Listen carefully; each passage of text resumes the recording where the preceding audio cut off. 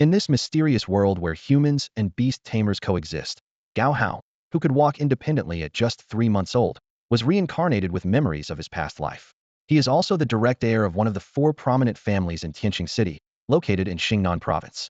The Zhongyuan Empire traces its origins back to the ancient wilderness era when 8 clans united to form the Human Alliance.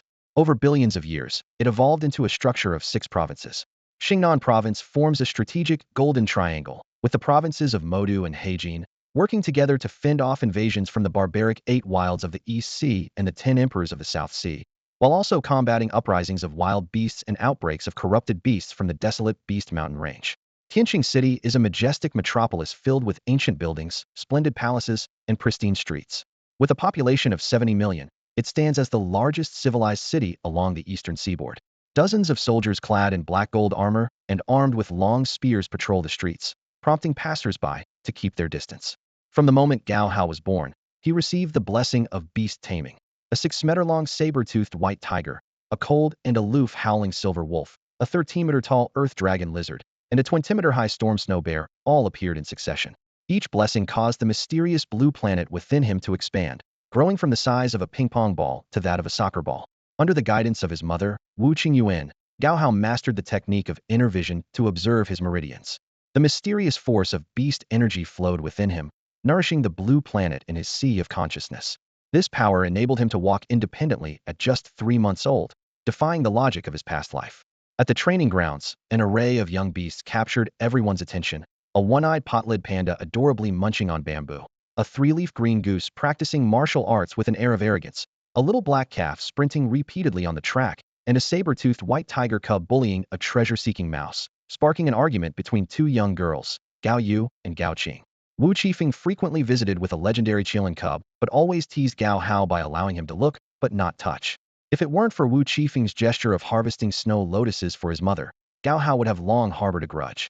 One night, while Gao Hao was sound asleep, his father, Gao Changsheng, hurried home with urgent news. For golden panda cubs from Divine Bamboo City had been stolen and were now hiding within the boundaries of Tianqing City. These cubs, with the potential to evolve into sacred beasts, prompted him to join forces with the family elders to take action. Wu Qingyuan expressed her desire to join the mission, but Gao Changsheng firmly stopped her. You haven't fully recovered. Getting involved in bloodshed won't help your healing process. As the two shared a tender moment, a drowsy Gao Hao, feigning sleep, broke the silence with an innocent plea. Mom, I need to pee. I can't hold it anymore. 500 miles away from Tianqing City, deep in the wilderness, the forest stretched endlessly, dense with vegetation. Small hills, about 40 to 50 feet high, dotted the landscape, while massive shrubs towering over 30 meters acted as natural barriers, concealing various wild animals. Jackals, wolves, tigers, and leopards roamed freely in this hunting ground, which was a vital source of livelihood for many hunters. A man clad in black robes darted through the underbrush like a bolt of lightning, leaving behind a fleeting shadow. His face was etched with terror and despair. It's over. It's all over. I can't believe the Gao family has made their move. Shinju City is really pulling out all the stops.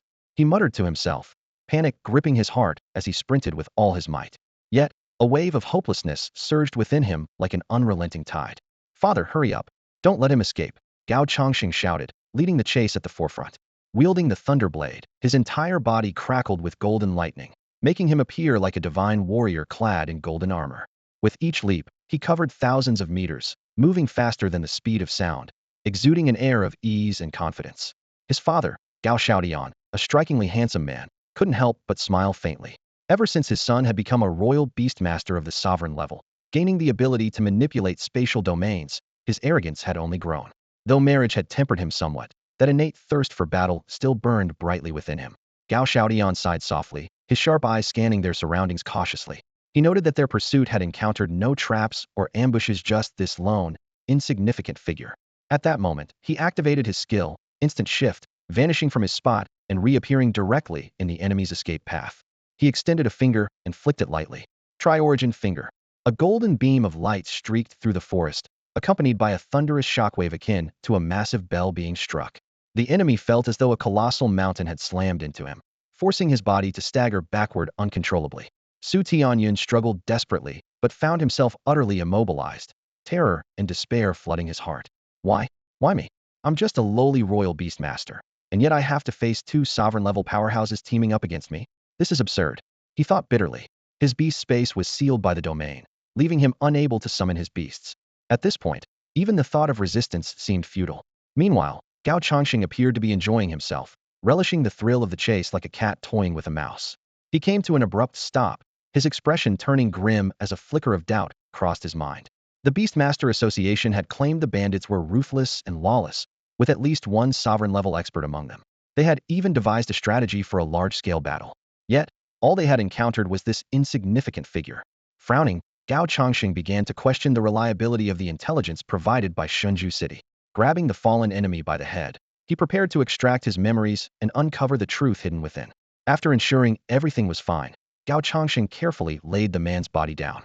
The man's bones were completely shattered, and he was clinging to life with just a thread of breath thanks only to Gao Xiaoshan's mercy.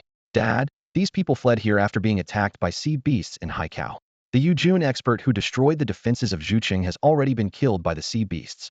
Only a few survivors managed to escape to Tianqing City with some young spirit beasts, Gao Changxing explained. Gao Xiaodian nodded. As long as everything's settled, you handle the rest. And don't forget to transfer the 100,000 appearance fee to my account. 100,000? Gao Changxing's eyes widened. No way. You barely lifted a finger, and I only get 200,000 for escorting people on long-haul missions. You didn't even spend 2 minutes, and you want 100,000? Do you think money grows on trees? Fine, make it 2,000. Take it or leave it, Gao Xiaodian said with a sly smile, instantly teleporting to his son's side and slinging an arm around his shoulders. But don't tell your mom about this. By the way, Gao Hao is almost 3 months old. After his final blessing ceremony, send him to the family academy. Things have been a bit unstable around Jiaxing Peak and the Valley of Death lately. Xingyue Bay has already sent a request for reinforcements.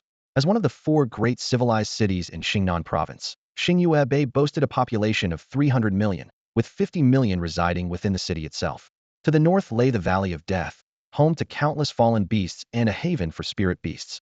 Meanwhile, Jiaxing Peak in the northeast, named for its star-like clusters of peaks, was rich in rare medicinal herbs and served as a sacred training ground for ice-type spirit beast tamers.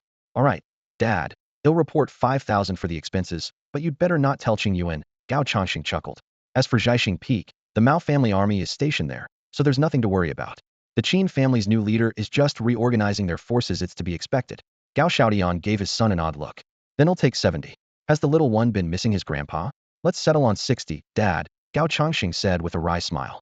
You know, we spent a fortune hiring 4 sacred beasts to bless Hauer. Second uncle even asked me for Mao Tai, and I couldn't bring myself to drink it. Bargaining with your old man? You've grown some nerve, you little brat. Gao Xiaotian scowled, his tone turning stern. Fine, 3,500. Final decision. The 2 Yujun-level experts stared at each other. Bickering endlessly over a mere 500 unit was almost laughable. Dad, this isn't like you. You didn't used to teach me this way, Gao Changxing said, looking puzzled. You always said, a real man born under heaven and earth should not settle for mediocrity. What happened? You used to be so bold and commanding. Gao Xiaodian stroked his face, and for a moment, the father and son fell into an awkward silence. Finally, they exchanged a smile, as if finding some unspoken truth about growth in that quiet moment. Times change. Gao Changxing gazed into the distance, recalling his mother's words. Last year, she entered the Gao family's ancestral grounds, successfully formed a contract with a 2-headed golden dragon, and ascended to the rank of Yuzuan. This brought back memories of the fear he felt as a child under his mother's stern rule. Now, that feeling had returned. His allowance had been halved, and his mother warned that if he didn't break through to the Yuzuan level, his monthly supply of spirit wine would be reduced by 10 incrementally. Though the family provided him with priceless resources for food, clothing, and daily needs, as a man, how could he live without some private funds? Father, be cautious in Death Star Valley, Gao Changxing said as he dragged a barely alive enemy behind him. If the situation becomes unfavorable, retreat immediately. You can call on uncle and second uncle for support. The Qin family has gone through 5 patriarchs in the past 30 years. I suspect they didn't all fall to beast attacks, but may have been victims of foul play. The father and son duo headed toward the Beastmaster Association. As the central hub for all commerce, trade, and contracts among beastmasters, the association held a pivotal position among the 3 key institutions of the Zhongyuan Empire. It served not only as an intelligence and mission center, but also as a vital communication network spanning the entire nation. Speaking of the Qin family, one of the 3 major clans in Xingnan province, their relationship with the Gao family was neither friendly nor hostile. Both sides adhered to the unspoken rules to maintain the province's stability and development. The Beastmaster Association, with its 10th-century legacy, acted as the guardian of these rules, resolving disputes, managing cross-border affairs, and leaving an indelible mark on human history. If the Gao family oversaw the military and security of Tianqing City, the association was the ultimate authority on law and order. Meanwhile, outside Sacred Beast Village, a team of enforcers arrived silently. Among the five, four were Yuzong-level masters, each with unique skills, while their captain, at the Yuel level, exuded extraordinary talent. In the underground room of an abandoned blacksmith shop, for young men, all around 20 years old, were hiding in a secret chamber shrouded in glowing formations that blocked external detection. One of them, pale and visibly overindulgent, asked anxiously, Lord Saint, how much longer do we have to wait? Can we really obtain supreme-grade beast cubs and become noble beast masters? A booming voice echoed from a hexagonal mirror. Rest assured, the master will not abandon you. Work hard, young men, and your path to titles and glory lies ahead. Something's wrong, we've been discovered. The transmission abruptly cut off, and the group immediately panicked. Just as they were preparing to flee, sounds came from outside. He'll handle it, Brother Jiang, said one of the enforcers. 5 striking young men and women, clad in azure uniforms and wearing badges bearing the Beastmaster Association's dove emblem, stood ready for action. Be careful, Zitan, Jiang Qi warned cautiously. Zitan listened carefully, nodding as a faint purple glow flickered in his eyes, as if he could see through ordinary formations and low-level illusions. His mental strength had improved, making it harder for others to read his memories or charm him. This ability came from his three-tailed fox beast, granting him a talent called illusion-piercing enchanting eyes, which allowed him to see through and dispel formations while resisting enchantments. However, if there was a significant gap in mental strength or power level, skills like charm would fail, sometimes in an almost absurd manner. After all, no amount of enchantment could make an old tree sprout. Illusions were illusions. Xiaofun, how is it? Zitan asked. At that moment, a three-tailed pink fox emerged from the ground. After some exchange, Zitan nodded. Brother Jiang, all clear. The surrounding crowd has been evacuated. We're good to go. Hearing this, Jiang Qi signaled with a wave of his hand, and the team quickly dispersed. Inside the house, a few people frantically pulled at the door handles, only to realize they were trapped in the room. We're trapped. The formation is about to break, one of them shouted. Before he could finish, the entire room began to shake violently, as if on the verge of collapsing.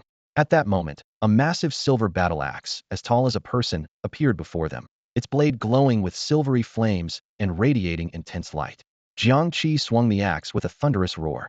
The blacksmith shop trembled and split apart, the internal formation shattered instantly. The people inside were left dizzy and disoriented, their already weak abilities no match for the backlash of the broken formation. Jiang Qi quickly rushed into the rubble, scanning the area cautiously. The 4 individuals inside were now foaming at the mouth, collapsed on the ground. The other 3 enforcers immediately bound them with chains forged from meteorite iron, incredibly sturdy and resistant, even for beastmasters. After examining the captives, Zitan wore a peculiar expression. The strongest one here is just a 9-star beastmaster, and none of them have even contracted a single beast. How did these clowns manage to cross the Haikao defenses and make it all the way to Tianqing City? Jiang Qi was silent for a moment before replying. Rare beast cubs fetch exorbitant prices. Some people are desperate enough to take risks. But targeting a sacred beast cub? Even a beast king wouldn't dare guarantee their safety. These guys are nothing more than disposable pawns. Take them back. Judging by the situation, the Gao family father and son likely succeeded as well. With that, Jiang Qi retracted his battle axe and began inspecting the basement. He discovered a complete contract formation, though it had been destroyed. However, there was still no trace of the sacred beast cub, making the situation more complicated. At that moment, the badge on Jiang Qi's chest emitted a sound. Jiang Qi's team, return. The sacred beast cub has been recovered. Understood. Jiang Qi responded, turning to his team. Let's regroup. Dinner's on me tonight, roast lamb. Captain, does this operation count as an external mission? Zitan asked eagerly. Of course. This was a mission issued by Hsinchu City. Each of you will receive an attendance fee between 200 and 500. Considering the situation with the Gao family, they probably won't be stingy, Jiang Qi replied. Escorting the 4 captives out of the village, one of the team members summoned a labor beast, the one-horned rhino, to drag the prisoners back to the Beastmaster Association. The journey proceeded without any incidents. This brought a sigh of relief to Gao Changsheng, who had been hiding in the shadows. Although he had extracted the information from the Beast Tamer's memory that Yujun was already on the brink of death, he chose to remain hidden and vigilant, just in case. Now, all 4 sacred beast cubs had been recovered, along with a massive sum of 4 million, part of which came from the Gao family, accounting for about 10% as a commission, a long-standing understanding between them. The Beast Tamer Association claimed 5%, with the remaining funds returned to the Lord of Hsinchu City for further handling. The entire operation and mission were accomplished in less than half a day. As for the salaries of Gao Changsheng and his son, they were disbursed internally by the family. Each month, they received a base pay of 40,000 yuan, along with a supply of cultivation resources at the Yujun level. As core members of the family, their benefits were considered top tier. All living expenses were covered entirely by the family, provided free of charge. Depending on the difficulty of their missions and field assignments, they could also earn additional rewards. With just a bit of effort, their annual savings could exceed several million. What was once intended for leisure and enjoyment now went toward paying for Gao Hao's milk formula, nutritional needs, and tuition fees. However, the cost of a first contracted beast was not covered by the family, unless the parents had died in service to the family, in which case special provisions were made. Under normal circumstances, parents had to pay out of pocket or find their own connections to resolve this expense. At this moment, in the luxurious penthouse lounge of the Beast Tamer Association, the grand and opulent room stood out with chairs forged from pure red gold, engraved with multiple layers of defensive arrays. The entire space exuded grandeur, designed specifically for receiving distinguished guests. In the meeting room, for Yujun-level figures were gathered, each a rare presence in ordinary circumstances. One of them was Jiang Yishan, the president of the Beast Tamer Association. He possessed a magma space and had mastered fire manipulation to an extraordinary degree. Under his command were 7 fire element beasts, making him one of the top-tier figures in the entire Xingnan province. He hailed from Heijin province, one of the 6 provinces of the Central Empire, located at the southernmost tip of the empire and home to numerous seaports. Shenzhou City, as one of the powers in the region, boasted its own family city and unique nurturing system. Another figure was Zhu Wanru, the deputy head of the Zhu family's sacred beast base. She commanded a storm space and had 4 flying-type beasts under her command, including a fire-element dragon and a terrifying Fengju Lin sacred beast with unparalleled wind attributes. It was rumored that she could fight above her level, with perfect coordination between her 2 beasts. Even Gao Changsheng had felt the devastating power of her storms and flames, not to mention her additional 5 combat-type beasts. As for her other 2 beasts, they seemed to be of a supportive nature and were rarely revealed to outsiders, leaving their abilities a mystery. Gao Changsheng's beast space, on the other hand, was a vast forest, making it ideal for contracting powerful beasts, especially his 7th beast. With the acquisition of the forest spirit beast, his combat strength and destructive power on land would increase tenfold. In dense forests, his overall combat capability could even soar to 20 times the norm. However, when faced with a dual wind-fire beast tamer, he could only hope to flee in defeat. At this moment, a solemn expression was etched on Gao Changsheng's face. The Yujun level is a significant milestone for beast tamers. Reaching this level exempts them from bowing to the emperor of the empire. Their travels span across major cities and provinces, where they are not only unhindered but often warmly received by local city lords. Beast tamers who break through to this stage become highly sought after by prominent families if they remain unaffiliated with any faction. Whether it's the empire's princesses or the daughters of noble families, they often become potential matches for these tamers. For those who value freedom, they might choose to marry commoners.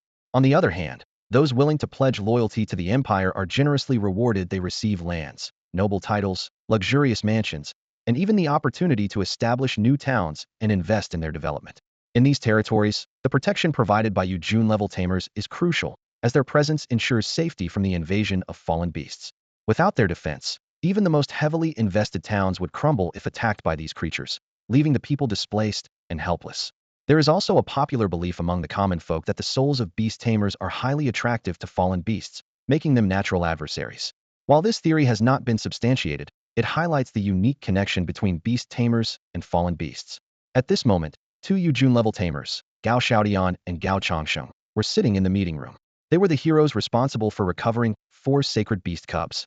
At the head of the room sat Jiang Yishan, a man in his 60s who looked barely 30. His short black hair was tied at the back, and his neat attire, paired with a gentle and constant smile, gave him an exceptionally approachable demeanor. Vice City Lord Zhu, as per the mission agreement, the Gao father and son have apprehended the culprits, and you've successfully retrieved the 4 cubs. According to the contract, one of the cubs is to be gifted to the Gao family. Zhu Wanru, her gaze calm and composed, stood up and bowed slightly to Gao Xiaodian. A faint smile graced her face, soft and elegant like a blooming flower. Thank you both for your tremendous assistance.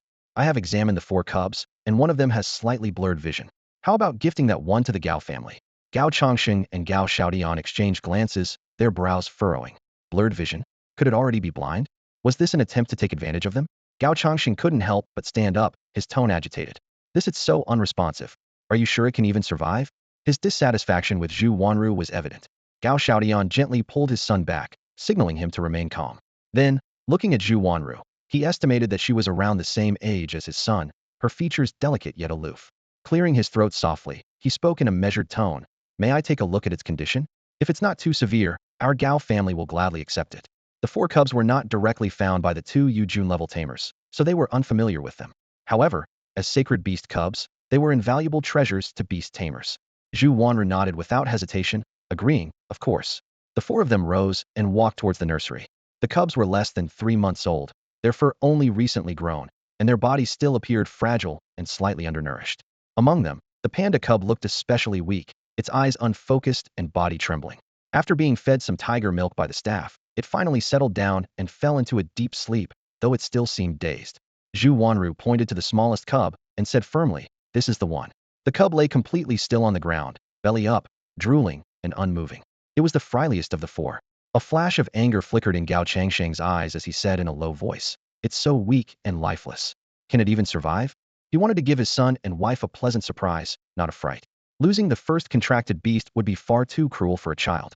Gao Xiaotian stood still, a golden light flashing in his eyes as a hint of excitement appeared on his face. He quickly grabbed his impulsive son and stepped forward. "This young sacred beast is quite good, but I need to ask what kind of elixirs have been used on it." Zhu Wanru froze for a moment, surprise flashing in her eyes. In Shinju City, countless healing beast tamers had been unable to do anything about this young beast's eye condition. Could the Gao family really have a solution? As expected of the family known as the Treasure Trove. 3 golden eye pills, 2 bloodline pills, 1 sacred beast pill, and 2 awakening pills, Zhu Wanru replied honestly. That was the most she could do. In fact, the other 3 panda cubs already had designated owners. Even as the deputy clan leader, she had no authority to change their assignments. This half-blind cub was the one originally intended to be given away. If the Gao family could truly heal its eye, it would be a blessing for the cub.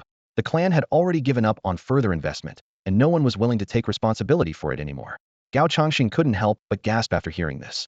Only now did he realize how wealthy Shinju City truly was. Those 8 priceless elixirs were rare resources allocated in limited quantities among major cities. Even for a genius like him, he had only been granted 3 high-grade elixirs in a year. Yet this little creature had used 7 in one go, leaving him somewhat stunned. Particularly that sacred beast pill, capable of awakening bloodline acid, had been taken by his cousin from the eldest branch of the family. I see. Truly remarkable, Gao Xiaotian nodded. I agree to this deal. Gao Changxing also nodded in approval. The group returned to the meeting room, signed and sealed the agreement, officially ending the employment relationship. Pleasure working with you. After exchanging handshakes and farewells, Gao Xiaotian accepted the cage from the staff. Inside, the small panda, barely 20 centimeters tall, suddenly opened its eyes, revealing a pair of dazzling golden pupils. This is indeed a rare double-pupil panda.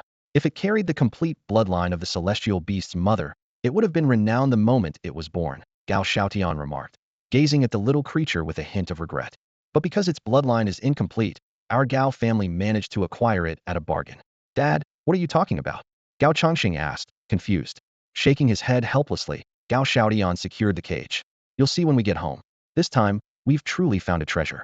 If nurtured properly, it has a slim chance of becoming a super celestial beast, even stronger than your peerless azure dragon. Back at the Gao family estate, Gao Changxing poured himself a glass of water and drank it in one gulp. Gao Xiaotian opened the cage, gently cradling the small panda in his palm. Using his finger, he carefully lifted its eyelid. Look, this little one has another hidden silver pupil. Its true bloodline awakening should be golden and silver double pupils. The Zhu family elders must have noticed this, which is why they invested so heavily. Unfortunately, it was destined to be a loss. This little one is inherently flawed, and even the highest grade elixirs are like poison to it. Surviving this long is a miracle thanks to your mother contracting the 2-headed gold dragon. Seeing his son's bewildered expression, Gao Xiaotian waved his hand dismissively. Go check in with your mother first. And don't forget to complete the final blessing for Hauer in the next few days. I've already decided on his first contracted beast, this little one. Gao Changsheng happened to be heading out as Gao Xiaotian gently placed the little panda back into its cage, reminding him, don't forget what we agreed on. You can bring the money over earlier if possible. I know. I'm not going to cheat you out of that little bit of money, Gao Changxing replied as he stepped out the door, habitually patting his head. In the center of the courtyard stood a beautifully integrated lotus pond, an artificial rockery. At the heart of the pond were 8 lifelike clay statues of fortune gods, crafted with exquisite detail. A group of children squatted by the edge of the pond, engrossed in feeding a special type of spiritual fish. These fish had silvery white scales and large fins on either side, larger than their bodies, allowing them to glide over the water for tens of meters. Their favorite food was tiny shrimp and aquatic plants. Third uncle, you're back. Gao Yu and Gao Qing, two sisters, called out as they played by the pond with a few friends, their small legs glistening with water droplets. Gao Changsheng smiled and nodded, instinctively reaching into his empty pocket for candy, but finding none. He decided to bypass a few grand halls and headed to Wuqing Courtyard to report his safe return. He didn't linger there long and went straight to the Gao family's Archivia towering library made of refined black gold. This majestic structure, weathered by 7,000 years of history, stood 30 meters tall with 10 levels, guarded personally by elders of the family with supreme authority. Legend had it that the library was originally the trunk of a plant-based spirit beast owned by the Gao family's ancestors, transformed into its current form. The archive housed 4 million books, containing the insights, techniques, secret training locations, and battle strategies of top-tier beast tamers from generations of the Gao family. Even spending 20 years inside wouldn't be enough to read through it all. At the top of the tower, a plaque engraved with the words, "Learn and seek the way, knowledge never ends," hung prominently. This phrase held multiple interpretations. Some believed that only through learning could one achieve the ultimate path, requiring the absorption of vast knowledge to become a strong individual. Others interpreted it as, the path has an end, but learning does not, while some argued, learning has an end, but the path does not. The first perspective suggested that when one path reached its limit, new paths could be forged through renewed learning. Those who mastered their field to the extreme became authorities in their domain. Their every word and action represented the pinnacle of their discipline. Even 1,000 years later, their ideas would remain awe-inspiring. The notion of the path has no end stemmed from the observations of later geniuses who drew inspiration from the natural world. They saw humanity's insignificance in the cycles of the sun and moon and the changing seasons, leading them to create new systems of research. Questions like, why can't humans swim as freely as fish or soar like geese? Or, why can't we break free from the constraints of our planet? Spurred humanity's progress. The rise of beast tamers was driven by the desire to overcome humanity's inherent limitations, harnessing the innate abilities of various spirit beasts to transcend those boundaries. Gao Changsheng went straight to the third floor of the library. Here, the bookshelves were neatly lined with texts detailing rare treasures, mysterious ailments, ancient writings, and exotic beasts. His eyes focused intently as he searched through the rows of shelves. Finally, in a corner cabinet, he found the ancient book True Explanation of Twin Pupils. Opening the tome, he read that the ancient Xiong family once had individuals with twin pupils. These naturally gifted beings were not only extraordinarily strong, but also unparalleled warriors who achieved countless victories. They were hailed as kings without crowns. The book provided a detailed description of their traits, a single eye with 2 pupils, and in some cases, even individuals born with 4 eyes. These remarkable beings were often exceptionally intelligent and remained humble despite being revered as sages. As he continued reading, he learned that the manifestations of twin pupils varied. One eye might contain 2 pupils, resembling amber, and the colors could be red, gold, or silver, each imbued with unique powers. Red pupils symbolized a bloodthirsty and combative nature, akin to a ferocious tiger growing stronger in battle. Golden pupils granted the ability to discern treasures and foresee danger, often enabling their bearers to turn peril into safety. Silver pupils represented noble lineage and divine blessings, with the potential for ascension to immortality, making them exceedingly rare in the world. At this, Gao Changxing suddenly understood. No wonder that little creature had managed to survive countless dangers and miraculously arrive in Tianqing City. It was the extraordinary power of its silver twin pupils. He also realized the complex expression in his father's eyes when he looked at the little panda. It was a case of failing to recognize a priceless gem, nearly leading to a grave mistake. As for Zhu Wanra's behavior, it was clear she knew some of the truth but was powerless to change anything. The book further mentioned that, beyond the obvious powers, the most formidable forces were the intangible ones capable of influencing causality. Certain beastmasters with unique talents could even foresee the death of others, allowing them to wait for the perfect moment and reap the benefits effortlessly. As he delved deeper, Gao Changsheng discovered that twin pupils were more commonly found in humans, but were exceedingly rare in beasts. Such beasts, without exception, were either regional overlords or reincarnated celestial creatures. He deduced that the little panda's inability to fully harness its twin pupil talent was likely due to the insufficient bloodline strength of its mother. The elders of Shenzhou City had attempted to compensate for the bloodline deficiency with ordinary elixirs, unaware that twin pupil beings possessed celestial potential. Regular high-grade elixirs not only failed to awaken their noble bloodline, but also diluted it, causing numerous side effects. It was akin to diluting the primordial blood of Pangu, where a single drop in ancient times could create a celestial being, yet millions of drops today would be no more effective than drinking a bottle of soda, leaving only excruciating pain without any benefits. After the elders' meddling, the little panda's once awakened eyes grew dimmer. Only celestial-grade elixirs could enable its bloodline to undergo a true transformation. Reflecting on this, Gao Changxing couldn't help but sigh. Shinju City, once home to divine beasts, had now lost even the records of twin-pupil beings. It was like sacred artifacts of the ancients being mistaken for weeds or poison in modern times, even dismissed as cataracts. The root cause was the severed lineage of knowledge, leaving only fragmented notes that led later generations to misinterpret the truth, labeling such extraordinary beings as toxic and unfit for use. The result of improper treatment often leads to both financial and personal loss. Of course, the differing rules of the world are also a contributing factor. In the network's classification, Blue Star is considered an era of declining magic, making it nearly impossible for beings to attain spiritual enlightenment or divinity. Anything extraordinary, including divine techniques or secret manuals, is deemed illusory and non-existent. Gao Changsheng continued flipping through the books, his face gradually revealing a relieved smile as the doubts in his heart dissipated. The value of celestial-grade elixirs is extremely high, and they are exceedingly rare. Even the powerful Gao family doesn't have a single one in reserve. What's more, finding a gold element celestial-grade elixir suitable for the double-pupiled panda is incredibly challenging. The Zhongyuan Empire spans a vast territory, with the Xingnan province alone covering 47 million square kilometers. Yet, only the two ancient clans are capable of producing celestial-grade elixirs. In the northern Dongxing province's imperial capital, only the Sima and Shao families possess the ability to refine such elixirs. These two families have inherited the divine alchemy techniques from the 8 ancient clans. A single round trip to acquire them would take even a sovereign-level expert a year, given the immense distance, making it impossible to return in time for any celebration.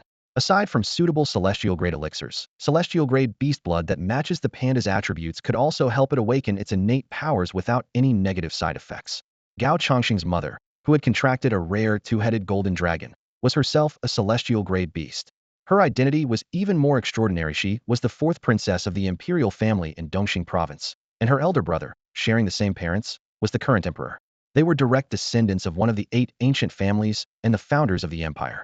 The two-headed golden dragon, Sifa Miue, possessed an extraordinary metallic spatial attribute, while the panda, long known as the iron-eating beast, was a pinnacle metallic beast.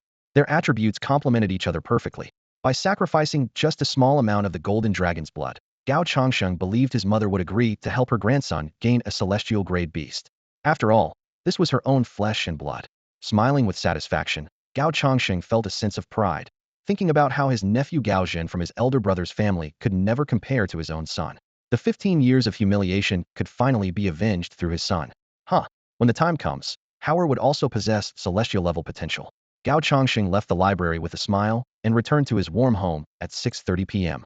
At that moment, Gao Hao was practicing walking on the floor. Over the past few days, he had become quite adept at walking. Even without holding onto the wooden walker, he could confidently walk with his hands clasped behind his back, though his diaper-clad appearance was a little comical. In another month or two, Gao Hao would be able to use the toilet, dress, and wash up by himself, no longer requiring his mother's assistance. My good boy. Gao Changxing took a quick step forward, scooping up Gao Hao and gently tossing him into the air. At first, Gao Hao was a little frightened by being thrown, but he quickly grew to enjoy the sensation, as if he were flying through the sky. Gao Changxing caught him skillfully, though such a move should be approached with caution by anyone uncertain of their strength, as the consequences of failure could be dire. Looking around, Gao Changxing asked, "Where's Mom?" Gao Hao glanced toward the kitchen in the outer courtyard. After all, Gao Changxing had been busy running around all day. Wu Qingyuan had specially gone out to buy some nourishing ingredients to reward her husband. Among them was a prawn about 60 centimeters long, with claws larger than its head. Gao Hao was both shocked and nervous when he saw it. He felt so weak now that he couldn't even take on a tiny shrimp. But the shrimp in this world were enormous. The lobster they brought back was so massive, yet Wu Qingyuan claimed it was the smallest one they could find, as anything larger would simply go to waste, especially since there were plenty of other delicacies to enjoy. For now, Gao Hao could only watch. His mother had told him that it would take at least 5 more months before he could eat soft foods normally. In the meantime, there was one more sacred beast blessing ritual to undergo. This was the maximum of 5 blessings a child could endure. Every child from a family or clan received these blessings, and if not from a sacred beast, it would be from the most promising beast within their clan.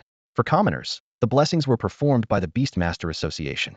This is why many commoners who awakened their Beastmaster space naturally held the association in high regard. Villages that were historically dependent on certain clans would have the clan send someone to perform the blessings for their newborns. These children were considered future soldier candidates. There were numerous villages and small clans under the Gao family's protection, and the area surrounding Tianqing City was dotted with hundreds of thousands of villages like a spiderweb. Yet, only fewer than 10,000 children awakened their Beastmaster space each year, which elevated the status and prestige of Beastmasters. Having a Beastmaster space meant wealth, freedom, fame, and power. Women who might have looked down on someone before would now eagerly pursue them, though they might not even be deemed worthy. It could be said that when one person achieved success, their entire family rose with them. A single Beastmaster in the family could easily support dozens of relatives, which often marked the beginning of a small clan. The now powerful and noble Gao family had also risen from humble beginnings. Gao Hao considered himself incredibly fortunate to have been born into such a family in this lifetime. Both his parents were of the Beast King level, deeply loved and cared for him, and the family was strong and prosperous. His parents were healthy, and there were no particularly dangerous enemies threatening them. He even had his grandparents and two great-uncles, who held the highest authority in the family. His great-uncle Gao Qianxing was the family patriarch, responsible for managing large-scale family businesses, overseeing training rewards, and distributing important resources among the branches of the clan. During this time, Gao Hao had also taken the opportunity to organize his thoughts about his family relationships, planning for his future in this extraordinary and magical world of Beastmasters. He couldn't afford to be lazy this time. In his previous life, his lack of effort during childhood had left him struggling to find a stable job well into his late 20s. This time, he vowed to live a life of brilliance with no regrets. His other great-uncle, Gao Fuyun, was known to be rather idle.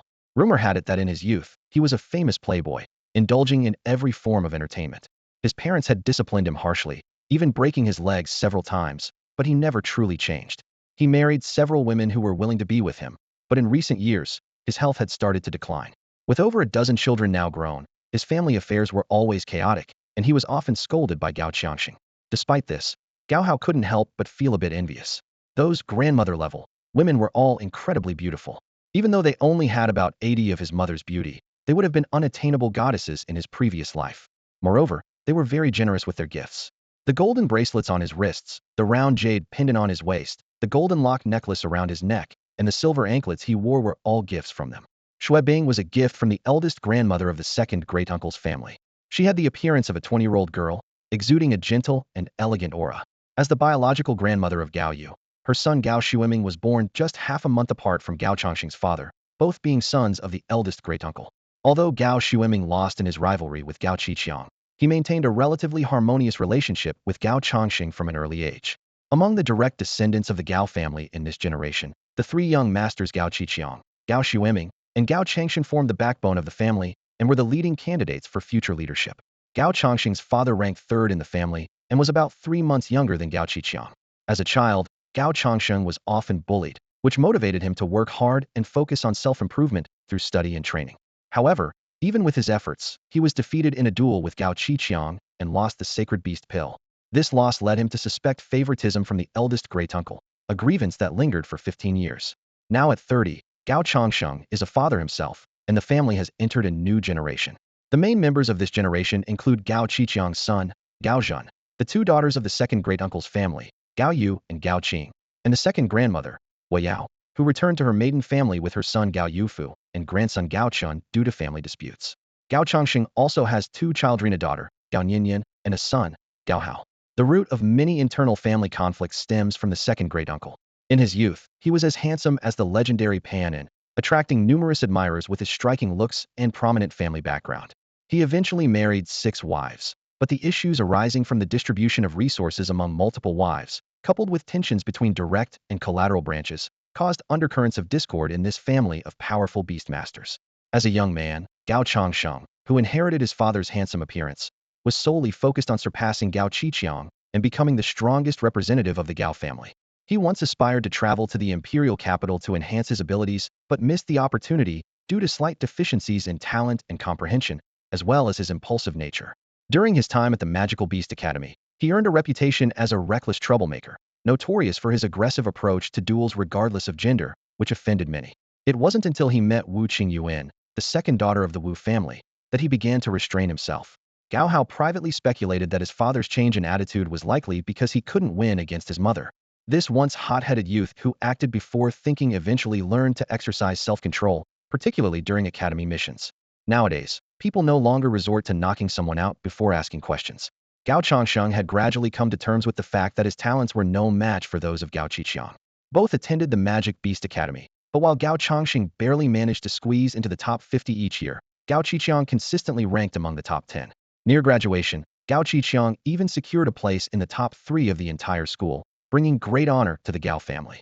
To outsiders, gaining admission to the Magic Beast Academy was already a pinnacle of achievement.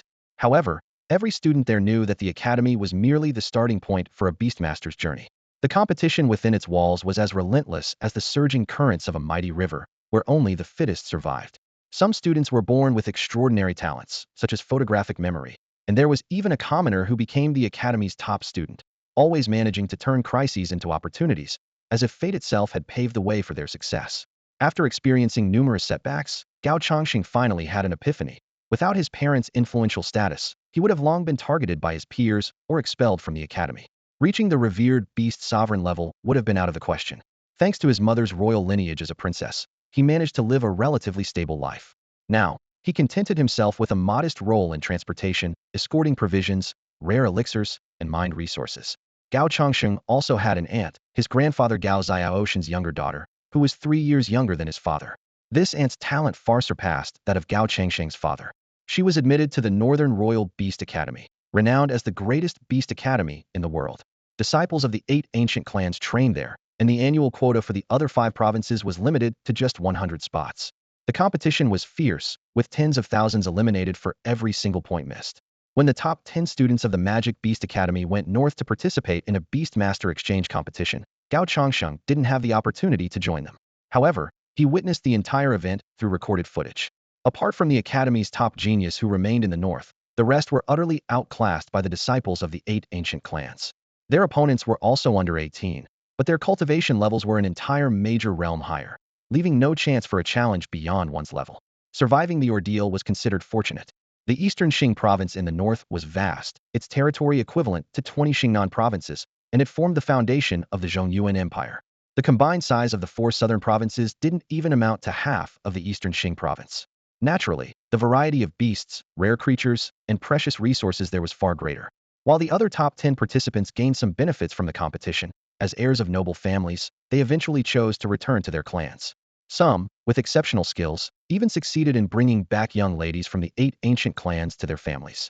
Grandfather Gao Shaotian, once one of the 10 elites, famously eloped with the imperial princess, ushering the Gao family into a new era of prosperity. Through exchanges with various academies, the Gao family not only diversified their beast-taming combinations and battle techniques, but also strengthened bonds of friendship across regions. In recent years, Gao Qiqiang often brought the rare golden pearls from Xingnan as trade goods to the north, returning with a few precious holy beast pills for the younger generation. Former rivals on the battlefield had now become allies, collectively paving new avenues for commerce. Holy beast pills were exceedingly rare, and everyone tacitly understood their value. Today, the Gao family stood tall as one of the 3 powerhouses of Xingnan province. Their relationship with the royal family only further solidified their position, allowing them to thrive for decades, though they remained cautious in their actions. The transformation of the Gao family was closely tied to the emperor's favor, as the familial bond with the princess's full-blooded sister gave them a unique advantage over her half-siblings. Coupled with Gao Mingyue's unwavering support and resources, she had now become a professor in the Fire Beast Taming Department at the Royal Beast Academy, focusing on the study of evolutionary materials and ancient medicinal pills. The family flourished, and Gao Hao himself was content and full of joy. His mother often recalled how on his first full moon, his aunt Gao Mingyue gifted him an exceptional holy pill as a present. Having never experienced the turbulent times of the past, Gao Hao lived in an era of peace, leading a life similar to most others. The thought of the clan-destroying scenarios he had read about in novels sent shivers down his spine. Such events were unimaginably horrifying. His current life brought him happiness, and he felt deeply satisfied with his rebirth and existence. Gao Hao watched his father helping out in the kitchen while he practiced walking around the house, already a skilled 3-month-old baby. Suddenly, his sister Gao Nianian's voice rang out. "Hey, little brother, I'm back from school." Gao Hao's eyes lit up, and he quickly toddled over to his crib. His sister, a year and a half older than him, was always glued to his side and loved asking him strange questions. "Mom, I've got homework today," Gao Nianian announced as she strode into the room, only to see her baby brother lying in his crib, fast asleep. She looked disappointed, thinking she wouldn't get to play with him. Wu Qingyuan emerged from the kitchen, noticing Gao Changxing busy preparing prawns.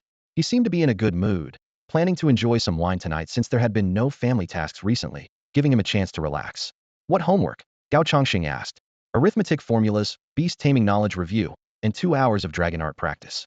Should I practice first, review later, or memorize the formulas first? Gao Nianian asked, feeling overwhelmed by the workload. Arithmetic formulas were her least favorite. Head to the training room and practice for 2 hours first. He'll check on you. So no slacking. Wu Qingyuan responded immediately. Strengthening yourself is the priority. Arithmetic is secondary. Got it, Mom, Gao Nianian replied.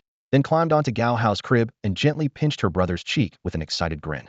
Now, she was no longer the youngest in the family. Gao Hao and Gao Nianian were playing together, enjoying the company of his sister. In the past, as the youngest, he had always been at the bottom of the hierarchy, but now everything was different. Gao Hao kept his eyes tightly shut, unwilling to open them, fully aware that this slightly older sister of his was indeed quite strong. He was still getting used to having her constantly around. He had tried to resist before, but was effortlessly subdued by Gao Nianian with just one hand. After a year and a half of training, her abilities had clearly become extraordinary. Their mother had told him that Gao Nianian had already become a Yusher and had mastered the first level of the dragon technique, making her a beast master. As for further progress, the path ahead seemed unclear, requiring her to attend the family academy to learn more. Seeing that her younger brother appeared to have fallen asleep, Gao Nianian carefully put away her school bag, prepared her belongings, and headed to the secluded training room. The dragon technique was a secret passed down through hundreds of generations in the Gao family. It trained the meridians, bones, and internal organs, generating a unique aura that, when combined with the Beast Master's beast space, produced various effects with remarkable versatility. Over the past few days, Gao Hao had learned a lot. Under Wu Qingyuan's gentle guidance, he was also working hard to practice this unique art. However, his meridians and body were still weak, allowing him to train for only a few minutes at a time.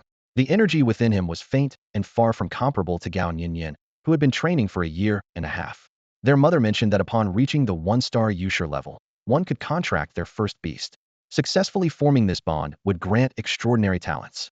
Gao Hao learned that Gao Nianian's beast space was a vibrant realm filled with blooming flowers. The space was vast, its exterior glowing in a striking red hexagonal shape. After much deliberation, the family chose the king of flower plant type Peony Beastas, her first contracted companion. This healing beast was a rare gem, capable of stopping pain and bleeding during battles and providing painless treatment to ordinary people. Its unique talents could also grant its owner natural beauty and an enchanting charm, akin to the mythical flower fairy. Wu Qingyuan and Gao Chongqing hoped that Gao Nianian would grow to be elegant and graceful, becoming a gentle and refined lady in the future. They invested considerable care and effort into her upbringing. Combined with her exceptional flower space, Gao Hao believed his sister was destined to become a flower fairy and a master healer. As the king of flowers, the peony beast had strict standards for choosing its master. It loved clean, warm environments, enjoyed playing under the sunlight, and was friendly with many animal-type beasts. Gao Hao had already seen the peony beast. Currently, in its developmental stage, it resembled a beautiful flower bud with 4 soft, furry limbs. Its body was a noble shade of purple, and it waddled adorably as it moved. Plant-type beasts often had longer growth cycles. Time passed quickly, and 2 hours went by in the blink of an eye. After finishing her training, Gao Nianian ate dinner and was supervised by their parents as she worked on her homework and practiced arithmetic. Gao Hao, having had a bottle of milk and exhausted from an afternoon of activity, soon fell into a deep sleep. As the first rays of sunlight emerged from the eastern horizon, Gao Chongqing was already dressed and ready. He tucked the substantial sum of 5,000 yuan into his chest pocket and first took his daughter, Gao Nianian, to the family school for her morning exercises. Meanwhile, Wu Qingyuan was at home helping their youngest son, Gao Hao, get dressed and washed. Before long, Gao Chongqing returned home with a beaming smile, scooped Gao Hao into his arms, and stepped outside into the courtyard. Is everything ready? Wu Qingyuan asked. Gao Chongqing patted his chest confidently and assured her. Don't worry, Hao's 5th blessing will surely succeed. The Azure Dragon had a hearty meal in the beast space last night. He'll give it my all. I believe our son will overcome the hurdle and become a 1-star beast tamer. Just as the family of 3 entered the courtyard, the once clear sky suddenly turned overcast, with dark clouds gathering ominously. Anticipation filled the faces of everyone within the Gao family estate. Gao Xiaodian was gently stroking the belly of a small golden panda, while beside him, the judicial officer Miyue gazed at the sky with equal anticipation. Old man, our grandson has impressive beast taming talent. We'll need to find more sacred-grade gold element pills in the coming days. The twin-headed golden dragon will also need pills to recover after using its essence blood. I've already prepared. Gao Xiaodian proudly produced 3 black iron boxes. 3 sacred beast pills. I spent all my family contribution points over the years to get these. In the fragrant courtyard filled with blooming flowers, Gao Chongqing, brimming with pride, called into the void. Azure Dragon, thank you for your hard work. Bless my son. The Azure Dragon, a transcendent sacred beast, was his lifelong pride. If he had obtained it earlier, he would undoubtedly have secured a place among the top 10 of the Magic Beast Academy. In an instant, a brilliant green light enveloped the entire courtyard, causing all the plants to bloom and grow wildly. Streams of vibrant green energy surrounded Gao Hao. Within this fresh and natural energy, the azure space within Gao Hao's body absorbed the green energy voraciously, like a whale swallowing schools of fish in one gulp. The beast space expanded continuously until a surge of power burst from Gao Hao's palm. The gentle energy coursed through his meridians, bringing an indescribable sense of comfort. It worked. His 8 extraordinary meridians are fully opened. My son has become a 1-star beast tamer. Wu Qingyuan wept with joy, planting a light kiss on Gao Hao's cheek before guiding the energy into his body. At that moment, Gao Hao was immersed in the beast space, wrapped in warmth, as if swimming freely in an ocean of life. He felt invincible, as powerful as Pango himself, with boundless strength surging within him. Under his mother's guidance, he could clearly sense the changes in his body. His once thread-like meridians had expanded into thick cords, and the multicolored beast chi flowed through them like a radiant rainbow. As the green energy gradually faded, the overwhelming sense of invincibility also subsided. Guided by Wu Qingyuan, Gao Hao greedily absorbed the last traces of energy. When he finally opened his eyes, he seemed fuller, with his weight increasing by at least 10 pounds, and he had noticeably grown taller. For a 3-month-old baby to weigh 15 kilograms was a testament to the immense blessing energy channeled by the powerful beast Lord Gao Chongqing. His mastery of the forest space gave him unparalleled vitality. After Gao Hao's promotion to 1-star beast tamer, he would experience a period of explosive growth until he exhausted the energy within him. Chongsheng, now that our son has become a 1-star beast tamer, when will the golden panda sacred beast cub arrive? We need to ensure Hao bonds with it as soon as possible. It will greatly benefit his cultivation. Wu Qingyuan inquired. Gao Chongqing scratched his head sheepishly. Father said the little panda has a unique constitution and needs about a week of rest. But you can take Hao to the academy tomorrow to start his beast taming lessons. Wu Qingyuan nodded in agreement. Gao Chongqing was indeed reliable at critical moments. At this moment, Gao Hao was immersed in the joy of the sudden surge of power within him. He could feel streams of mystical energy coursing through his organs, as if countless gentle hands were caressing him. Each time the energy completed a cycle within his body, his strength grew. He even felt like he could punch a young bull to death with one strike. This newfound sense of power, radiating from within, filled him with excitement. What thrilled him even more was his heightened ability to perceive the free-flowing energy around him and his deeper understanding of the profound mysteries of the dragon art. The sky had cleared, and the sun hung high.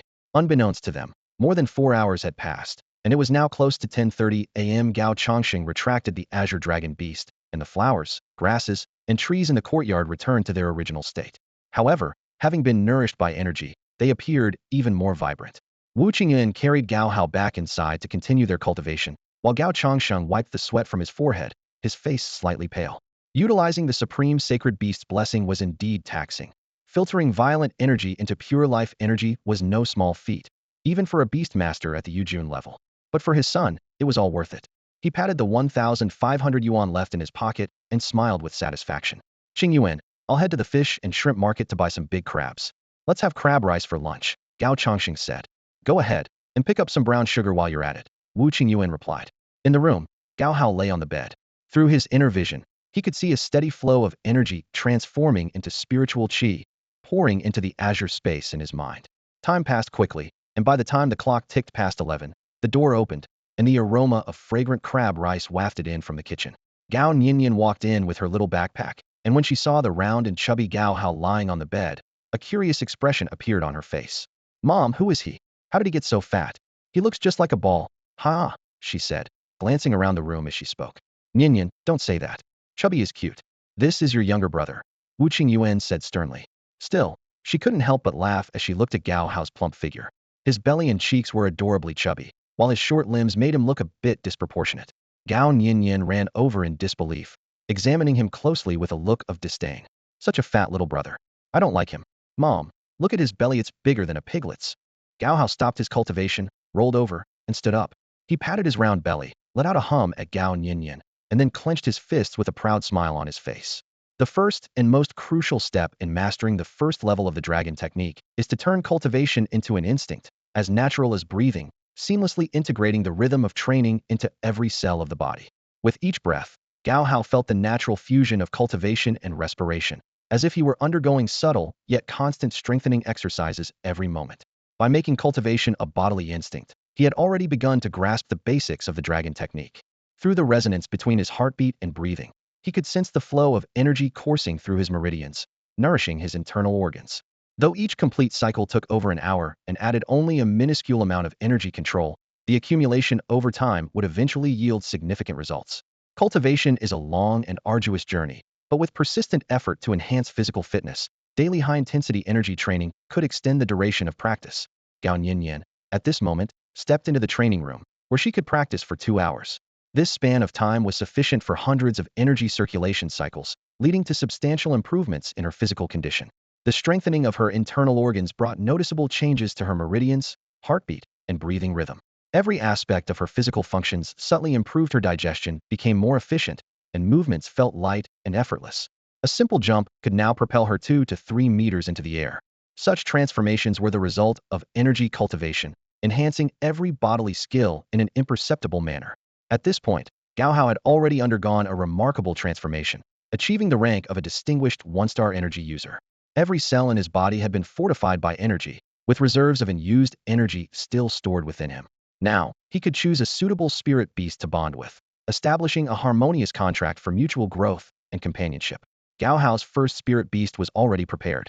Ordinary people had to choose based on their circumstances. Those with better means could visit the spirit beast market, while those less fortunate had to venture into nearby forests with their families to search.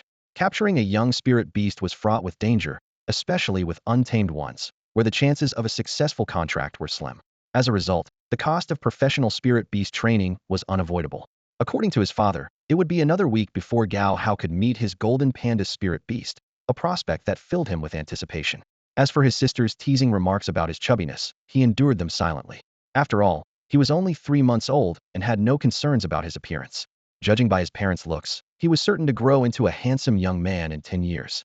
At noon, Gao Hao sat in his baby chair while his sister, Gao Nianian, held a large crab leg, slurping the tender meat with oil glistening on her lips and a blissful smile on her face.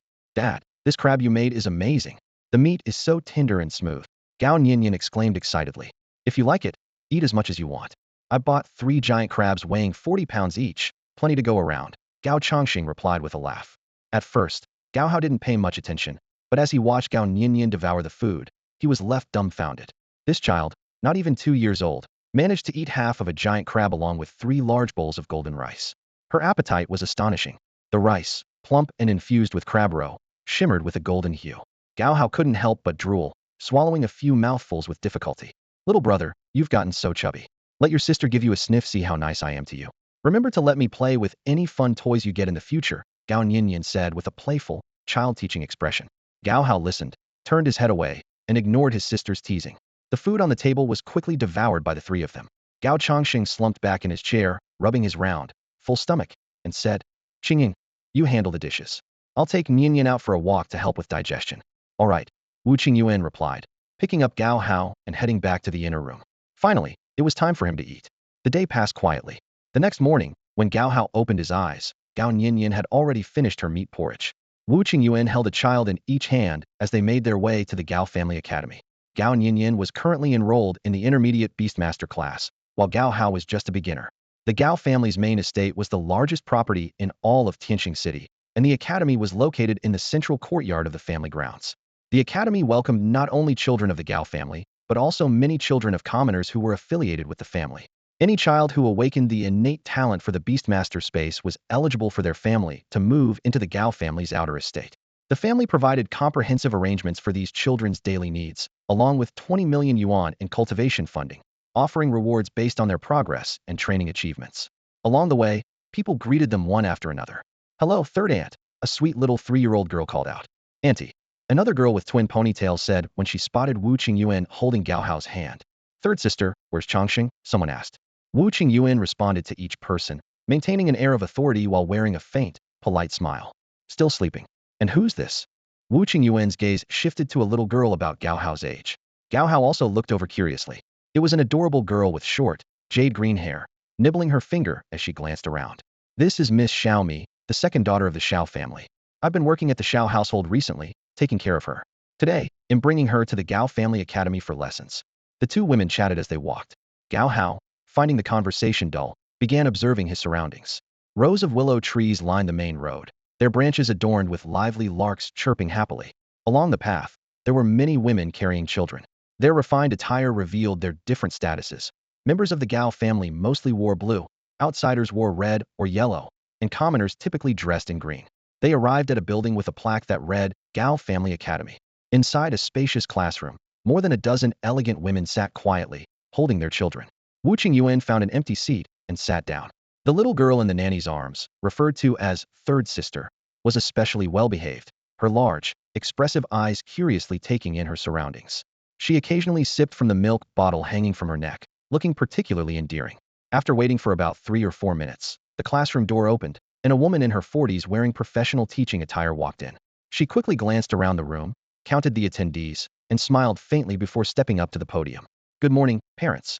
I'm Zhenwu, a level 1 instructor hired by the Gao family. He'll be teaching about Beastmaster ranks, beginner cultivation techniques, key points for the Beastmaster phase, as well as basic literacy and phonetics, Zhenwu said while moving to the blackboard. Gao Hao observed intently and noticed that the lessons included Chinese characters, phonetics, and some modified components of written language. After about half an hour of explanation, Gao Hao finally understood that this beast-taming world used Chinese characters. However, these characters were somewhat different from the ones he had learned in his previous life. Some of the shapes had changed. They took a 20-minute break, during which Gao Hao sipped some milk and went to the restroom. Over the next 5 days, the lessons were fairly consistent, covering very basic topics. The simplest numbers, pinyin, radicals, and a few extremely simple games. Although the content seemed a bit childish, Gao Hao remained diligent, listening attentively and completing every task. He knew well that he could no longer view this world through the lens of his previous life. Here, some words and characters conveyed meanings entirely different from what he remembered. Even with some foundational knowledge, he had to start from scratch, reviewing and learning repeatedly. His effort paid off, as he became the fastest learner in the class. Next week, they would begin learning about Beast Tamer rankings. Gao Hao leaned over his desk, carefully completing his homework without the slightest carelessness. After finishing his homework, he lay on the bed to practice the dragon technique. Instead of sitting cross-legged as he used to, he now trained while lying down. He relaxed his entire body, allowing the beast energy to flow through his blood. With each session, subtle changes occurred in his body. After a week of hard work, the fat on his cheeks and belly had noticeably reduced. At this rate, within a month, he would transform back into the lean and handsome boy he once was. Sunday was a rest day, and there were no classes at the elementary academy. Gao Hao stayed home to review his lessons. Over the past few days, he discovered that his memory had become extraordinarily sharp. It was almost photographic. Other children seemed to experience something similar, which might be related to the awakening of their beast-taming spaces. Everyone's learning and memory speeds were far beyond normal, so Gao Hao didn't think he was particularly special. After all, he was just one ordinary individual among many. Dad's back, and I brought you a beast, Gao Changsheng announced as he pushed open the door, holding a small cage in his hand. Inside was a furry panda, leisurely munching on bamboo. Hearing this, Gao Hao immediately put down his book and rushed to the door. Dad, give it to me. He practically sprinted over. After waiting eagerly for what felt like forever, he was finally about to receive his first beast-taming companion. The moment he laid eyes on the panda, he noticed something unusual about it. One of the panda's eyes had 2 pupils, one silver and one gold. It looked both mysterious and extraordinary. His eyes flashed with surprise. A dual-pupil panda? Gao Hao froze in awe, his heart racing with excitement. In his previous life, he had read about dual-pupil creatures in novels. They were nearly invincible beings. He never imagined he would end up with a dual-pupil panda as his own beast. A wide grin spread across his face, almost reaching his ears. Could I be a child of destiny? He thought, barely able to contain his joy. But when he dashed forward to hug the panda, he realized he was only as tall as Gao Changsheng's leg. Gao Changsheng chuckled, crouching down to gently place the cage on the ground and open the door. The panda lazily lifted one eye to glance at Gao Hao, yawned, and rolled over comfortably, closing its eyes again to continue sleeping. Lying on its back with all 4 paws in the air, it appeared completely unguarded. Clearly, its week had been spent in utter leisure, eating, drinking, sleeping, and playing, without any form of training. Gao Hao reached out to touch it, but the panda immediately extended its paws and kicked its short legs in resistance. Watching its playful antics, Gao Hao couldn't help but laugh. Dad, I want to pet it, he said. Gao Changsheng shook his head. Xiao Hao, you can't be too gentle with a beast. It'll think you're weak. But you can't be too forceful either, or it'll fear you. The best approach is to use food to lure it while carefully grabbing it by the scruff of its neck to subdue it. Only when you're strong enough will a beast willingly recognize you as its master, form a bond with you, and follow your commands. As he spoke, Gao Changxing reached into the cage and grabbed the panda. No matter how much it resisted scratching with its claws or biting with its teeth, his skin remained unharmed. In the end, the panda was easily subdued, its neck firmly pinched, and its body curled up into a ball. It let out an indignant howl. "Let me go, you bully!" Gao Hao chuckled. He felt as though he could understand the panda's cries, even sensing its emotions. This sparked a question in his mind. Was this ability to comprehend a beast's language and feelings a result of awakening his beast-taming space? He wasn't sure if others shared this talent. The double-pupiled panda struggled in Gao Changxing's hands for less than a minute. Realizing it had no chance of escape, it gave up entirely, curling itself into a ball and lying motionless. The only thing it still held tightly was the bamboo in its paw, its expression seemingly pouty, making it look adorably silly. Gao Hao immediately stepped forward and gently stroked its back. The panda remained still but suddenly flipped over, turning its rear toward Gao Hao, as if entering a rebellious phase. The little panda's stubborn temper was evident. It glanced at Gao Hao with a mix of disdain and confusion. Feeling the touch on its back, it reacted instantly, flailing its limbs and trying to break free. "Humph, you may overpower me, but I won't let you bully me," the double-pupiled panda thought to itself. It began to resist more fiercely, but Gao Changxing quickly secured its neck, rendering it immobile. Gao Hao continued to gently stroke its soft fur, completely unfazed by its hostile gaze. His fingers lightly scratched its fluffy belly, feeling a wave of warmth and comfort, and a faint smile appeared on his face. "Little panda, remember this going forward. You'd better listen to Gao Hao. Your food, your bamboo, everything you eat will come from him. Cross him, and you might find yourself without bamboo to chew," Gao Changxing said softly, gently placing the panda back on the ground. His face, however, carried a faintly threatening smile, as if to say, "Whether you eat or not depends entirely on Gao Hao's mood." The double-pupiled panda looked at the bamboo in its paw, then at Gao Hao in front of it, its face filled with anguish and hesitation. Once the ruler of countless years past, it had commanded the 10,000 mountains and millions of followers, basking in glory. Now, it was being forced to acknowledge a mere child as its master. How could it possibly accept this with ease? It hesitated on the ground for over 10 seconds, the struggle on its face gradually turning into reluctant compromise. Finally, it slowly turned around, its expression tinged with unwillingness, and took cautious, hesitant steps toward Gao Hao. With every step, its gaze grew more uncertain, as if deep in thought, its expression showing a hint of shock. Its unique double-pupiled eyes seemed to pierce through Gao Hao, as if trying to discern the true identity of this young boy. "A mere child? Could it be that you, too, have reincarnated with memories, carrying the soul of an ancient power?" The double-pupiled panda was struck by the thought. It was shocked to realize that Gao Hao's soul possessed a resilience far beyond that of an ordinary child. It could sense the bond of the contract between them, and even a strange allure it had never felt before, an allure so powerful it nearly overwhelmed its senses. Gao Hao stood by, observing the double-pupiled panda. From its initial disdain to its current subtle scrutiny, its expressive reactions were far beyond his expectations. "It seems this panda truly has remarkable intelligence," Gao Hao thought to himself. The panda before him, though unable to speak, had clearly transcended the level of a primitive beast. It could think independently, observe, and even perceive its master's attitude toward it. Yet none of this surprised Gao Hao. After all, in the Gao family academy, he had long been taught that taming beasts, especially spirit beasts like the double-pupiled panda, came with such capabilities innately. Only when they fully matured could they speak like humans, and this development was entirely dependent on the bond and mutual understanding between the beast and its master. Gao Hao reached out his hand, and this time, the dual-pupil panda neither resisted nor avoided him. Instead, it revealed a faint smile of approval. If Gao Hao truly was the reincarnation of an ancient powerful being, recognizing him as its master would actually be a great advantage for the panda.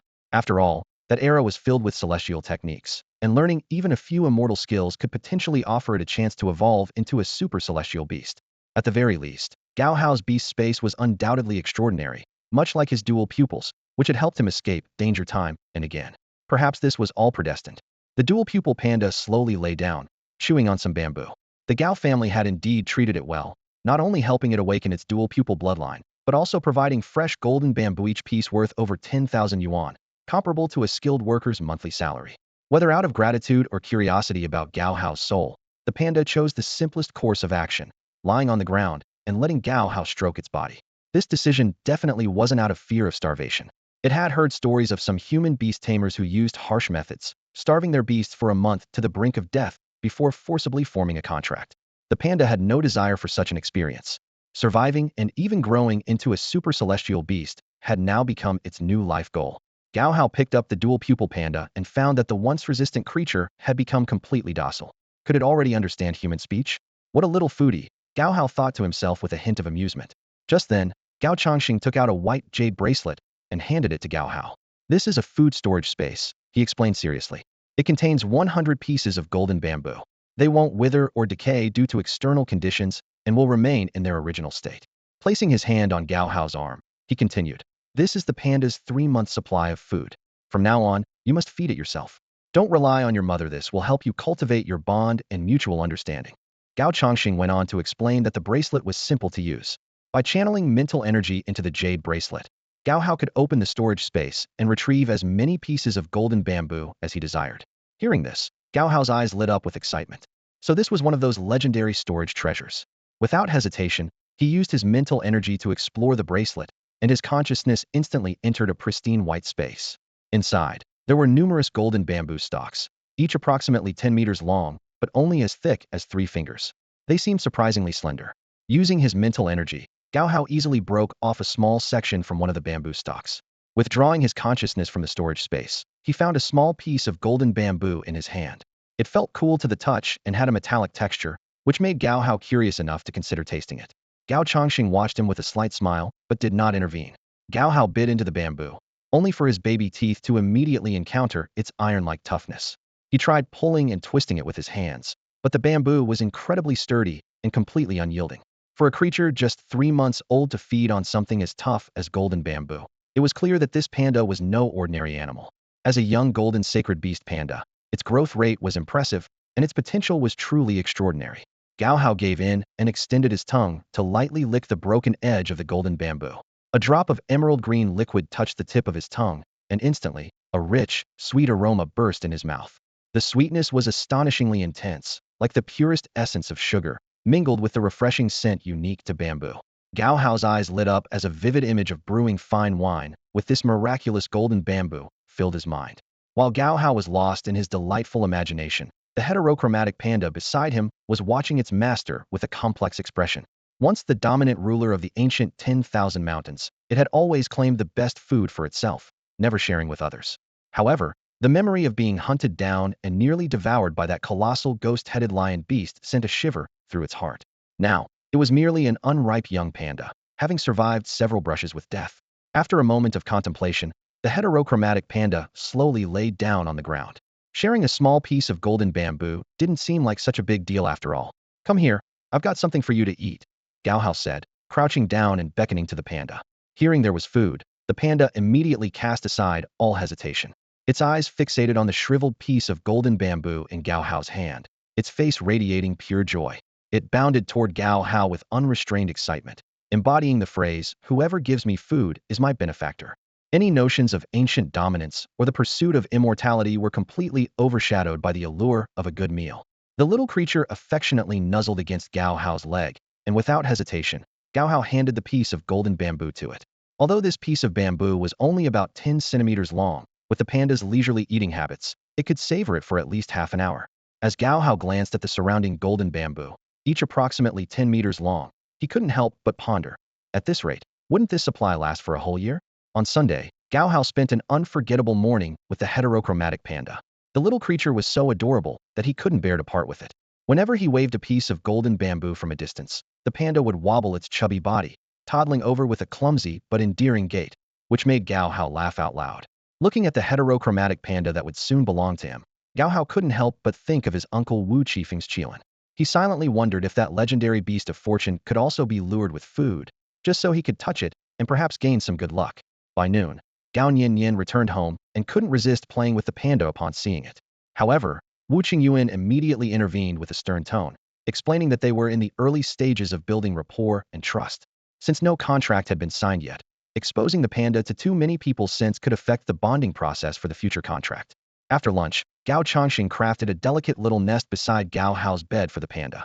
Taking care of the creature became one of Gao Hao's important responsibilities. Every 30 to 40 minutes, he had to feed it a piece of golden bamboo or milk from a bottle. Only when the little one fell asleep could he take a brief break. Perhaps due to his cultivation abilities, despite the busy day, he woke up the next morning feeling refreshed and full of energy. At dawn, before the sun had risen, Gao Nianian went out to practice her cultivation. Gao Changxing and Wu Qingyuan also began their daily training routine. This was a discipline that required persistence, as a unique form of spiritual energy appeared in the atmosphere during the arrival of purple qi at dawn. This energy had remarkable effects, such as improving blood circulation and health, as well as enhancing cultivation techniques. Just a few minutes of morning practice during this time could yield results equivalent to an hour of intense training. It was a special blessing bestowed upon cultivators by the sun god. When Gao Hao woke up, the heterochromatic panda was stretching its limbs, its little mouth slightly open, letting out lazy, ah sounds.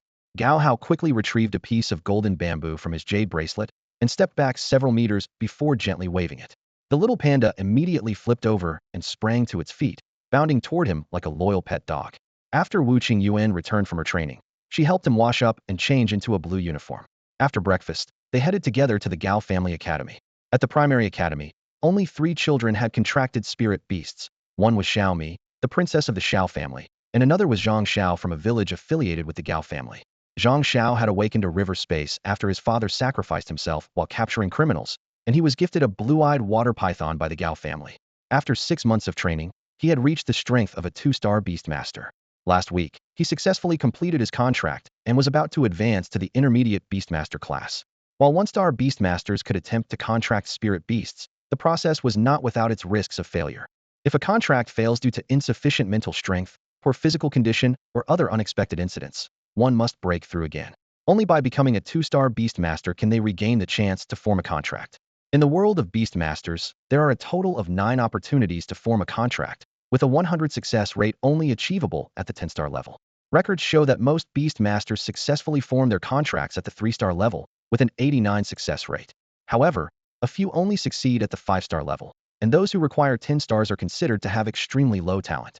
Meanwhile, a child from the collateral lineage of the Gao family, often referred to as the outside illegitimate child, accidentally awakened a beast space, granting him the qualification to return to the Gao family. To compensate him, the Gao family gifted him a contracted beast. The origin of this beast remains unclear to outsiders, though many speculate it came from the second granduncle. Rumors spread like wildfire, with sayings akin to mud buried in the waistband: if it's not dirt, it might as well be. Gao Hao's father, upon hearing such gossip, might even jokingly call the child cousin, while Gao Hao himself would have to address the child as uncle, if the rumors were true. Fortunately, these were just baseless speculations. However, even as mere rumors, Gao Hao found it uncomfortable after all. Calling a 6-month-old child uncle was something he couldn't bring himself to do. Gao Hao's contracted beast was an exceptionally rare bull-elephant beast, resembling a combination of a massive bull and a long-trunked elephant. Its enormous body and golden horns left everyone in awe every time it appeared.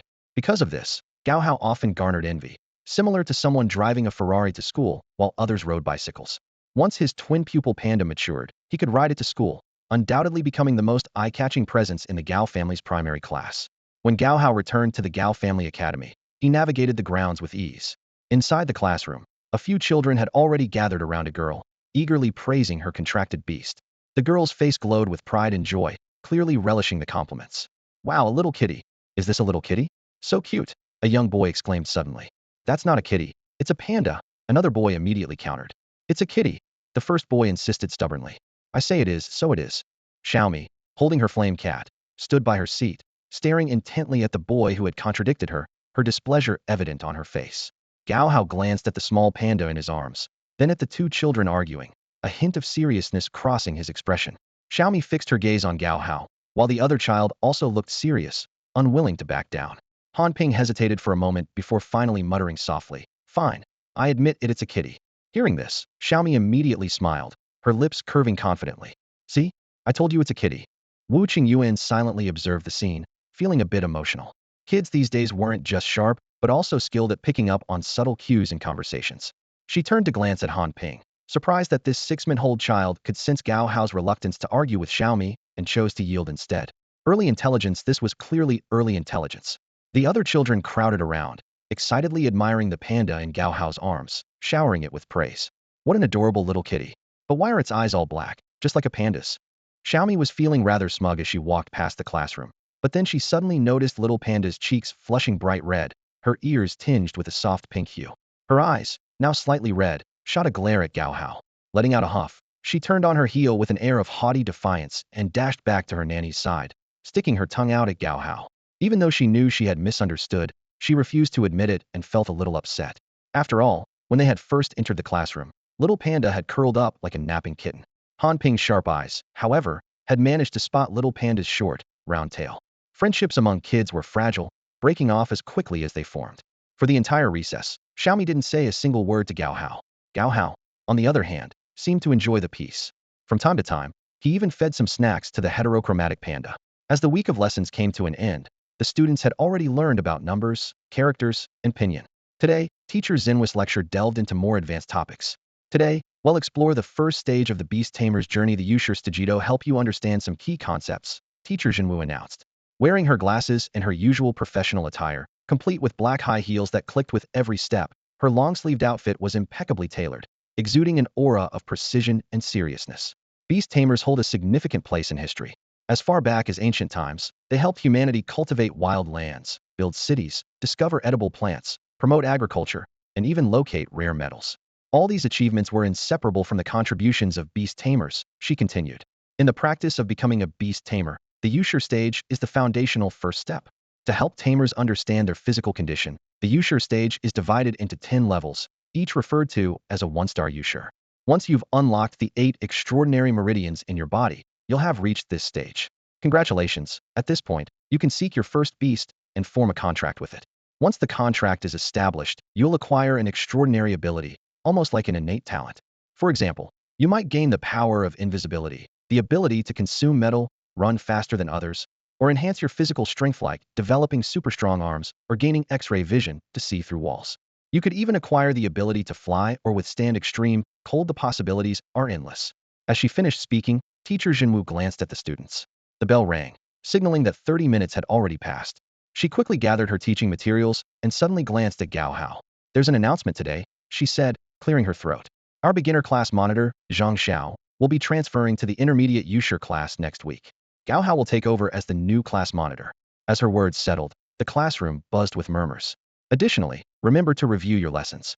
If you experience pain during the contracting process, don't panic. Circulating your cultivation techniques will help ease it. In the next class, we'll continue discussing the Yusher stage in more depth. Study hard, everyone. With that, Teacher Jinwu neatly packed her materials and left the classroom with her usual stern demeanor. Gao Hao was momentarily stunned. He hadn't expected to become the class monitor. While the role might not be much different from being a preschool monitor, it did come with some level of responsibility. Even Xiaomi's attitude toward him seemed to shift from smug indifference and cold silence to a more conflicted expression. Perhaps she was wrestling with the thought that her mother had told her to learn from the class monitor. Now, should she make amends?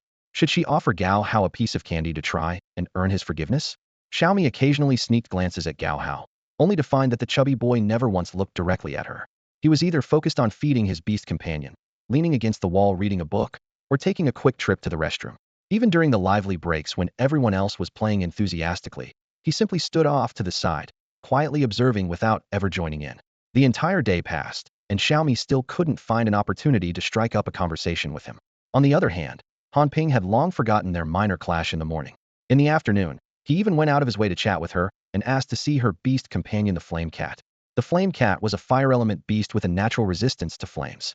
Upon reaching adulthood, its tail would ignite with an eerie blue flame resembling ghost fire. For now, it was still in its juvenile form, looking no different from an ordinary house cat, small and delicate. However, its sharp claws hidden beneath its fur and its agile movements made it capable of taking down medium to large prey, such as crocodiles, young dinosaurs, or even lions and tigers. As a carnivorous beast, an adult flame cat could grow to the size of a calf, and even swim freely in molten lava, preying on young fire dragons. According to legend, the flame cat's ultimate evolution, known as the fire cat, possessed 9 lives, and was considered the undisputed ruler of flames. This brought up the topic of the growth stages of beast companions. Time passed quietly, and a week slipped by.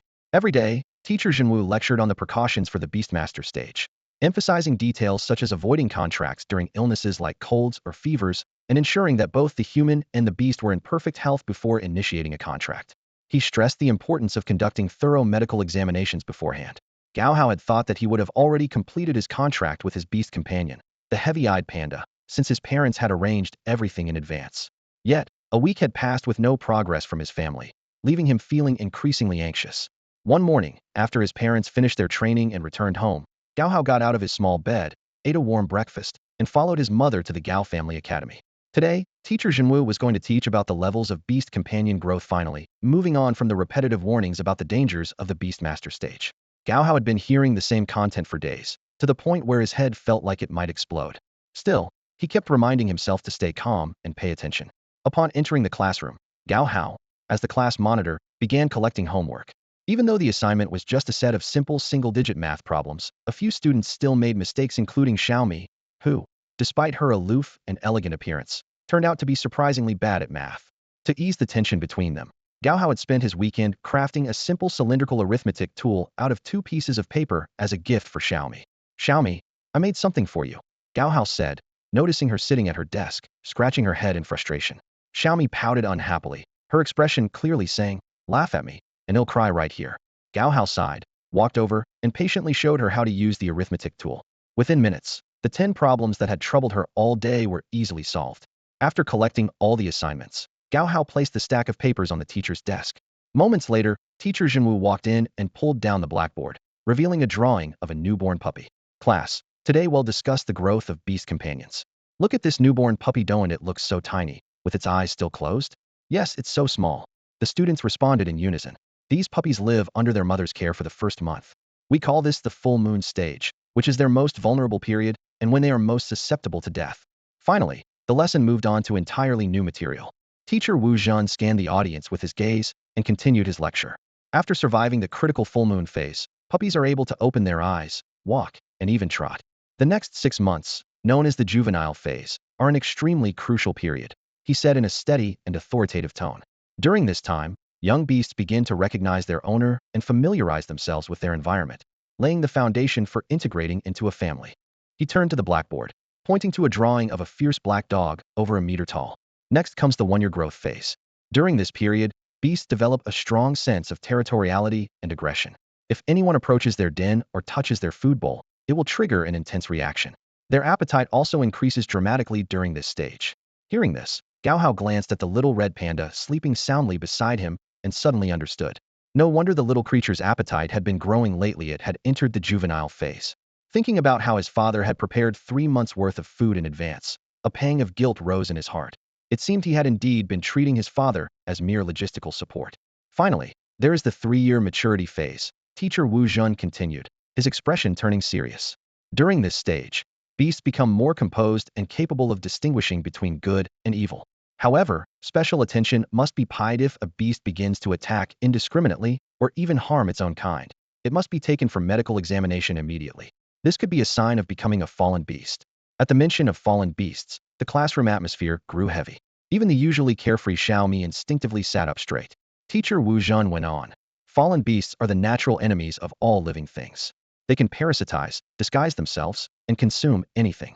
From ancient times to the present, they have appeared in various forms, but their essence has never changed. They are the embodiment of destruction and annihilation. These creatures can devour anything life, land, even magma.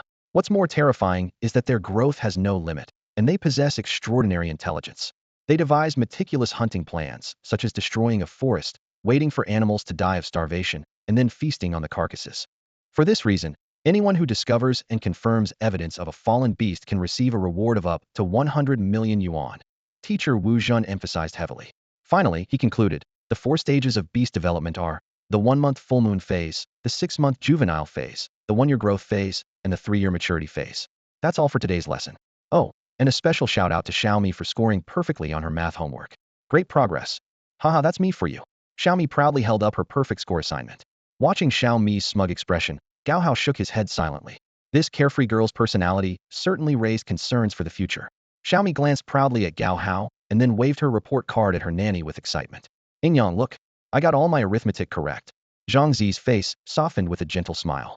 Xiaomi and Gao Hao were close in age, both about 4 months old, with Xiaomi being just under a month older. Gao Hao, however, was the youngest in the class. As soon as the bell rang, signaling the end of class, the group of children, all less than a year old, burst into activity and swarmed into the courtyard.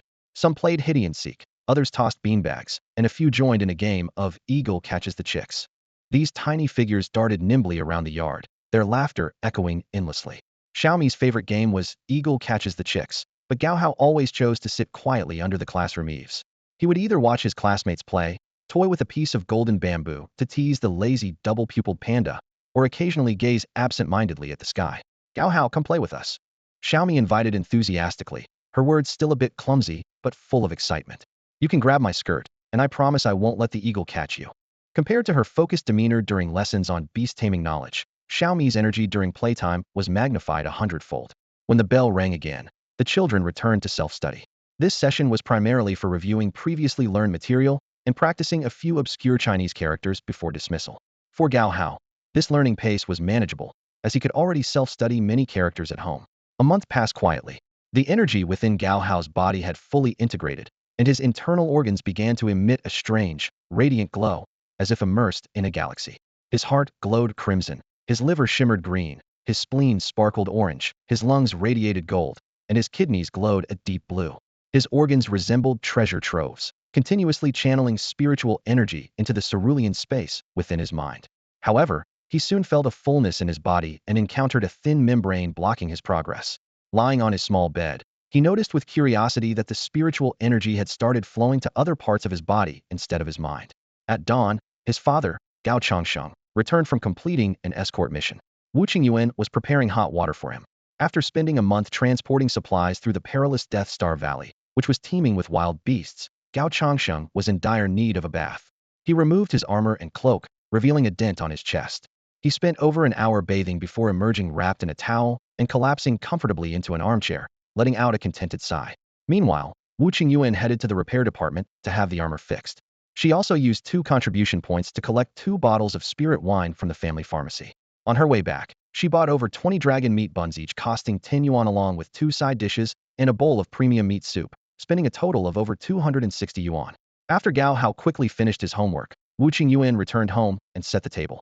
As usual, she held him in her arms to feed him.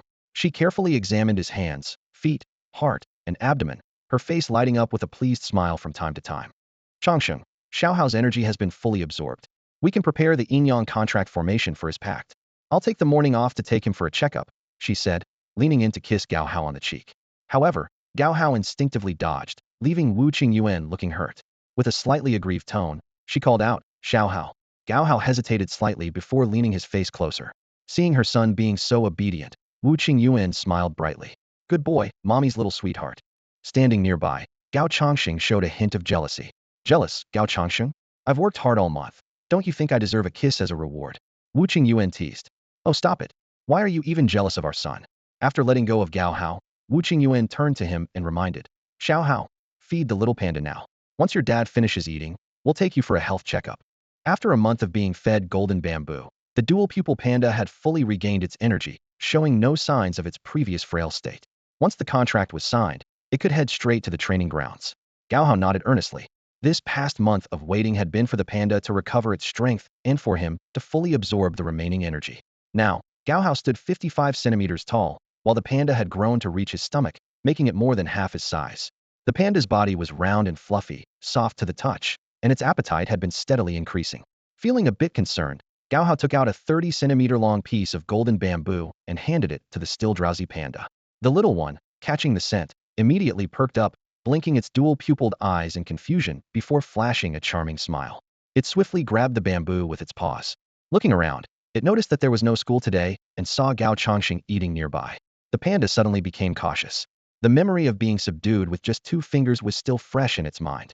Though its body was now in great condition and its hidden ailments had been resolved, it couldn't help but remain wary of Gao Changsheng. Leisurely eating his buns with side dishes, Gao Changsheng occasionally shot the panda a provocative glance, as if silently challenging, "Come here if you dare." The panda clung tightly to its golden bamboo, unmoved. Though it also ate meat, Gao Changsheng's protective demeanor over his food screamed trap. It recalled a tiger it once saw as a ruler of the forest, caught in a hunter's snare due to greed. The situation felt eerily similar. Flattering its owner seemed like the safer choice.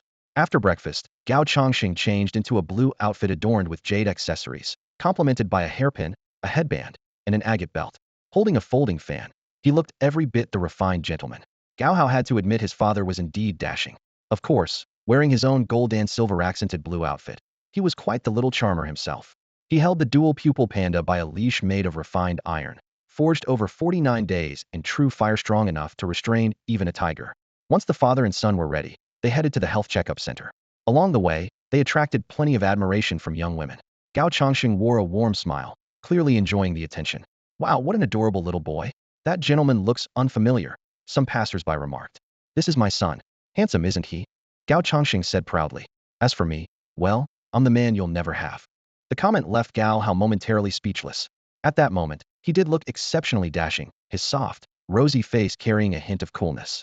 Narcissist, Gao Hao muttered under his breath. The Gao Family Health Check Center is located next to the training grounds, with doctors on duty 24 hours a day. In the early morning, the warm rays of the rising sun shone on the faces of Gao Changxing and his son, Gao Hao. They pushed open the door and entered the clinic. The interior was immaculate and organized, with 5 or 6 children already lined up, most of them students from the intermediate Beastmaster class. Each of them was slightly taller than Gao Hao, accompanied by their spirit beasts of various sizes, seemingly there to treat injuries sustained during training. Among the group, the most eye-catching was a young calf with gleaming golden horns. Standing about 1.2 meters tall, its orange fur shimmered under the morning light. The calf's stomach was unusually bloated, clearly from eating something it shouldn't have, trapping a large amount of gas inside. The golden-horned calf lay half-collapsed in discomfort. A doctor crouched down, skillfully palpated its stomach, and maintained a calm, professional demeanor. Nothing serious. Take it to the treatment room. Remember, don't feed it so much golden blood grass in the future. Stick to chopped forage for the rest of the month, the doctor instructed. Nearby, there was also a white bird with an injured wing, and the doctor attended to these minor issues one by one. After about 20 minutes, it was finally Gao Hao's turn. The doctor glanced at Gao Changxing, then at Gao Hao, and asked, "Your son?" "Yes, my son," Gao Changxing nodded. "Not bad. This kid has strong mental energy." The Beastmaster doctor put on a fresh pair of gloves and carefully examined the red panda's bones, stomach, and claws. Then, nodding at Gao Changxing, he said, "The beast is in excellent health. You can start preparing for the contract formation. It's best to have 3 iron bone pills ready. Golden pandas have slower bone development, so supplementing with iron will help with the next stage of growth." The doctor double-checked the panda, noted down his findings on a form, and added, "1 iron bone pill per month is enough. Once the 3 are used up, don't give it any more. Also, provide a mix of golden bamboo and iron bamboo for its diet. Don't let it eat just one type. If you have time, make a trip to Divine Bamboo City to stock up on purple bamboo. During its growth and maturity stages, eating more purple bamboo is beneficial." Gao Changxing took the form from the doctor's hand. After the red panda's checkup was completed, it was Gao Hao's turn to head to the human health check area. Half an hour later, the results showed that his physical development was excellent. His physique was comparable to that of a child who had been training for a year. He was a natural talent, not quite 1 in a million, but definitely a prodigy. Very impressive. He's already at the peak of a 1-star Beastmaster. With 1 round of body refinement through Beast Chi, he'll naturally break through to a 2-star Beastmaster, the doctor commented. Training is a 2-way process. Physical fitness and the Azure space grow together. Plus, his mental energy is extraordinarily strong. Among his peers, he's practically unmatched. After the health check was done, Gao Changxing collected a small white pill from the medical office and immediately gave it to Gao Hao. The pill tasted slightly bitter at first, followed by a hint of sweetness after swallowing. Soon, Gao Hao felt a strong wave of drowsiness.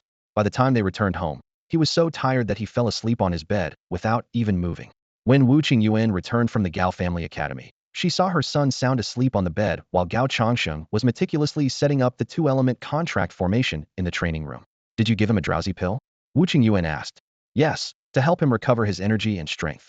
The checkup was fine, so once he wakes up, we'll proceed with the contract," Gao Changxing replied, focused on cleaning the grooves of the formation and carefully filling them with various materials. In the center of a small, enclosed room measuring just over 10 square meters, a circular array lay quietly on the floor, its surface covered in intricate and unusual runes. Gao Changxing carefully poured a potion into the array, and the runes immediately seemed to writhe, as if alive. After 2 hours of meticulous preparation, a metallic element dual-element contract array was finally complete. The array's glow reflected off the ceiling, making it particularly striking. At the center of the array was a vividly detailed image of a double-pupiled panda, its golden and silver eyes depicted with astonishing precision. Gao Hao slept until 5 in the afternoon, waking to find his mother helping him clean his body. Meanwhile, Gao Changxing was also preparing the double-pupiled panda for its cleansing. This first contract with a beast companion was treated with solemnity and formality, with every detail carefully arranged. 20 minutes later, everything was ready. The double-pupiled panda was placed at the center of the contract array, facing the design that resembled it. Gao Hao stood at the edge of the array. Though he had rehearsed this moment many times, he carefully pricked his middle finger and let 2 drops of blood fall onto the array. The moment the blood touched the array, the entire room was flooded with a dazzling white light, pure and flawless. Gao Hao extended his hand, and a half-meter-wide azure sphere appeared out of thin air, his spiritual space. An invisible thread extended from the sphere, disappearing into the endless white void. The contract array outside began to shrink, eventually merging into the double-pupiled panda. A surge of mysterious spiritual energy flowed into Gao Hao's mind, causing the energy within him to stir and break through a certain boundary. At this critical moment of the contract, he harnessed the active spiritual energy to temper his body, naturally achieving a breakthrough. A golden miniature array appeared on the panda's forehead, marking the success of the contract. When the panda opened its eyes, the array slowly merged into its brow. At the same time, Gao Hao felt an intense burning sensation in his eyes. His body seemed to transform into a powerful vacuum, drawing all the energy in the room until it was completely depleted within seconds. Gao Changxing and Wu Qingyuan, well prepared for this, immediately activated a backup energy cultivation chamber and an advanced energy array. Even so, Gao Hao curled up on the ground, unable to move for over 10 minutes. The double-pupiled panda ran over to lick his face. When he finally opened his eyes, he discovered that his vision had undergone a miraculous transformation. Blue light now shimmered within his gaze. Is this the talent granted by the contract? Gao Hao pondered. The fleeting but excruciating pain had made him feel as if his eyes had been torn out, leaving him baffled as to how the protagonists in novels endured hours of such agony. He tried to prop himself up, but collapsed again due to the lingering pain. At that moment, a single word surfaced in his mind: Eye of Truth. That was the name of the talent he had just acquired. Gao Hao had barely begun to grasp the abilities of the Eye of Truth when the door to the chamber burst open with a bang. Wu Qingyuan swept in like a gust of wind, wrapping her arms tightly around her son. She carefully examined his body and eyes while sensing the changes in the flow of qi within him. You've broken through. A 2-star Beast Master, she exclaimed in delight, noticing that Gao Hao's qi absorption rate had doubled. Overjoyed, she planted 3 quick kisses on his cheeks and forehead. My son is a genius. Standing at the doorway, Gao Changxing looked entirely different from the playful father who used to make silly faces at his son just months ago. His expression was stern, his voice steady. Do not become arrogant or complacent. You still have a long way to go. Your talent is impressive, but the path of a Beast Master has only just begun. Even a 4 or 5-star Beast Master could easily injure you. You must diligently hone your skills. With that, he turned and walked away, no longer as excitable as he once had been. From the moment Gao Hao successfully contracted a beast, Gao Changxing no longer looked at him as a mere child, but as someone who needed to be rigorously trained to become a skilled Beast Master. Wu Qingyuan glanced at her husband's retreating figure, feeling a twinge of reproach. This was a moment worth celebrating, yet he hadn't even bothered to ask about their son's newly awakened talent. She recalled how heartbroken Gao Changxing had been when Gao Nianian failed her contract attempt, crying through the night. Now, he seemed cold and detached, perhaps trying to maintain his authority as a father. Now that you're a 2-star Beast Master, contracting a beast must have consumed a lot of your energy, Wu Qingyuan said with a cheerful smile. Stay in the training room for a while to recover. They'll go make some Dragon Phoenix 8 treasure soup to replenish your strength. With that, she hurried off, her usual whirlwind of energy. Gao Hao lay on the bed in the training room, calming his breathing before beginning to circulate the dragon technique. True qi flowed through his internal organs, traveling from his heart to the soles of his feet, then back upward. After half an hour, he felt he had reached his limit and stopped the rapid circulation, allowing his body to naturally absorb the qi. After breaking through to a 2-star Beast Master, his breathing became steadier, his heartbeat and pulse more stable, and his thoughts exceptionally clear. Memories of vague moments, favorite songs, and classmates from the past surfaced in his mind. Someone as extraordinary as me should have shone brightly. Gao Hao hummed to himself, arms tucked behind his head as he stared at the ceiling, indulging in a moment of self-admiration. The heavy-eyed panda beside him listened to his singing, its dual pupils rolling upward in what seemed to be a disdainful eye roll at its overly confident master. Successfully contracting a beast at just 4 months old had earned Gao Hao the title of the most gifted Beast Master prodigy in Tianqing City. Reflecting on the past 4 months of his new life, he felt a deep sense of contentment, a stark contrast to his previous life, where he idly scrolled through his phone, wasting time and feeling hopeless after failing his exams. It felt as though he could see what he would look like when he grew old in just one glance. Gao Hao shook his head, casting the shadow of the past aside. He focused on the twin-pupiled panda spinning restlessly on the ground. Feeling his strength and spirit restored, he casually waved his hand, and a ripple of spatial energy instantly enveloped the panda. Using his mental power to peer inward, Gao Hao observed the twin-pupiled panda in the azure space. The panda, looking somewhat confused, glanced around its surroundings. This vast expanse was its master's beast-taming space. The panda cautiously explored, its movements astonishingly swift, darting through the space like a flash of lightning. As a partial master of this domain, the twin-pupiled panda carefully examined its new residence. The area was filled with green shrubs and towering trees, yet it found no trace of rare treasures to nourish its body. Gao Hao, scanning the space with his mental power, discovered a grove of green bamboo in a mountainous region and guided the panda toward it. The twin-pupiled panda stared curiously at the ordinary green bamboo.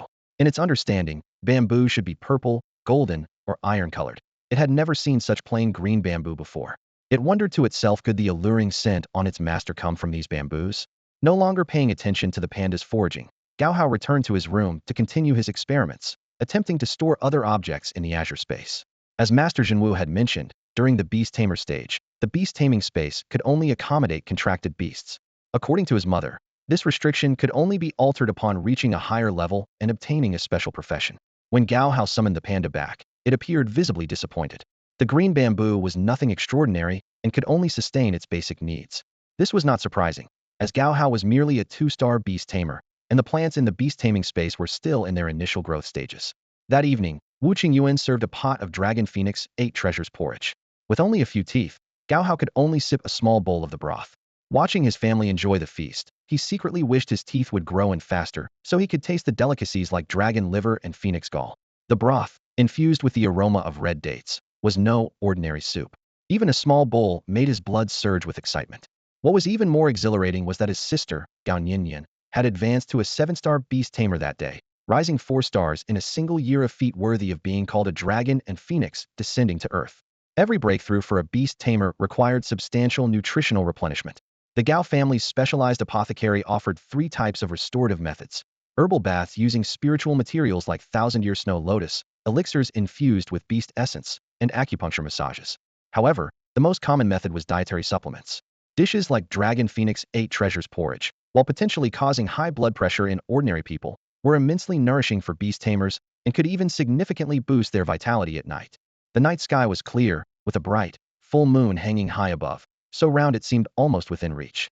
A gentle evening breeze brushed against the skin, carrying a hint of coolness that felt soothing. The stars sparkled across the heavens, each one like a precious gem, casting a kaleidoscope of colors and making the night sky appear extraordinary. Even the moon's glow carried a faint bluish hue, exuding a serene and mysterious charm. Gao Hao sat quietly in a small pavilion on the western side of the courtyard.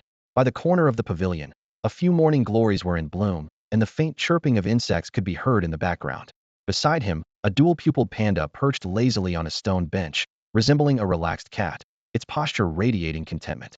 Both the boy and the panda remained silent, gazing up in quiet awe at the magnificent starry expanse above. He had overslept today. Yesterday's and today's rest had left him feeling uncharacteristically sluggish, making it hard to fall asleep again. It was a rare moment of leisure. Over the past month, he had been devoting himself fully to his studies, shouldering considerable pressure. Occasionally, he couldn't help but think of his parents and friends in the other world, a trace of complex emotions flickering in his eyes, emotions far removed from those of an ordinary child. His parents had long noticed his unusual demeanor. They had even invited his uncles and father to examine him. After a series of professional evaluations, it was revealed that Gao Hao's mental strength was extraordinarily vast, comparable to that of an adult and 100 times greater than that of an average child. This exceptional characteristic brought some relief to Gao Hao's parents. Gao Changsheng, his father, understood deeply that he couldn't fully grasp the inner workings of his son's mind. Despite being his father, he had spent less than 5 days with Gao Hao over the past 4 months. And next month, he would be leaving again for another journey. As for Gao Hao's dual-pupiled panda, it was still in its growth stage, requiring large quantities of iron bamboo and even rarer purple bamboo for sustenance. The Gao family, in their allocation of family resources, prioritized nurturing orphans or children from single-parent households to foster a sense of belonging within the family. After all, the Gao family's long-standing goal was to showcase their generous treatment of talent to the outside world, ensuring no one felt abandoned. This strategy helped stabilize the family's foundation. Gao Changsheng walked slowly toward the pavilion, leaning casually against one of its wooden pillars. "Xiao Hao," he asked in a laid-back tone, "do you like swords? Now that you're a 2-star beast tamer and have already formed a contract with your beast, you no longer need to attend the beginner classes at the Gao Family Academy in the afternoons. Instead, you can train alongside your beast in the practice grounds." He paused, his gaze settling on Gao Hao. The beginner classes mainly teach literacy and follow a 3-month cycle. For the remaining 2 months, you'll still need to stay there. However, to ensure your talents aren't wasted, you won't need to repeat those basic lessons in the afternoons. The Academy's system adapts to individuals, after all. Over the millennia, the institution has continuously reformed, learning from the eastern provinces and wealthier regions to stay ahead of the times. Gao Hao nodded slightly, responding softly. Although he hadn't formally studied martial arts, he had watched numerous related videos online and learned some basic theories. He understood that a solid foundation, including a stable stance and a strong body, was essential for becoming powerful.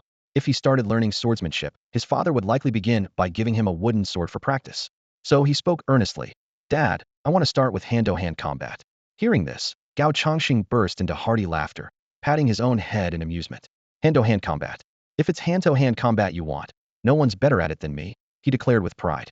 Tomorrow, he'll personally teach you a set of boxing techniques. His expression suddenly turned serious, his gaze sharp. But first, tell me what exactly is your innate ability? Gao Hao listened attentively to his father, nodding slowly as he said, the innate ability I've acquired is called the Eye of Truth. It has 3 main powers. First, I can see in 360 degrees with no blind spots, fully aware of everything above, below, in front, behind, and to the sides.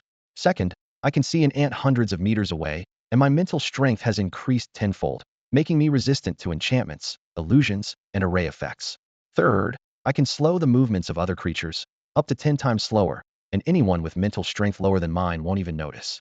The first 2 abilities consume almost no mental energy, but the last one is very draining. At my current level, I can only control a heavy-eyed panda for a maximum of 5 minutes, and the more targets I affect, the greater the consumption. Hearing this, Gao Changxing turned his head in shock, his breathing quickening. 5 minutes. Such a level of mental ability was astonishing. An ordinary gifted child lasting 30 seconds would already be remarkable. This was practically on par with the time-related laws mastered by sovereign-level experts. Suppressing his excitement, Gao Changxing took a deep breath and regained his composure. Xiao Hao, your ability is indeed impressive, but remember, you must not become arrogant. Your father knows of someone whose talent surpasses yours 100-fold. His first contracted beast was the legendary Azure Sea Dragon, and he gained immortal divine power. By the age of 1, he had trained to the 9-star Beast Tamer level and could even defeat Beast Masters in battle. Gao Hao's expression turned serious upon hearing this. As a transmigrator, he couldn't deny his excitement about this newfound ability. He had spent the entire night experimenting with the various uses of the Eye of Truth. Whether observing distant details or experiencing omnidirectional vision, the extraordinary sensation was utterly captivating. However, he quickly reined in his enthusiasm and solemnly said, Father, I understand. I will hold myself to the highest standards and train diligently. Gao Changxing nodded in satisfaction. Good. Rest early after practicing for a bit longer. After your lessons tomorrow, come to the training ground in the afternoon. They'll teach you a set of the Gao family's ancestral boxing techniques. It can strengthen your vitality and expand your meridians. Once you've studied the basics for another 2 months and advanced to the intermediate Beast Tamer class, you'll be eligible to receive suitable beast techniques from the family for free. The mention of free made Gao Hao's eyes light up. He remembered his mother mentioning how costly it was to feed the heavy-eyed panda. Only after he advanced to the 5-star Beast Tamer level would the plants in the Azure space evolve into the rare treasures it could consume. This would take at least 6 to 9 months, and until then, the monthly cost of golden bamboo and iron bamboo would amount to hundreds of thousands or even millions in expense that would bankrupt an average family relying on loans. You little glutton, you sure are expensive to keep, Gao Hao muttered, looking at the adorably clueless heavy-eyed panda, pondering what name to give it. Tuan Tuan, Nuan Nuan? This was going to be his lifelong companion, after all. With a wave, he recalled the heavy-eyed panda back into the beast space and lay on his bed, continuing to think about the perfect name. At around 11 at night, Gao Hao lay with his eyes closed, breathing steadily as he slept. Since his promotion to a 2-star Beastmaster, his control over his body had improved dramatically. From the rhythm of his breathing to the flow of his blood and the frequency of his heartbeat, everything was under his precise control. He could even make his heart stop beating momentarily, an extraordinary ability that was nothing short of astonishing. Using his spiritual power to look inward, Gao Hao could see every part of his internal structure as if he had X-ray vision, with a detailed map of his body vividly appearing in his mind. He once tried to use this ability on his sister, Gao Nianian, but discovered that his spiritual power was not yet strong enough to construct her Bodis model. For now, this ability was limited to the mastery of his own body. That night, Gao Hao rarely entered a deep dream. In his dream, a colossal panda, towering over 100 feet tall, strode majestically through the forest, followed by dozens of bears of varying sizes, ranging from 10 to tens of feet tall. A black bear subordinate, standing over 30 feet tall and speaking with an aged voice, stepped forward to report. Boss Panda. A fully formed six-winged golden bee queen has appeared on the western mountain. Its honey is especially fragrant. It's been half a year, and it still hasn't paid tribute. It seems it no longer respects you. The giant panda furrowed its brows slightly. Take 300 bears to investigate. The Southern Territory has been unstable lately, with over 10 mature, white bears missing. I need to patrol that area myself. Be cautious. The next day, the black bear returned with a large jar of honey. The panda was overjoyed, keeping half for itself and distributing the rest among its clan. Relaxing in its lair, it held a piece of purple gold bamboo in one paw and dipped it into the honey with the other, savoring a bite. The sweet taste filled it with bliss. Purple gold bamboo with honey, this is a delicacy fit for the heavens. How rare it is to taste such a thing in this world. My life has been truly worth living. The heterochromatocid panda sighed with contentment. Suddenly, it sensed something amiss and scanned its surroundings warily. Who's there? So bold, courting death by daring to spy on the memories of the Panda King. Within the Beastmaster's spiritual space, the heterochromatocid panda opened its eyes, glaring furiously around it. But as it realized where it was, its expression turned awkward. It was its own cherished memory that had transformed into a dream and slipped into its master's mind. At that moment, Gao Hao's mouth was watering profusely, as if he could taste the purple gold bamboo dipped in honey himself. His face radiated a sweet smile as he murmured in his sleep, I want more. So sweet. Honey and purple gold bamboo are amazing. After signing a contract with a beastmaster and their companion establish a spiritual connection, occasionally sharing memories. While the effect is usually subtle, these memories can sometimes manifest as dreams or nightmares. During childhood, when a beast's spiritual power is weaker or they lack a sense of security, they should avoid engaging in combat with overly violent or powerful beasts to prevent damage to their confidence and growth. However, the heterochromatocid panda, having survived numerous dangerous encounters, is actually the reincarnation of the Panda King of the 10,000 Mountains from ancient times. Gao Hao possessed exceptional mental strength, and after a month of rest and recovery, he had a sweet dream following the success of his contract. Had he attempted the contract a month earlier, he would have undoubtedly faced a terrifying nightmare. For children with insufficient mental strength, such an experience could instill fear and aversion toward their contracted beasts, potentially hindering their future growth. It was precisely for this reason that the family strictly enforced health check protocols. That night, Gao Hao dreamed he had transformed into a colossal panda, towering over 100 meters tall, reigning supreme in a vast mountain range. The honey-infused purple bamboo in his dream was 1,000 times more delicious than any sugarcane he had tasted in his previous life. Even after waking, the sweetness lingered vividly on his palate. At dawn, the first thing Gao Hao did was summon the heavy-eyed panda and handed a 30-centimeter-long golden bamboo stalk. After successfully forming the contract yesterday, the panda had already consumed an iron bone pill. Today, in preparation for the afternoon training, its food intake needed to be increased. Wu Qingyuan returned from outside, wiping sweat from her forehead, and informed Gao Hao that she would prepare porridge shortly, asking him to organize his school bag in the meantime. His elder sister, Gao Nianian, had already left for her cultivation practice. As a student in the intermediate Beast Tamer class, her schedule was extremely demanding. Over the past 4 months, Gao Hao had barely seen his sister except after school in the afternoons, as she left for training every morning at 5. At 7, Gao Hao's mother accompanied him to the Gao Family Academy. That day, the class welcomed 2 new students. One of them suddenly burst into tears during the lesson, prompting his mother to take him to the nursery room. This was when Gao Hao learned that the school had such facilities. The infant appeared to be only about 4 months old and still in a completely ordinary state, which was likely the normal awakening time. Gao Hao, however, had awakened his beast space in just 1 month, thanks to his extraordinary mental strength. He recalled his father's mention of prodigies, individuals who could reach the 9-star Beast Tamer level by the age of 1. Gao Hao couldn't help but fall into deep thought. Such talent seemed akin to the reincarnation of some ancient monster cultivating anew. He remembered the protagonists in novels he had read in his previous life, building their foundation at 3, forming their core at 5, reaching the golden core stage at 7, and finally achieving immortality as eternal ancestors. Although those stories often ended abruptly when the authors went abroad, Gao Hao now felt an unprecedented sense of pressure. During class, Xiaomi, for once, refrained from playing and focused on her studies instead. Holding her flame cat, she approached Gao Hao, biting her lip. Gao Hao, I heard you successfully formed a contract with your beast. I won't lose to you. Gao Hao responded calmly. He knew most children would remain in the beginner class for 6 to 9 months. Although Xiaomi was quite talented, surpassing him would be a challenge. After all, he had a father who was a beast lord and a grandmother who was a beast sovereign. Moreover, He had already acquired knowledge far beyond what was taught in the beginner class. The realm beyond Yusher is Yusher Master. At this level, one forms a contract with a Yusho beast companion and gains an extraordinary innate ability. With a second Yusho comes a second ability, and this is when one must consider their first Yusho's strengths, whether to further enhance the first ability or to acquire an entirely new one. Gao Hao sat by the window, sunlight streaming through the lattice onto his book. His fingers tapped lightly on the desk as his thoughts churned. This was the advantage of being part of a prominent family. One step ahead meant every step ahead. Often, the gap in achievement wasn't due to intelligence or effort, but because some people started with the answers. They knew which path to choose and had an edge in becoming powerful Yusher masters. In this regard, Gao Hao decided to follow his parents' advice. Both his parents and grandparents were exceptionally strong Yusher masters. As seasoned veterans, their experience far surpassed that of a novice like him. Watching a Yusho soar past the window, a glimmer of longing appeared in Gao Hao's eyes. There were two ways to obtain a second Yusho: leveraging the family's resources or seeking one independently. Every spring, as nature revived, flowers bloomed, and animals thrived, the Death Star Valley became a hub for Yusho reproduction. Gao Hao's fingers glided over the pages of his book, stopping at an illustration of Death Star Valley.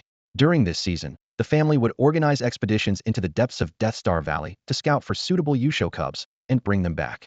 These cubs were tamed and had their wild instincts removed before being allocated to family members who had contributed to the clan or to smaller families allied with the Gao family. Some were even given to children who had been engaged to join the family through marriage, their futures tied to the Gao lineage from a young age. Thinking of this, a faint smile appeared on Gao Hao's lips. In his previous life, he had been single, envious of others finding companionship. But now, he found freedom and independence much more appealing. His mindset had shifted, becoming optimistic and positive. Gao Hao's father, Gao Changsheng, had participated in numerous expeditions to Death Star Valley. Deep within the valley lived the sacred beasts that guarded the forest, and their cubs were highly sought after. Just obtaining one could earn a reward of 100,000 contribution points. Gao Hao wrote 100,000 contribution points on his paper and circled it heavily. Using money to buy these cubs was a losing deal, as the treasures in the family vault were rare and invaluable, all requiring contribution points to exchange. For example, even a basic pill like the Iron Bone pill was a luxury item, often available only at auctions. Without the protection of a powerful faction, acquiring high-grade pills as an individual could cost 10 times the usual price, and they were rarely available. Sellers set the price if they said 1,000,000, it was 1,000,000. Only basic recovery and stamina potions circulated in the market. Without the support and resources of a family, survival in this world was an uphill battle. In the classroom, Gao Hao listened intently to the lecture, his eyes focused on the blackboard. Some words required multiple readings and rewritings to grasp, but he understood that the joy of learning often culminated after decades of accumulation, transforming into immense rewards. This wasn't something that could be achieved overnight, or even in 10 or 20 years. True accomplishment in any field required continuous effort and proof of one's value. Otherwise, being only partially skilled indicated a lack of knowledge and the need for further study. The journey of self-improvement continued until the day success was achieved. This was the essence of the phrase, learning never ends. The sound of Gao Hao's pen scratching against paper filled the room. He was accumulating knowledge, preparing to navigate survival in this extraordinary world. He was well aware that the challenges here were even more perilous than those in his previous life. After finishing his studies diligently in the morning, Gao Hao packed up his textbooks, slung his little backpack over his shoulders, and headed home with his mother at noon. As they reached the doorstep, they saw his father rise from a creaky old rocking chair, put down the book he had been reading, and walk toward them. "Qingyuan, I've made some turtle soup and cooked rice. They'll bring it out right away," his father said while heading to the kitchen. "I went to the finance office this morning and reported Gao Hao's rank as a beast tamer. From now on, you can collect his training subsidy as well." Turning to Gao Hao, Gao Changsheng spoke in a gentle tone. "Xiao Hao, I cleaned up the west room this morning. That will be your room from now on. I also found a few books for you. Make sure to read them when you have time and keep learning." "Got it, Dad," Gao Hao replied. "I had some porridge at the academy earlier, so I'll head to my room to do my homework now. Just call me when it's time for training in the afternoon." Eagerly, Gao Hao dashed into his new room. It was a spacious area of about 30 square meters. A brand new bed was neatly made with fresh bedding, and there was a standalone wardrobe and a bookshelf, all well equipped. On the bedside table sat a milk bottle. He opened the wardrobe to find 2 identical school uniforms and a blue Zongshan-style suit, likely meant for family gatherings. The desk was positioned directly in front of a bright glass window, which overlooked a meticulously maintained flower bed. Gao Hao sat on the chair, but quickly realized his feet couldn't touch the ground, and the desk was too high. He hopped off to adjust the chair's height before settling in comfortably. 10 minutes later, he finished his homework and pulled a book titled Beast Taming Basics and Precautions from the bookshelf. He began reading attentively. The book detailed the daily care of young beast cubs, including checking stool color, monitoring dental development, and ensuring a balanced diet. Afterward, he moved on to notes on observing the wilderness, which opened with the classic statement, "All living things are sentient, driven by emotions, and guided by the fundamental 7 passions and 6 desires." After reading the chapter on wilderness survival techniques, Gao Hao felt deeply inspired. The book emphasized the importance of essential items: 1 bottle of antidote pills, 2 bottles of stamina pills, and, most crucially, a life-saving escape technique. Half an hour later, Gao Hao summoned his panda, Chongtong Panda, and began observing it carefully. Using his special ability, he slowed the panda's movements by 5 times, allowing him to notice that it was a male panda and at least twice as plump as an average one. "From now on, your name will be Shiong Dunan," Gao Hao said earnestly to the panda. "Later, he'll take you for a bath. You need to develop good hygiene habits." Shiong Dunan looked confused, unable to understand why his master was suddenly concerned about his cleanliness. Still, the new name seemed to suit him well. Seeing Shiong Dunan nod, Gao Hao became even more determined to educate him. Over the past 2 months, the panda had only been bathed twice, which was far from sufficient.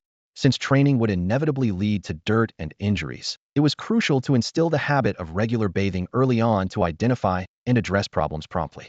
Gao Hao decided he would bathe Shiong Dunan every 3 days and also make sure to provide consistent moral education. Shiong Dunan shook its round, chubby head, the black and white fur swaying with the motion. It keenly sensed a change in its owner's attitude. Perhaps the once boundless affection was beginning to wane. Could it be that the carefree, joyful days of this past month were coming to an end? "Studying is for your own good, not mine." Gao Hao stood with his hands on his hips, sternly addressing the small panda in front of him. "Think about how expensive all the food you eat is. If you don't work hard to cultivate your abilities, you'll end up penniless and starving." Faced with its owner's reprimand, Shiong Dundan's round eyes reflected a hint of confusion. It began to seriously reflect on its lazy lifestyle over the past month. Feeling ashamed, it lowered its head, its fluffy ears drooping. Seeing Shiong Dundan's dejected expression, Gao Hao's tone softened as he reached out to gently pat its head. "Dundan, remember, nothing is impossible as long as you're willing to work for it. You're not just an ordinary panda, you're destined to become a celestial beast. You're different from those pandas who spend their days lazing around and sleeping." Although it didn't fully understand its owner's words, Shiong Dundan felt a surge of excitement boiling within. Could this be the fiery passion of youth, something it had never experienced even in its previous life? Roar! Roar! Suddenly, Shiong Dundan stood up on its hind legs, raising its paws high in the air. Its sudden movement startled Gao Hao, who quickly stepped back a few paces standing upright. Shiong Dundan was actually taller than him. At 2:30 in the afternoon, the sun was tilting westward. Gao Changsheng led this spirited pyra determined master and pet toward the Gao family's training grounds. Along the way, he glanced around as if searching for his uncle's son, Gao Qiqiang, but when he didn't find him, a trace of disappointment crossed his face. At the training grounds, the second elder was supervising the practice of his 2 granddaughters. Ever since Gao Qing and Gao Yu had met a few months ago, their relationship seemed to have grown even more strained. "Grandpa, that saber-toothed white tiger is so annoying. Let's have tiger meat stew tonight." Gao Yu pouted and said coquettishly, glaring fiercely at the trembling saber-toothed white tiger. Gao Qing, though appearing delicate, refused to back down. "Oomph, your treasure-hunting mouse is so weak. My saber-toothed white tiger only licked it a few times and didn't even hurt it." As Gao Changsheng approached, he wore a smug expression. "Second uncle, training your granddaughters, I see." The middle-aged second elder glanced at Gao Changsheng and then at his still arguing granddaughters, suppressing his frustration. Suddenly, he noticed Gao Hao and exclaimed in surprise, "Your son is already a 2-star tamer?" "Huh, that's right."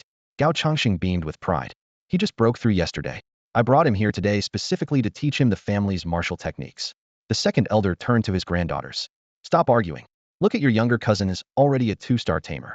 If you don't work harder, he'll surpass you." Gao Hao immediately felt 2 sharp gazes directed at him. Shiong Dundan, unwilling to be outdone, locked eyes with the saber-toothed white tiger, and for a moment, the original conflict seemed to shift. Sensing the tension, Gao Changxing quickly intervened. "Qing, you've both been learning taming techniques for over a year now, but your third uncle still doesn't know who's stronger. How about a little competition?" "Me." The 2 sisters responded in unison. "You go away. Stop causing trouble, you little rascal. Wait till my son comes back to teach you a lesson." The middle-aged man let out a cold snort, grabbed his granddaughter's hands, and turned to leave. Gao Changsheng, unwilling to back down, touched his nose and retorted, "Second uncle, don't be so biased. So what if you have a lot of wives and sons? My mother is a supreme-level powerhouse. Get lost. The middle-aged man erupted in fury upon hearing this. Seeing the tension rise, Gao Hao glanced around, looking for a way to avoid the escalating confrontation. Gao Changsheng, however, didn't seem to care and headed straight for the training grounds with his son in tow. The training grounds featured a spacious open plaza and rows of training rooms. Above the doors of each room hung plaques inscribed with names and sequence. Dragon Steps, Dragon Fist, Shadow Dragon Kick, 3 Essence Finger, Frost Heaven Fist, Flowing Cloud Strike, Heartlock Blow, Selfless Sword Aura, 8 Extremes Lotus, Black Wind Surge, Dragon Conquers All, Crimson Flame Arc, Ice and Fire Cloud Sword, Heavenly Star Summoning Technique, Iron Robe of Arhut, Eagle Wing Lock. Gao Changsheng instructed Gao Hao to wait outside and went to the gatekeeper instructor to collect the key for the Dragon Fist training room. While waiting, Gao Hao took the opportunity to study the names on the plaques, realizing he hadn't paid attention to them during his last visit. Inside the Dragon Fist room, the ceiling was covered with clusters of bells of various sizes, hanging densely. The floor was a single, seamless piece of jade, smooth and reflective like a mirror. Xiao Hao, activate the dragon technique and observe my chi control stance, Gao Changxing began to explain. My first beast was a violent heavy bear, with the innate ability of abyssal strength. After cultivating the dragon technique, I transformed its chi into a plant-based energy. Dragon Fist allows you to instantly condense chi and unleash mental power. My fist wind can even make the furthest bell resonate. Gao Hao glanced toward the end of the room, where a massive bell weighing 10 tons hung about 10 meters off the ground and 50 meters away. Then he looked at the nearest bell labeled 1,000 pounds and silently refocused his gaze on his father. Gao Changsheng activated his chi, and a surge of emerald energy erupted from his body. He struck out with his left fist, and the terrifying chi transformed into a roaring gale. Gao Hao instantly felt the sting of the wind against his face and had to shut his eyes. Moments later, the deep, resonant sound of a bell echoed through the room. If not for activating the dragon technique himself, he might have been blown off his feet by the force. Squinting through a narrow slit in his eyelids, he saw a 50-meter-long streak of green chi dissipating rapidly. The distant bell tolled 3 times before falling silent. Xiao Hao, condensing chi and releasing chi are the most fundamental methods of controlling it. Combat based on chi always involves chi techniques. But Dad, aren't we supposed to fight using beasts? Gao Hao blurted out, immediately realizing how naive his question was. Gao Changsheng patiently explained, Xiao Hao, beasts can have their moments of weakness too. What if they get injured during a battle and need your help? The relationship between a beast and its master is one of equality. Only by working together, growing in harmony, can you overcome stronger opponents. Seeing the innocent look in his son's eyes, Gao Changsheng couldn't help but sigh inwardly. The child was still so pure, completely unaware of the dangers and complexities of the world. Gao Changsheng was highly experienced in this area.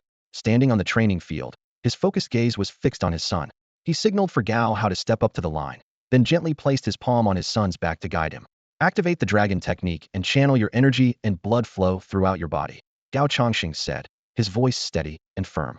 Push with your calves, squat, twist your waist, and let the power rise to your heart. Remember, control your energy flow quickly, but don't relax your core. Following his father's instructions, Gao Hao attempted it for the first time. However, when he tried to direct the energy to his heart using the dragon technique, he failed due to an overly rapid heartbeat. Try again, don't rush, Gao Changxing reassured him patiently, his hand transmitting a steadying force on Gao Hao's back. Keep your mind calm, don't panic. Controlling energy should feel as natural as breathing. Imagine it as a river, flowing from the ocean into streams and then back to the ocean. Taking a deep breath, Gao Hao prepared to try again. That's it. Engage your shoulders, clench your fist, strike. Following his father's command, Gao Hao felt a tingling sensation in his arm as a surge of golden energy burst from it. The force of the energy's release pushed him backward, but Gao Changsheng was there to stabilize him. The golden energy traveled about a meter before dissipating gently into the air. Gao Hao noticed that only a minuscule fraction of his internal energy had been consumed. A satisfied smile appeared on Gao Changsheng's face. Not bad. You're picking it up quickly. I thought it would take you at least 3 days to get to this point, but it seems your mental strength is stronger than I anticipated. Mental strength plays a crucial role in controlling energy. Excited by this small success, Gao Hao immediately tried again. Starting with his calves, he twisted his waist to drive his body, followed by his arms, forearms, and finally clenched his fist. Boom! Gao Hao's body trembled as the 1,000-pound bell, 2 meters away, let out a single deep chime before falling silent. Puzzled, he turned to his father. Gao Changxing chuckled and explained, what you just used was brute force, not yet within the realm of true energy techniques. For now, focus on memorizing this feeling. Practice every day. Once you can make the bell ring from 20 meters away, you'll be ready to learn advanced energy techniques. All right. Gao Hao nodded, his eyes gleaming with anticipation for his future training. From 2:30 in the afternoon, Gao Hao had been diligently practicing the dragon fist. His companion beast, the bear named Dunan, initially tried to mimic his movements, but soon became too exhausted and retreated into the beast space to rest. During his practice, Gao Hao had to repeatedly release his chi to strike a 1,000-pound small bell 2 meters away. At first, it seemed manageable. Each release of chi accurately hit the target.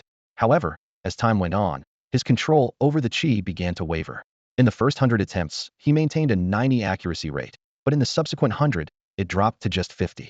Eventually, he could barely touch the bell, with his chi scattering uncontrollably, either shooting into the sky or crashing to the ground.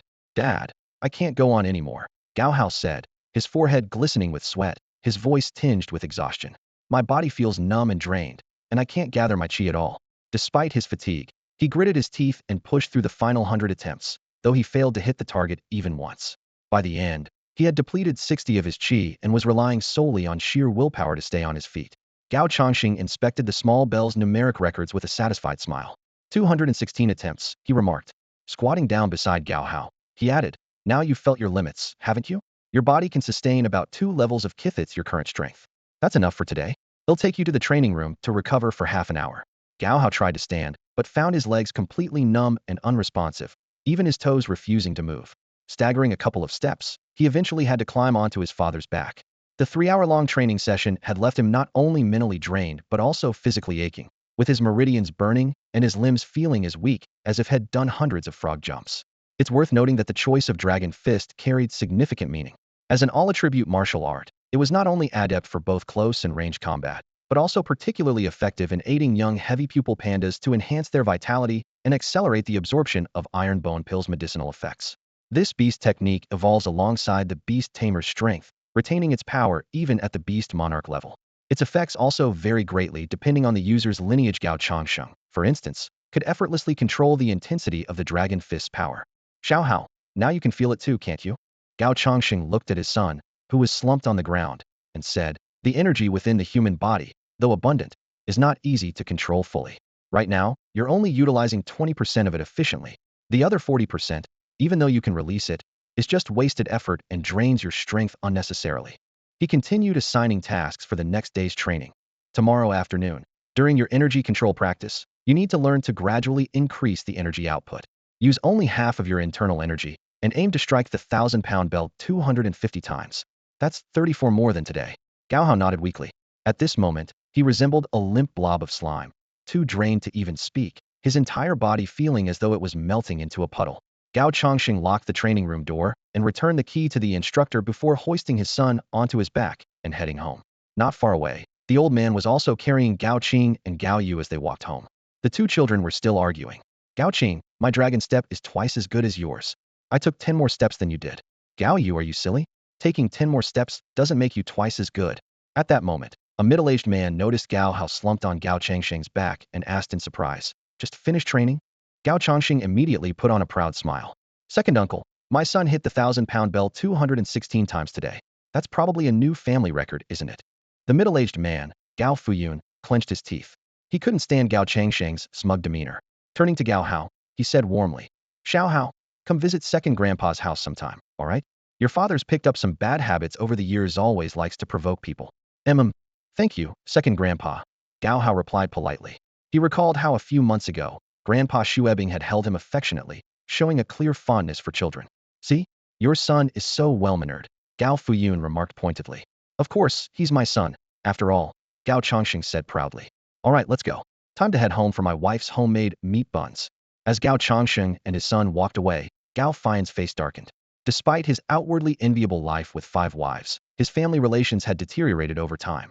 His favoritism toward his youngest son, Gao Shueming, had driven the second wife to leave in anger, taking with her his only legitimate grandson, Gao Chen. Although Gao Chen's father wasn't from the main line, the boy's rare awakening of the Azure Dragon space and his contract with the White-Scaled Dragon Emperor had elevated him to the rank of a 6-star practitioner at just over a year old, earning him a place among the main family. Back at home, Gao Changsheng carried his son into the training room and placed him on the bed before stepping out and closing the door. Gao Hao didn't rush to train immediately, instead waiting for the pain in his body to subside. Once the discomfort ebbed, he began circulating his dragon technique. He quickly noticed changes in his body as meridians seemed to have expanded, becoming more resilient and elastic, much like the stretching exercises of his past life. He could now feel a significant increase in his arm strength. Without using energy, he could easily lift 50 pounds, and with energy, he could raise 200 pounds with one arm. Relaxing his body, he continued circulating the dragon technique. The energy in the sealed room swirled like a vortex, surging into his body through every pore and coursing through his meridians. Today, his training time reached 31 minutes, one full minute longer than yesterday, allowing him to complete 20 additional energy cycles. Gao Hao remained quietly in the training room for about an hour until Gao Nianian returned home from school. As soon as she stepped through the door, her eyes lit up at the sight of her younger brother lying on the training bed. The once chubby little boy had transformed into a lean and handsome young man, exuding a completely refreshed aura. Gao Nianian couldn't help but feel a surge of emotion. She quickly took off her shoes, jumped onto the bed, and leaned in close to her brother, studying him intently. A smile spread across her face as she noticed wisps of white energy rising from Gao Hao's head, as if he were engaged in some intense training. Huh, little brother, guess what? I'm joining the Advanced Beastmaster class today. Did you hear that? Are you super jealous of me? Gao Nianian teased, propping herself up on her elbows and looking at Gao Hao with a playful glint in her eyes. Gao Hao, just finishing his training, showed no expression on his face and seemed disinclined to respond. But before he could react further, Gao Nianian suddenly leaned in and playfully pecked him on the cheek. With a triumphant grin, she teased, "Hey, why are you ignoring your sister? Keck out your tongue." Startled, Gao Hao instinctively wiped the saliva off his cheek and gave her an annoyed glare. "What a bossy sister." "Congratulations, sister," he said in a low voice, his tone carrying a hint of resignation. Gao Nianian chuckled smugly. "Hee hee, Mom made big meat buns to celebrate for me today, and I'm so happy. But I need to keep training too, so don't block my way. Out you go." Reluctantly, Gao Hao got up, slid on his shoes, and walked out of the training room without a word, closing the door behind him. Standing in the hallway, he stretched his arms and moved his body. There was no pain at all. His recovery speed was indeed astonishing. Clenching his fists, he thought to himself that with his current strength, one punch could probably make Gao Nianian cry. However, if he couldn't completely overpower her, it might provoke her revenge. With that in mind, he silently set a small goal for himself: surpass Gao Nianian. As this thought took root in his mind, Gao Hao felt a surge of motivation. Having a goal seemed to ignite a newfound passion for training within him. Meanwhile, Gao Nianian, now full from devouring 3 large meat buns, had been training for a few hours. Finally relaxing, she went to the kitchen to replenish her energy before returning to her room to rest. Gao Hao, on the other hand, had gone to bed early and was already fast asleep. In their parents' room, Gao Changsheng was excitedly sharing the day's events with Wu Qingyuan, his face brimming with joy. "Qingyuan, just look at how talented Xiao Hao is. During his first Qi training session, he managed to hit the 1,000-pound bell 216 times with precision. I remember that uncle's grandson, Gao Zhan, only hit it 120 times and was boasting about it everywhere. Yet Xiao Hao even earned a reward for his technique." Gao Changsheng's face lit up with pride as he lay back, resting his head on his arms, and continued speaking animatedly while holding Wu Qingyuan. "Judging by the current situation, Xiao Hao's talent far surpasses that of Zhan. His future achievements are bound to be extraordinary." Wu Qingyuan tilted her head slightly, feeling a sense of relief and pride herself. However, she pursed her lips thoughtfully. "Our savings are already down to less than 200 million. Her tone carried a hint of concern as she began planning for Gao Nianyan's future education. "Next year, we'll probably need to prepare a second beast for Nianyan. It would be best to choose one with the innate ability to resist all poisons. Her beast space is primarily support-oriented, and she's leaning toward the healer profession." Gao Changxing nodded in agreement. Now that Nianian has entered the Advanced Beastmaster class, at her current rate of progress, she'll likely advance a star within 3 months. By next summer, she could become a certified Beastmaster. It's definitely time to consider her second beast. He fell silent for a moment, his expression turning contemplative. A flicker of complexity passed through his eyes. However, acquiring a beast cub is no easy task. Finding one with both quality and potential is rare in the market. The ordinary beasts from the family won't interest Jun and the others either. Perhaps it's worth trying our luck in the Death Valley. After a brief pause, Gao Changsheng sighed, the weight of his decision evident. It was a difficult choice, but one made for the future of their family and children. Gao Changsheng eventually circled back to his original thought. After pondering for a moment, he nodded and said, "Next week, I'll visit Hsinchu City in Heijin Province and directly spend 20 million to purchase Xiao Hao's food for the double-pupiled panda. This supply will be enough for the growth of Gao Hao's beast space until next spring. By then, I can take him to join the family hunting group." He further explained, "The Valley of Death is home to a large number of plant-based beasts, especially ones like the 7 fragrance nether, purple cloud spirit, white ginseng elf, and the ninth-grade red lotus. These beasts are naturally adept at neutralizing all kinds of poisons. Wu Qingyuan listened attentively and said with satisfaction, Xiao Hao's talent is the strongest the Gao family has seen in a century. Tomorrow, I'll report his achievements. We should be able to secure a considerable talent subsidy. He'll also arrange for a checkup on his beast space to determine the attributes of his second beast as early as possible. The couple discussed until the early hours before finally resting. At 5 in the morning, Wu Qingyuan woke a still sleeping Gao Nianian. After washing up, the mother and daughter headed straight to the Gao family's training ground to practice their beast techniques. The morning dew lingered as the first rays of sunlight broke through. Gao Nianian exhaled deeply, savoring the moment, while her peony beast mirrored her actions. The striking resemblance between them, master and beast, was uncanny. Their training that day was dedicated to this magical moment. As the purple energy of dawn emerged, a surge of powerful energies swept over, far surpassing the green beast energy Gao Nianian usually controlled. In an instant, she felt all her beast energy undergo a transformation, becoming purer and more refined. After breakfast, Gao Nianian slung her school bag over her shoulder and headed alone to the Advanced Beast Tamer Academy. Meanwhile, Gao Changxing leaped lightly from the rooftop, exhaling a murky breath. A hint of sacred energy radiated from him, his body enveloped in a strong aura of life force. Wu Qingyuan observed her husband's state and smiled. You seem to be in a great mood these past few days. Your cultivation speed has noticeably improved. Yes, I've been quite happy lately, Gao Changxing replied with a smile. At this rate, I might achieve the rank of Beast Sovereign before I turn 50. Considering other factors, I think my talent is about on par with my father's. Progress in cultivation is never easy, Wu Qingyuan said softly. As children, we have our parents to care for us.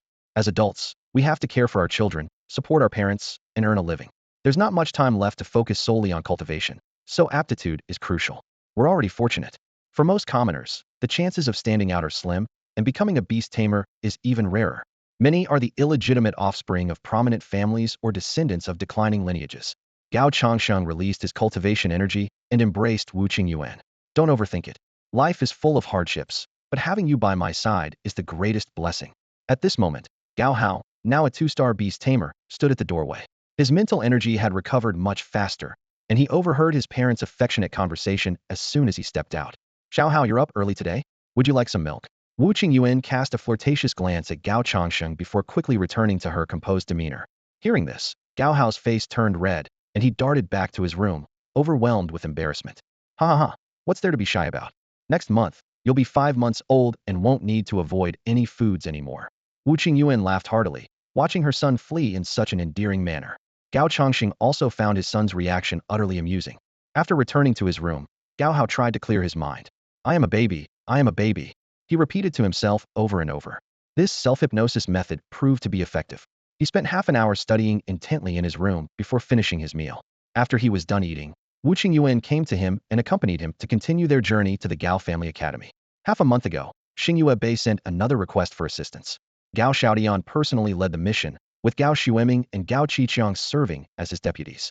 They took 40 Yuzhong-level beast tamers and 10 Yuzhong-level beast tamers from the family to patrol the perilous Death Star Valley, also tasked with other secret missions. Now, they had been gone for half a month. The Gao family patriarch, Gao Qiangxing, had been closely monitoring the unusual conditions in Death Star Valley. In another 3 to 4 months, the mating season for the beasts would arrive. The 3 major families of Xingnan Province Gao, Mao, and Qin were all observing the situation in secret, each hoping to secure a precious sacred beast cub for their family in the coming year.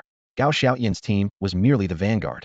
Gao Qiangxing had already prepared 3 powerful capture teams in the rear, ready to act as soon as detailed information was relayed from the front lines. The first team was led by Gao Fuyun, accompanied by his 4 wives Shui Bing, Lu Furong, Shui Qianjiao, and Hong Shuang. Each of them was a formidable Yuan-level beast tamer.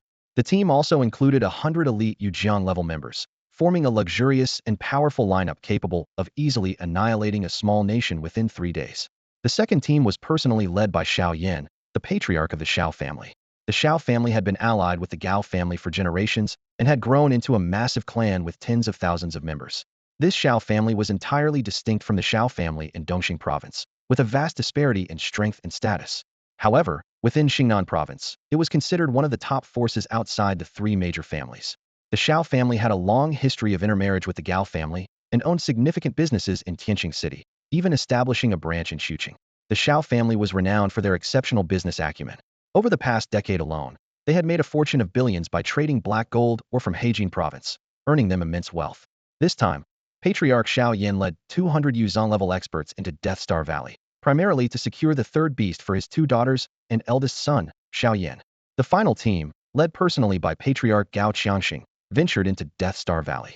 As the highlight of the Gao family's annual grand event, this was not only a critical moment to showcase the family's strength to the public, but also a rare training opportunity for branch family members and commoner youths. This year, the final group was still open for voluntary registration. Wu Qifeng, preparing for next year's entrance exam to the Magic Beast Academy, naturally seized this chance for training. Gao Changxing also decided to join the team despite the fact that the success rate of the annual beast capturing mission had never reached 100. The team could encounter a saint-level beast at any time, risking total annihilation. Statistics showed that the exploration teams faced a death rate of about 5 annually, a disability rate as high as 30, and only a 50 chance of returning safely. This was undoubtedly a rigorous test of a beastmaster's vigilance. After class, Wu Qingyuan led Gao Hao to the family's records room in the Gao family's central courtyard. This room was responsible for documenting all family affairs, from personal achievements to birth dates, leaving no detail unrecorded. The records room was managed by Gao Wu, a 40-year-old steward from a branch family. Although he wasn't a beastmaster, he was a seasoned warrior with 15 years of military experience.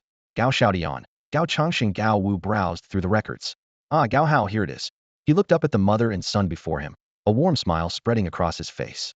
4 months old, 2-star beast practitioner, has struck the 1,000-pound belt 216 times during chi control training. He stood and approached Gao Hao, speaking gently, "Let me see your hand." At his mother's prompting, Gao Hao extended his small hand. Gao Wu carefully examined his arm, nodding occasionally. After comparing the records, he exclaimed, "Upper A-grade aptitude, this is extremely rare. In my 10 years working here, I've seen fewer than 10 A-grade certifications, and this is the very first Upper A." Gao Wu then detailed the rewards Gao Hao would receive: 3 A-grade resources, an updated entry in the Gao family's Dragon Fist records in the coming spring, and a free technique book upon advancing to the intermediate practitioner class, with another available upon reaching the advanced class both without consuming contribution points. Starting immediately, Gao Hao would also receive a monthly cultivation stipend of 500,000 yuan, along with 3 portions of medicinal bath herbs and a zhu blood fruit. These benefits would continue until he turned 15. Within the Gao family's aptitude evaluation system, there were 12 levels ranging from A to D, each further divided into upper, middle, and lower tiers. Over the past decade, the Gao family had only produced 1 A-grade individual, Gao Zhen, along with 4 lower A grades, Gao Chun, Gao Yu, Gao Qing, and Gao Nianian. Now, Gao Hao joined the ranks as an upper A. The new generation's aptitude was notably outstanding. A-grade individuals could receive resources valued between 100,000 and 1 million, while grade ranged from 10,000 to 100,000. Although C and D grades only received a 10,000 yuan stipend and 1 free technique book, their class assignments upon advancement still differed, with grade having a better chance of securing ideal placements. 500,000 yuan, Gao Wu murmured, the number rolling lightly off his tongue. Gao Hao was stunned by the astonishing figure he heard. His talent was worth so much 500,000 yuan a month, amounting to a staggering 6 million yuan in cultivation subsidies per year. His mind drifted to the large prawn his mother had recently bought for just 700 yuan. The purchasing power in this world was indeed high, but anything related to beast taming saw prices skyrocket. Take golden bamboo, for instance, just 1 stalk cost 10,000 yuan. As for the iron bamboo and purple bamboo mentioned by the doctor, their value was beyond estimation. He took a deep breath to calm his inner turmoil. This amount of money was astronomical to him. In the past, even with a decade of frugal living and hard work, saving up 500,000 would have been a nearly impossible feat. Wu Qingyuan carefully examined the grade A certification, then solemnly signed and stamped it in her notebook. Gao Hao also had to press his fingerprint, and the entire process was meticulous and thorough. Gao Wu, too, signed his name on the talent certification. This was no trivial matter. If any issues arose, he would bear the responsibility. Professionals with years of training understood that every signature on this document could be traced back to the individual. At that moment, Gao Hao glanced at the work badge on Gao Wu's chest and was surprised to discover that he was the husband of the Zhenwu teacher from his class. Even more astonishing was the fact that their child was already a beast sect-level beast tamer and not only a schoolmate but a classmate of his uncle, Wu Qifeng. This year, both of them would be taking the entrance exam for the Magic Beast Taming Academy, which was equivalent to the college entrance exams in his previous life. Being admitted to this academy meant one would at least reach the Beast King level in the future, with a strong possibility of advancing to the Beast Emperor level before the age of 25, a height that ordinary people could only dream of achieving after generations of effort. Wu Qingyuan put away the talent certification and led Gao Hao toward the western courtyard of the Gao family estate. The path was shaded by lush trees and adorned with vibrant flowers. Groups of students, having just finished school, strolled by in twos and threes. A few young children squatted by the roadside, waiting for their parents to pick them up while eagerly observing a cluster of bees in the flowers. Their excited chatter filled the air. "Look, there's another one over there. Be careful, getting stung really hurts." After about 10 minutes, they arrived at the monitoring room. Judicial Officer Miyu, who was about to finish her shift, was resting in her office. When she saw Wu Qingyuan enter, she greeted her warmly with a broad smile. "Here to check Gao Hao's beast taming space?" Before Wu Qingyuan could answer, Miyu had already scooped Gao Hao into a loving embrace. "Little Hao, do you miss Grandma?" "I do very much," Gao Hao replied sweetly, prompting a delighted laugh from Miyu. She carried him over to a complex monitoring device and gently said, "Little Hao, listen to Grandma. Lie down, relax, and slowly activate the dragon technique." "All right," Gao Hao replied obediently. As he lay on the device, the array's patterns began to glow and operate, emitting a dazzling light that was difficult to look at directly. After about 5 minutes, a detailed image of his body appeared, far clearer than a printout or X-ray. Every meridian, blood vessel from large arteries to the tiniest capillaries, well as his internal organs, were vividly displayed. Judicial Officer Miyu carefully examined the various attributes displayed: metal, wood, water, fire, earth, wind, lightning, light, and dark. Her expression grew increasingly astonished. In the azure space within Gao Hao's mind, there existed an extraordinarily rare all-attribute beast taming space, a hallmark of perfection described in ancient texts. Turning to Wu Qingyuan, she spoke while retrieving a dense book of array techniques from the shelf. "Little Hao's beast taming space is developing very well. It contains volcanoes, rivers, oceans, deserts, tornadoes, everything from sea to land is complete. I recommend you study this book, 5 Elements Array Techniques." Though it's foundational, these time-honored basic formations emphasize the cycle of the 5 elements, ensuring endless vitality and granting innate invincibility. Little Hao's current contracted beast, the double-pupiled panda, is of the metal attribute. For his next contract, it would be best to choose a wood attribute beast and follow the sequence of metal, wood, water, fire, and earth. If he can achieve the full cycle of the 5 elements, his future accomplishments might even rival those of the prodigy with the ancient space. Wu Qingyuan took the comprehensive guide to the 5 elements formation handed over by Justice Miyu and temporarily put it away. The inspection device gradually came to a halt, while Gao Hao was still focused on practicing the dragon mantra. Justice Miyu carefully lifted him down. The dazzling light from earlier seemed to have penetrated Gao Hao's entire body, leaving him feeling slightly dizzy. "Xiao Hao, rest on Grandma's bed for a while," Justice Miyu said softly. "I need to discuss something with your mother." Half an hour later, Wu Qingyuan approached the bed and smiled at the dazed Gao Hao. "Feeling bored already? It's time to head home. You still have training this afternoon, so no slacking off." With that, she picked him up and quickly headed home. Before Gao Hao could even blink, he realized they were already home. The sudden speed left him stunned.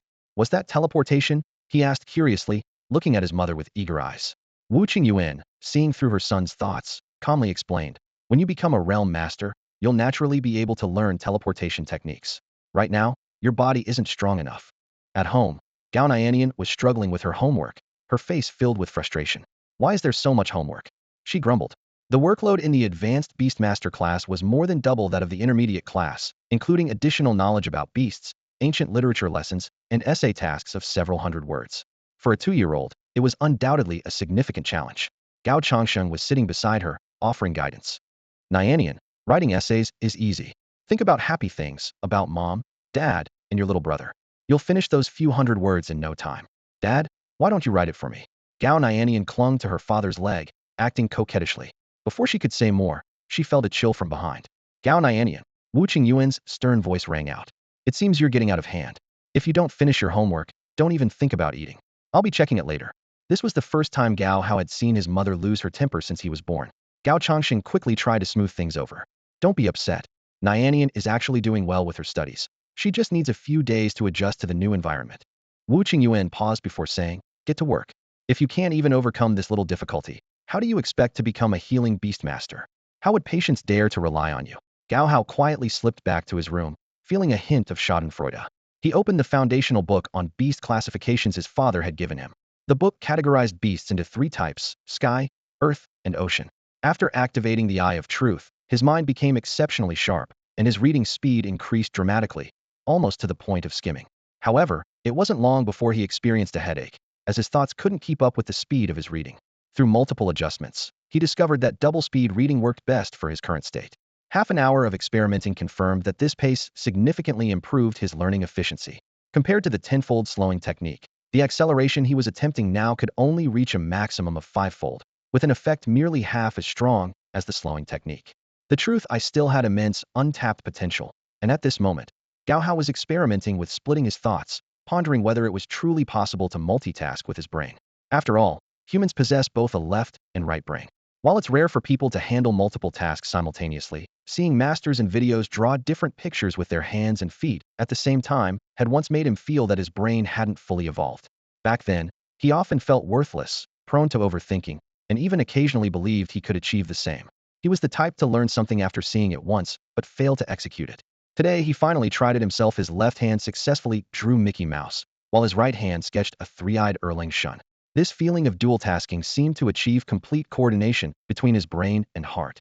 In his past life, he had often heard that the human brain's potential was untapped, and perhaps it was precisely this kind of cultivation technique that was unlocking its power. Under the practice of the dragon technique, his mental strength grew stronger. Could this be the key to unlocking the brain's potential?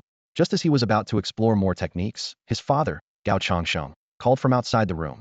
"Xiao Hao, head to the training room in half an hour. Get yourself ready." "Got it, Dad," Gao Hao responded, putting away his book and placing it back on the shelf. Every day, he tried to conduct as many experiments as possible to tap into the potential of the truth eye. After last night's failure, he had a new plan today, ready to try things step by step. With the truth eye's extraordinary vision, wouldn't it be a waste of such talent if he couldn't achieve perfect accuracy? He retrieved a golden bamboo stick from the white jade bracelet, and then summoned Shiong Dunan from the beast taming space, feeding it some food. "Dun, keep training today. Don't quit halfway like yesterday. You must persist until the very end," Gao Hao teased as he watched Shiong Dunan devour the food ravenously. But deep down, he knew this was his way of enforcing strict training. Once everything was ready, Gao Hao set down the bottle, slung on his small backpack, and followed Gao Changxing to the training room. Meanwhile, back at home, Wu Qingyuan was focused on watching Gao Nianian do her homework, preparing to send her off to school later. As Gao Hao walked out the door, Gao Nianian playfully stuck out her tongue at him, her mischievous side showing.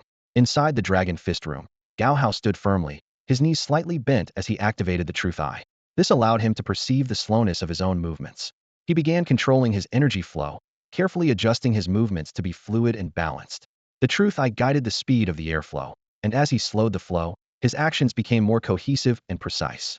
Many energy-controlling techniques required not speed but precision and control, which was exactly what he sought. Smiling faintly, he punched with his left arm, striking the small 1,000-pound bell with pinpoint accuracy. His right arm followed immediately, delivering a swift punch that hit the target again. Despite the slow movements, every strike was executed with flawless precision. Gao Changxing stood nearby, observing his son's actions. Though the speed wasn't fast, the force and technique were on point, and the clever use of energy control was evident in every move. In the next 100 strikes, Gao Hao hit the target consecutively, each blow precise and unwavering. The energy consumption was only half of what it had been before. Compared to yesterday, his progress was undeniable. He felt a sense of satisfaction, not just because of his precise control, but because today's efforts had brought him closer to his ultimate goal. Gao Hao had grasped the key to the technique. He adjusted his strategy, slowing down the speed of his skills to 1/5 of their original pace. With his movements decelerated, his accuracy improved significantly. Out of 100 attacks, 85 landed precisely on the small, heavy bell. The sound of the bell resonated through the training room, crisp and melodious. As his strength varied, the bell produced different tones, creating a natural and flowing symphony. During the same 3-hour training session, Gao Hao consumed 20% of his qi reserves today, firing a total of 400 qi blasts, with 348 hitting their target.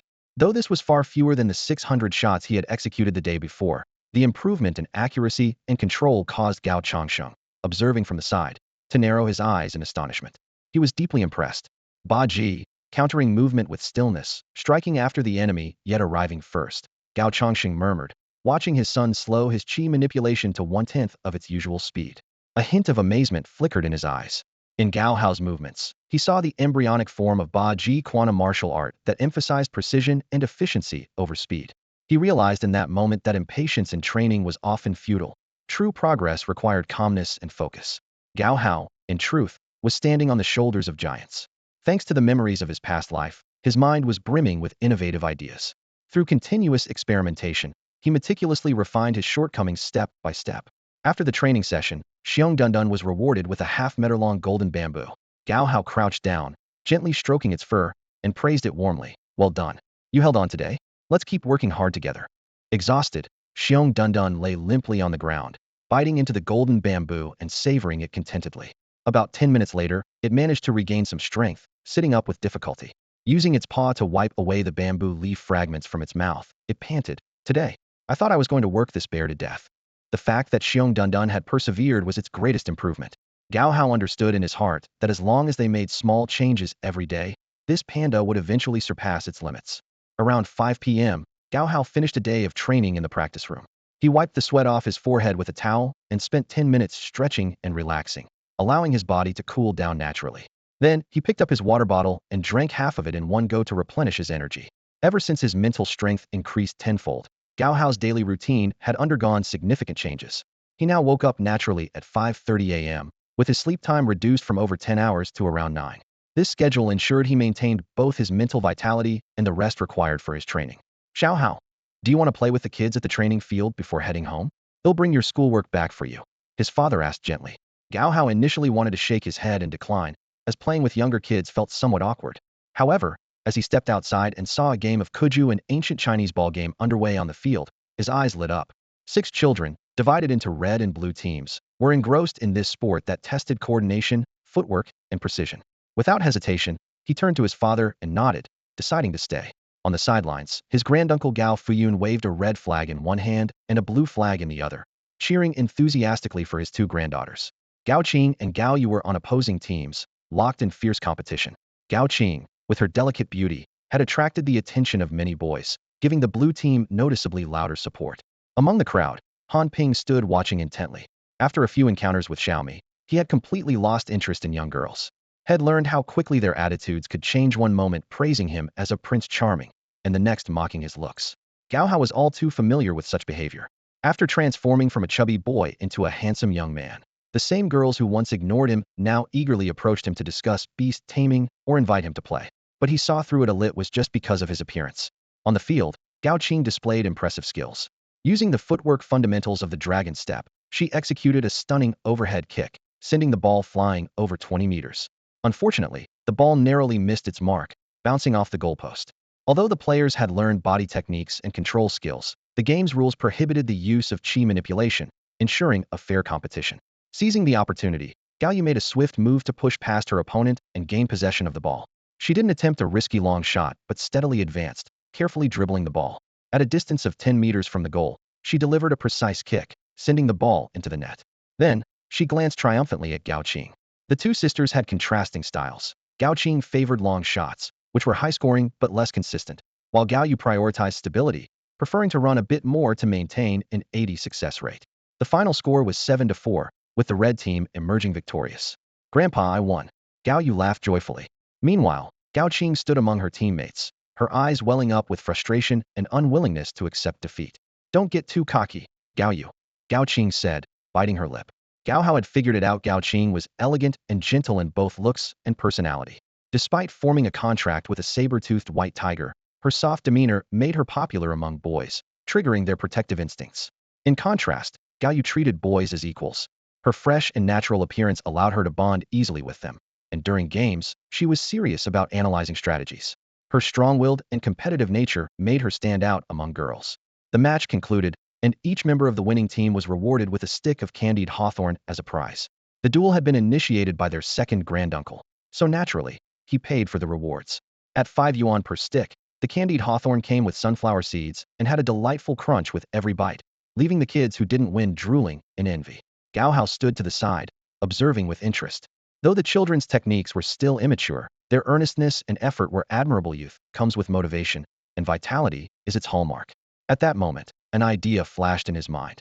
If he could learn some movement techniques, he might be able to replicate the ancient martial arts he had seen in videos from his previous life, using qi to bring them to life.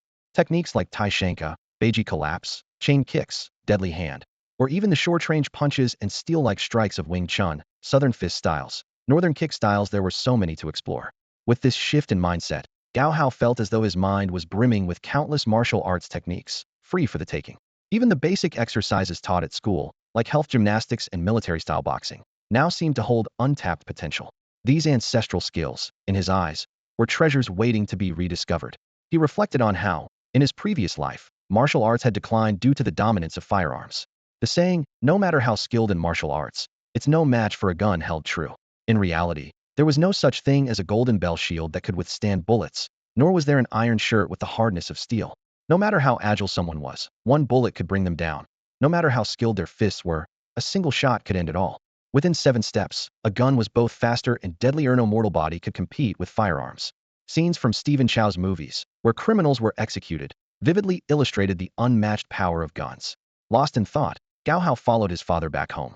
As soon as they entered, he headed straight to his room to study. He understood that only through extensive reading could he innovate based on his circumstances. The slow-motion effect he achieved while practicing the dragon art today had been effective, and tomorrow, he planned to experiment with more precise acceleration. Despite the flood of ideas in his mind, Gao Hao decided to take a steady and practical approach, would focus on mastering the dragon fist to a certain level before exploring other techniques. The weekend arrived, and the academy had a day off. After finishing his training in the home practice room, Gao Hao noticed that Shiong Dunan had not slimmed down, but had actually gained a few pounds. After a week of practicing the dragon fist and using the iron bone pill, the results were noticeably different. Shiong Dunan's growth had accelerated significantly over the past few days, and its size had increased once again. At this rate, it would soon surpass Gao Hao in height. Meanwhile, Gao Chongsheng had set off early in the morning, boarding an airship bound for Shenzhou City in the Black Gold Province. The airship, over 200 meters long, was constructed with various formations and had 6 levels, capable of carrying about 7,000 passengers at once. The cost was steep 40,000 yuan for a round trip, equivalent to a year's income for an average person. But considering the vast distance between the two locations, the price didn't seem unreasonable. The journey spanned over 10 million kilometers. When the heavy-eyed panda had crossed borders in the past, it had taken months. Without the airship, a round trip would likely take until next summer. By then, Shiong Dunan might suffer from developmental issues. More importantly, the airship was safe, with well-established routes refined over the years. If those notorious bandits had taken the air route back then, they might have avoided encounters with sea beasts. Traveling by sea came with strict inspections, and illegal crossings involved risks like sea beast attacks. Taking all factors into account, Gao Chongqing chose the airship. Back when he had painstakingly saved 1,500 yuan as pocket money, it had felt like a lot. But now, with over 20 million yuan in his wallet, he felt a newfound confidence. As the saying goes, money gives a man courage. It was time to stand tall. In the Gao family training grounds, around 100 young beastmasters, all under the age of 3, practiced the dragon fist technique in unison in the courtyard. Cries of "ha! Ha!" echoed continuously as their small bodies unleashed astonishing power. Each child was brimming with energy, exuding a fierce and determined aura. Wu Qingyuan stood beside Gao Nianian, her gaze focused intently on the scene unfolding before her. Dozens of adult beastmaster instructors moved through the neatly arranged rows of children, their expressions stern and their hands gripping disciplinary rulers tightly. Any mistake in the children's movements was met with an unrelenting strike, leaving glaring red marks on their tender skin. Punch faster. Keep your stance steady, one instructor barked sharply. Use the explosive strength from your waist. Dragon fist isn't about brute force or recklessness. It's a highly balanced technique combining defense, offense, and energy buildup. You need to reserve 70% of your strength to deliver a decisive, fatal strike. Against an enemy, you must act with thunderous precision. Another instructor chimed in. Mastering this technique will benefit you endlessly. But if you fail to master it, you won't even qualify for Xingnan Beastmaster Academy. The Gao family doesn't have unlimited resources to support you for life. If you can't become a beastmaster by the age of 10, you and your parents should consider transferring you to the military to toughen yourselves up. Whack! The ruler struck down hard on a child's leg, the instructor's voice cold and cutting like a blade. Straighten your leg. Less sweating in training means more bleeding in battle. Why are you crying? What's there to cry about? Do you think crying will solve anything? Do you think the enemy will spare you just because of your tears? Many children wept as the rulers left red welts on their skin, the sight enough to make anyone wince. Yet even as tears streamed down their faces, the children gritted their teeth and persevered. This is brutal, absolutely brutal, Gao Nianian thought to herself, her eyes glimmering with fear. Every time an instructor walked past her, her body instinctively tensed up, terrified she might also face the wrath of the ruler. The head instructor surveyed the group before abruptly changing his tone. Listen up, little ones. We're not total monsters.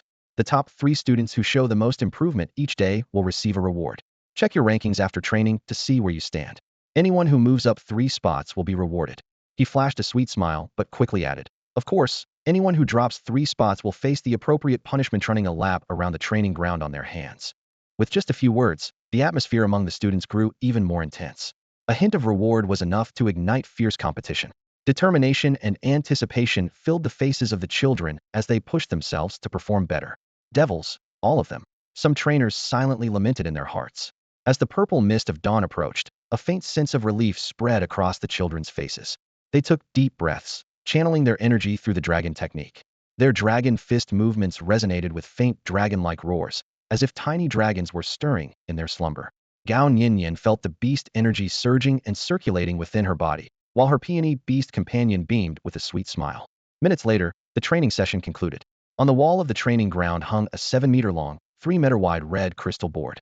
It displayed the attendance of instructors and students, as well as the names of supervising teachers and their responsibilities. Wu Qingyuan led Gao Nianian to check the results. Each instructor carried a scoring device to track the student's performance. Gao Nianian scanned the top 20 names for a long time, but couldn't find her own. She moved on to the next 20, still with no luck. Finally, on the third row, she spotted her name 45th place, Gao Nianian, with a score of 6 points. 6 instructors had given her scores. Looking over the entire leaderboard, most children had only 2 or 3 points. The first-place student, however, had an impressive 14 points, with scores from 14 different instructors. But that child was already nearing 3 years old. "Mom, have I fallen behind?" Gao Nianian stood at the edge of the training field, her small face filled with confusion and a hint of unwillingness. Today, the training field was bustling with many unfamiliar faces. For Beast Masters, the age of 3 was indeed a significant turning point. Wu Qingyuan looked at her child with a hint of helplessness in her voice. "What do you think, Nianian? Your scores have been consistent this year, always 6 points." Her gaze swept across the training field, where the more outstanding children at this age had already become Beast Masters, with some even reaching advanced levels. "So, I dropped a rank because a new prodigy joined yesterday?" Gao Nianian frowned, pouting in displeasure. "I think her name is Mao Rongro." Hearing this, Wu Qingyuan's eyes subconsciously shifted to the back row of the training field. There stood a little girl who appeared to be just over a year old, a few months younger than Gao Nianian. Despite her young age, she was already a 7-star Beast Master and had been sent to the Gao family for training after awakening her dragon lair dimension. I wonder what kind of deal the two families struck, even handing over the first 6 levels of the Ancestral dragon art. Wu Qingyuan thought to herself. She suspected that this little girl might one day become Gao Zhen's wife, as it seemed likely that the Gao and Mao families had forged some sort of alliance. With these thoughts in mind, Wu Qingyuan no longer felt inclined to scold her child. Gao Nianian wasn't being groomed to become a combat-oriented beast master. He was learning Dragon Fist mainly because of its remarkable compatibility. Regardless of gender, attributes, or dimensions, anyone could practice Dragon Fist. It was known to invigorate blood flow and enhance vitality. Even ordinary people without beast dimensions could benefit from practicing it, gaining improved health and longevity. According to records passed down in the Gao family, the Dragon Fist was not originally created by their ancestors, but by a martial arts master named Long Xueqing. Many from the Gao family had once sought him out as a teacher. However, 3 centuries later, the sect was destroyed by feral beasts. To honor the founder, the Gao family unified the name of the technique as Dragon Fist. The founder, Long Xueqing, was a legendary figure in the martial arts world, a master whose unparalleled techniques and famed blood dragon sword earned him widespread renown. Today, thousands of years later, the Long sect seemed to be on the rise again. After the sect's destruction, Long Xueqing's descendants had managed to survive, ensuring that the lineage of the Long sect endured. Now, the sect had established itself in Jin City, located in the Black Gold province, where its influence was vast. Jin City, a densely populated metropolis with over 1 billion residents, was the largest urban center in the southern region. The city's proximity to the resource-rich Black Gold mountain range allowed it to flourish, despite other cities in the area having populations of only 2 to 300 million. Every year, countless people from the southern provinces flocked to Jin City in pursuit of their dreams. Working in the Black Gold mines guaranteed an annual income of 2 to 3 million. Most workers could only endure 5 years before needing a break to detoxify their bodies, but the allure of earning a lifetime's worth of money in such a short span continued to draw people in. Back at the Gao household, Wu Qingyuan held Gao Nianian's hand as they left the training field. The instructor was punishing the students who had fallen 3 ranks, while the other children wore expressions of nervousness and urgency. Most of them hurriedly left the training field, with only a few staying behind to wait for their parents. By the time most children were 5 months old and weaned, their parents typically stopped accompanying them. Only a small number of parents had the time to check on their children's progress. Gao Hao was no exception. Starting next month, when he could begin eating solid food, Wu Qingyuan would no longer personally escort him. Instead, she would prepare a lunchbox and a bottle filled with delicious food for him. In the early morning, dewdrops rolled off the tree branches as two autumn swallows, jet black with snow-white bellies, chirped away energetically. These agile little creatures, known for their sharp vision, fed on insects and were now busy building their love nest. Gao Nianian looked up at the happy pair of swallows, feeling a twinge of envy for their ability to soar freely. Lost in thought, she was gently pulled back to reality by her mother, Wu Qing'an, who took her hand, leading her home for breakfast. On their way through the courtyard, they passed a few patrolling soldiers clad in armor, exuding strength and confidence. In the yard, Gao Hao was fully focused on practicing the basic moves of Dragon Fist. Over the past week, he had mastered fundamental techniques like left and right hooks. Following his father's guidance, he diligently honed these skills at home every day. As the purple energy flowed into his body, a fiery current coursed through his meridians, and the azure space in his mind seemed to expand ever so slightly, as if nourished. Within his beast taming space, faint purple patterns began to emerge on the green bamboo, subtle but undeniable. While Gao Hao was engrossed in observing the changes in the beast taming space, his mother and sister entered the courtyard.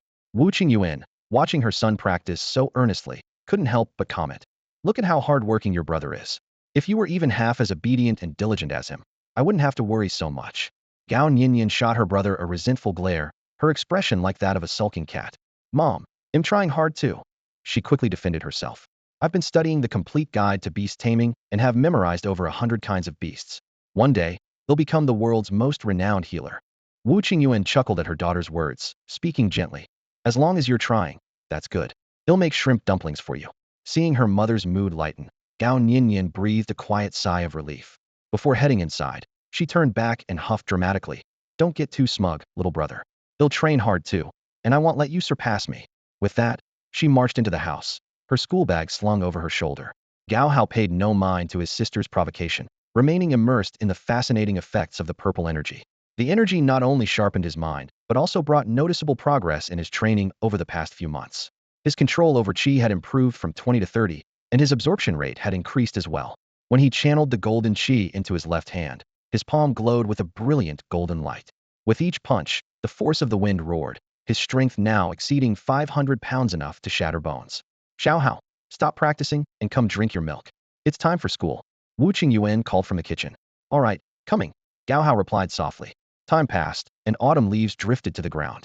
A month passed quietly, and a few more newcomers joined the beginner's classroom. Some of the older ones were already weaned, while the younger ones were still nursing. Gao Hao had finally been weaned as well, with a neat row of pearly white teeth now allowing him to chew on the soft porridge, buns, and shrimp balls his mother specially prepared for him. In just 3 weeks, he would advance to the intermediate beast tamer class. At this moment, teacher Zhenwu was standing at the podium, teaching today's Chinese character lesson in a relaxed yet focused atmosphere. "Have you heard? Han Ping successfully formed a contract with his beast." A few classmates whispered among themselves during the break, while Han Ping, the center of their conversation, sat quietly at his desk, engrossed in a book. Han Ping, who had risen above trivial pursuits, had successfully bonded with the desert scorpion he had been nurturing for nearly 3 months. At just 8 months old, Han Ping had failed during his first attempt to form a contract as a 1-star beast tamer. Now, as a 2-star beast tamer, he had flawlessly completed the beast contract, just like Gao Hao. His contracted beast was a rock orange scorpion, said to be a mutated descendant of the 9-eyed scorpion known as the desert scorpion. This creature thrives in the harsh terrain of rocky deserts and sandy environments, feeding on lizards and small insects. Its body is predominantly orange-brown, with 8 legs, and it has a habit of burrowing into the sand to sleep during the day, emerging at night to hunt. Its venomous stinger is highly toxic, and with proper cultivation, it holds the potential to evolve into a rare species. Over the past month, Gao Hao's schedule had been packed to the brim. At dawn, he practiced Dragon Fist in the courtyard, drawing in the first rays of purple energy as the sun rose. His diligent training over the month had yielded significant progress. His Dragon Fist movements had become increasingly fluid and powerful. His eyes, hands, and mind worked in seamless harmony, and he could now control the flow of energy with ease. The 5 basic techniques of Dragon Fist: straight punch, hook punch, jab punch, front kick, and back kick covered all defensive and offensive scenarios. Gao Hao often used straight punches and front kicks to maintain distance, while hook punches countered side attacks, utilizing the strength of his arms and waist to deliver blows akin to hammer strikes. When infused with metallic energy, the force of his punches became devastating, capable of disfiguring opponents or even causing fatal injuries. Hook punches and back kicks were primarily reserved for close combat, used in Beast Tamer duels to fend off sudden attacks from nearby or behind. After his morning exercises, Gao Hao returned to his room to read and rest briefly before heading to breakfast when his mother called. He then went alone to the Gao family academy for his studies. During his free time after class, he occasionally played Kuju, a sport he had always enjoyed and one that was immensely popular in the Beast Tamer world. The game allowed him to apply the front kick and back kick techniques he'd learned from Dragon Fist. By now, his strength was comparable to that of an average adult. After returning home from school, Gao Hao would take a short nap before starting his homework. His afternoons were dedicated to 3 hours of Dragon Fist foundational training, followed by 45 minutes of meditation in the cultivation chamber. Recently, he had noticed a significant increase in the energy within his body, double what it had been when he first broke through, which greatly boosted his confidence. Around 9:30 in the evening, he would go to bed punctually. Now, his internal organs reflected 5 distinct elemental hues, but what thrilled him the most was the progress in his Dragon Fist training. His arms could now be enveloped in a thin layer of golden energy, shimmering faintly under the moonlight. The external defense power surges dramatically. When the Dragon Fist technique is cultivated to its peak, the entire body radiates a dazzling golden light. Each strike of the Dragon Fist is accompanied by a resonant dragon's roar. Over thousands of years, the Dragon Fist has undergone numerous innovations and modifications within the Gao family. To prevent others from deciphering its core techniques, deliberate flaws were incorporated into every move. These variations make it impossible for opponents to predict the technique's true power. As a result, new moves like claw techniques, finger strikes, elbow strikes, knee techniques, and leg techniques were developed. These advanced skills became part of the curriculum for elite Beastmaster classes in later stages. During this process, the Yulong step gradually evolved, designed to counteract potential vulnerabilities in the Dragon Fist. In just a month, Shiong Dunan's height had far surpassed Gao Hao's, standing over 1.2 meters tall when upright. After consuming an iron bone pill, Shiong Dunan's speed in mastering the Dragon Fist even exceeded Gao Hao's. Its claws faintly shimmered with golden light, and each strike unleashed 3 crescent-shaped blade-like energy waves. Rocks in the courtyard shattered instantly upon impact. Coincidentally, this scene was witnessed by Wu Qingyuan as she stepped out. She immediately rushed over, grabbed Gao Hao's ear, and began scolding him. "Xiao Hao, beast training should be done at the training grounds, not recklessly at home. That stone is a rare blood jade, worth millions. Do you have any idea how precious it is?" Gao Hao lowered his head in shame, finally understanding why even children like him had to go to the training grounds to practice. The fundamental reason was that the destructive power of beasts was simply too great. To avoid unnecessary losses, concentrated training was essential, especially for the safety and development of young trainers. Beasts wield immense power when using their techniques, and they grow at an astonishing pace. Although progress in mastering these techniques might be slow, the principle of overwhelming force still applies. Shiong Dunan's Dragon Fist might lack the precision of Gao Hao's, but its massive body gave it a destructive power several times greater. Perhaps this is one of the reasons why Beastmasters often hold a higher status than martial artists. Typically, Beastmasters can leverage the strength of their beasts to gain an advantage in group battles. For this reason, Beastmasters dislike being surrounded, as they are all too aware of the terrifying power their beasts possess. "Alright, Mom. From now on, I'll go to the training grounds to cultivate," Gao Hao said softly, lowering his head. Shiong Dunan felt a pang of guilt in its heart, realizing it had caused trouble. It quickly lowered its head and nestled close to Gao Hao, looking at Wu Qingyuan with a pitiful expression, as if silently begging for forgiveness. The blood jade stone was worth millions, equivalent to 100 pieces of golden bamboo. Gao Hao's heart ached at the thought. The amount of golden bamboo in his jade bracelet was running low, barely enough to sustain Shiong Dunan for another 2 weeks. Moreover, Shiong Dunan's appetite was growing rapidly, now consuming a 2-meter piece of golden bamboo daily, far exceeding Gao Hao's expectations. The panda's growth rate was much faster than he had anticipated. Wu Qingyuan gently stroked Gao Hao's head and said softly, "Diligent cultivation is commendable, but for now, your focus should be on beast taming practices and mastering chi control. Shiong Dunan has great potential, but don't let its occasional sulking make you go easy on its training." Gao Hao smiled faintly, feeling a little embarrassed. It was true sometimes when Shiong Dunan seemed utterly exhausted, he couldn't help but feel sorry for it, and would ease up on its training schedule. Shiong Dunan listened quietly, feeling a tinge of shame. As the Bear King of the 10,000 Mountains, Shiong Dunan had never lived among humans before and had no understanding of cultivation techniques. Most of its abilities had been honed through combat, where the strong thrived and the weak perished. Human society was full of rules and traditions, and even after months of adapting, Shiong Dunan still found it hard to adjust its mindset. It was used to a carefree, unrestricted life, and being forced into rigorous training brought immense pressure. Nevertheless, when it thought of the care and kindness shown by Gao Xiaotian, Sifa Miue, Gao Changsheng, Gao Hao, Wu Qingyuan, and little Gao Nianian. Its heart softened.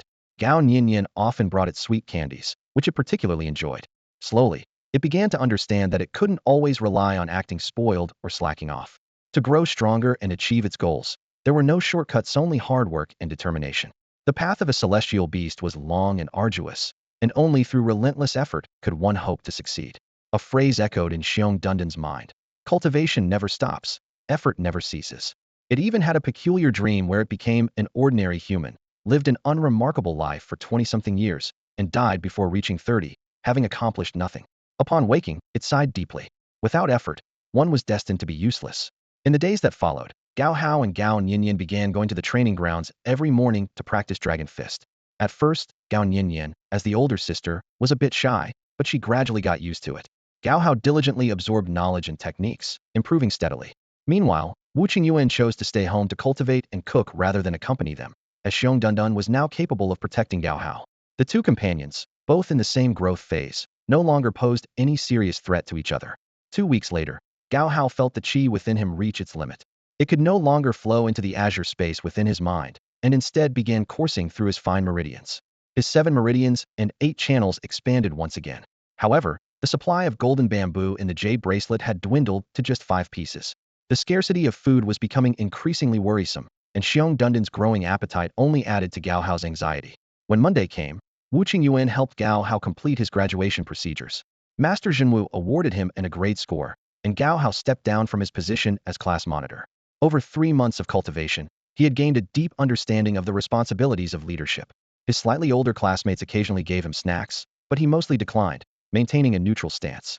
Among his peers, the only one he was particularly close to was Han Ping. Don't be fooled by his small stature. He's incredibly perceptive and always seems to grasp the subtle shifts in others' emotions. Especially after discovering that Gao Hao also enjoyed Kuju, the two began practicing and competing together frequently, gradually forming a deep friendship. Even the talent he awakened from the Desert Scorpion was something he quietly shared with Gao Hao during an intense Kuju match. My awakened talent is Earth Affinity, Han Ping said, scratching his head a little sheepishly. Learning Earth element techniques comes really easily to me. Just now, when my body merged with the ground, I was using the Earth Escape technique. He explained softly, with a hint of guilt in his voice. He had let his frustration over losing get the better of him and impulsively used his chi manipulation mostly, because Gao Hao had scored 3 goals in a row, which really got to him. Haha, it's fine, just stay calm. Gao Hao said casually, waving it off. He had always had a good impression of Han Ping and felt that since they were about the same age, winning or losing wasn't that important. They lay on the grass, arms behind their heads, gazing up at the vast, azure sky. The wind swept across the field, bringing a crisp chill, the kind of refreshing coolness that signals the end of autumn.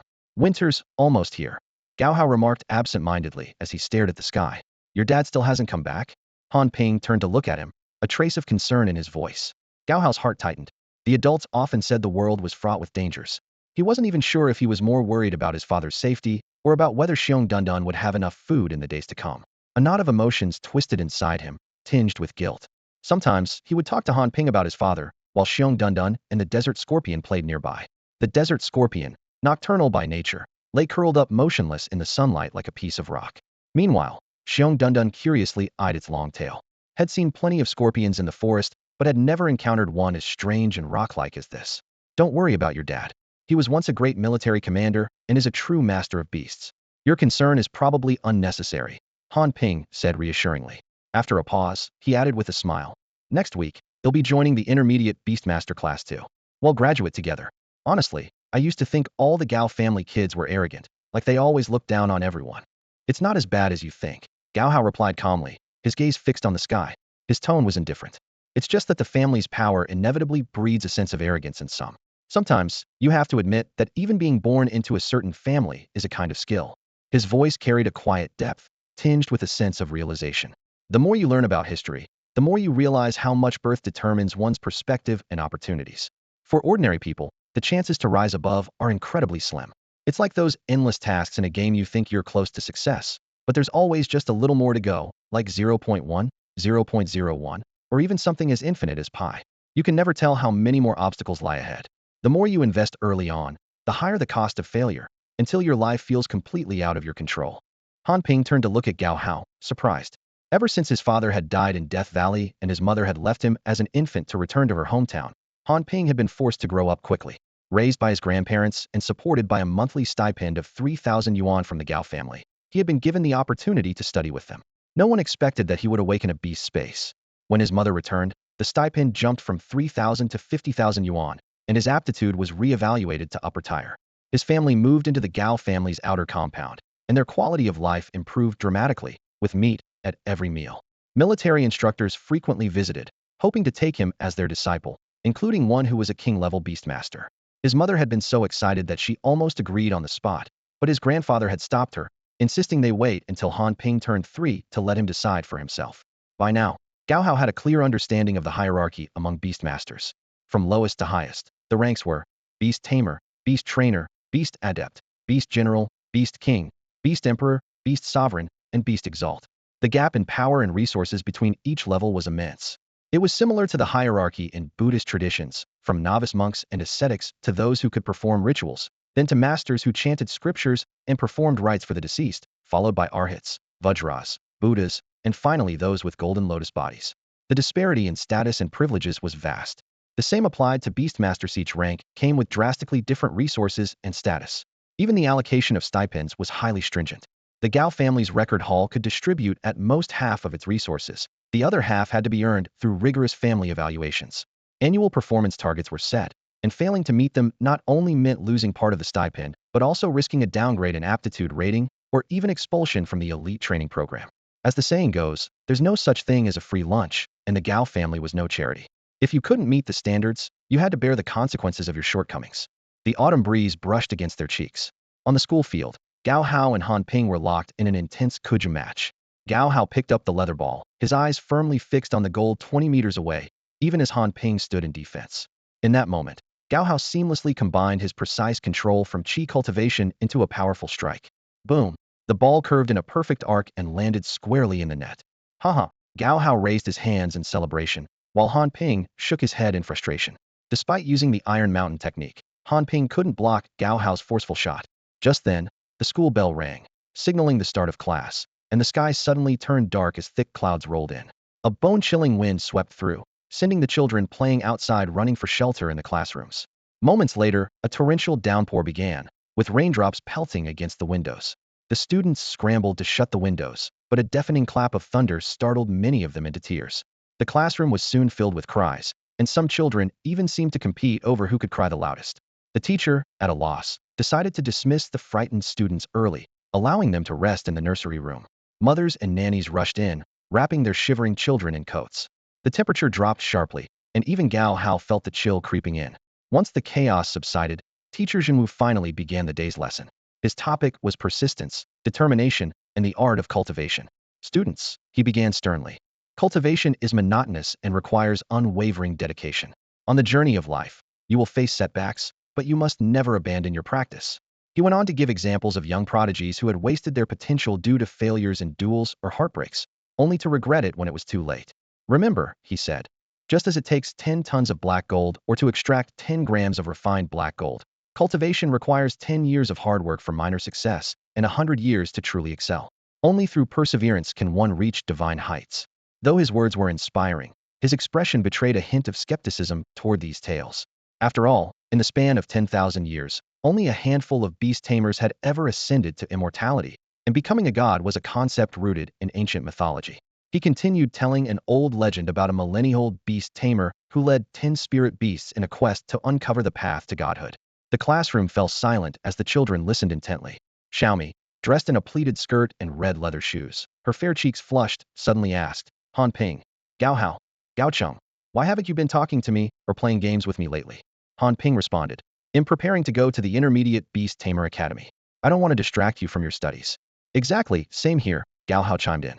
Me too, Gao Cheng echoed. Gao Cheng revealed a piece of news that sent the entire classroom into fits of laughter. Turns out, the boy rumored to be the illegitimate son of the second grandfather was indeed related to the family. In fact, he was a legitimate grandson. Although the earlier speculations weren't entirely accurate, they were getting closer to the truth. Gao Cheng's distinct dialect amused his classmates so much that they couldn't stop laughing, leaving him scratching his head sheepishly. Taking advantage of the commotion, Gao Hao grabbed his backpack and slipped out of the classroom. The rain had stopped, and the ground was covered with damp fallen leaves. Under the eaves, young swallows peeked out curiously from their nests, observing the outside world.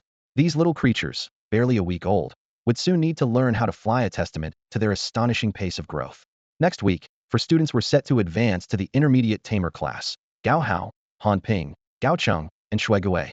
Among them, Han Ping and Shui Gui were quiet achievers who had completed their contracts discreetly. It wasn't until graduation that their true strength came to light. In contrast, Gao Hao caused quite a stir in the class when he successfully formed his contract on the very first day. Reflecting on his past sense of pride, he now found it a bit childish.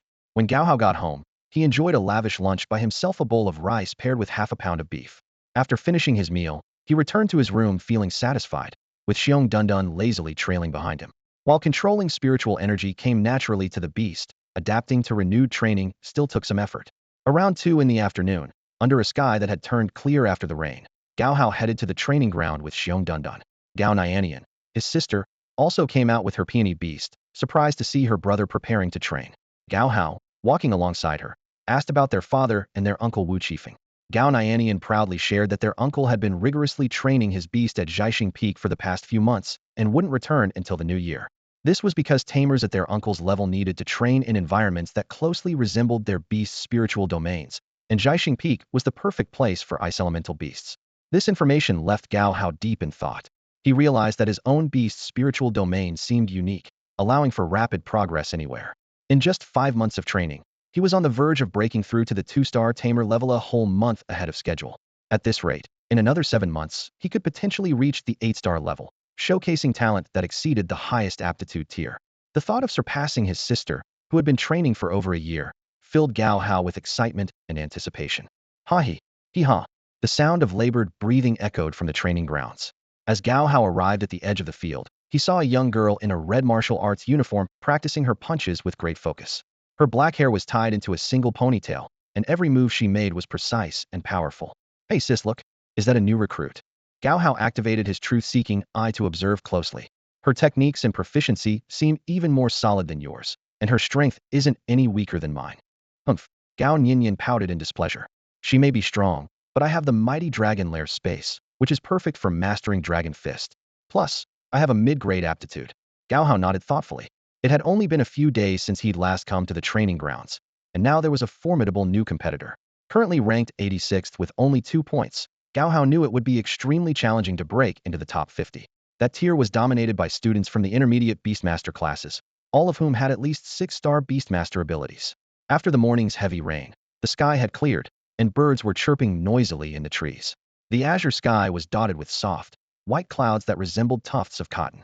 Gao Hao summoned his beast companion, Shiong Dunan, to begin training. Around him, many others were also busy coaching their beasts. Before long, a burst of cheerful laughter rang out. Gao Hao turned his head and saw his sister Gao Nianian, along with Gao Qing and Gao Yu, chatting with the girl named Mao Rongrong. Where are you from? I heard you're not from Xingyue Bay? Gao Nianian asked curiously. Mao Rongrong responded with a gentle smile. I'm from the Western Star Dream Sea. According to my parents, before I was born, my grandfather signed a marriage alliance contract with your Gao family, stipulating that I should choose a future husband from the main Gao family line. Wow, no wonder you're wearing such a beautiful martial arts uniform with a phoenix motif. Gao Yu's eyes sparkled with excitement. I read in a book that Star Dream Sea is the economic hub of Xingnan province. They have massive airships, ships, and even magical floating gardens. As one of the 4 major cities in Xingnan province, Star Dream Sea contributed 67% of the province's annual economic output. It was strategically located near Jin City in the neighboring Black Gold province, specializing in mining technology, equipment maintenance, and strategic consulting.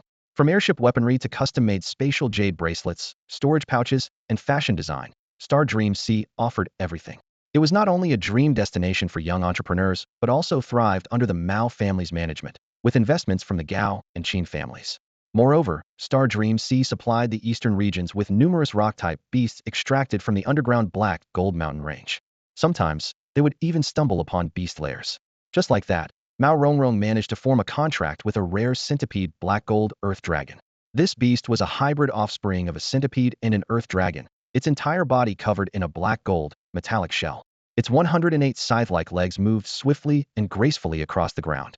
On its dragon-like head, a straight, golden horn stood out prominently, while its back was covered with smooth, mirror-like black plates that reflected images with perfect clarity. This ferocious earth elemental beast was not only incredibly destructive, but also boasted unparalleled defense. Its preferred method of hunting involved dragging its prey underground to finish them off, often shredding them into pieces before consuming them. This earned it the nickname cold-blooded killer. At the moment, this massive creature, almost 10 meters long, lay quietly at Mao Rongrong's feet, intimidating the surrounding boys into keeping their distance, let alone the other girls. Gao Yu and Gao Qing had gathered the information they needed. A group of boys watching from afar shivered at the sight of Mao Rongrong and her fearsome centipede earth dragon, wisely choosing to retreat. Suddenly, a whistle pierced the air. Assemble! Assemble! Several neatly dressed instructors emerged from the building as the beastmasters practicing Dragon Fist on the field quickly ran to the training grounds to form up. The children lined up with a 10-meter distance between each other in all directions. Even with another 100 participants, the spacious training grounds would still have plenty of room. Among the crowd, the most eye-catching figure was the first-place Dragon Fist champion's Beast, a mighty Vajra bear. This 2-year-old beast stood an imposing 7 meters tall, resembling a giant gorilla, yet it obediently stayed by its owner's side. Begin. Dragon Fist. First form thrust punch. With the command, Gao Hao, positioned in the second-to-last row, assumed the stance, his beast, Shiong Dunan, mimicking him earnestly. The training continued until 6 p.m. As the weather began to cool, the participants were still radiating heat, their blood pumping with energy. The head instructor announced the end of the training session and gave special recognition to Mao Rongrong, a freshman who had climbed 60 ranks in just 2 days. She was moved to the front row for further training. Gao Hao also received praise for his precise execution of the Dragon Fist techniques. Although his power and presence were still lacking, his performance earned the approval of 4 instructors, and he advanced 10 ranks. After training, rewards were distributed based on performance. Mao Rongrong received a notebook, Gao Hao was given a mechanical pencil, and students who had improved by more than 3 ranks got lollipops. Gao Hao, holding his pencil, was about to head home when he noticed Gao Nianian struggling with a bottleneck, unable to make a breakthrough. That evening, Gao Hao was scheduled for a medicinal bath. As the siblings entered their home, they called out, "Mom, we're back." Gao Hao looked up and was pleasantly surprised to see the father he had longed for day and night. "Dad, you're back," Gao Hao exclaimed as he spotted his father, running toward him with excitement. His steps hurried, and without a moment's hesitation. Gao Nianyan's face lit up with joy as well. After all, only their father would indulge and pamper her like this. Their mother, on the other hand, was always talking sense and nagging endlessly, which she found hard to bear. Gao Changxing greeted his children's enthusiasm with a warm smile. The moment Gao Nianyan saw her father, she threw herself into his arms and planted a kiss on his cheek. Gao Hao hesitated for a few seconds, but eventually stepped forward and gave his father a kiss as well. "Dad, your beard is so prickly," Gao Nianyan complained as she grabbed onto his beard and gave it a firm tug. Even with his advanced cultivation as a Yu Jun level master, Gao Changxing couldn't help but wince in pain. However, he suddenly grinned and started rubbing his beard against Gao Nianyan's face. Startled, Gao Nianyan shrieked, "Stop it, Dad. I'm sorry, I won't do it again." She pushed at Gao Changxing's head, trying to escape his playful attack. Watching his sister's reaction, Gao Hao burst into laughter, finding her response incredibly amusing. Despite his amusement, he reached out to push his father's head away, shielding his sister from further assault. Meanwhile, Wu Qingyuan took out a bottle of spirit wine from the cabinet, and the kitchen was filled with the delicious aroma of shrimp and crab, along with a hint of an unfamiliar fragrance. Gao Nianyan's nose twitched as she immediately detected the enticing scent. "Dad, what's that delicious smell?" she asked eagerly. "Special purple bamboo zongzi from the Zhu family in Hsinchu City," Gao Changxing replied with a grin. "It's made with dozens of ingredients, and each one costs 300 yuan. I tried one, it's amazing. I brought back 20 for you all." Gao Hao's eyes widened with anticipation, while Gao Nianyan could barely contain her excitement, practically drooling. The family gathered around the dining table, and Gao Hao finally had the chance to taste the long-anticipated delicacy. The lobster Wu Qingyuan had bought was unusually large, measuring over 1.1 meters long. Its clean shell was so big that it could almost be worn as a hat. Gao Hao, after some thought, decided against using it as a toy. The small space in the yard left vacant by the removal of the rockery looked a bit plain, so Wu Qingyuan decided to plant a golden jujube tree there. Its golden fruits gleamed brightly in the sunlight. Gao Nianyan was the first to be served a crab leg, followed by Gao Hao, while Wu Qingyuan and Gao Changxing shared the remaining legs. The crab legs were over a meter long, so Wu Qingyuan carefully cut them into sections. Gao Hao picked up his chopsticks, poked a piece of crab meat, and sucked it into his mouth. The tender meat slid in effortlessly. With a bite, dipped in sauce, and a quick slurp, the flavor was indescribably delicious. A satisfied smile spread across his face, as if he had tasted a piece of heaven. Gao Changxing gave a thumbs up and praised without reservation. My wife's cooking is still the best. A whole month away from this taste, I missed it so much. 10 minutes later, the family had nearly finished the giant crab and moved on to the lobster. Gao Hao was served a portion of shrimp meat weighing around 2 pounds. Its translucent, jelly-like appearance wobbled enticingly. He picked up a piece, placed it in his mouth, and savored the chewy texture as it gently melted, sliding down his throat and leaving behind an almost dreamlike sense of happiness. After finishing, Gao Hao gently rubbed his stomach, feeling about 60 full. At that moment, Wu Qingyuan brought out the steamed purple bamboo zongzi and carefully lifted the lid. The zongzi, encased in a complete purple bamboo tube, resembled a small cylindrical rice steamer about 10 centimeters tall. Steam rose as she revealed the purple glutinous rice inside, mixed with colorful beans. Gao Hao's eyes lit up with curiosity at the sight of this unique dish. Sitting at the table, Gao Hao waited patiently for his mother to distribute the zongzi, his face beaming with a bright smile. Even Gao Chongqing seemed to set aside his usual stern demeanor, his expression softening with a gentle warmth. Xiao Hao, I heard you were praised today? Gao Chongqing asked suddenly. Gao Hao nodded enthusiastically, a proud look spreading across his face. Gao Nianian, however, frowned, clearly unhappy about being overlooked. Sensing her mood, Gao Chongqing gave a mysterious smile and added, I brought gifts for you both. After dinner, I'll teach you how to play with them. Gao Nianyan's eyes immediately sparkled with excitement, her smile radiant. Dad, you're the best. I love you the most. Me too. Gao Hao chimed in with a grin. Finish your meal first. We'll talk about the rest later. Wu Qingyuan gently reminded them, handing a zongzi to Gao Nianyan. Gao Chongqing picked up his chopsticks and ate the last piece of shrimp on his plate. Leaning back in his chair, he let out a long, satisfied sigh. What an unforgettable meal. Gao Hao picked up his chopsticks and carefully took a bite of purple rice. As he chewed, the soft, glutinous texture carried a hint of sweet fragrance, creating a perfectly balanced taste that brought him a sense of joy. Next, he picked up a bean and placed it in his mouth. The flavor shifted instantly, as the fresh aroma of the bean intertwined with a subtle meaty taste, almost like savoring tender beef, leaving a delightful aftertaste. He recalled how, as a child, he had a sweet tooth and loved the combination of sugar and rice. Back then, his teeth suffered from his sugary cravings. But as he grew older, his preferences changed. Salty and spicy flavors became his new favorites, and sweet rice no longer appealed to him. He even found himself wondering how he had ever enjoyed those sweet treats, which now felt cloying and sticky. He ate the rice voraciously, each grain dissolving smoothly in his mouth, carrying with it a faint bamboo fragrance that seemed to dance on his tongue and linger long after. Every bite was a delightful experience, and by the end, his bowl was completely empty, not a single trace of rice left behind. Gao Chongsheng, however, opted for crab roast soup as a remedy for his drinking, rather than partaking in the purple bamboo rice. The crab legs had already been shared among the 4 of them, while Wu Qingyuan used the remaining crab body to prepare the soup. On the dining table, there were also some tangy fruits, perfectly suited to Gao Hao's taste. The soup had a slightly sour flavor, reminiscent of plum juice, but with a richer texture that filled his taste buds with an explosion of sensations. Each sip was an exquisite indulgence. After the meal, the family went for a walk together. The outer courtyard of the Gao family estate featured a spacious park shaded by lush trees, with pavilions scattered throughout for people to rest. By now, many others were strolling through the park, and the surroundings were serene and harmonious. On either side of the park were large fish ponds housing over 50 different species of fish, including rare golden fish. These golden fish were as valuable as their namesake, priced by the gram. During the family's annual beast taming tournament, a golden fish was awarded to the winner as a symbol of wealth and good fortune. In one of the resting pavilions, a group of elderly men sat around a stone table, engrossed in a game of beast chess. The red and blue pieces symbolized the generals of the human and beast clans, and the game was intense and competitive. By the lotus pond, a dozen children were playing and splashing water by tossing stones. Gao Nianyan, seeing the children, immediately became excited and wanted to join them. Wu Qingyuan held her back and gently reminded her, don't run too far. Gao Nianyan agreed, though she muttered a quiet complaint under her breath. Gao Hao's gaze swept over the group of children. Some appeared to be only 2 or 3 years old, but he didn't spot Han Ping among them, so he didn't approach. As time passed, he remained seated next to his mother, quietly gazing up at the night sky. Cultivation could often be monotonous, and occasional moments of relaxation were necessary for progress. The moon hung bright and tranquil, resembling an ethereal goddess untouched by the mortal world. Gao Hao couldn't help but wonder if the moon truly housed the graceful change, dressed in a flowing blue gown, sitting in her moonlit pavilion and wistfully gazing at her homeland.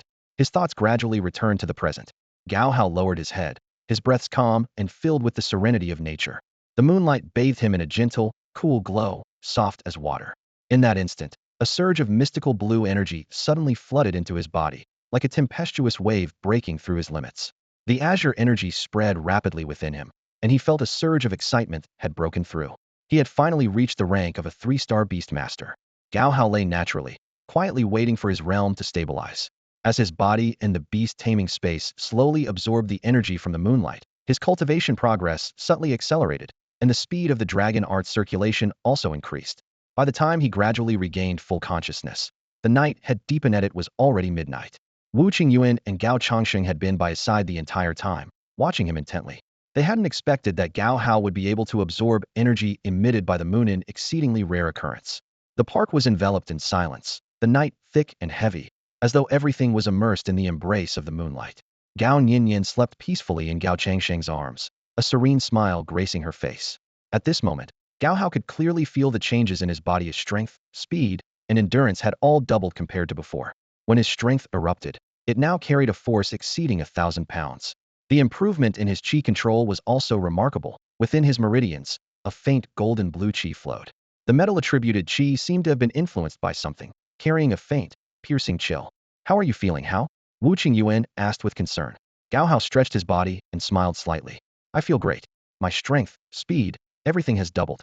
Mom, Dad, am now a 3-star Beastmaster. That's my child." Wu Qingyuan's face lit up with pride. She gently embraced Gao Hao, and the family began walking down the path together, heading home at a speed so fast, it was almost as if they were teleporting. Once home, Gao Hao went to wash up, while Gao Changsheng carried Gao Nianyan to her room.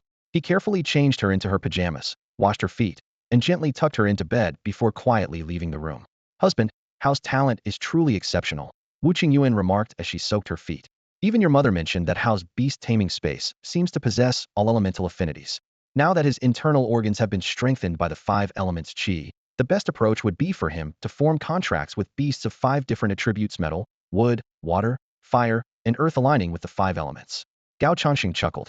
"Let's take a proper rest now that we're back. Tomorrow morning, after Hao finishes his cultivation, we'll prepare a medicinal bath for him and check on his progress with the dragon fist." He gave Wu Qingyuan a mischievous grin.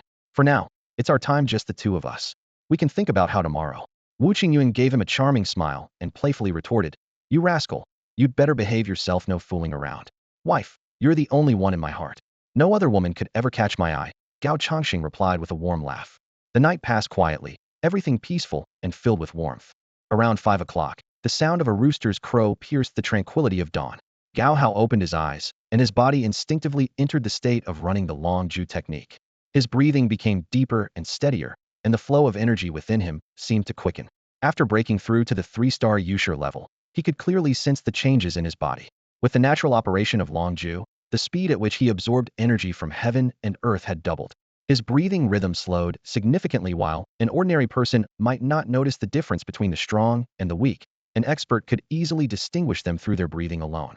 At this moment, if Gao Hao were to dive underwater, he could hold his breath for more than 5 minutes.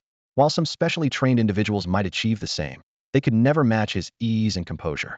In the morning, as usual, Gao Hao and Gao Nianyan trained together. The two woke up early while their parents were still asleep. Gao Nianyan muttered softly, "Why is Mom still in bed today? She always calls me lazy, but now her door is locked. Should I go scare her a bit?" She spoke with a mischievous smile on her face. Gao Hao responded calmly, "Mom works hard every day. It's fine for her to sleep in once in a while. She used to wake you up early for training and meals, and Dad had to take care of you at bedtime. I don't remember you complaining about that." Gao Nianyan turned to him, noticing the faint smirk on his lips, and felt a twinge of irritation. "So now you've learned to talk back to your sister? Such a disobedient little brother.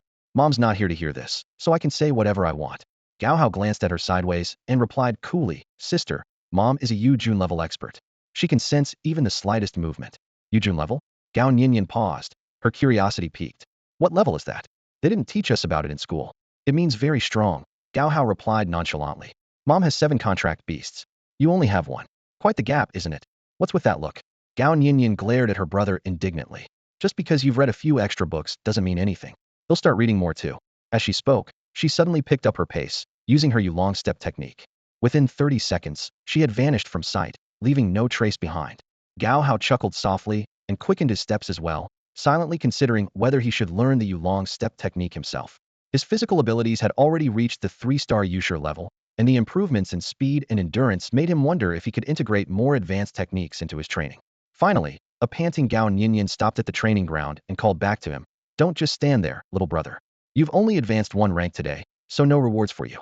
Once you've stabilized your control over your 3-star Yushur energy, you'll see greater progress. Speaking with the confidence of someone more experienced, her tone carried a hint of authority. At that moment, Mao Rongrong approached them gently, her gaze lingering on Gao Hao with a subtle warmth. Gao Hao, is this your brother? She asked. He has a scholarly air about him, and his energy feels steady. His strength has definitely increased. Yep, that's my brother. Handsome, right? Gao Nianian replied proudly, wrapping an arm around Gao Hao's neck with a smug expression. Mao Rongrong smiled faintly, her tone tinged with admiration. You two have such a great sibling bond. I'm honestly a bit envious. What's so great about it? Gao Nianian said with a triumphant grin. Sometimes I just feel like punching him, but as his older sister, I hold back. Before she could finish her sentence, she playfully poked Gao Hao's cheek. Gao Hao, clearly used to her antics, remained unfazed and showed no intention of retaliating. Gao Nianian giggled, her eyes wide with amusement as she teased. So, what do you want with my brother? Mao Rongrong lowered her voice and said, Oh, it's nothing much. I just noticed that his energy flow has become much smoother, which means he's probably made a breakthrough. His dragon fist technique seems stronger now, but his speed and endurance don't quite match up yet. I was wondering if you'd like to join me for some training at noon? Gao Hao looked at her calmly. My dad's back.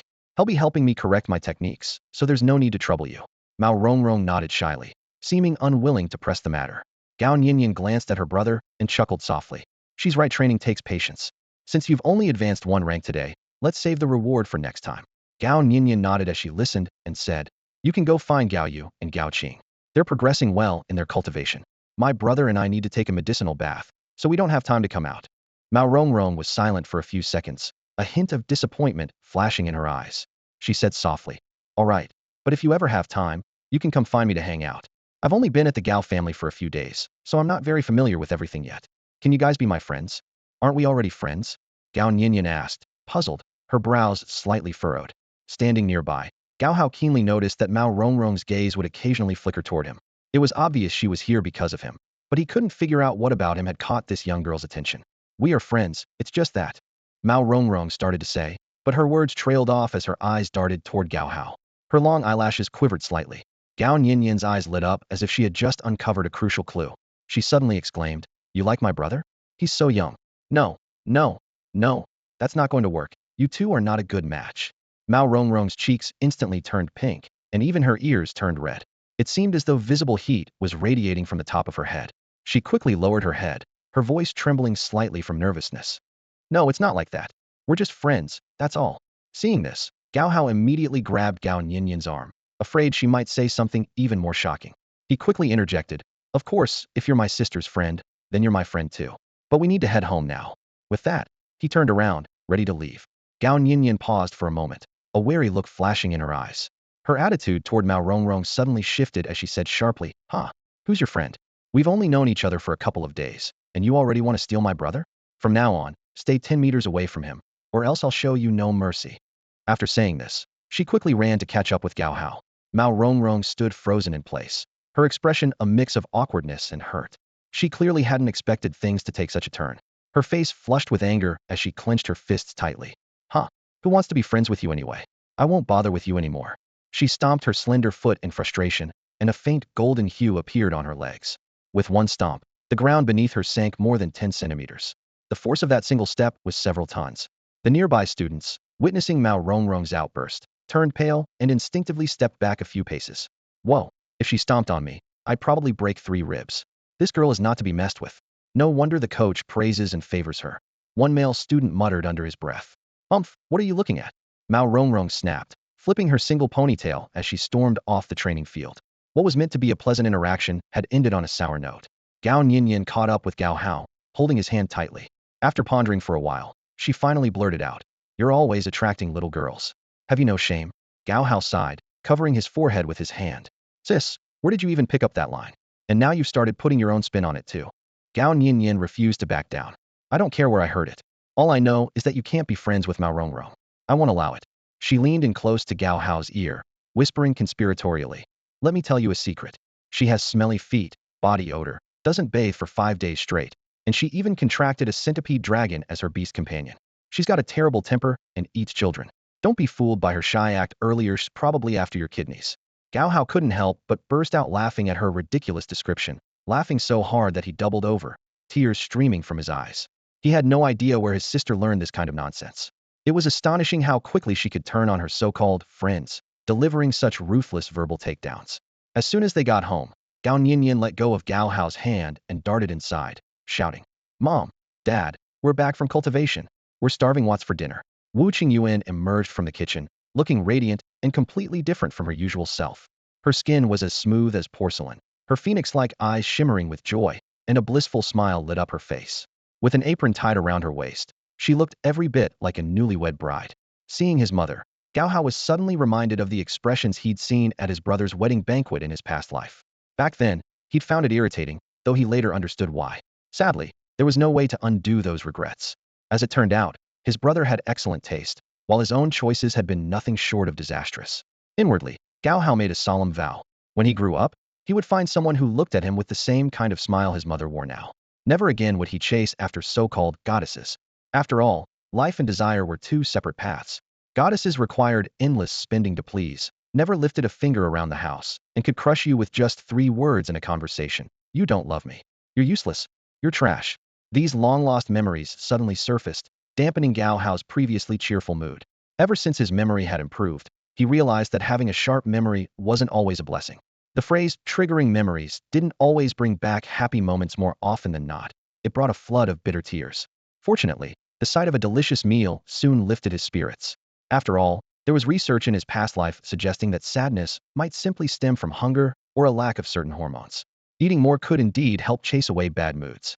The midday sunlight poured warmly into the room as Wu Qingyuan and Gao Changshen carried in 2 small barrels. Each barrel stood about 60 centimeters tall and 70 centimeters long. These were prepared for Xiao Hao's medicinal bath. Wu Qingyuan held a small pouch of herbs in her hand and carefully poured some contents from a small bottle before handing it to Gao Changshen. He took the bottle and meticulously mixed the ingredients.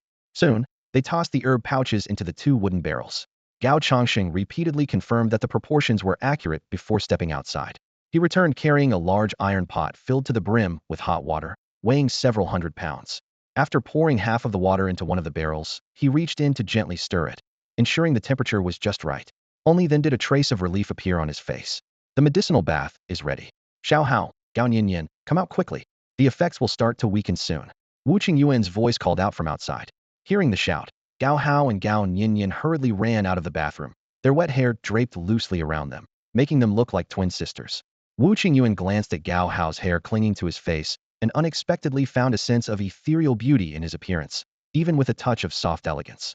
As Gao Hao adjusted his hair, he quickly removed his wooden sandals and tiptoed over to the medicinal bath. Reaching out to test the water temperature, he immediately shivered as it felt colder than it had been in previous sessions. Nevertheless, he didn't hesitate to remove his shoes and jumped into the bath. The moment Gao Hao immersed himself in the barrel, he felt a piercing chill radiating from the water, quickly invading his body. He couldn't help but frown slightly as the icy coldness surrounded him like sharp blades slicing across his skin. On the other hand, Gao Nianian was already accustomed to the chill of the medicinal bath.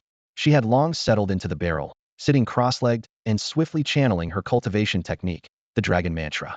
With her rhythmic breathing, the air around the bath began to fill with the fragrance of jasmine flowers, which soon intertwined with the scents of peonies, lilies, and chrysanthemums. The natural, pure aroma was intoxicating, surpassing any perfume one could find on the market. As Gao Hao soaked in the medicinal bath, he too began to cultivate, though his method differed from Gao Nianian's. He had to remain fully alert, focusing intently on the changes within his body. The bath contained 5 distinct elemental energies, each testing the limits of his physical endurance.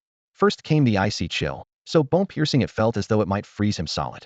Next was the fiery heat, waves of searing energy that made it seem as if his entire body were ablaze. Then came the wood energy, bringing a surge of vitality and renewal. Following that was the metal energy, an unyielding force that imbued him with unparalleled resilience. Finally, the earth energy arrived, grounding him with its steady and profound presence, connecting his body to the land itself. The medicinal bath was vibrant with a kaleidoscope of colors, appearing both toxic and perilous. Its strange, alluring fragrance silently seeped into his senses. Yet Gao Hao remained undeterred, calmly focused on his cultivation, unshaken like a sage unaffected by external disturbances. As time passed, the medicinal properties of the bath permeated Gao Hao's skin, flowing through his internal organs and cleansing every inch of his bones. His body grew tougher as the five-colored elemental energies coursed through his meridians, brimming with immense power. The five distinct energies gradually merged within him, intertwining like countless streams colliding and weaving together. Slowly, the vibrant colors of the medicinal bath began to fade until only clear water remained. For an ordinary person, such a medicinal bath would be a lethal poison. But for Gao Hao, it was a powerful tonic. For instance, Gao Nianian's medicinal bath was something Gao Hao could use without issue. However, the reverse was not true. She could never endure Gao Hao's medicinal bath. If she attempted it, her internal organs could suffer frostbite or burns, tree roots might grow from her body, her limbs could stiffen, and, most terrifyingly, the earth energy might assimilate her, ultimately turning her into a pile of dust. So, medicinal baths cannot be used recklessly. Choosing the one that suits you and treating the root cause is always the best approach. Gao Hao quietly felt the changes occurring throughout his body. Within the azure space, energy surged like tidal waves, shifting rapidly. Mountains rose abruptly, snow-capped peaks pierced the clouds, magma churned violently, oceans roared ceaselessly, and icy summits gleamed crystalline. Every second, this realm seemed to grow at an astonishing pace. As the medicinal bath within the wooden tub was fully absorbed, the beast taming space expanded to more than double its original size. For a full hour, Gao Hao remained intensely vigilant, not daring to let up on the dragon technique flowing within him.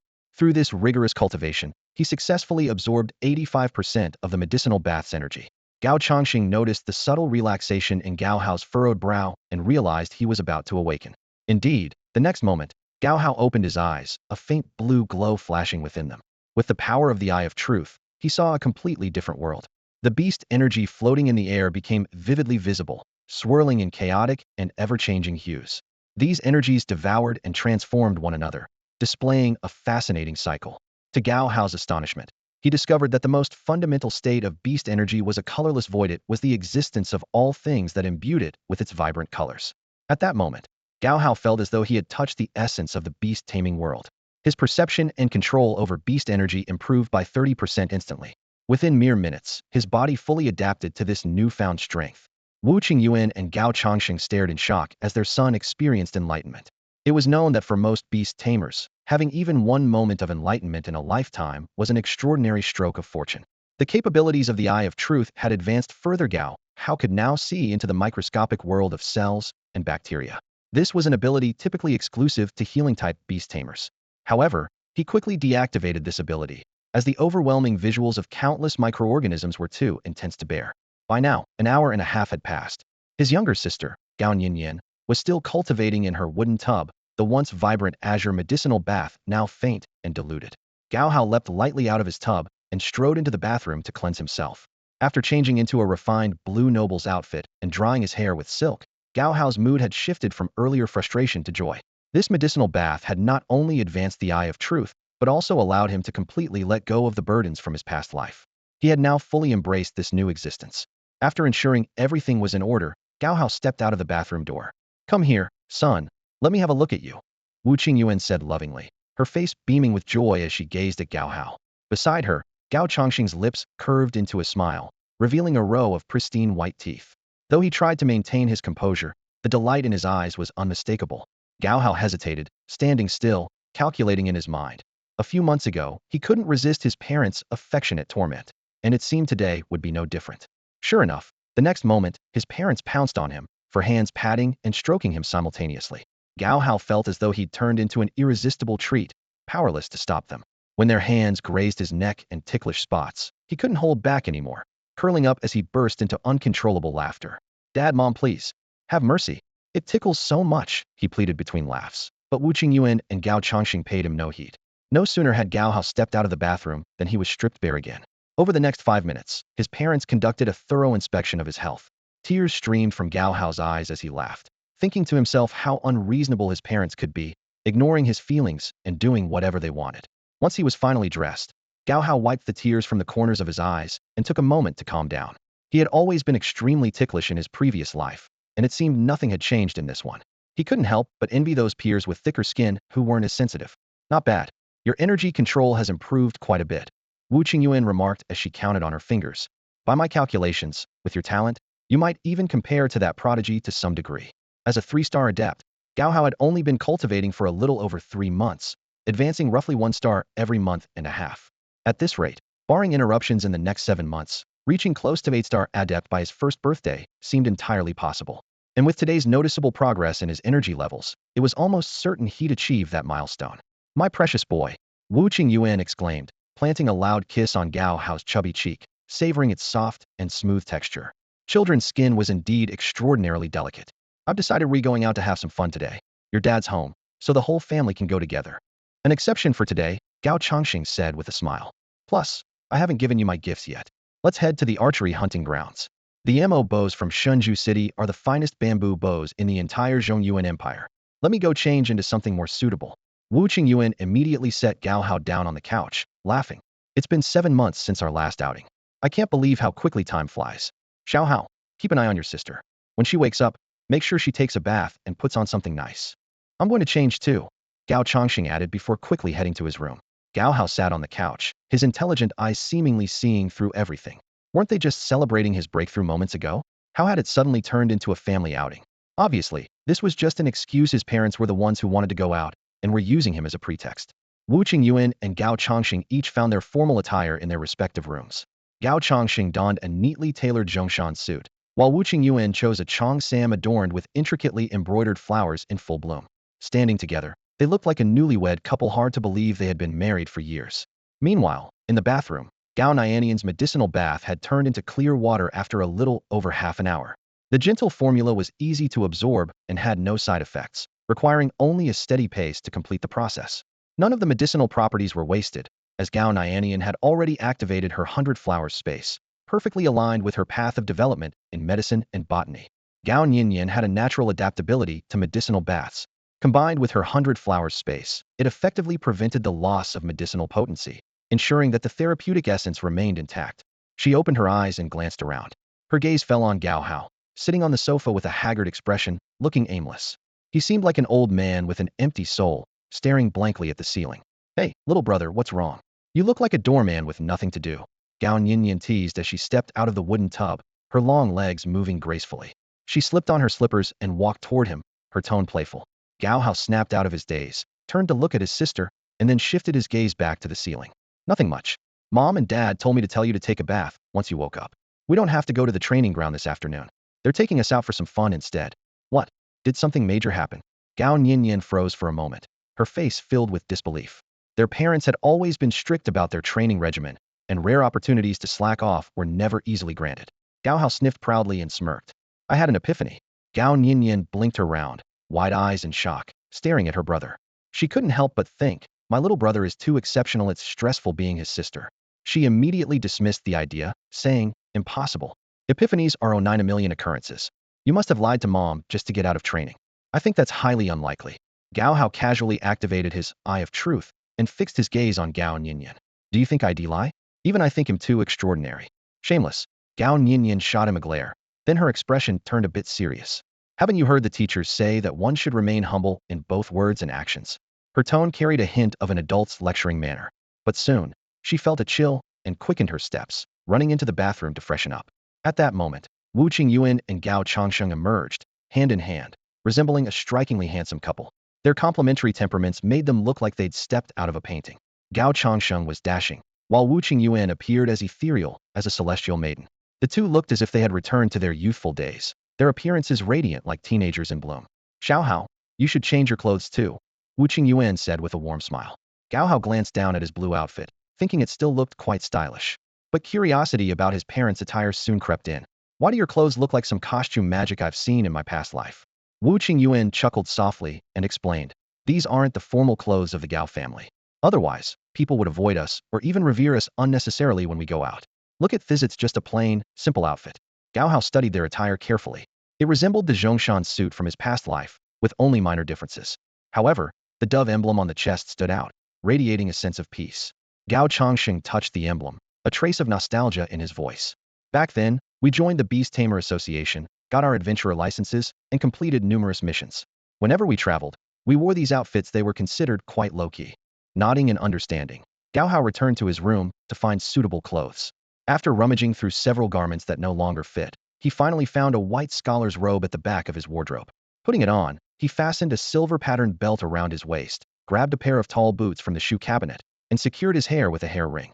A small mechanism tightened the ring with a twist. He glanced at himself in the mirror, a satisfied smile spreading across his face. A few minutes later, Gao Hao finally stepped out of his room. He had almost gotten lost admiring his reflection in the mirror, but caught himself before veering too far off track. Like him, Gao Nianian had also donned a scholar's robe. In the beast-taming continent, scholars were highly respected, representing knowledge and expertise. Scholars who made significant contributions to areas like plant cultivation and agricultural yield were held in even higher regard. In the eyes of many ordinary people, scholars were considered to have a status even greater than that of beast tamers. On this vast continent, there are three main paths to change one's destiny: mastery, martial arts, and scholarship. Among these, becoming a scholar through studying is undoubtedly the most accessible choice for commoners to rise above their circumstances. In local communities, children devoted to their studies were initially called Shuedong students. Over time, as dialects blended and evolved, they came to be known as Shuxing scholars, and later, the term evolved into Dushu Run, learned individuals. This path became a beacon of hope for countless commoner families seeking to alter their fates. However, among the many scholars, a significant portion harbored deep hostility toward beast tamers. One notable scholar, renowned for his expertise in ancient texts, proposed a highly controversial idea. He argued that the principle of equality of all beings extended beyond humanity to encompass all things under heaven and earth. According to ancient records, the cosmos was governed by a hierarchy comprising the five immortals: heaven, earth, humanity, gods, and ghosts, and the five creatures: scaled, furry, feathered, shelled, and crawling beings. This structure maintained the balance and order of life. The scholar contended that the existence of beast tamers disrupted this natural order, leading to the emergence of the aberrant creatures known as fallen beasts. However, he overlooked a critical historical fact: fallen beasts predated beast tamers by centuries. That catastrophic event, which devoured half the continent, turned what was once a thriving supercontinent into what is now called the Wildlands by the Zhongyuan Empire. The professor's assertions sparked widespread fanaticism, with millions blindly following his lead. Outlandish rumors circulated, claiming that beast tamers feared torches and sunlight, or even consumed human flesh. It wasn't until a powerful beast tamer, wielding immense strength, pulverized a 1,000-meter mountain with a single strike that the truth came to light. Yet, an even more horrifying revelation emerged: fallen beasts had gained the ability to parasitize human hosts. The Zhongyuan Empire responded with swift and decisive action, launching a massive purge across 6 provinces. Tens of thousands of fallen beasts and millions of their human pawns were eradicated. Even today, some still cling to the belief that beast tamers are malevolent, while the true fallen beasts lurk in the shadows, biding their time. As for the scholar who incited the chaos, his end was gruesome. 1,000 days of flesh carved to feed eagles, his bones thrown to the dogs. The dignity of humanity's ancestors cannot be trampled or defiled. Reading this piece of history, Gao Hao couldn't help but reflect. You can never wake those who pretend to sleep. The professor's followers knew full well he was spouting nonsense, yet for their own interests, they willingly sank into the mire. It reminded Gao Hao of his past life, filled with lies and losses, only to realize the truth too late as the years slipped by. The two little ones stood side by side, each incredibly adorable. Wu Qingyuan gazed softly at Gao Nianian, who was dressed in a patterned orange scholar's robe, and sincerely praised, "So cute. Mom, let's go. It's already past 1 o'clock." Gao Nianian, unable to contain her excitement, tugged at her mother's sleeve with her tiny hand, eagerly pulling her towards the door. After the 4 members of the Gao family stepped out, Gao Changxing carefully locked the courtyard gate and flipped the wooden sign hanging on the left wall to reveal the word "out." On the right side of the door was an intricately designed mailbox, where family tasks were posted. If the homeowners were out, tasks would be placed in the box. In emergencies, a recall token would be activated. The 4 of them left the Gao family compound, smoothly passing the guard's inspection with their family token. Without their parents accompanying them, Gao Hao and Gao Nianian would not have been able to leave the premises on their own unless there was an emergency, in which case the token would emit a warning red glow. As soon as they exited the gates, Gao Nianian darted forward like a little creature freed from its cage. She moved with the agility of a fox, each small step covering 2 to 3 meters, and with a little acceleration, even 5 or 6 meters. Wu Qingyuan and Gao Changxing followed at a leisurely pace, while Gao Hao tried to imitate his sister. However, within minutes, he was panting heavily, exhausted. The gap between a 3-star and an 8-star warrior was clearly not something that could be bridged quickly. In the end, he obediently climbed onto his father's broad back. 20 minutes later, the group finally exited the defensive perimeter of the Gao family estate. Before them loomed an imposing city wall. Soldiers clad in silver armor and wielding golden spears stood in neat rows, meticulously inspecting everyone leaving the city. Among the crowd were herb merchants, beast tamers, and those seeking medical treatment, forming a long, winding queue. So many people today, Gao Nianian pouted, curiously glancing around. Wu Qingyuan smiled and explained, there's a large market in the central city today. Winter is approaching, so naturally, there are more people outside. You two stay close to us and don't wander off. Got it. Gao Hao jumped down from his father's back and, in unison with Gao Nianian, responded enthusiastically. The two of them craned their necks to peer at the front of the line, watching as each person was thoroughly questioned and inspected. About 10 minutes later, it was finally the Gao family's turn. Gao Changxing presented a travel permit, which stated return by 9 p.m., along with a brief description of a small procurement task. The inspecting soldier gave Gao Changxing a second glance, then eyed the clearly familial group of four. After recording their details in a logbook, he returned the stamped permit. 4 people recorded. Make sure to return by 9 p.m., or you'll lose merit points for being late, the soldier reminded them in an official tone. Understood. Thank you, Gao Changxing responded politely. Gao Nianian had already dashed a few steps ahead, tilting her head back to marvel at the towering city wall. It was so massive that its top was hidden from view. Gao Hao activated his truth eye, finally noticing the densely packed cannon muzzles, patrolling soldiers, and the ferocious beasts lurking within the structure. Xiao Hao, stop staring and let's go, Wu Qingyuan said, taking her son's hand and leading him toward the enormous city gate. The city wall stood over 200 meters tall and was equally impressive in width. 18 colossal black gold iron gates lined up side by side, with 2 soldiers stationed vigilantly at each entrance. The wall itself, around 50 meters thick, resembled a mountain split open by divine power, its interior hollowed out and constructed into a fortress. The exterior was polished smooth as a mirror. Wu Qingyuan gazed at the shimmering and peculiar glow of the scene before her. Noticing Gao Hao's curious expression, she leaned in and whispered, "This is the black gold mine, unrefined raw ore. It's tougher than any iron and highly malleable. The entire area is fortified with the 4 symbols defensive array. If controlled by your father, even if 10 beast masters of the royal level attacked simultaneously, their domain releases could be sealed in an instant, minimizing damage to the lowest possible level." Gao Hao nodded thoughtfully. As they stepped out of the inner walls, the bustling sights of Tianqing City's central district greeted them. The streets were alive with dazzling goods, bustling crowds, and stalls lining the corners, offering an array of trinkets and snacks that dazzled the eye. Snowflake cakes. Delicious and irresistible, a vendor shouted enthusiastically. Take a bite, and you'll want more. Come and buy. 2 pieces for just 1 coin, great value. Mom, I want a beef stuffed pancake, a child tugged at his mother's sleeve, pleading nearby. Fresh, sizzling beef. Spicy or non-spicy, your choice. Unforgettable flavor, the pancake vendor chimed in. Just 11 coins each. Freshly baked wife cakes, another stall owner hollered. Single folks, grab a few to enjoy at home. Married ones, buy them to sweeten your spouse's day. Only 2 coins apiece. For a moment, Gao Hao felt as if he had been transported to a market from his past life. He took a deep breath, his nose filled with the enticing aromas of lamb skewers, candied hawthorn, watermelon, hominy melons, and cotton candy. Beast masters riding their various creatures weaved through the stalls, occasionally stopping to purchase affordable pots, pans, and other household items. Young lady, try this sweet cake. Have a piece and share it with your brother, a vendor called out warmly. Gao Hao looked around but saw no one else nearby. Turning to Gao Nianian, he said, Sis, the vendor's calling you. Young lady, no need to look around, I'm talking to you, the vendor said, holding out a neatly wrapped sweet cake sprinkled with powdered sugar, smiling brightly. It's extra sweet.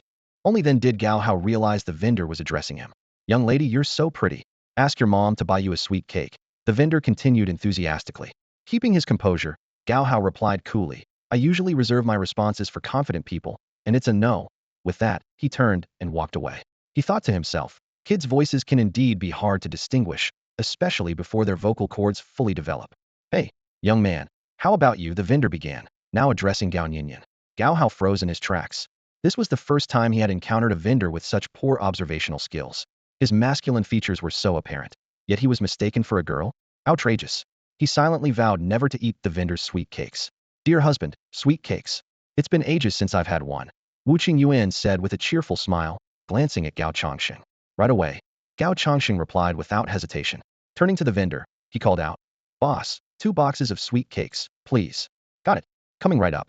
You're quite the handsome gentleman, the vendor said with a grin, skillfully preparing the order. Within 2 minutes, he handed over the cakes and added with a wink, Here, 2 candied dates on the house, girls love these. Gao Changxing chuckled. Thank you.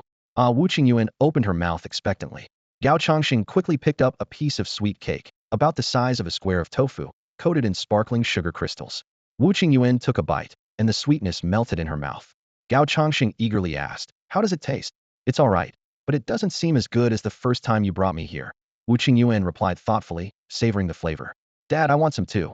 "Ah," Gao Nianian exclaimed, opening her mouth wide. "Of course, right away, my little princess," Gao Changxing said affectionately. Standing a short distance away, Gao Hao's gaze wandered between the stalls. Glancing back, he noticed everyone else enjoying their sweet cakes with delight. After a brief hesitation, he finally gave in to temptation and returned to the sweet cake stall. "Young lady, don't worry about the taste. I promise you'll be back for more after trying mine," the vendor said enthusiastically. Unable to hold back, Gao Hao corrected him. "I'm a boy. What makes you think I'm a girl?" "Well, boys don't usually wear butterfly hair clips," the vendor said, pointing to the accessory on Gao Hao's head. Gao Hao reached up to his head and pulled down a pink butterfly hair clip. No wonder Gao Nianian had been keeping her distance the whole way. This was clearly her doing. He turned to look at his sister, who could no longer hold back her laughter. She burst out gleefully. "Ha ha ha! You're so clueless, little brother. You've been wearing it the whole time and didn't even notice." Ahead of them, Wu Qingyuan and Gao Changxing were lost in their affectionate world. This outing was supposed to be a celebration of his breakthrough, yet somehow he was the only one getting teased. "How childish. I'm not maddenly kids would get upset over something like this," Gao Hao said as he strode ahead, his attention caught by the dazzling array of game stalls along the roadside. There were people playing spinning tops to win money, hoop tossing, shooting games, and dart throwing, among other activities. One particular stall with a sign that read martial arts manuals stood out, with a pile of storybooks stacked beside it. The stall owner, an elderly man, was leisurely sipping wine while calling out, "10 coins for a book, take your pick." Gao Hao stepped closer to browse, but his face quickly turned red as he realized what he was holding. He hastily put the book back and backed away. Those weren't martial arts manuals. If this were his previous life, the authorities would have confiscated them immediately. Still upset, Gao Changxing's voice came from behind him, startling him. He hadn't noticed when his older brother had approached. "No," Gao Hao replied curtly. "Here, have a snack," Gao Changxing said, handing him a piece of sweet cake. Gao Hao took a bite and immediately grimaced at the overwhelming sweetness that filled his mouth. Gao Changxing chuckled. "Sweet, isn't it? I saved this candied date cake just for you. There's even more fun up ahead." Just then, Wu Qingyuan came back holding several skewers of roasted lamb that smelled incredible. Gao Hao eagerly took one, biting into the tender, flavorful meat with a hint of wine aroma. "This is wild antelope from Jiaxing Peak. 40 coins per skewer. Ordinary lamb could never compare," Gao Changxing explained. Wu Qingyuan's speed was impressive. She had only been gone for 2 minutes. As they strolled along the city walls, the path was lined with food stalls and more martial arts manuals vendors. Everyone knew the truth. If those were real manuals, they wouldn't be selling for just 10 coins apiece. 2 hours flew by as they ate to their heart's content. Even Shiong Dunan was let out to help finish off the food. The stinky tofu, true to its reputation, smelled awful but tasted amazing. Gao Changxing's storage jade pendant now held a few new outfits for Gao Hao, all bought a size or two larger in anticipation of his growth. Gao Nianian spotted a transforming toy she liked and insisted Gao Changxing buy it for her. He paid 60 coins without bargaining. "Xiao Hao, do you want a toy too?" Gao Changxing asked. I can't think of anything right now," Gao Hao replied. While he'd initially been intrigued by the idea of finding a rare martial arts manual, that curiosity had long faded. In this dangerous world, the only way to control his fate was through relentless training and growing stronger. "Xiao Hao, Nianian, stop wandering around. It's getting late. Let's head to the hunting ground and try something new," Gao Changxing said, glancing at his watch, which showed it was already past 3 p.m. The hunting ground was located on the western side of the central district of Tianqing City, quite a distance away. This central district, home to over 15 million people, housed the largest hunting ground on its western edge. Spanning over 3,500 acres, larger than the combined size of 2 small villages outside the city, this land was particularly valuable in the densely populated Tianqing City. The hunting ground was home to various untamed beasts, the most common being jackals, silver tigers, hares, red mice, wild bulls, golden sheep, and wild boars. These animals reproduced quickly and served as the primary source of meat for the city's 200 million residents. While red mouse meat was incredibly cheap at just 70 cents per pound, many found its taste unappealing. Most people preferred the meat of wild bulls, wild boars, and golden sheep, which ranged from 6 to 15 yuan per pound, with tenderloin and leg cuts being especially expensive. The Jiang family not only operated the archery-based hunting ground, but also managed large-scale breeding facilities, forming a colossal industry that employed over 1 million people and generated annual tax revenues exceeding 10 billion yuan. The hunting ground boasted the most advanced shooting equipment, training facilities, and strict safety protocols in Tianqing City. With the support of the Beastmaster Association, it had grown into a massive enterprise over the past century. "Welcome, please come in."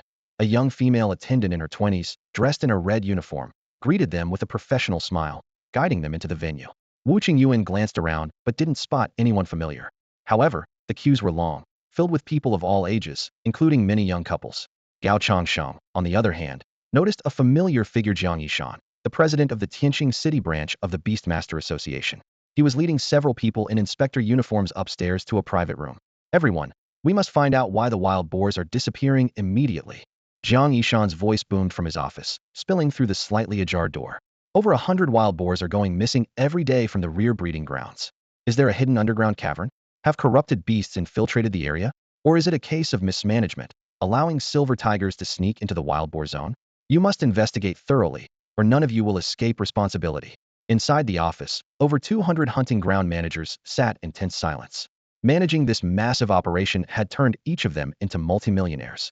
While losing hundreds of wild boars daily was a minor issue financially for the enormous Jiang family, amounting to merely tens of thousands of units was critical to identify the root cause. Jiang Yishan couldn't rest easy without resolving the problem. The threat posed by corrupted beasts was far too serious to ignore. If even a single corrupted beast had made its way into the central district of Tianqing City, it could mean that the outer districts were already overrun by at least 10 times as many. This could even trigger a beast uprising at Jiaxing Peak.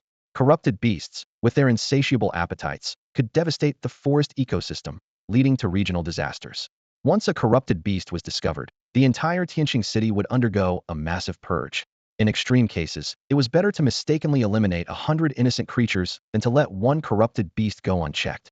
Young Master Gao, this is the beast you've chosen, a wild bull weighing 676 kilograms. The total cost is 1,700 yuan, which includes the venue and horse fees. If you encounter any danger, please extend your left hand, and you will be instantly transported out of the field. Each use incurs a fee of 100 yuan. Please keep a close eye on your child. The server's tone carried a seriousness that could not be ignored. Gao Hao and Gao Nianian listened attentively to the rules, while on the other side, Gao Changsheng was already making preparations.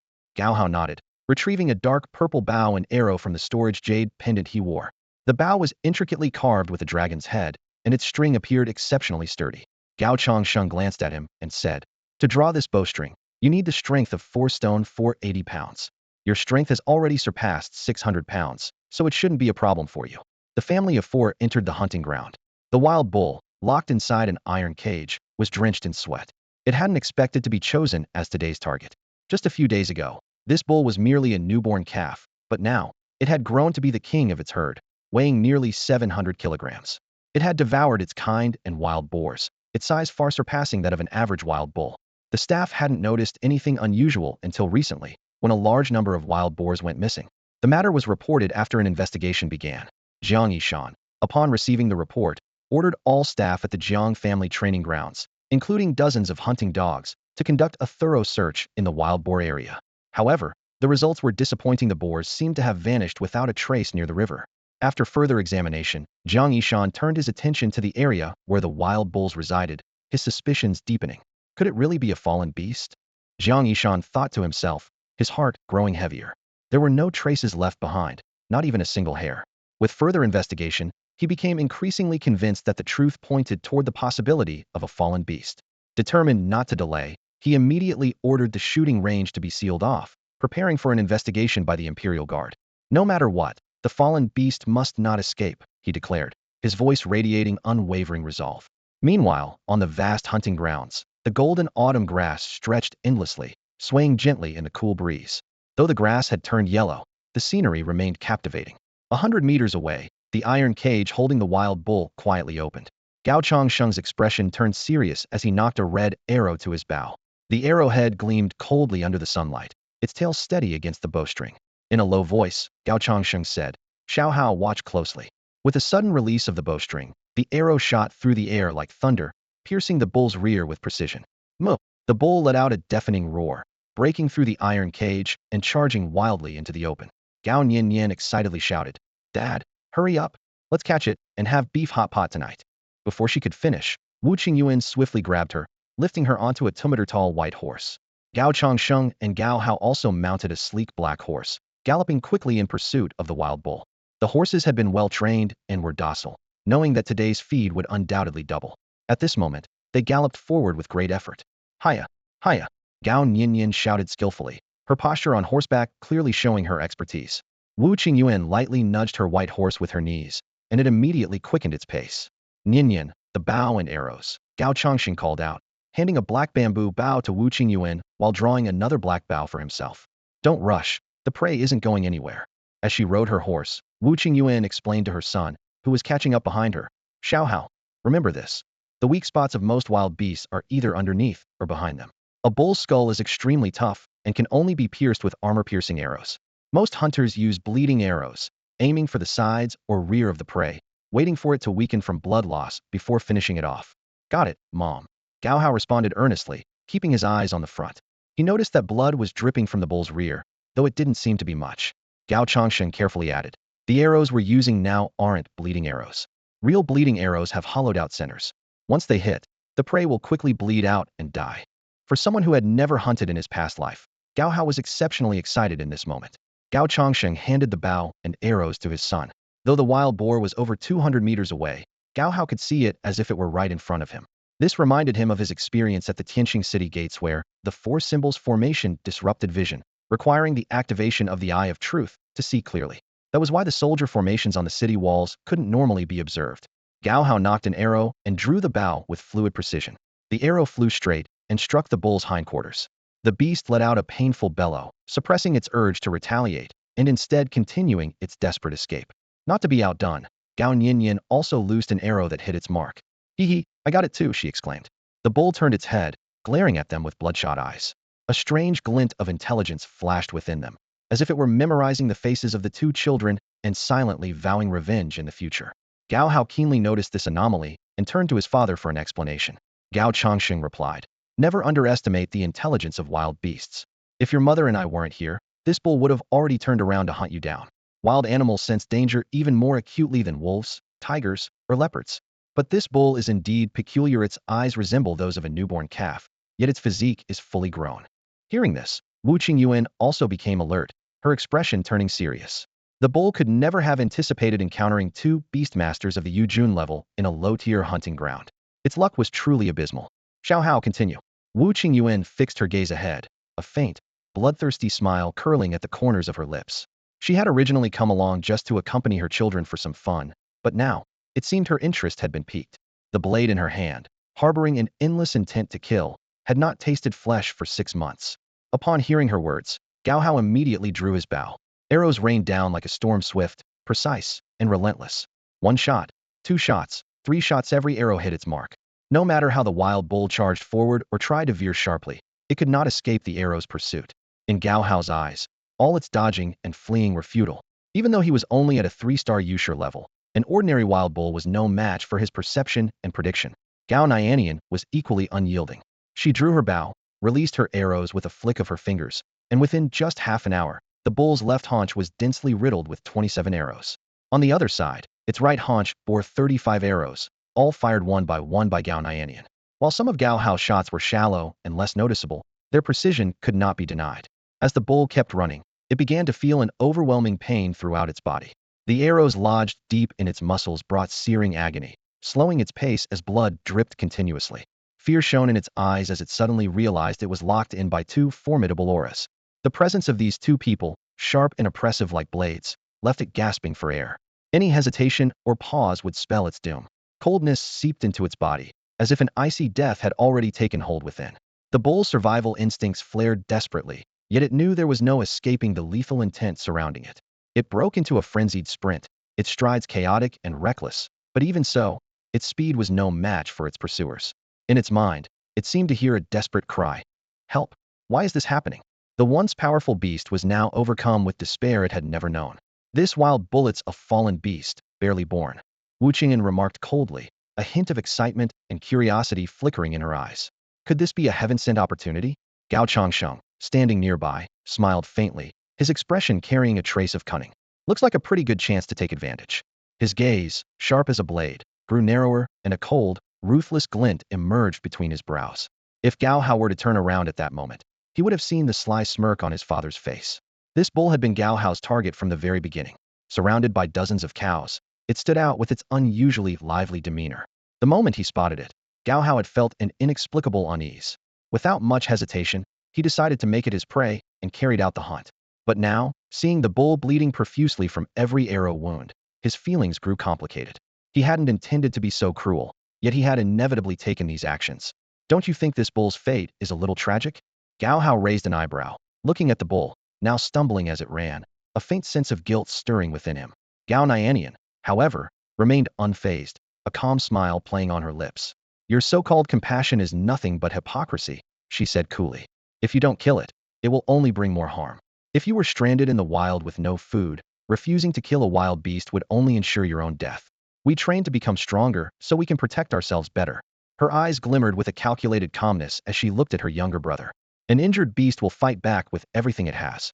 It knows it won't live long, so it becomes even more ferocious. Sometimes, it will even retaliate without hesitation to protect its kind. Gao Hao lowered his head and remained silent for a moment, his gaze flickering as he processed his sister's words. I understand. I just need some time to adjust, he said, taking a deep breath. He looked again at the bull, its body pierced by countless arrows, and gradually, his emotions settled. To him now, the bull was no longer a living creature, but merely food to fill their stomachs. Being educated by the 2-year-old Gao Nianian, Gao Hao felt no resentment at this moment.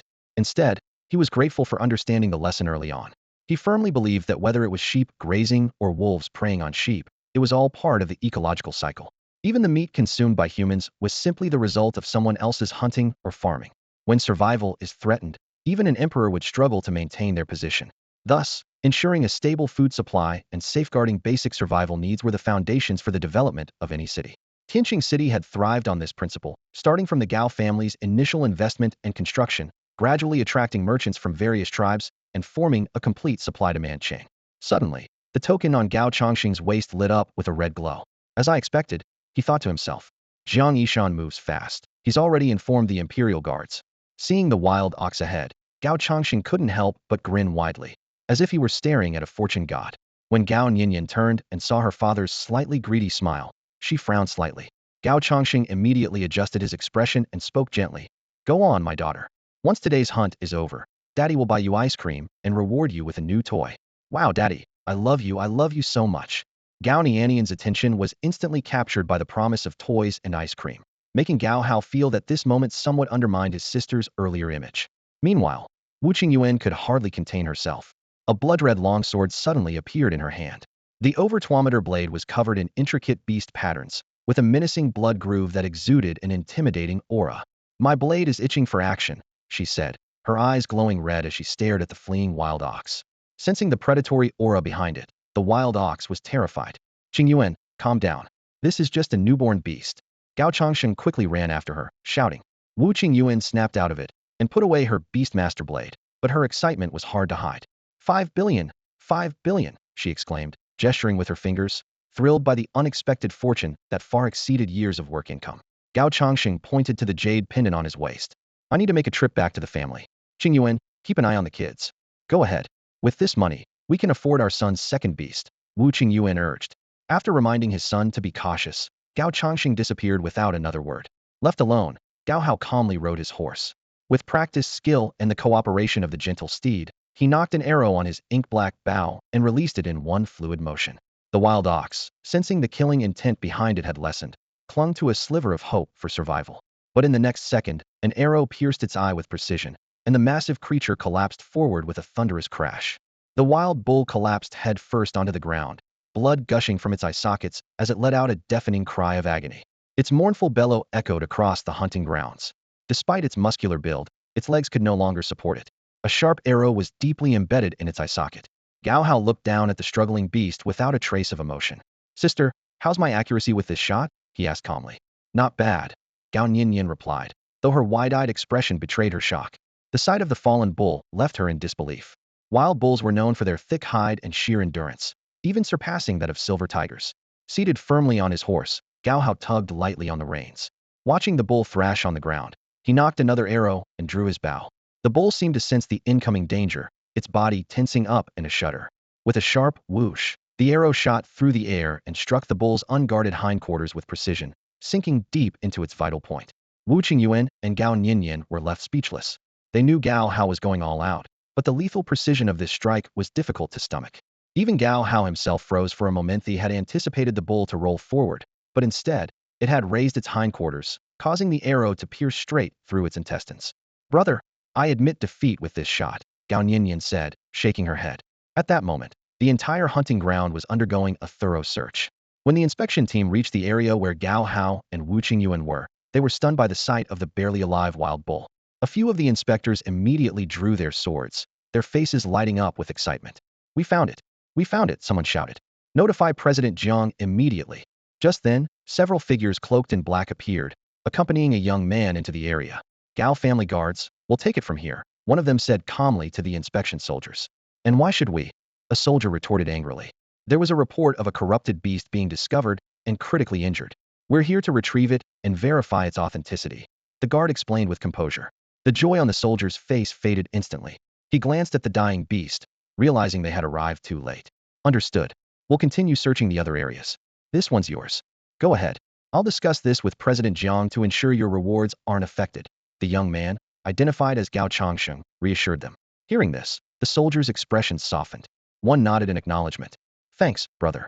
Others smiled as well. After all, dangerous work like this deserved extra compensation. Gao Hao remained mounted, keeping a safe distance while observing the now motionless wild bull. It had taken only 2 arrows, and Gao Changsheng's team had arrived with astonishing speed. 2 guards stood watch at the entrance while 3 others cautiously approached the bull to inspect it. No doubt about it. This time, you've earned yourself a major achievement.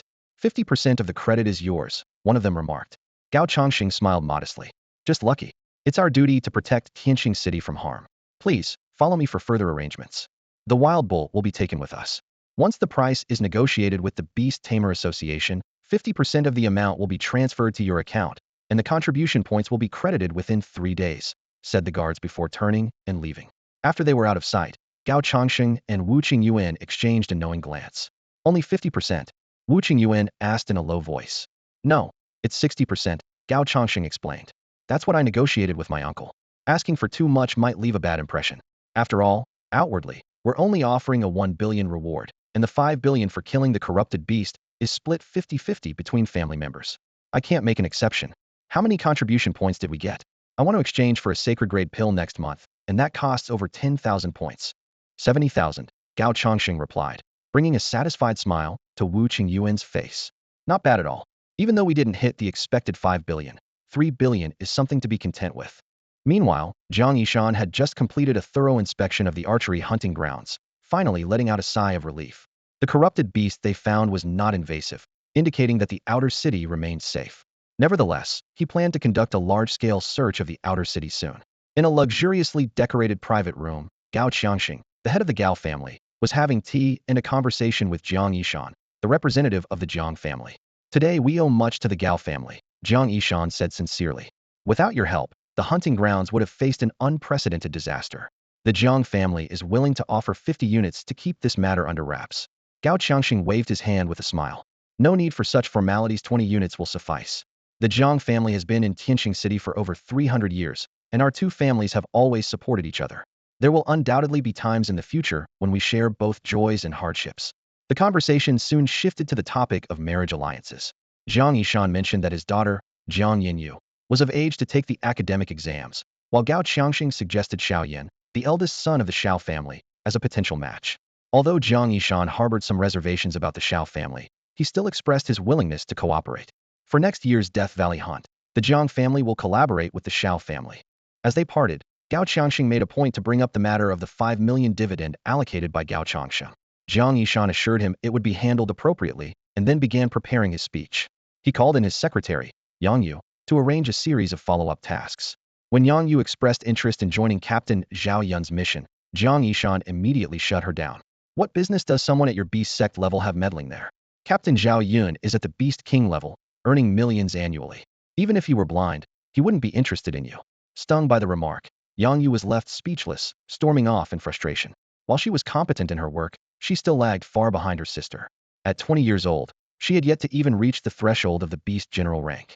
Gao Hao had an exciting half-day of fun, but the real turning point he was looking forward to was still to come. Just a few days after returning home, he advanced to the intermediate Yusher class, marking the beginning of a completely new chapter in his life. A month flew by. Gao Hao's life settled into a steady rhythm. Waking up at 5 a.m. every morning to complete his morning practice of absorbing purple energy, heading to the intermediate Yusher class for lessons, taking a short nap after finishing his homework at noon, then spending the entire afternoon rigorously training in Dragon Fist at the training grounds until 6:30 p.m. In the evenings, after dinner at home, he would continue cultivating in the training room for another 2 hours before washing up and going to bed at 8:30 sharp. During this time, the changes at home brought him great surprise and joy. The dining table suddenly became much more lavish. 50 ampergen golden rice had become a household staple, with over 100 gene purchased at a time. Even more extravagant, his parents bought a terrifying 5-meter-long emperor lobster, spending 40,000 yuan on amount equivalent to Gao Changsheng's entire monthly living expenses in the past. It seemed like the family had suddenly switched to a spend mode, with daily expenses easily reaching 70 to 80,000 yuan.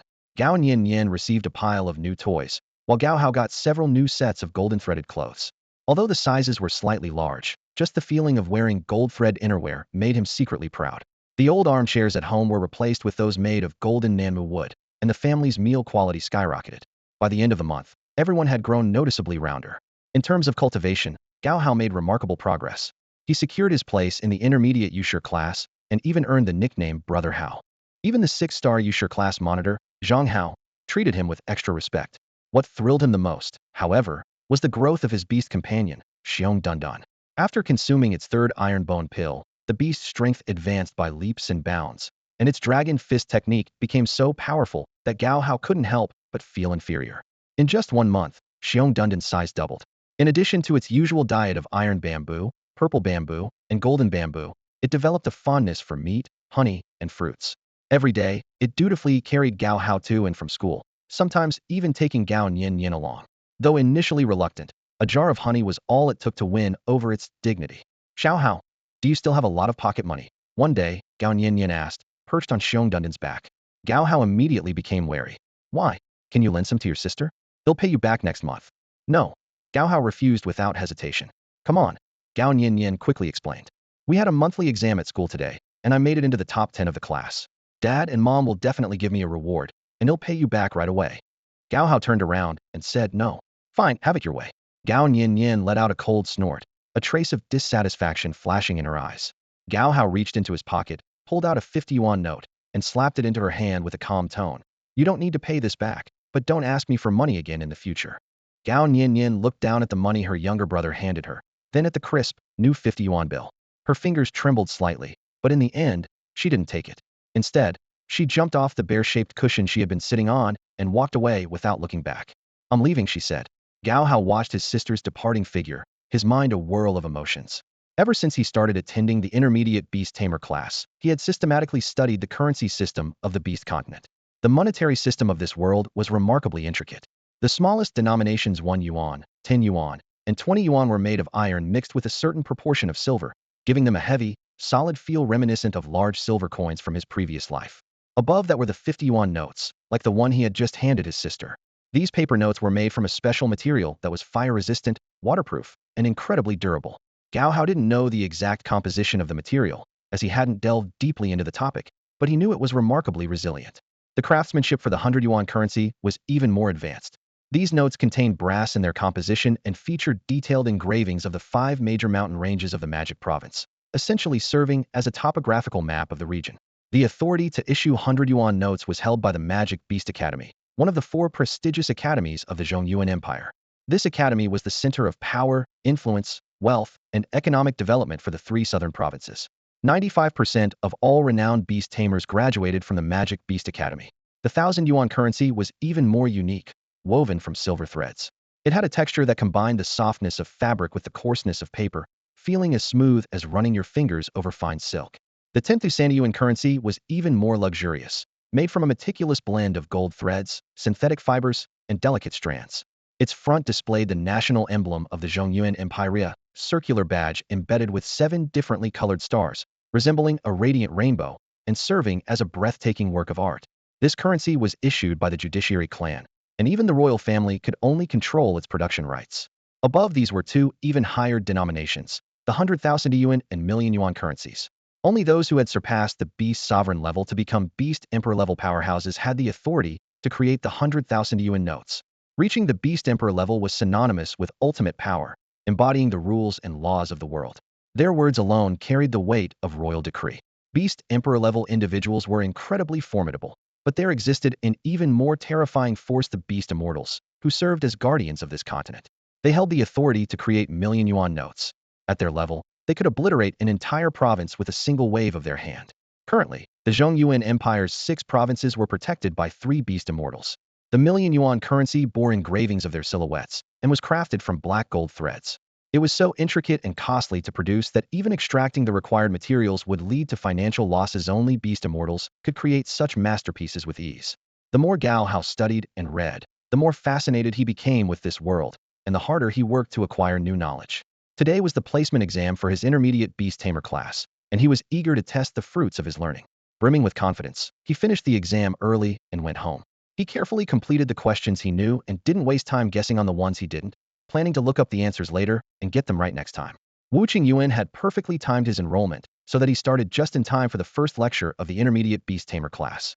During this lecture, he even caught a detailed explanation of the levels beyond Beast Sovereign. The teacher described the Beast Emperor and Beast Immortal levels, portraying them as towering, radiant figures akin to celestial beings. The most renowned individual at the moment was Yi Huang, hailed as the child of the millennium and a once-in-a-lifetime genius by the Zhongyuan Empire. He was considered the most likely candidate to become a Beast Emperor before the age of 60 and possibly even explore the realm of the Beast Immortals. For Gao Hao, such aspirations felt incredibly distant, like an ordinary person speculating about whether a king might share mundane struggles. It was so far removed from his reality as to seem almost absurd. The intermediate Beast Tamer class curriculum focused more on the heroic deeds of great Beast Tamers. To Gao Hao's surprise, his grandmother, Judiciary Clan member Mi Yu, was listed in the textbooks as one of the modern iconic figures in this field. The fallen leaves on the branches grew in number as the piercing cold wind raged across the land. The willow trees shed their green attire, their bare branches swaying in the wind. Dark clouds loomed over the village and fields, while the fierce winds blowing from the east sea carried a biting chill, bringing relentless storms one after another. In the classroom, hailstones pounded against the windows with loud bangs, and the students' breaths formed a thin layer of mist on the glass. Despite such weather conditions, training never ceased. Gao Hao continued his early morning practice of absorbing the purple energy at dawn, though his afternoon dragon fist training was moved indoors. Through this unwavering dedication, by mid-November, Gao Hao finally broke through the bottleneck of a 3-star Beast Tamer and successfully advanced to a 4-star level. With this improvement in cultivation, his beast space expanded to more than double its previous size. Within the space, the dark green bamboo forest exuded a faint purple hue, while a thin layer of purple mist drifted across the sky, creating an enchanting scene. Shiong Dunan also noticed the changes this unique space brought. Here, not only was food abundant, but its training efficiency improved significantly. Even with over 10 hours of daily practice, it did not feel fatigued, and its stamina recovered remarkably fast. This beast space seemed to hold a special favor for beasts, though Gao Hao's current level of cultivation was not sufficient to fully uncover its mysteries. When the monthly exam results were announced, Gao Hao ranked 7th in his class. This achievement greatly pleased Gao Changxing and Wu Qingyuan, who rewarded him with 1,000 yuan as pocket money. The amount was enough to cover his daily expenses for 2 months, including study supplies and stationery.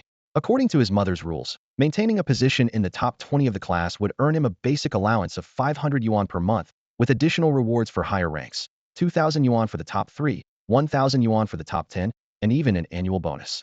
This performance-based allowance system reminded Gao Hao of his previous life, working a 9-to-5 job. The difference now was that his bosses were his parents, who would occasionally give him extra little gifts if he acted endearingly. Thinking about his parents from his past life, he wondered if they had come to terms with his passing. Gao Hao shook his head gently, trying to dispel these unsettling thoughts. In his previous life, though his departure had been sudden, he had lived with a clear conscience, leaving no debts behind. He had occasionally indulged in beer, nurturing a slightly rounded belly. However, he had been scammed a few times, paying what could be considered intelligence tax, and left behind savings of over 60,000 yuan, money he doubted could ever be retrieved. These memories often lingered in his mind, disturbing the tranquility he sought in his cultivation journey. A 4-star beast master truly marks a turning point. Gao Hao watched his classmates arguing in the classroom, feeling deeply moved.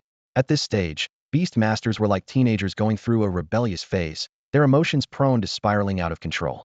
Phrases like, "In the greatest under heaven, I reign supreme since Pangu split the heavens, and all nations bow before me," were often heard in the classroom. Some even shouted absurd things like, "Don't call me brother, call me king." Fights broke out frequently in the intermediate beastmaster class, mostly fueled by surging hormones. Gao Hao himself had been drawn into several beast battles, but each time, His bear, Dun Dun, emerged victorious. Even against opponents like a white bear twice its size, Dun Dun's dragon fist left them utterly defenseless. This was the power of the 10,000 Mountains Overlord and the natural dominance of a sacred beast's bloodline. Outside the classroom window, snowflakes drifted down gently. The sight reminded Gao Hao of the differences between snow in the northern and southern regions. Southern snow carried a salty bitterness, while northern snow was so pure it could be melted for drinking or even used for cooking when water wells froze. Northern snow was like an ancient mountain spring, icy, refreshing, and free of impurities. In the south, close to the sea, heavy snow was a rare sight, and the light snow that occasionally fell would vanish almost instantly. Hail was even rarer, occurring only once every 3 to 5 years, to the point where schools didn't even bother installing protective screens on their windows. Because of the climate differences, southern vegetation was more lush than in the north, and the growth traits of beasts varied accordingly. As Gao Hao exhaled into the cold air, forming a visible ring of breath, Zhang Hao entered the classroom to remind everyone that the annual assessment was approaching. If only the storm would hit us harder, someone muttered. I'm second to last in the class. I don't even know how to explain this to my parents, a red-haired girl said with a worried frown. Gao Hao pointed at someone sleeping on the desk and said, "At least you're not last." Gao Cheng immediately raised his head and hurriedly explained, "Brother Hao, I only missed the exam because I was at a critical breakthrough point. Now I'm a 4-star beast master too. Soon, we'll see who's calling whom brother." "You've reached 4 stars too?" Han Ping stood up in surprise. "Was it because you were inspired by Brother Hao?" Gao Cheng grinned proudly. Ever since losing to Gao Hao, he had been secretly working hard, hoping to surprise everyone, though he had accidentally let it slip now. Zhang Xiao chuckled and said, "Congratulations. Our team now has 3 4-star beast masters. Me, Brother Hao, and Gao Cheng. Xiao Hong, Han Ping. You two better step up and aim for a breakthrough before the assessment." "I don't need you to tell me," Guohong huffed. Her cheeks slightly flushed as she glanced at Gao Hao. "Brother Hao, how about we train together this afternoon?" "Sorry, I'm at a critical stage in mastering my second beast technique, so I won't be joining for Dragon Fist practice," Gao Hao replied calmly. "I need to make further progress before the assessment." The group exchanged glances, and Guohong couldn't resist asking, "Brother Hao, we've never seen you use your second beast technique in any of your battles. What is it? Why are you practicing it in secret?" Gao Hao poked Guohong's arm with his finger. "Want to know?" "Yes, absolutely." Guohong's eyes sparkled with excitement. Gao Hao leaned in closer to Guohong with a smile, lowering his voice mysteriously. "He'll tell only you. If someone figures out how to counter my cultivation technique, it could be troublesome. You'll keep it a secret, right?" Guohong's eyes lit up as she eagerly leaned forward, patting her chest in assurance. "Of course, Hauga. My lips are sealed." Her voice brimmed with excitement and anticipation. Gao Hao moved closer to her ear and almost whispered, "Actually, I haven't started cultivating my second technique yet." "What?" Guohong took a sudden step back, her face full of shock. "Then what was all that about rejecting me and training your second technique this afternoon?" Gao Hao didn't answer. Instead, he casually slung his backpack over his shoulder and turned to leave. His father had recently returned to teach him the advanced moves of Dragon Fist, and with the annual tournament approaching, learning a new technique now wouldn't significantly boost his combat power. Gao Hao had decided to focus on mastering Dragon Fist. From now until the tournament, he planned to train diligently in the specialized room for Dragon Fist practice. "Jerk, you tricked me again. Do you really think I'm that gullible?" Guohong muttered under her breath, her expression a mix of embarrassment and anger as she watched Gao Hao walk away. She bit her lip and whispered to herself, "My grades have been slipping lately, all because I've been thinking about you." Noticing the stares of her classmates, Guohong suddenly raised her head. "What are you all looking at?" she snapped, slinging her backpack over her shoulder and shooting them a fierce glare before storming out of the classroom. "Gao Hao's already training his second technique. Looks like he's got some kind of secret weapon. Should we step up our own training too?" One member of the team couldn't help but ask, a trace of worry in his eyes. "Hard to say," Zhang Hao replied, frowning. "Gao Hao isn't easy to deal with. His panda is different from the usual ones, and the power of his dragon fist is immense. My two-headed mastiff almost got crushed when he sat on it. The real problem is that Gao Cheng has also had a breakthrough," another teammate chimed in. "We've been in the intermediate summoner class for half a year, and now we're getting pushed around by a bunch of newcomers. Looks like the intermediate class is going to be turned upside down next year." His tone was filled with frustration. "By the way, Captain," someone turned to Zhang Hao, "what's your second technique? What have you decided to train?" Zhang Hao hesitated for a long moment, his face showing embarrassment before he finally admitted, "I haven't started. My dragon fist is still at the same level, and I've even dropped 3 spots recently. It's humiliating." The group fell silent, the atmosphere in the classroom growing heavy. "Isn't there anyone who can take him down?" someone finally asked in a low voice. "Probably not." Zhang Hao shook his head. "If it were 2 months ago, Nianian could have dealt with him effortlessly, probably with just a few fingers." "Time to head home and find our moms," Zhang Hao said despondently, lowering his head as he packed his school bag, ready to leave the classroom. Most of the students in the classroom remained focused on the lecture, but seeing Zhang Hao, the class monitor, give up so easily made many of them ponder in silence. After all, Gao Hao was merely a 4-star Beastmaster, while Zhang Hao was an experienced 6-star Beastmaster. The fact that his double-head mastiff still lost clearly indicated the critical difference lay in the grade of their beasts. When it comes to skill competitions, Zhang Hao, as the class monitor, might still have a chance to place, right? Two students ranked in the top 5 of the class whispered to each other. Their high rankings were largely due to their age advantage. However, recalling Gao Hao's performance on the training ground, they hesitated again. Who do you plan to support in next year's class monitor election? One of them asked tentatively. Of course, Zhang Hao, a 4-year-old boy said through gritted teeth. He lost last year, but this year he's bound to make a comeback. As a senior, how can he let a newcomer outshine him? Last year when Sister Nianian competed with Zhang Hao, you said the same thing. And yet, you betrayed him without batting an eye. That was for 5 coins, the boy admitted unabashedly. But I quit the team later, didn't I? You're only a 5-star Beastmaster at 4 years old and already got kicked out of the team. You might as well join the army. With that little chick of yours, it's a stretch to think ITLL ever evolve into a phoenix. Why don't you join the army then? Too tough. He'll wait until I reach Beastlord level, then join as a squad leader. If I go now, I'd have to train for 3 or 4 years just to be an ordinary soldier. You sure know a lot, huh? But with your talent, you probably want breakthrough to 10-star Beastmaster before you're 10. The boy smirked mysteriously. Who says I'm still a 5-star? I've already reached 6-star. I've been training hard too. This year, I'm determined to rank in the top 10 of the intermediate Beastmaster class and win the herbal bath reward. My little chick is capable of evolving. With that, he proudly slung his school bag over his shoulder and strode off. His companion muttered behind him. That kid actually broke through in secret. But even if his earth spirit chick undergoes the herbal bath, its chances of evolving are slim. Against my spirit cat, it doesn't stand a chance. This year's top 10 is mine for the taking. The two boys were close and age one was 4, the other 3 years and 9 months, but they had both been in the intermediate Beastmaster class for 3 full years. The competition wasn't just limited to the Gao family's Beastmaster class. It included participants from all affiliated families, outsiders, commoners, and unrelated clans. Some families even brought their children specifically to compete, hoping to join the Gao family. This event served as both a recruitment platform for the Gao family and a training ground to remind its own youth that there's always someone better out there. Simply participating guaranteed everyone a consolation prize. The rewards and prize money for competitions vary greatly depending on the rank of the Beastmaster. For the lowest rank, Yesha level, the top prize is 500,000 yuan, distributed monthly, amounting to a generous 6 million yuan annually. In addition to this, there are countless other rewards, including medicinal baths, elixirs, beast cores, weapons, techniques, and formations, all meticulously allocated by the family's executive department. The top 10 students in the intermediate Yushur class receive a customized evolution-enhancing medicinal bath for their beasts. If they don't need it, they can choose a free technique book instead. Most students opt for the medicinal bath without hesitation, as the core of being a beast master lies in training one's beast. For instance, Gao Hao's bear, Dunan, benefits from iron bone pills that promote its growth, while Gao Nianian's peony beast undergoes daily training with purple chi rising and sunshine nourishment to accelerate its evolution. As a modern analogy, plant-type beasts thrive better under sunlight due to their photosynthetic traits. Currently, Gao Hao is only at the 4-star Yushur rank, making his chances of winning a prize in the competition extremely slim. Each year, most winners in the intermediate Yushur class are civilians. The children from noble families either advance too quickly or have just joined the intermediate class, leaving them at a disadvantage compared to students who have been diligently training in the class for years. These rewards are primarily designed for children with limited potential. However, this year brought an unexpected twist. A standout talent, who defies convention, joined the intermediate Yushur class. Last year, Zhang Hao barely made it into the top 10, securing the position of class monitor candidate.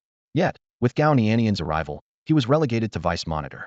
If Zhang Hao can secure another potion this year, his two-headed lion hound could fully evolve, shedding its canine genes to become a true two-headed lion.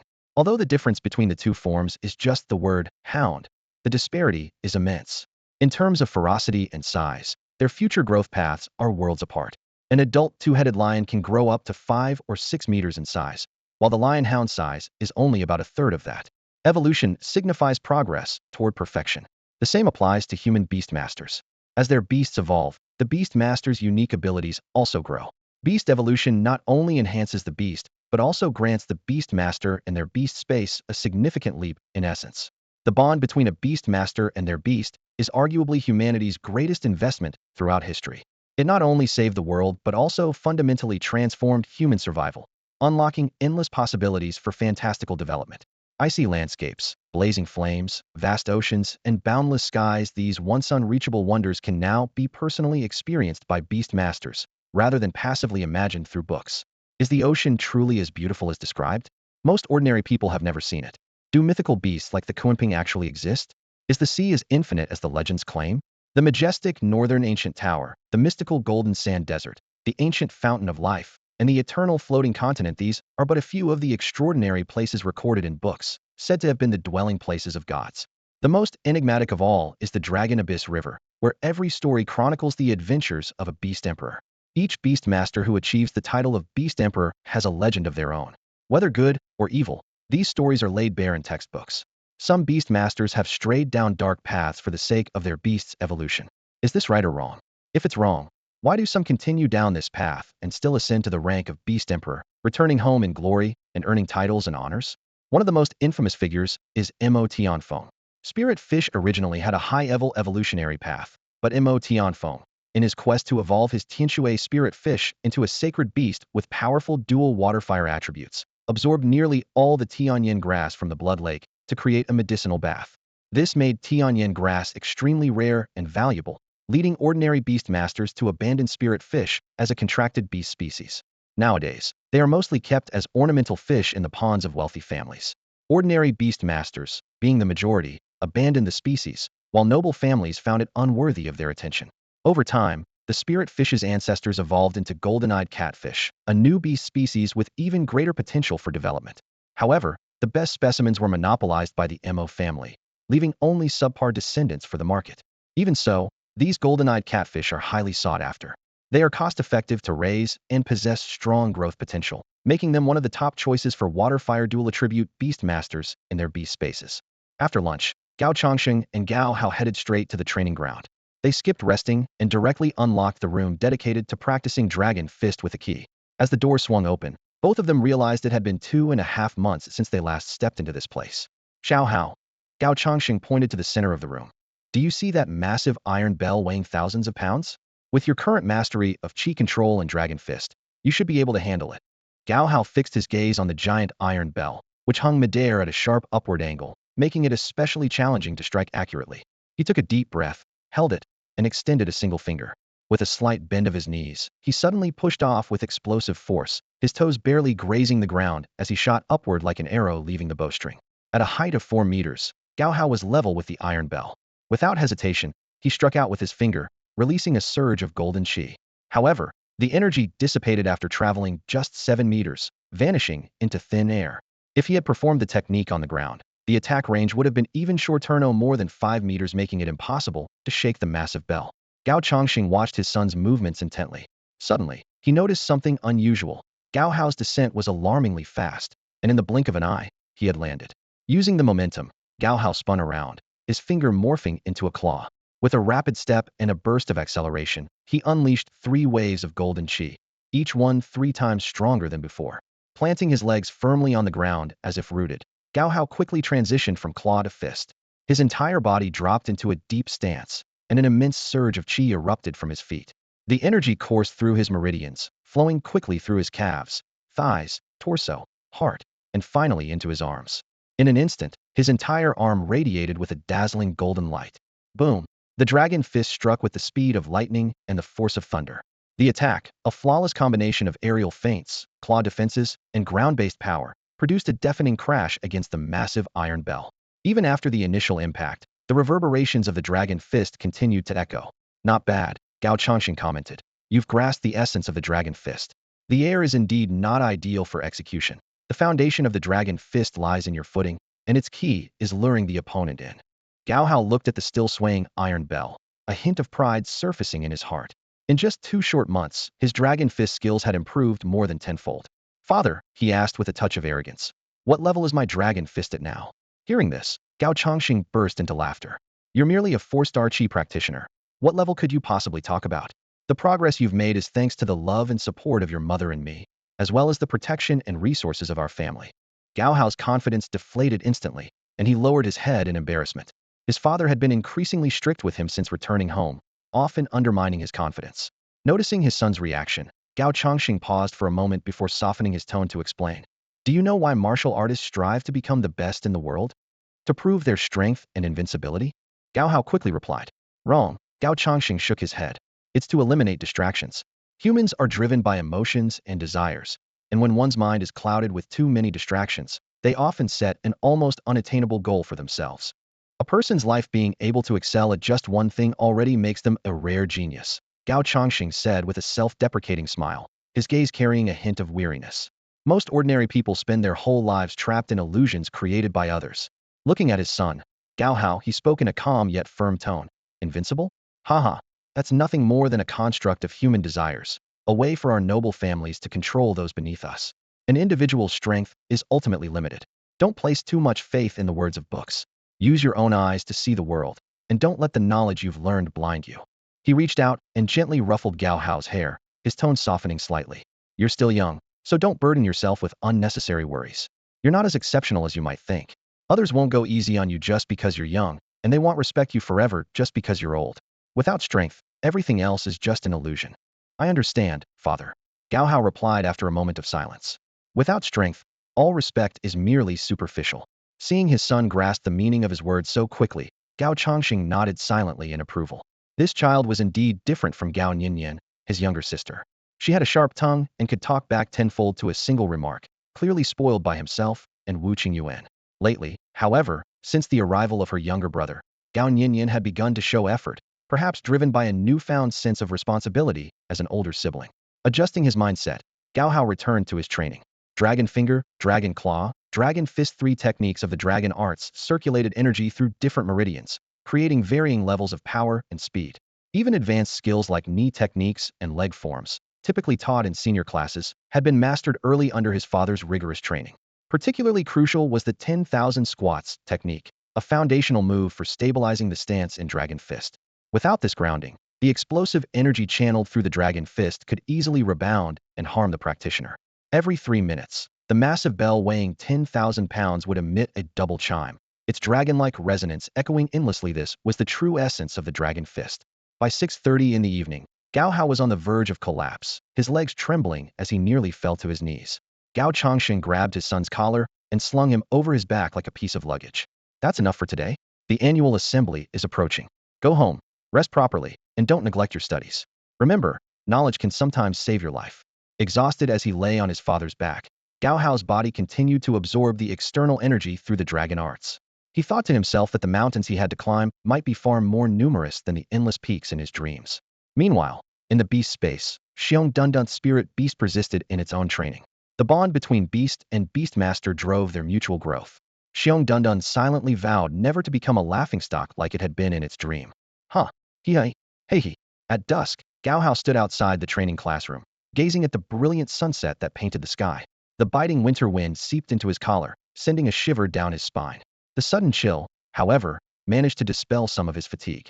Through the classroom window, he could see that many were still focused on their training inside. With less than a week to go before the annual tournament, everyone was in different states of mind.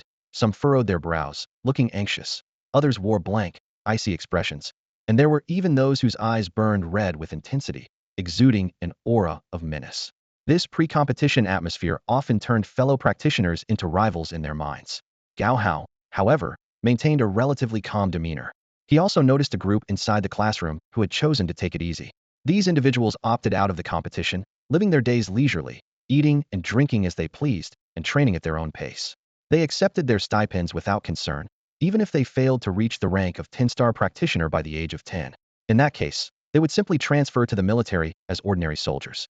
While the benefits in the military couldn't compare to those within the family, it still offered a stable life. 10 years down the line, they could become officers, marry, have children, and live lives much like their fathers before them. Upon returning home, Gao Hao was directed to the training room bed by his father, Gao Chongqing. Before leaving, his father advised him, don't rely on brute force during your training. Let it flow naturally. Pushing yourself to speed up the process will only strain your heart and internal organs. Gao Hao nodded in agreement and quickly entered a state of training. His breathing grew steady and elongated, with each breath lasting nearly a full minute. As he practiced the dragon technique, he deliberately slowed his pace as his stamina gradually recovered. The impatience and frustration he had felt after breaking through to 4-star practitioner seemed to subside along with it. In that moment, the azure space within him flickered and expanded once again. Gao Hao finally understood that rushing for quick results was meaningless. Over the past 2 months, he had pushed himself too hard. With his natural talent, there was no need to compete with others. Taking steady, measured steps was the path most suited to his growth. An hour and 15 minutes later, Gao Hao opened his eyes. The first thing he saw was his sister, Gao Nianian, sitting on the other small bed. She was deep in cultivation, but the bright red handprint on her face and the streaks of dried tears instantly ignited Gao Hao's fury. With a loud crack, the bed frame splintered under the weight of his anger. The sound startled Gao Nianian out of her trance. She opened her eyes and, seeing her brother's furious expression, lightly touched her cheek and said nonchalantly, "It's nothing, just a normal sparring session." Gao Hao suppressed his rage and asked in a low voice, "Who hit you?" It was only then that Gao Nianian noticed the look in her brother's eyes identical to their parents' whenever they discovered she was hurt. It was the protective glare of a young beast guarding its own. She quickly explained, "I told you it's nothing. I hit myself because I lost the class monitor selection match." "Why would you hit yourself just because you lost a match?" Gao Hao asked, puzzled. "Do you know how humiliating it was? This was the first time I've ever lost so badly. I didn't even last 5 seconds on the field before." Gao Nianian exclaimed, growing agitated. "That beast tamer who uses poison was so despicable. I had to slap myself to stay focused." Hearing this explanation, Gao Hao's anger gradually subsided. Gao Nianian suddenly broke into a smile. "Wow, little brother, I didn't expect you to care about me so much. Fine, I'll let you play with my stuffed toy for 1 minute." She paused, then quickly changed her mind. "Actually, no, you don't get to play with it. You interrupted my cultivation and broke my bed. Get out. I need to keep working hard. If I don't avenge this loss, my reputation as the great Nianian will be ruined. And don't you dare meddle in this." Although Gao Nianian didn't mention who her opponent was, Gao Hao already had a hunch. Thinking back to the recent tension between Mao Rongrong and the Gao family, including the way Gao Nianian and her sisters had distanced themselves from her, Gao Hao pieced together what had happened. It seemed that Gao Nianian and her sisters had tried to isolate Mao Rongrong, but ended up being taught a lesson instead. "Sis, sometimes it's better to let things go. If you don't get along, don't force it. Mao Rongrong isn't a bad person," Gao Hao said cautiously. This comment seemed to hit a nerve. Gao Nianian's eyes widened with a mix of frustration and anger. "Get out. Just get out. I need to cultivate," she snapped. Then, as if remembering something, she added, "We've already made up, so don't tell mom and dad. My peony beast can neutralize any poison, and if I team up with her, our squad's combat power will be even stronger. I'm still aiming for the class monitor position in the advanced Beastmaster class." Gao Hao looked at Gao Nianian suspiciously, frowning slightly as he cautiously said, "This is clearly your fault. Having more friends opens more doors. There's no deep grudge between you two. How about I go with you tomorrow to apologize?" Gao Nianian slammed the table angrily and shouted, "No way. This is what you mean by peace?" Gao Hao asked, puzzled. Gao Nianian's heart raced, and her tone turned impatient. "We can keep up appearances, but how can I tolerate it in my heart? Teaming up with her is only for the glory of the advanced warrior class. Once the competition is over, we'll go our separate ways. Besides, how could someone from a noble family apologize? That would be humiliating." Listening to her, Gao Hao frowned deeply. "If you don't go, they'll tell mom and dad about this. Let them know what happened. Honestly, you deserve the scolding. Annoying little brother, get lost." Gao Nianian yelled furiously, her anger boiling over. After a moment of silence, Gao Hao spoke calmly. "Sis, think carefully. Give me an answer tomorrow. Mao Nianian is still part of the Gao family. If she keeps causing trouble for you, you might not be able to outmatch her." Gao Nianian's eyes widened as she gritted her teeth. "Get out. I'm not afraid of that woman." With that, she stormed out of the training room. It was already past 8 p.m. When she entered the kitchen, she found that their mother had left freshly made meat buns and congee on the table, along with a 30-centimeter long golden blue sea cucumber. Seeing the food, Gao Hao felt a wave of warmth in his heart, thinking, such nutritious food, it's sweet and delicious. No wonder some people eat it every day. Too bad I never got to try it in my past life. I wonder what it tastes like. After finishing the meal, he dutifully washed the dishes and put them away. With their parents not at home, he returned to his room to start his homework. Before long, he managed to finish everything before 9 p.m. He then took a hot shower, feeling refreshed, and returned to his room to rest. The busy day left him feeling fulfilled. The dragon technique naturally flowed within his body, circulating through his energy channels. As he breathed steadily, he gradually drifted into sleep. When he woke up again, it was already past 5 a.m. Gao Hao immediately got out of bed, washed up, and headed to Gao Nianian's room, only to find that she was still asleep. He knocked on the door and called out, "Sis, wake up. Time to train." Gao Nianian opened her eyes, quickly got up, and rushed to freshen up. Soon, The two of them left together, heading toward the training grounds. Along the way, many children were also making their way there.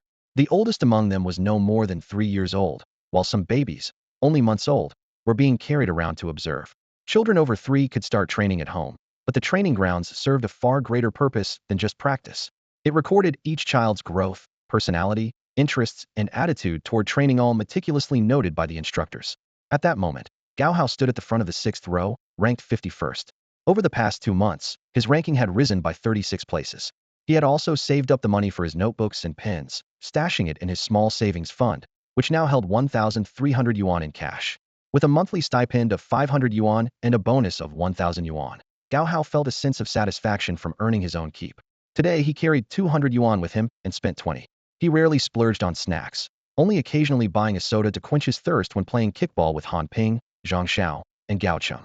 The fizzy drinks in this world had a unique flavor hard to describe, but incredibly refreshing. The variety of snacks was also impressive, though as students of the warrior class, most of their snacks were dairy-based. Seeing Gao Hao's relaxed demeanor, though his eyes still carried traces of fatigue, Gao Nianian couldn't help but mutter under her breath, "Little brother, do you think him in the wrong too?" "Of course," Gao Hao replied firmly. "If small conflicts aren't resolved, they'll escalate into bigger ones, and fixing them will only get harder." The relationship between Gao Qing and Gao Yu seemed to have improved recently, no longer as confrontational as before. Gao Yu walked into the training ground and immediately spotted Gao Nianian. "Big sis, wait for me," Gao Qing called out from behind. Gao Yu's lips curled into a faint smile as she replied softly, "All right." Children's relationships often change in the blink of an eye. A simple "big sis" was enough to dissolve all past conflicts. Nowadays, they often played together, almost like a real family. "Howdy, are you here to help your sister challenge Mao Rongrong too?" Gao Yu asked with a playful smile, glancing over at Gao Hao, who was standing nearby. "With you on board, our chances of winning just went up." "Huh? Challenge?" Gao Hao responded with a puzzled expression. Gao Yu grinned smugly and explained casually, "I came up with a great idea. Our classmates can take turns challenging Mao Rongrong to wear her out, both physically and in terms of her chi reserves. When she's exhausted, Nianian will step in to avenge us. But the plan needs some funding, $10 per person. The 4 of us alone can't quite manage it." Gao Hao was stunned into silence. It turned out Gao Yu wasn't just good at fighting. She was also quite the strategist. "What an intriguing person. Big sis," Gao Hao said, looking at Gao Nianian with a hint of displeasure, his gaze seeming to say, "You're too devious." There was a trace of disappointment in his expression. "I can't believe you'd do this. I'm out of money, so the plan's cancelled," Gao Nianian admitted sheepishly, twisting her fingers in embarrassment. Being called out by her younger brother left her feeling rather uncomfortable. At that moment, the instructor's voice rang out. "Gather up. Time to train." Gao Nianian quickly composed herself and stepped into the training arena with a lighter stride. Recently, her cultivation had shown noticeable improvement, and the gap between her and Mao Rongrong was gradually narrowing. The changes and progress in everyone hadn't escaped the instructor's sharp eyes. Even Gao Hao, when he made mistakes, would occasionally get a tap on the hand with the instructor's ruler. After absorbing the violet qi and finishing their training, a small commotion occurred at the entrance to the training ground.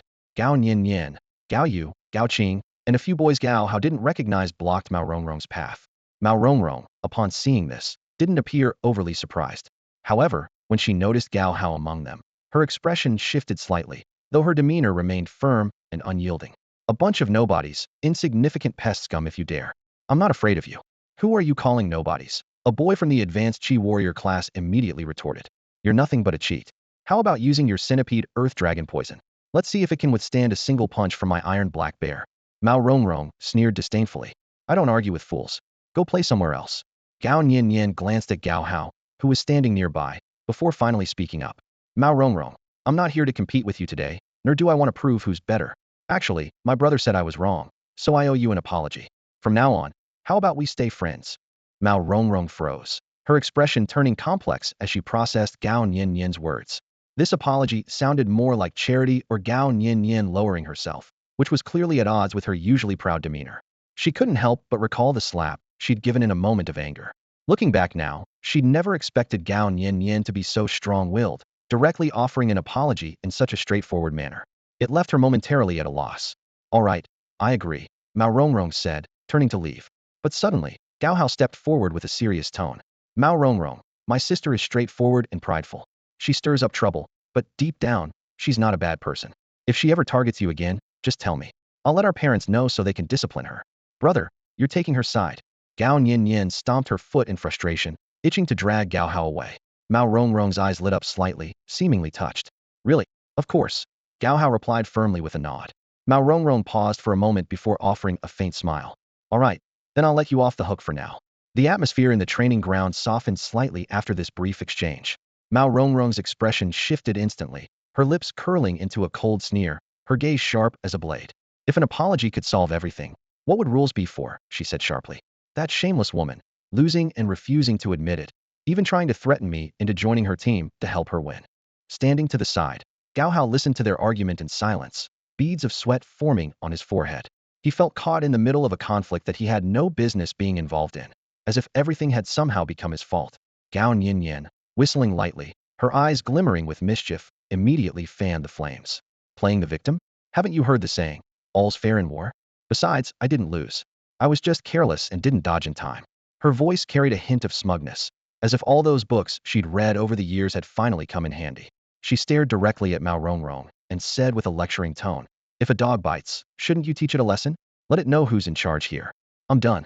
I'm not participating in the team competition. Mao Rongrong scoffed coldly and turned to leave, shooting a sharp glare at Gao Hao, her eyes glistening with tears, making her appear pitiful and delicate. Gao Hao felt a shiver run down his spine.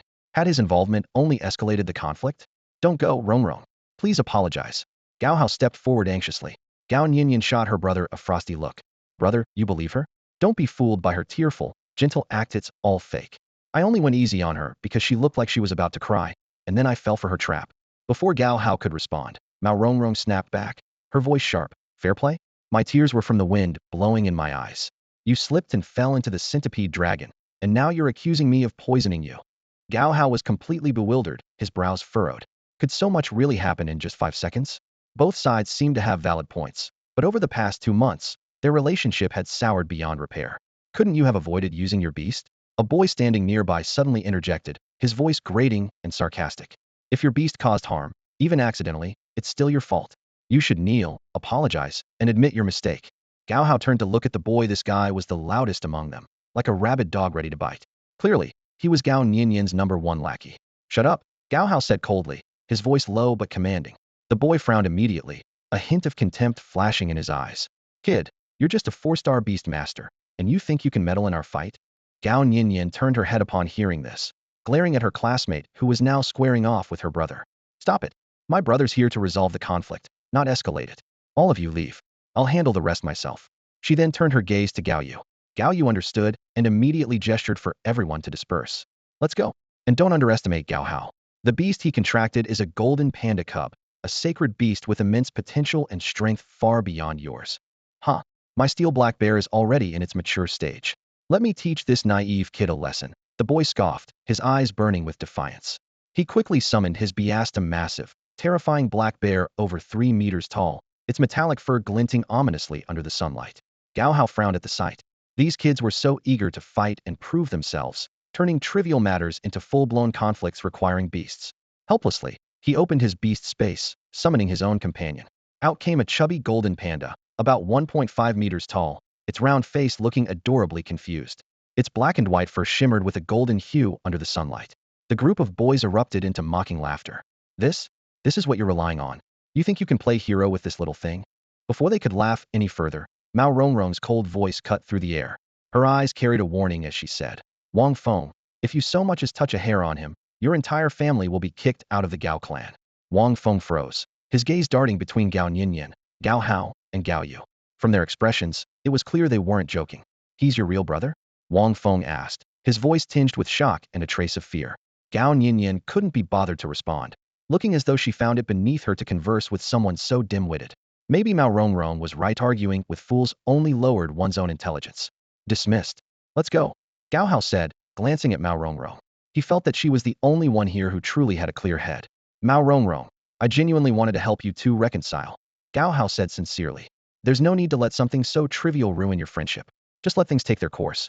Right now, I only want to focus on becoming stronger. I have no interest in anything else. Mao Rongrong nodded slightly and walked away. The group of boys, after a brief silence, also dispersed. Wang Feng reluctantly withdrew his black bear and cautiously left the scene. He knew that at only a 9-star beast master at the age of 15, he was no match for the Gao family's prodigies, who all possessed top-tier talents. It wasn't until he rounded a corner that Wang Feng slumped to the ground, cold sweat dripping from his forehead. If he had really injured Gao Hao, his family might have been exiled because of him. Stumbling back home, he locked himself in his room, trembling uncontrollably, unable to calm down for a long time. Wang Feng has taken a leave of absence these past few days due to a high fever and a bad cold. He won't be participating in this year's team competition and will decide on the individual contest at the annual conference based on his recovery. The advanced Beast Mastery class erupted in groans. A few boys, around 4 or 5 years old, widened their eyes in shock, unable to comprehend such an unexpected turn of events. Teacher Liu, but Wang Feng is a 9-star Beast Master. How could he catch a cold and have a fever? Gao Yu suddenly stood up from her seat, her brows furrowed in concern. His iron black bear is our team's main combat strength.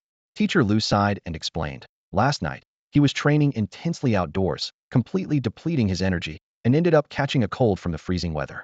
This morning, he had a high fever and was sent straight to the hospital. Remember, everyone, that while training is important, overexertion is not wise. She scanned the room with a serious expression. Make sure to train in appropriate conditions. The weather is getting colder, so take care of your health and stay warm. After organizing her lecture notes, Teacher Liu began the lesson. Today, we'll be discussing beast combat. With the annual tournament approaching, this is the time to showcase the results of your hard work with your beasts. Remember to fight within limits, no fatal injuries, and ensure your own safety. Know your capabilities. She paused briefly. In our class, there are 48 students, and there are 3 slots available, 15 people, 3 teams for the annual competition. You can discuss among yourselves and decide. After class, Gao Nianian and her 2 friends gathered in a corner of the classroom. Nianian, what should we do? Gao Yu asked anxiously. This is so annoying, Gao Nianian said, slamming her fist on the desk, her face full of frustration.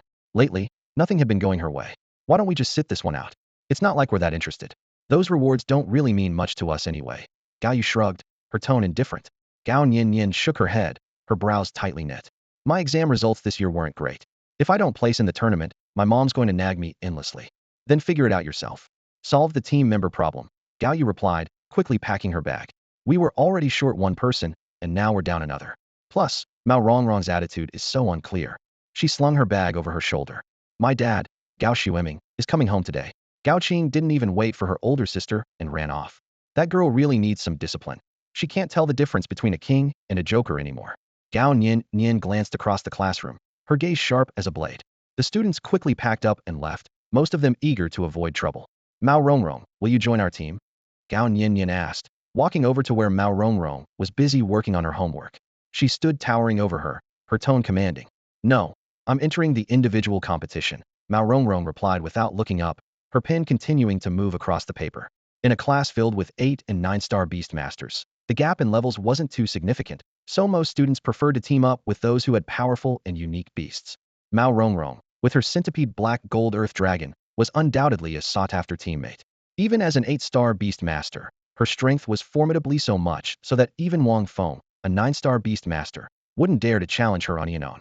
Don't be so dismissive, Gao Nian said, leaning closer and lowering her voice. My little brother, Gao Hao, is only 6 months old and already a 4-star beast master. In another 6 months, he'll likely reach 8-star level. He's incredibly talented, handsome, and of outstanding quality. Are you sure you want to pass up such a promising prospect? Mao Rongrong paused, her pen halting mid-stroke. She looked up and locked eyes with Gao Nian. What's in it for me? You're always opposing me, always on guard against me. That's an exaggeration, Gao Nian said with a sly smile, though her eyes glinted with sharp calculation. My brother is exceptional. In the future, you'll face plenty of competition. If you help me now, I can treat you all equally. Isn't that a good enough deal? Go play somewhere else. Do you take me for a fool? Mao Rongrong dismissed Gao Nian's suggestion without even looking up, continuing to focus on her homework. Gao Nian shrugged and walked away, thinking to herself that she had already done her best to help. As a first-year 8-star summoner, Mao Rongrong had every reason to be proud. Her achievement was enough to outshine countless prodigies. After finishing her homework, she carefully packed her books, cleaned the classroom, locked the door, and hung the keys in the security office. Suddenly, light emanated from her legs, and she burst forward with astonishing speed, covering 4 or 5 zhang in a single step. Within minutes, she arrived at the training grounds. At the training cafeteria, she ordered a hearty meal, a large bowl of noodles, 2 eggs, and 3 beef patties. Once her hunger was satisfied, she took a short nap on a training mat in the lounge. When she woke up at 1:30 p.m., she immediately began her training preparations. In the classroom, she performed a series of stretching exercises to activate her meridians. She executed a flawless 180-degree high kick, followed by a smooth spinning roundhouse kick. Anyone with a discerning eye could tell that her technique wasn't from the Gao family's Dragon Fist style, but a unique leg-based summoning technique. When the instructor called for assembly, Gao Hao's seat remained empty, occupied instead by a stranger. These days, Mao Rongrong and Gao Hao only crossed paths briefly in the early mornings. At that moment, Gao Hao was focused on training in the Dragon Fist chamber a few hundred meters away. When Gao Nianian was punished with a ruler strike for losing focus, Mao Rongrong couldn't help but laugh out loud. You too, stay after training for punishment, the instructor scolded harshly. As commended students, you should set an example, not lead others astray. Your offense is even more severe. Neither of them dared to argue and immediately admitted their fault. Half a month passed quietly. The Gao family goose houses were now filled with visitors, and the number of patrolling soldiers had quadrupled, with patrols becoming far more frequent. People from villages and outer city academies flocked to the area, including 6 teams from the Shao clan, evenly distributed across the intermediate and advanced summoner competitions. Families of all kinds, clans, commoners, hunters, and merchants brought their children to participate in the Gao family's annual gathering. The inner city of Tianqing City was completely transformed, with colorful lanterns adorning the streets and alleys. Gao Hao held a lantern painted with a red dragon, marveling at the lively scene before him. All schools under the Gao family had temporarily closed, and the once quiet parks were now bustling with people. Gao Nianian, dressed in a vibrant gown and wearing a red hat, carried a dragon-patterned lantern as she excitedly pulled Gao Hao through the crowd. Shiong Dunan, clutching a piece of golden bamboo, seemed a bit overwhelmed by the massive crowd. As a reclusive panda, it had never encountered so many people before. On the lake, a spectacular performance was underway. Gao Hao, being shorter, struggled to see the show clearly. Even the rooftops of the pavilions were packed with spectators, each finding creative ways to get a better view. After much effort, he finally made it to the front row, where the sight before him was breathtaking. 9 enormous golden dragons, each 9 zhang long, danced gracefully in the center of the lake, chasing a 9-inch golden pearl. Wow, those are golden dragon-summoned beasts, Gao Nianian exclaimed. On top of each golden dragon stood a summoner, ready for an 8-against-1 showdown. This year's dragon pearl is mine, a rough voice bellowed as one of the golden dragons soared into the sky. With a thunderous roar, a jet of water shot from the dragon's mouth, piercing through the ice and sending up a massive spray. The other 8 summoners sprang into action, their respective dragons leaping into the air. In an instant, the 9 golden dragons were entangled in a fierce battle midair. The dragon pearls danced across the sky, shimmering like radiant jewels. 9 golden dragons spiraled above the park, casting golden light that reflected off the tranquil lake, making its surface glisten with ripples. Suddenly, a massive wave surged toward the shore. With sharp reflexes, Gao Hao swiftly summoned Shiong Dunan back from where it crouched nearby and shielded Gao Nianian. Unfortunately, Shiong Dunan still ended up soaked to the bone by the wave. It let out an angry roar, its bulky frame becoming a natural barrier against the oncoming water. The surrounding visitors each responded to the sudden wave in their own ways. Some formed protective energy shields with a single gesture, while others used their chi to push the wave back into the lake. Among the front row crowd, only Shiong Dunan became the unfortunate victim of this unexpected incident. Gao Nianian was surprised by her brother's quick reaction, but Gao Hao turned to scold Shiong Dunan. This was your own mistake. As an exceptional beast companion, you should always stay alert and protect your master. You sensed the danger, but didn't warn me. Were you trying to make me look bad? Under Gao Hao's stern gaze, the initially defiant Shiong Dunan immediately quieted down. It shook off the water droplets from its fur and looked at him with a pitiful expression. If it could speak, it would certainly argue back. Seeing that his usual scolding wasn't effective, Gao Hao quickly switched tactics. You're technically a few months older than me, right? As the elder, shouldn't you be taking care of me? Why do I have to take care of you every day? When Shiong Dunan remained unmoved, Gao Hao played his trump card. Brother Shiong, I'm sorry.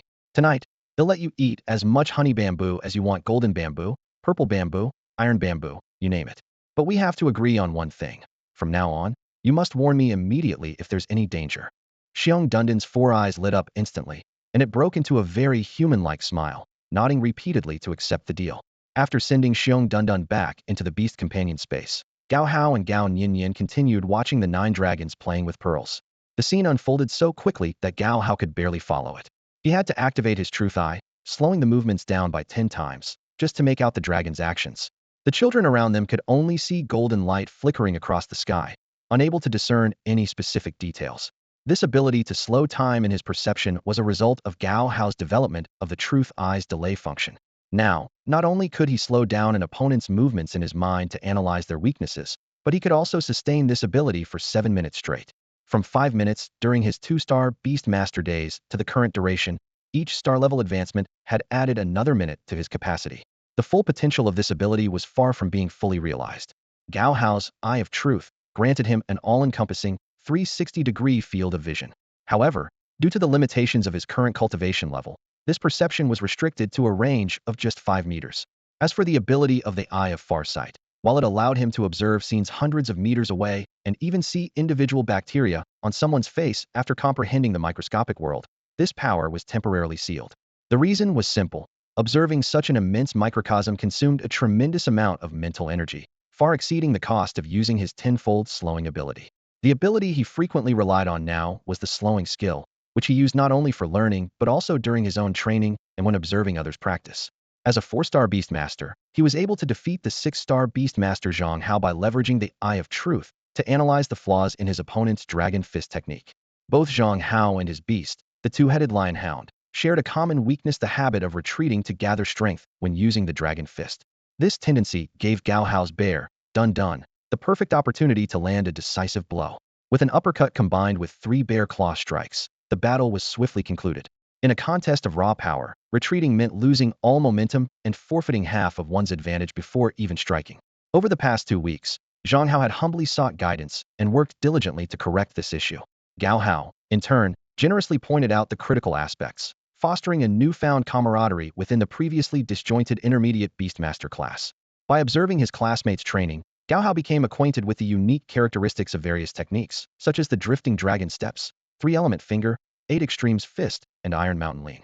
While he wasn't yet qualified to instruct others, these observations provided valuable insights for his future choice of techniques.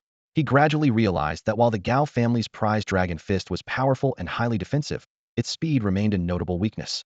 The drifting dragon steps seemed like a promising option, but it came with a trade-off: it reduced the Dragon Fist's power by 30.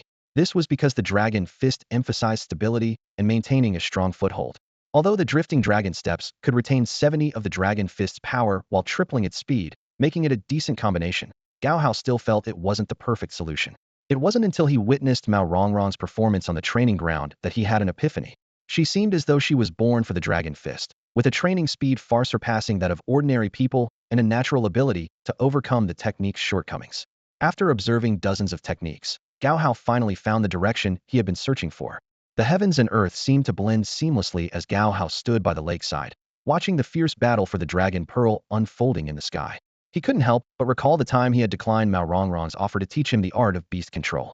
Reflecting on it now, he wondered if accepting her kindness back then might have allowed him to master a second beast control technique by now. But then again, he thought, every family's techniques were hard-earned legacies. How could they be so easily shared with outsiders? Above the lake, several golden dragons twisted and turned amidst the clouds, vying fiercely for the precious Dragon Pearl. Suddenly, one dragon lashed out with its tail, forcing another beast tamer to hurriedly command their dragon to dodge. The dragon's water cannons intertwined in midair, creating a dense cascade of water that poured down, transforming the lake's surface into a breathtaking scene of a silver waterfall. Such a sight exists only in the heavens. How often can it be seen on Earth?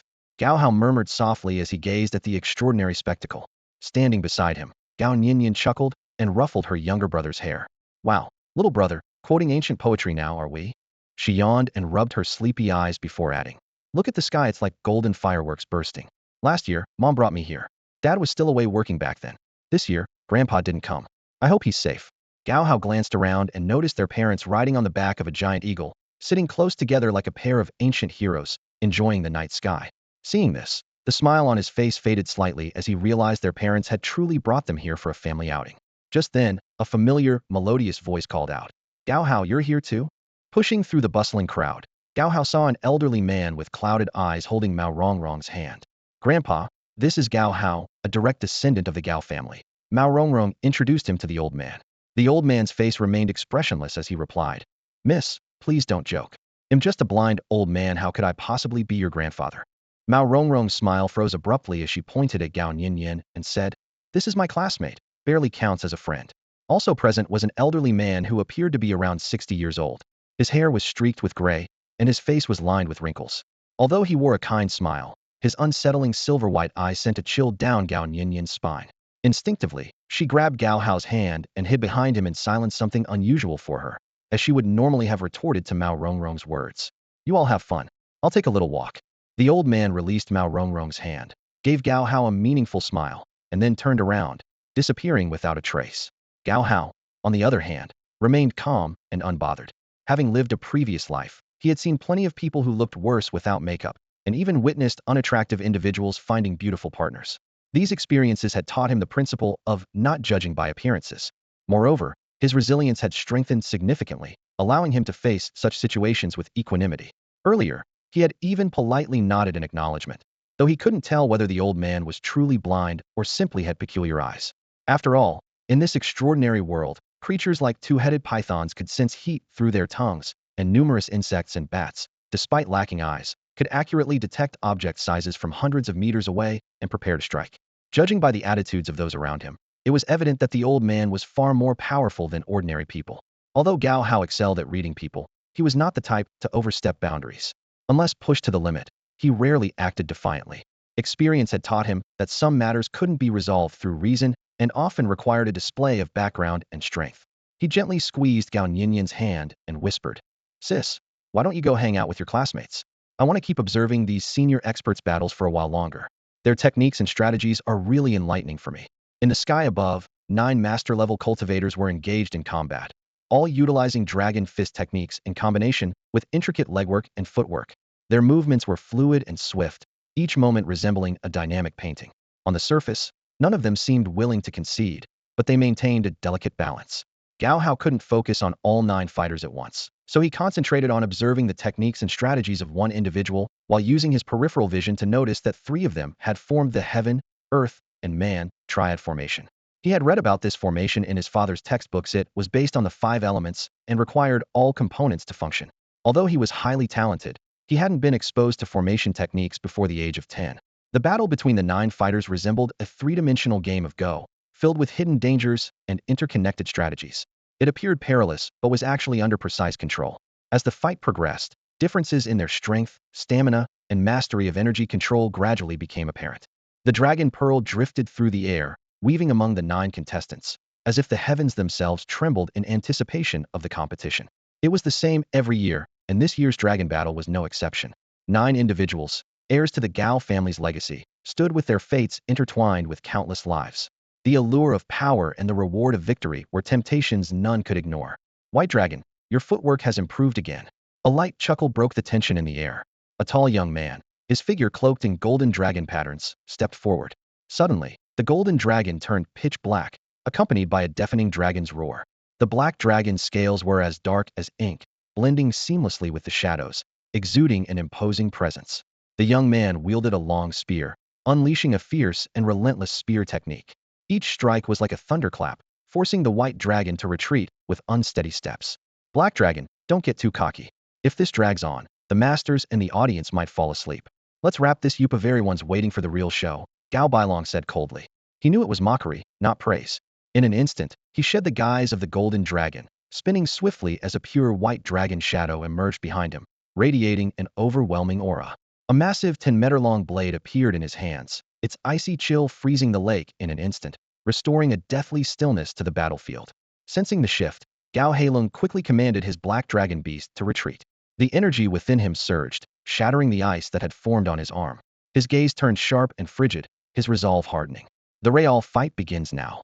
A man standing atop a distant pavilion watched with a faint smile, though his eyes carried a hint of seriousness. The heirs of the 9 dragons are finally getting serious. Let's see how they grow. Gao Hao squinted as he observed the battle. He realized that his understanding of strength was still limited. He had once believed that his bare-handed dragon fist was invincible, but now he saw the devastating power unleashed by the combination of a master's dragon step and spear techniques. His thoughts grew clearer, and he made a decision. Next year, he would master Mao Rongrong's leg techniques and the Gao family's dragon step. Despite his youth, Gao Hao bore a burden far heavier than he should. The pride that came with his natural talent had long been buried under the weight of his responsibilities.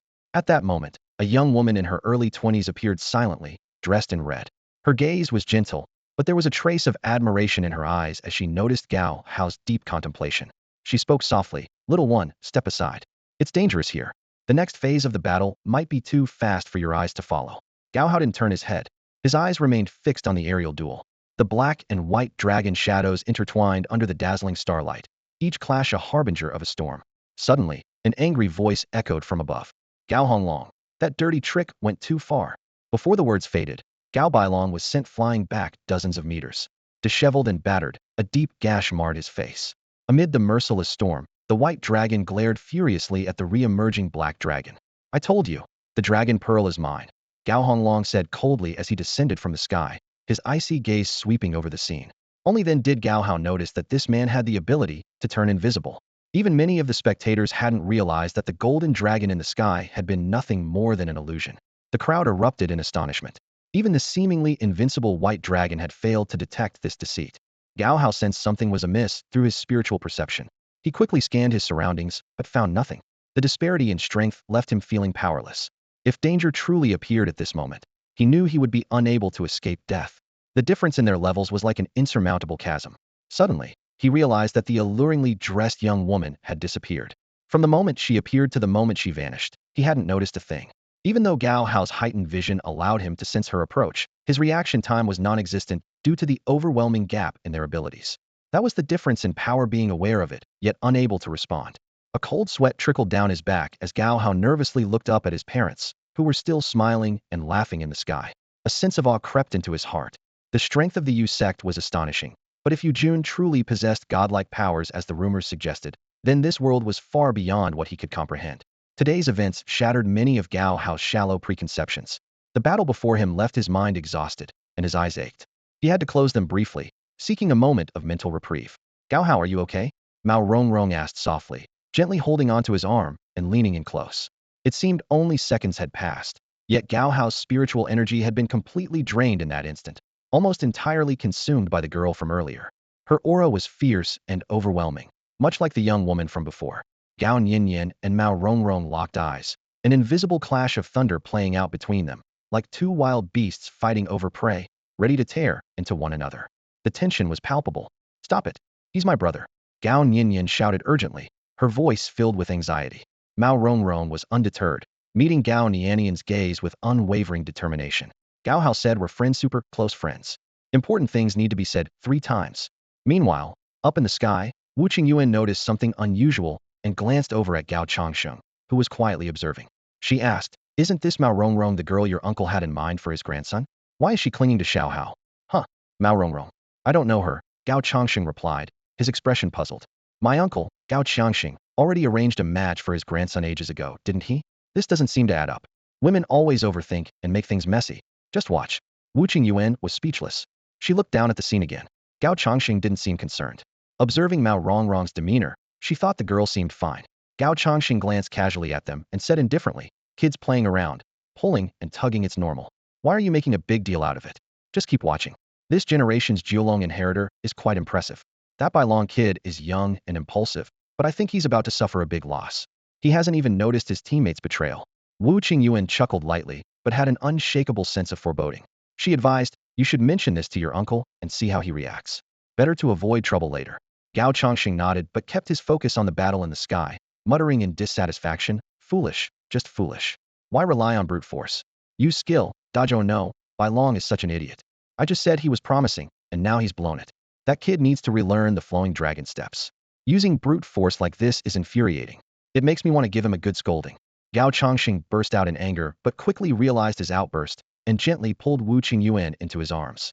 The atmosphere in the arena turned cold as Bailong's mistake unfolded. As a strong contender, Bailong's defeat was particularly frustrating, like watching a game where you think the goal is just the beginning, only to realize it was the peak moment. Inside the venue, the Gao family's elite guards maintained order. This special force, which even Gao Changsheng had to personally request, was not to be trifled with. Wu Qingyuan lowered her head, staring at the handprint on her leg. She wanted to react, but held back. After all, they were still in public. Gao Changsheng remained immersed in the intensity of the match. Even with his beautiful wife by his side, his focus was entirely on this high-level battle. Qingyuan, look, Bailong is done for, he said excitedly. He fell short due to inexperience. His 2 teammates were clearly slacking, leaving him to shoulder everything alone, yet he doesn't know when to retreat. That master of his is truly ruining his disciples. Before he could finish, a pained cry from Bailong filled the air as he plummeted from the sky, crashing heavily onto the icy ground with no one rushing to his aid. Gao Honglong smirked triumphantly and declared, everyone, I'll gladly claim this year's top prize. Bailong, With your limited skills, you're still 5 years away from competing with me. Gao Lung was about to retaliate, but suddenly coughed up blood. Seeing his teammate's reaction, his expression darkened. Gao Honglong, what a move, even your own brother isn't spared, he said bitterly. Then, retracting his beast companion, he endured his injuries and left the arena. The others, witnessing the scene, cupped their fists in farewell and departed as well. Gao Honglong, riding her crimson dragon, devoured the radiant dragon pearl in the sky. With a proud glance at the crowd, she vanished without a trace. This Honglong girl. Gao Chongqing suddenly realized something.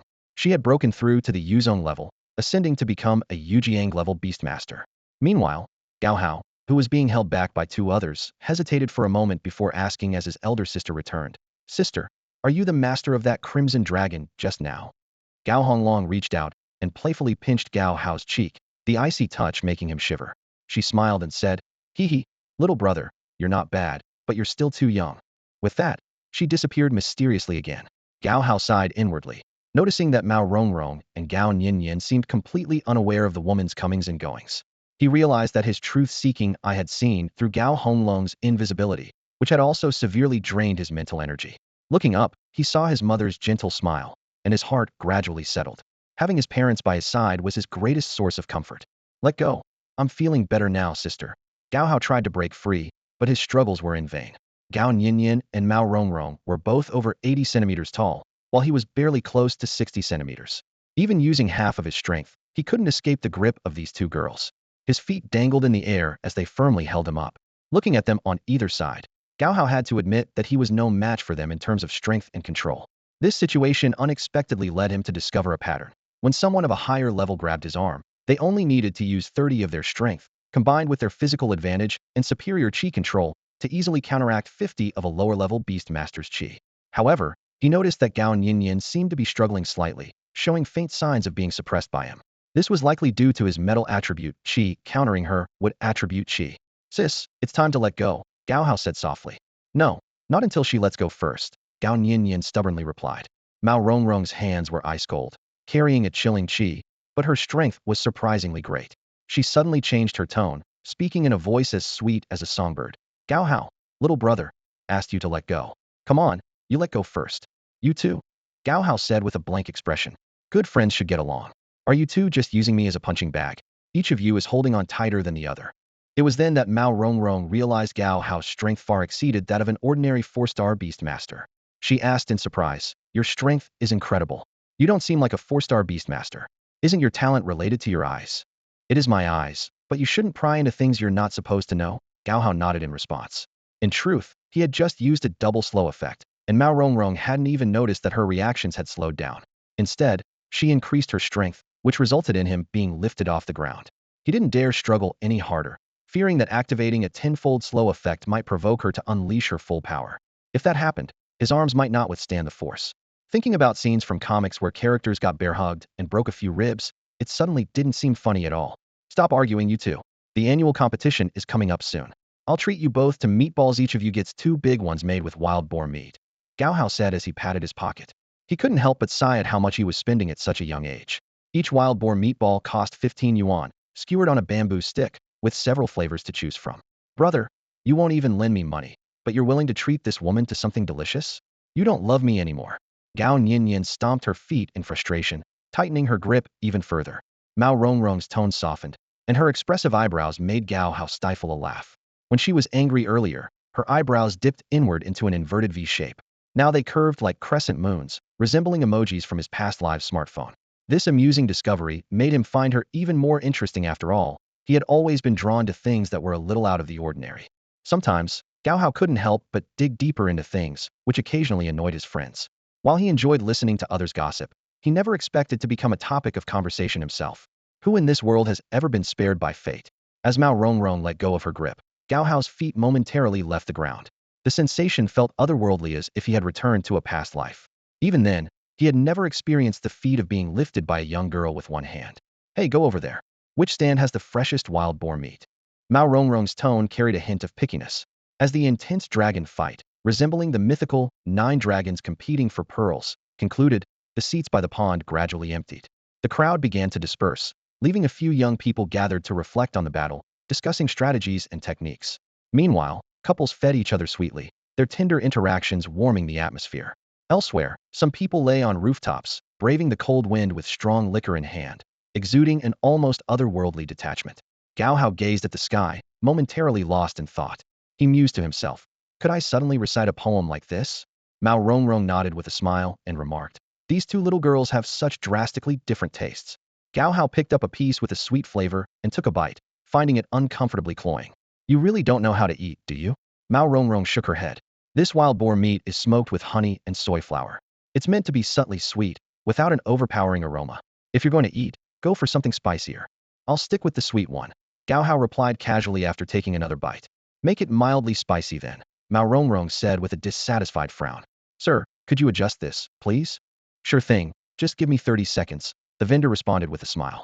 I'll take the mildly spicy one too, Mao Rongrong added, nodding toward the vendor. Sir, I'll have one medium spicy, one extra spicy, and a cup of grape juice, Gao Hao continued. Got it. Coming right up, the vendor replied cheerfully before turning to prepare the orders. Mao Rongrong seemed lost in her own thoughts, then suddenly looked up and asked, what kind of juice do you like? We've got tart lemon, sweet fruit blends, or tangy citrus. After thinking for a moment, Gao Hao replied, I'll go with something tart. Spicy food pairs best with sour drinks. Sir, have you decided on the juice? The vendor teased while working. Your two mildly spicy meatballs are ready too. The vendor's speed was impressive. In no time, two small meatballs were placed in front of Gao Hao and Mao Rongrong. Each meatball was about the same size, glistening slightly under a layer of sauce and emitting an enticing aroma. Gao Hao picked up the food, blew on it lightly, and couldn't resist taking a bite.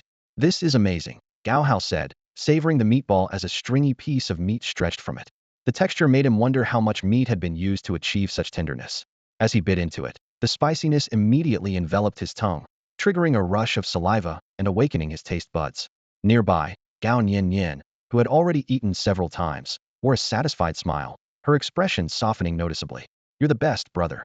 Mom's been such a miser lately. She won't even take me out for snacks, Gao Nianian complained, unable to resist grumbling about their mother's stinginess. Don't say that. Weren't you just accusing me of not loving you? Now two meatballs have made you happy. You better rethink your words, or Mom might hear and expect me to forgive her. Gao Hao replied with a helpless glance at his sister, teasing her. Lately, he felt his sister had become increasingly mischievous. She always compared their mother to him, making him the target of her jabs. Reflecting on whether he had been the same way in his past life, he couldn't help but find it amusing. He had completely forgotten about it, and no matter how hard he tried, he couldn't recall those memories. However, he still remembered a few instances when he was punished as a child for being mischievous. The lighter punishments left no impression, but the harsher ones stuck with him. A memory of hiding in a water tank during a game of hide-and-seek flashed through Gao Hao's mind. He wasn't discovered until lunchtime when the family was preparing the meal, and what followed was a severe spanking. Even now, recalling it made him feel the sting on his backside, leaving a lasting shadow on his psyche. Why are you so petty? Besides, I'm your sister. Isn't it only natural for me to spend your money? Gao Nianian remarked nonchalantly, her tone brimming with entitlement. Hearing this, a flicker of anger crossed Gao Hao's eyes, and he almost lost his cool. Eating my food, drinking my drinks, and then calling me petty, he grumbled internally. Losing interest in arguing with Gao Nianian, Gao Hao bit into a large meatball on his plate, savoring the rich flavor that spread across his tongue. He then took a sip of freshly made lemon juice, feeling his mood lighten considerably. Ignoring Gao Nianian, Gao Hao turned to Mao Rongrong with a smile. Rongrong Jia, last time you wanted to train with me, but I had to train with my father, so I couldn't join you. After the annual competition, training will continue. We can train together in the afternoons then. Of course, that sounds great, Mao Rongrong replied cheerfully, adding in a soft voice. I've been meaning to ask you again, but I couldn't find the right opportunity. Who would have thought we'd meet again? This must be what they call fate. Ah. Gao Hao was momentarily stunned, wondering if his reaction time was slower than most. He often found himself missing details that seemed crucial to others. This was one reason he had developed a habit of reading motivational quotes and poetry online. Rongrong Jia, you really have a way with words. Your sweet talk is like honey. How can I possibly repay you? I'll rely on your guidance in the future, and I hope you won't mind my clumsiness, Gao Hao responded politely. Gao Nianian, listening from the side, couldn't help but snort. A woman's words are nothing but lies. Brother, you don't know this yet, but the prettier a woman is, the more ruthless her heart. Don't let her fool you. For a moment, Gao Hao didn't know how to respond. In his eyes, Gao Nianian's straightforward, carefree, and guileless nature was exactly how a normal child should be. All her emotions, joy, sorrow, anger, happiness, or playful tantrums were expressed openly, with a certain innocence and endearing simplicity. Reaching out, Gao Hao patted Gao Nianian on the head and asked seriously, Jia, what are you trying to say? Obviously, I'm looking out for you, Gao Nianian replied casually. Gao Hao calmly countered, you say it's for my own good, but I think you just want to see me get beaten up. Have you even considered Jia's strength? The two of us combined probably wouldn't stand a chance against her. Gao Nianian paused, realizing she hadn't fully grasped Mao Rongrong's capabilities. Many of the 9-star and even 10-star practitioners in their class seemed wary of Mao Rongrong, but for her, it was more about the Gao family trio reputation. No one dared to cross them. She also recalled how Mao Rongrong had gone easy on her during their last sparring session. Seeing his sister deep in thought, Gao Hao straightened up, finished the last meatball on his plate, and glanced between the two of them. Rongrong Jia, you're one of my few close friends, and Gao Nianian is my sister. I don't like it when there's conflict between my friends and my family. Gao Hao looked intently at Mao Rongrong, trying to gauge her reaction. Sometimes, laying everything out in the open was the best way to resolve issues. By saying this, Gao Hao made it clear where he stood. Between friends and family, even hesitating for a second would feel like a loss on his part. He liked this home. Even though Gao Nianian acted silly every day, often doing things that left him speechless, or even on the verge of losing his patience. This genuine sense of familial warmth was something he had never imagined he could have. Mao Rongrong listened quietly, her gaze unconsciously falling on Gao Nianian, with a hint of envy flashing in her eyes.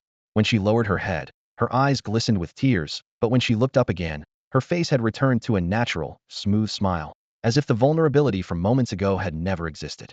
Gao Nianian, she extended her hand confidently, her voice steady. I'm willing to join your team. The past is behind us. My interest in your brother was more about learning the force techniques of his dragon fist. It wasn't anything else at first. She paused, her tone sincere. But now I realize your brother is truly exceptional, to the point that I envy you. He's more talented than many self-proclaimed geniuses I've met. Whether you accept me or not, it's your choice. Gao Nianian gasped sharply after hearing this, her eyes widening in surprise.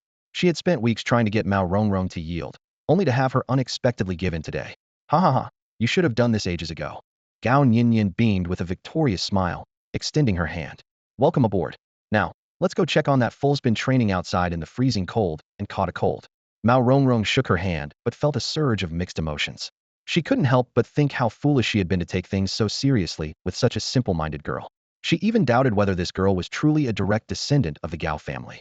So naive and pure, Gao Nianian made her question all the lessons she had learned at the Mao Family Academy. Trust no one. That was the parting advice her father had given her. For a girl barely a year old to leave her homeland and live thousands of miles away was no easy feat on the journey. She had woken up crying from dreams countless times, imagining her parents might suddenly appear to take her back home. When the airship finally landed in Tianqing City, little Mao Rongrong silently vowed to train hard so that her parents would regret sending her to such a foreign place. Looking at Gao Nianian now, she couldn't help but wonder if this girl might one day share her fate. As Mao Rongrong gazed at the innocent and carefree Gao Nianian, her envy was tinged with an inexplicable sense of relief. Half a year ago, she had been just like her, uninhibited and outspoken. But now, she had learned to fake smiles, control her emotions, and even forge friendships with the direct descendants of the Gao family. Hard work and opportunities sometimes do pay off. The fruits of her rigorous training were finally yielding some results. Of course, if she had chosen to refuse, all her previous efforts would have been in vain. Mao Rongrong and Gao Nianian shook hands and reconciled. The three of them walked along, eating and chatting, their cheerful demeanor so infectious that even passers-by couldn't help but smile. Xiao Hao, it's time to head back. Suddenly, Gao Chongqing appeared in front of him, rubbing his side with a pained expression on his face. Okay, Gao Hao replied briefly. Before they realized it, it was already past 10 o'clock, long past their usual bedtime. Gao Hao glanced at Rongrong and said, Dad, it's not safe at night. Since there are so many people at the annual meeting, let's escort Sister Rongrong home together. No need. Grandpa will come pick me up soon. Thank you for spending time with me. I had a great day. Mao Rongrong replied with a polite smile, her tone perfectly measured, her gestures elegant as she waved.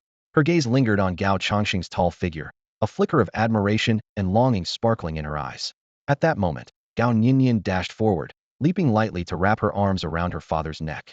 Her small, cold hands pressed against him as she laughed carefreely, her expression brimming with happiness. This little girl cared about very few things and never bothered about others' opinions. She simply adored her dad. Dad, do my hands smell nice? I just ate the big meatball my brother treated me to. Now I feel a bit sleepy, let's go home. She then turned to Mao Rongrong. Rongrong, we'll meet tomorrow to come up with a battle plan. Mao Rongrong nodded, the light in her eyes dimming slightly. Her small hands clenched into fists for a moment before slowly relaxing. Her ability to regulate her emotions was extraordinary, something even many adults could only envy. Gao Hao noticed everything. He had experienced the same kind of look in his past life when he saw other kids with their parents and fun toys, while he had none. Jealousy was natural, a part of human emotions. Negative thoughts could grow with desire or gradually settle as one found fulfillment elsewhere. Some people could control themselves, think rationally, and pursue their desires through proper channels. Others might resort to direct action or even violence. Fundamentally, both approaches stemmed from the same root: satisfying personal desires. In a civilized society, during an era of human rights and moral values, people tended to prioritize lawful and ethical methods. Money could fulfill about 89% of happiness for most people. The remaining joy often stemmed from not having enough of it. Rong Rong, see you tomorrow then, Gao Hao said with a smile, adding, by the way, your smile just now was beautiful, like a plum blossom blooming in the cold winter, standing strong against the wind and snow. Truly stunning. Gao Hao, if you keep being so kind to me, I might get the wrong idea, Mao Rongrong replied with a radiant smile. Grandpa will be here any moment, go on home now. Gao Hao looked at her bangs, which partially covered her expressive eyebrows, and felt a faint sense of disappointment. He found himself itching to see what her eyebrows looked like right now. Why don't you ever compliment me like that, huh? Gao Nianian complained, clearly dissatisfied. I'm so beautiful, I've perfectly inherited mom's looks. When I grow up, it'll be a peerless beauty. If I complimented you like that, you'd think you were invincible. Gao Chongqing chuckled, holding her tightly. You sure pick up on these phrases quickly. He began to seriously consider his wife's suggestion. His son's language skills had indeed improved significantly, was even using 4-character idioms to praise people now. As for Mao Rongrong, her personality, character, and determination were all exceptional. Having her spend time with Xiao Hao from a young age didn't seem like a bad idea at all. She was part of the Mao family's direct lineage, and her position as a proposed match for the Gao family indicated the two families' intent for long-term cooperation. Even in ancient times, royal and noble families treated their alliances with respect. A princess destined for such unions would at least be paired with someone of noble or royal blood, ensuring top-tier education and resources. In the Beast Tamer continent, being a Beast Tamer is considered a prestigious and noble path, a symbol of power, a mark of respect and wealth. However, it seems that people are still relatively easy to deceive now, though that might not hold true in a few years. Mao Rongrong stood there, her round eyes glimmering with unease. She was very young, and although she had a remarkable ability to understand and learn beyond her peers, she still had gaps in her perception. She mistakenly believed that her parents no longer wanted or loved her. This misunderstanding likely stemmed from someone mocking her about being sent away by her parents, repeatedly poking at her emotional wound, which led to signs of emotional neglect in her demeanor. Children like her are particularly susceptible to being misled, especially when someone fulfills their need for love and attention. Emotional sensitivity, irritability, tantrums, and unreasonable behavior are common traits in young children. These require appropriate reminders and education from parents, with careful attention to methods and limits. Otherwise, it may instill a sense of fear and insecurity in the child, turning them into someone overly timid and wary of others. Gao Hao stood nearby, reflecting on his past life. Was I lacking maternal love too? Is that why I became such a submissive dog? He pondered. Always following orders without question, going above and beyond just to please, even asking if it was enough after over-delivering. Thinking back, he realized he had indeed grown up at his grandmother's house, while his parents worked far away. His memories before the age of 15 barely included much of his parents, aside from the times when he was harshly scolded or when they briefly returned during the holidays to cook meals. There was always a lingering sense of unfamiliarity with them. With his grandmother, however, even if he hid in the wardrobe, she wouldn't say much. Eventually, he found staying at home boring. As computers became more common, he developed the habit of going to internet cafes to play games, watch anime, and read novels to stave off his inner boredom. Being neither disciplined nor organized, he spent his monthly allowance of 100 or 200 yuan hanging out with a few friends, killing time. Now, Gao Hao had advanced to the intermediate Beast Tamer class and was revisiting meaningful educational materials, understanding the importance of assessing situations calmly. How can you trust those who hurt you? He thought. The more they say, the more you should take the opposite approach. Only by believing firmly in yourself can you stand tall. Otherwise, if you keep begging and pitying yourself, you'll forever be seen as a pathetic failure in others' eyes. Of course, there are exceptions, but those are exceedingly rare. As a child, he always felt that love and companionship couldn't be measured by money. Growing up, however, he realized that money was almost the only standard for measuring love. Everything requires food, clothing, shelter, transportation, a better learning environment, and a more promising career. It's indispensable in every aspect. And finding a good job? That's even more reliant on it. Gao Hao held his father's hand and turned to glance at the girl. Suddenly, an elderly man appeared, and Mao Rongrong immediately lit up with joy, grabbing the old man's hand. Grandpa, what do you think of Gao Hao? Mao Rongrong asked, her eyes wide with curiosity. Mao Xiongyi chuckled and replied, he's all right. But his gaze doesn't linger on you, it's more about observing the world, filled with curiosity about everything, especially about beast tamers. Most importantly, he has an intense desire for power. But, then why did he compliment me for being pretty? Mao Rongrong asked, puzzled. Mao Xiongyi laughed again. His eyes see much more clearly than you think. His abilities are far beyond ordinary talent. Every move you make, every subtle change in your expression, none of it escapes his notice. Then his aptitude is top tier, above yours, Mao Xiongyi remarked. You could make friends with him. He's cautious around girls, though it's hard to detect. From what I can tell, his mental state is remarkably stable, which is quite unusual. Particularly his mindset, I can't fully discern it, as his gaze seems to block my observation. All right, they'll befriend him naturally, Mao Rongrong said, flashing her sharp little teeth in a mischievous grin. Let's go, little princess, Mao Xiongyi said. Okay, Grandpa, Mao Rongrong replied. Mao Xiongyi smiled warmly. You clever little rascal. The family had just returned home when Gao Nianian hurriedly rushed off to take a bath. Gao Hao assumed she would go straight to bed afterward, as chatting with the girl earlier had left him feeling mentally drained. However, to his surprise, not only did Gao Nianian quickly change into fresh clothes, but she also urged him to get ready. Come on, little brother. Hurry up, he's coming. Gao Nianian exclaimed excitedly, showing no trace of her earlier fatigue. This is heaven's gift that we can't miss every year. As she spoke, she carried a small stool to the doorway, sat down, and gazed expectantly at the night sky. Peony, her beast companion, stayed close to her side, while Gao Changsheng released his 7 beasts as well. Wu Qingyuan reminded Gao Hao. Xiao Hao, let Shiong Dunan out too. This is its first time encountering energy from beyond the skies, so you need to monitor its absorption limits carefully. At that moment, the sky seemed to transform into a golden ocean, with their location resembling a tiny bubble within it. A blue moon hung high above the Milky Way, and a colossal golden train with a long, shimmering tail sped through the universe, heading for distant realms. Gao Hao stared at the awe-inspiring sight, suddenly realizing how insignificant desires, wealth, life, and even civilizations spanning billions of years seemed in the face of such celestial grandeur. As the train passed, it scattered countless golden bubbles resembling luminous stars, illuminating the entire galaxy. These glowing orbs began to split and change as they neared the beast continent, varying in size and color. The entire Gao family courtyard fell silent, and even the usually lively estate was now completely still. Dad, look! It's a comet so beautiful. Gao Nianian couldn't help but exclaim in delight. Every year, around 11 p.m. on January 1st, this colossal golden comet would appear on time, adding a unique brilliance to the starry night. Shoo, quiet. Gao Changxing gently covered his daughter's mouth, gazing silently at the sky.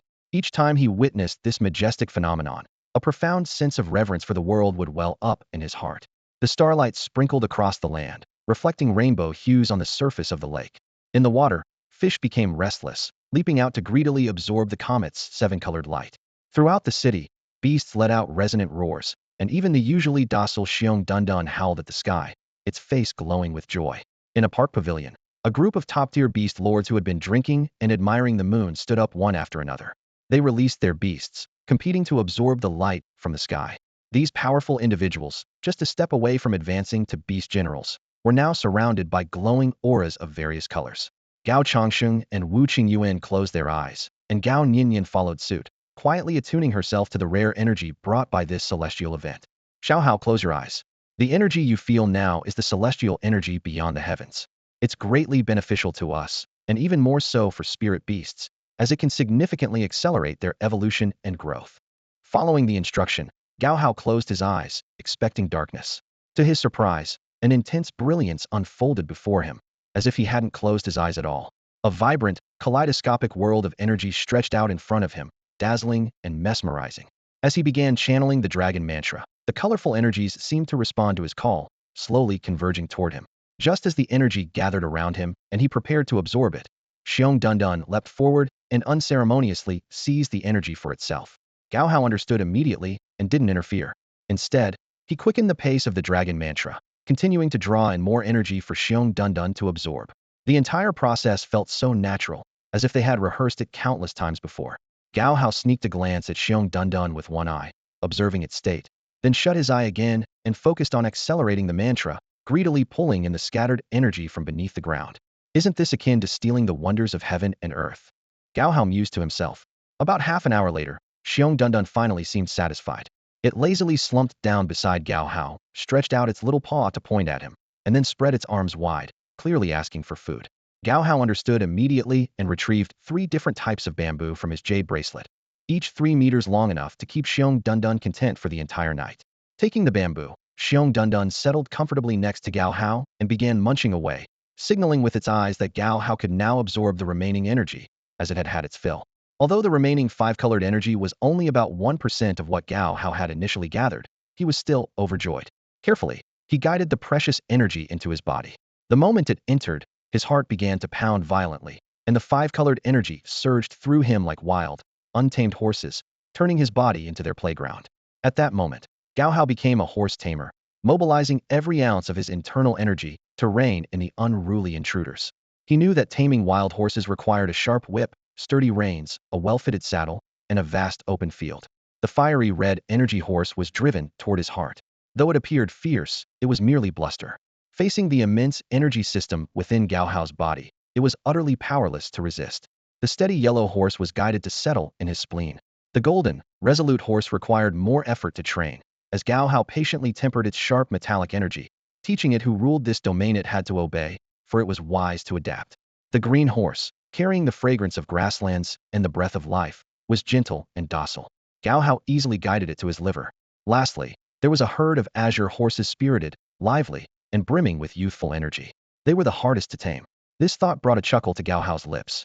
Haha, this is so amusing. He could sense the mischief, playfulness, and joy within these energies. They embodied the purest seeds of life. The golden stellar train had brought vitality, dynamism, and the very seeds of life's origins to this world. A world ravaged by corrupted beasts would one day bloom anew under the cleansing power of this energy, witnessing the miracle of life's resurgence. Gao Hao pondered that calling it a life-bearer might still be an understatement. Deep down, he felt an urge to reverently call it Father of the Tao. The azure horses surged like a vast ocean, wild and untamed. At one point, they even threatened to overwhelm Gao Hao. In the end, he relied on the powerful pull of his liver to slowly wear down their water-based energy and subdue their wild nature. When Gao Hao finally opened his eyes, it was already 2 in the morning. The sky had returned to its usual tranquility. He realized that some things didn't need to be taught, they were innate talents of a spirit beast master. Like tonight's encounter, opportunities often came unexpectedly, and whether one could seize them depended entirely on their preparation. So close, just a little more, Gao Hao thought wistfully. He was just shy of reaching the peak of the 4-star Beastmaster level. But he quickly adjusted his mindset, shaking off the disappointment with a self-deprecating smile. It's like reading a novel that just gets interesting, and then bam, it's suddenly cut off. It's frustrating, but I'm used to it by now. Everything in life always seems to be just a step away. He withdrew Shiong Dunan into its space, careful not to disturb his resting parents or his sister, who was still training. Quietly, he returned to his room and laid down on his bed. Let's hope tomorrow will be even better, Gao Hao murmured as he closed his eyes. His heart was as calm as still water. It seemed that very little could disturb his tranquility, now serene, steady, and unshaken. In the deep night, the blue moon hung alone in the sky, accompanied by a scattering of stars. All the households around had turned off their lights and gone to rest, leaving only the night watchmen diligently guarding their posts. Occasionally, the faint sound of a chess game drifted through a window, adding to the serene stillness of the night. Within the beast taming space, Shiong Dunan leisurely chewed on bamboo coated with honey, savoring its sweet taste with satisfaction. With each breath, multicolored spiritual energy exhaled softly, carrying a gentle aura. Sniffing the large meatball left for it by Gao Hao, it took a bite, and its eyes lit up, instantly delicious. So pork could taste this good. Master didn't lie to me, Shiong Dunan thought to itself. Its lair was a natural stone cave, with a lush bamboo forest just outside. The bamboo stalks were vibrant green, and the air was fresh and invigorating. Now, the entire forest was tinged with a faint purple hue, as spring was in full bloom. All around, spiritual plants were quietly thriving, brimming with vitality. Lying on a large, millstone-sized round rock, Shiong Dunan hugged a piece of bamboo and closed its eyes contentedly. Its breathing was calm and steady. When it opened its eyes for a moment, it yawned and stretched lazily. To its surprise, the plants outside had grown wildly overnight. What was once a verdant bamboo forest had matured significantly. Even more astonishing was the sight of the purple bamboo, which had grown to an enormous size, transforming the entire landscape. Oh, Shiong Dunan let out an excited cry, lifting its head to gaze at the sky. Vibrant, multicolored clouds drifted slowly overhead. These clouds seemed alive, brimming with spiritual energy, continuously sending nourishment to the earth below, making the surrounding flora even more abundant. Suddenly, one cloud stopped, as if it had sensed the black and white bear below. It quickly retreated into the white clouds, silently observing Shiong Dunan. Curious, Shiong Dunan stared at the sky, noticing that the spiritual energy around it had become much denser than before. The atmosphere itself felt broader and more expansive. Looking down at its own body, it realized it had grown significantly taller overnight now, standing about 2 meters tall, with a much more robust build. It seemed as though time within the beast taming space had accelerated, causing Shiong Dunan to grow an additional 50 centimeters in just one night. Meanwhile, outside, Gao Hao was experiencing changes of his own. Waking from his sleep, he felt slightly disoriented, as though his body was taller than before. Sitting up, he noticed the unfamiliar perspective of his surroundings. Reaching down to adjust his pant legs, he realized they had become a bit short. Measuring his height, he discovered he had grown 5 centimeters taller. This unexpected change upon waking filled him with excitement. It seemed his growth rate was indeed faster than his sister's. Today marked the day of the beast taming tournament's preliminary round. Gao Hao's team had been preparing for this event for a long time. All his enthusiasm and anticipation were focused on today, and he could hardly wait to compete against tamers stronger than himself. Quickly changing into his new school uniform, Gao Hao noticed that while the pants were a bit short, the clean and tidy outfit still lifted his spirits. His mother often said that children outgrow their uniforms in a month or two, and only when they were worn out would they be replaced. Gao Hao felt lucky to be wearing a brand new uniform. All right, this will do, he muttered to himself, patting his uniform before turning to wake his sister. Hey, sis, time to get up and train, Gao Hao called out to Gao Nianian, who was still sound asleep. Rubbing her eyes, Gao Nianian groggily crawled out of her warm bed. She had trained until 3 in the morning the previous night, only falling asleep after smoothing out her spiritual energy. She planned to catch up on sleep during the midday break. However, with several matches scheduled for the morning, she needed to pass the preliminary round to qualify for the official competition. Half awake, she followed Gao Hao sluggishly, moving as if she lacked the energy to even stumble. Morning, little brother, she mumbled with a yawn, her eyes half closed and unfocused. When they entered the training classroom, they were surprised to find that Mao Rongrong had already arrived. She was seated in a corner, waiting for them. Gao Yu and Gao Qing were also present, along with Wang Feng, the boy who had previously provoked Gao Hao. Since today's competition required the use of Shiong Dunan, Gao Hao decided to let it rest for a while and bring it out during training. Wang Feng, it seems you're feeling better now, Gao Nianian said with satisfaction, looking at the fully assembled team. Wang Feng's voice wavered with a hint of sobbing as he stammered. Big sister Nianian, I was wrong about what happened before. I shouldn't have provoked your brother. It was my fault, and I promise I'll never do it again. Gao Hao scrutinized Wang Feng closely. The boy had clearly lost weight, likely from days of anxiety and sleepless nights. However, thanks to last night's annual celestial energy infusion, Wang Feng had recovered. That energy had not only increased his height, but also improved his physical condition. Gao Hao estimated that in no more than 10 days, Wang Feng could advance to a 5-star beast tamer. Unfortunately, by then, the annual tournament would already be over. Why are you crying? Gao Nianyan waved her hand dismissively. To be fair, I was partly at fault too. Now that everyone has made up, and Mao Rongrong has agreed to join our team, our chances of winning are much better. Gather up. Time for training. The instructor's command echoed, and everyone began running outside. After finishing their purple energy cultivation, Mao Nianyan and her group of 5 had other matters to discuss. Meanwhile, Shiong Dunan's astonishing growth prompted the instructors to make an exception, elevating its rank. It became the only 4-star beast in the 6-star tamer group, ranked at 50. Though it didn't earn any rewards, this small progress still made it very happy. Gao Hao returned home alone for a meal, as his parents were away training somewhere. During this period, his confidence had grown significantly. After a brief rest, he rode Shiong Dunan to the intermediate beast tamer class testing grounds, where he had arranged to meet his companions. Brother Hao, over here. Han Ping was the first to spot Gao Hao approaching on Shiong Dunan. Standing beside him was his desert scorpion, which added an air of confidence to his demeanor. Zhang Xiao was accompanied by his green-eyed python, while Gao Qing stood alongside his bull elephant beast. The 3 of them appeared much the same as before, but their beasts had visibly grown. Guahong had a golden crow perched on her shoulder, her hair tied in a ponytail, and she wore the standard blue uniform dress. You all got here early. Gao Hao greeted each of them with a smile. Brother Hao, I was so excited last night that I couldn't sleep. Guess what? I had a breakthrough. Han Ping exclaimed, his face full of anticipation for praise. Congratulations, Han Ping, Gao Hao said, patting his shoulder. Seeing Han Ping's enthusiasm, he thought the boy seemed even more energetic than himself. Looking around, Gao Hao noticed that the 6-star beast tamer Zhang Hao was absent. His former team now had a new captain, a boy whose face had been disfigured due to improper beast cultivation.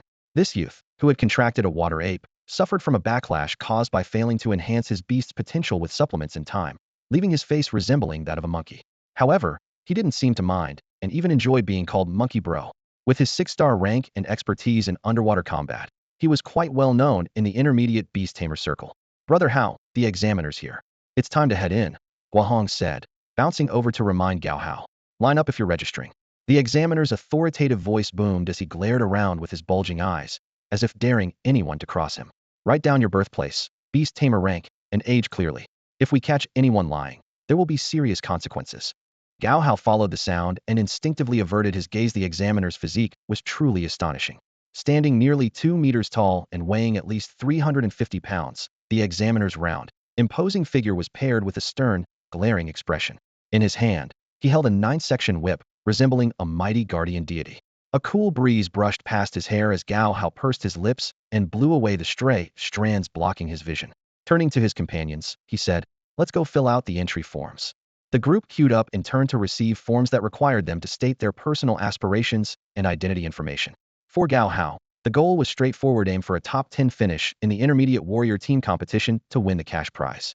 His parents had promised that if he earned a ranking, the reward money would be his to manage, which became his biggest motivation to participate. Whoa! Gao Hao's eyes widened as he stepped into the competition venue. A wave of heat rolled over him, and the sight before him far exceeded his expectations. The spacious arena for the beginner team selection was massive, with over 100 interconnected pavilions and towers, each 30 meters tall. Scattered throughout were luxurious private lounges, restaurant booths, and entertainment facilities, some towering over 40 meters high.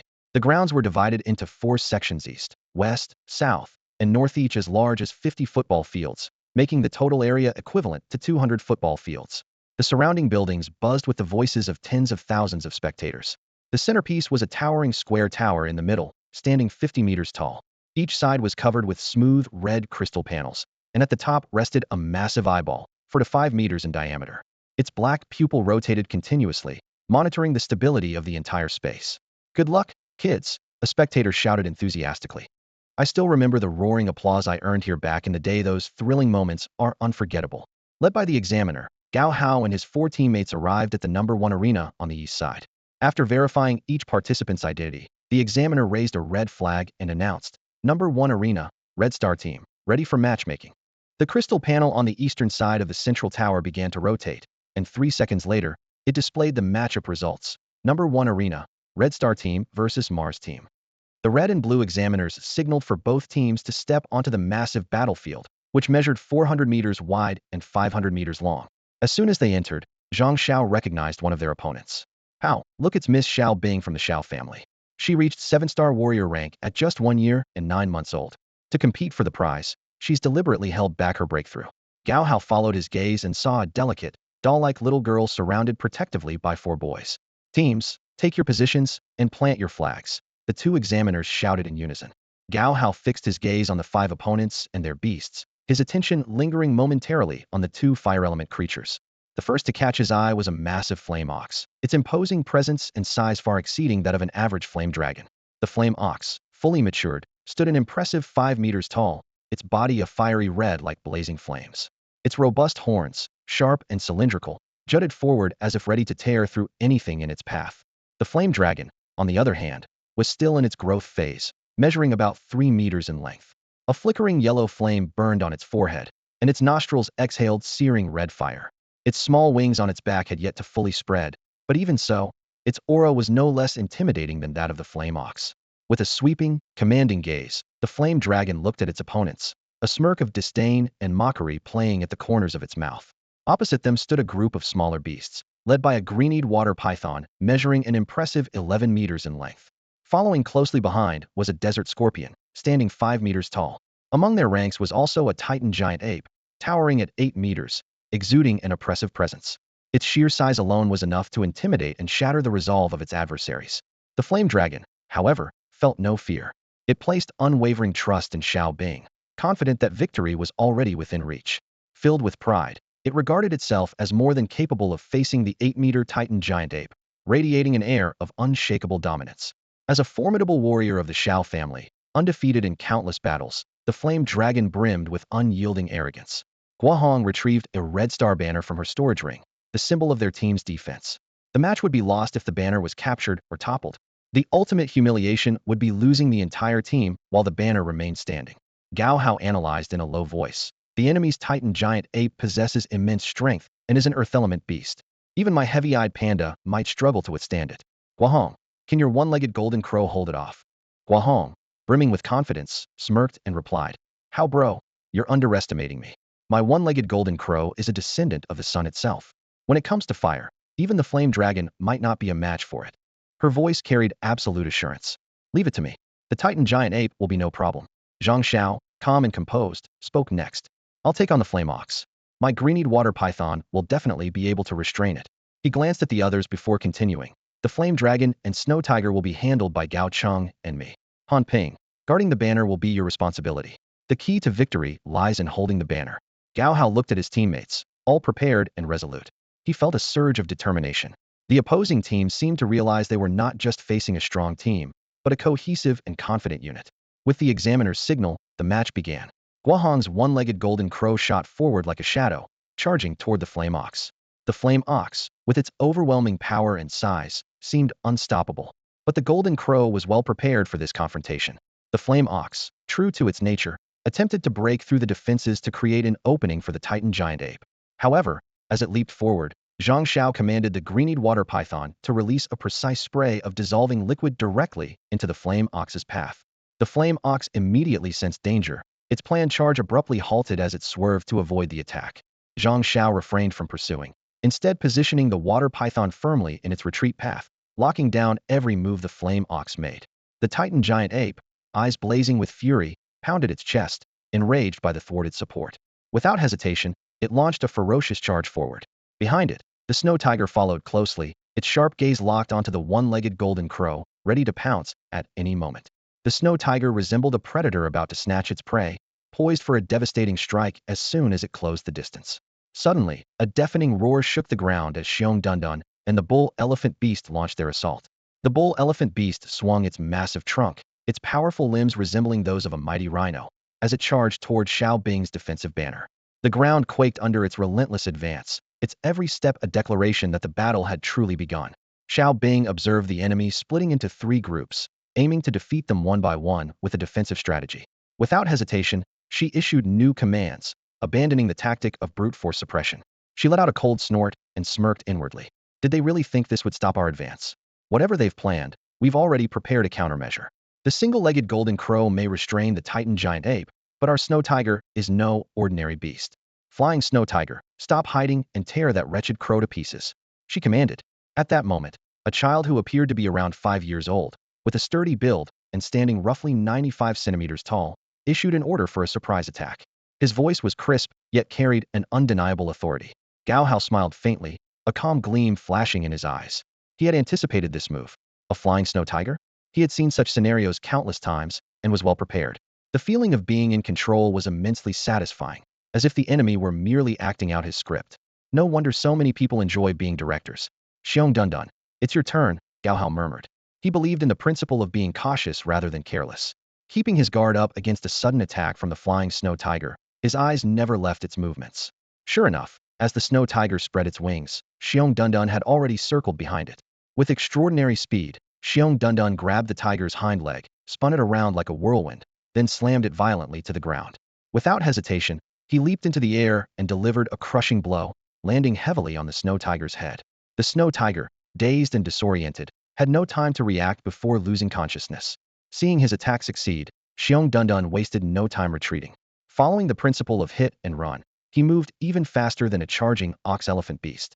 Meanwhile, the emerald-eyed water python, waiting on the middle line, had already locked onto the fiery bull. Its plan was to distract the enemy's brute force. Although it couldn't confront the fiery bull head-in, its flanking tactics forced the enemy to divide their attention. Gao Hao maintained firm control of the battlefield's rhythm. His 5 battle beasts had regrouped, while only 2 enemy beasts were in pursuit. The fiery bull hesitated for a moment, seemingly wanting to retreat, but its master's furious roar forced it to press forward. Fiery bull, avenge the snow tiger. Smash them to pieces and use your horns to leave gaping holes in their defenses. Titan giant ape, pummel them until they can't stand on their own. Make them fear us so much they'll live in terror, haunted by our shadow day and night. Xiao Bing's thunderous roar left the fiery bull no choice but to advance.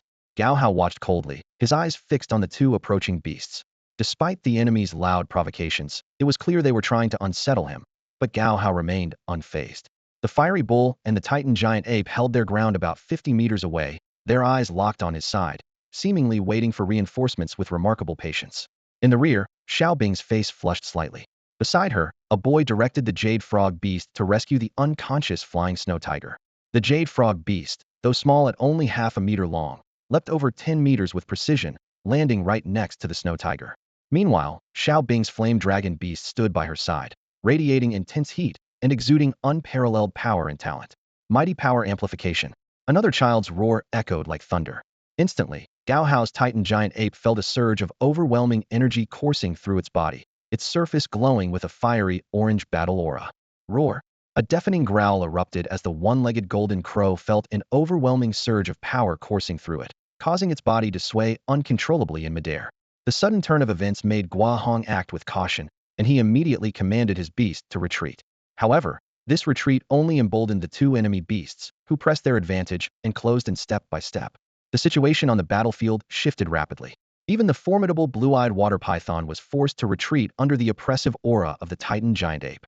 Seeing this, the flame bull regained its confidence, stomping the ground heavily with its front hooves, its tail lashing back and forth, and its golden horns pointing steadily forward.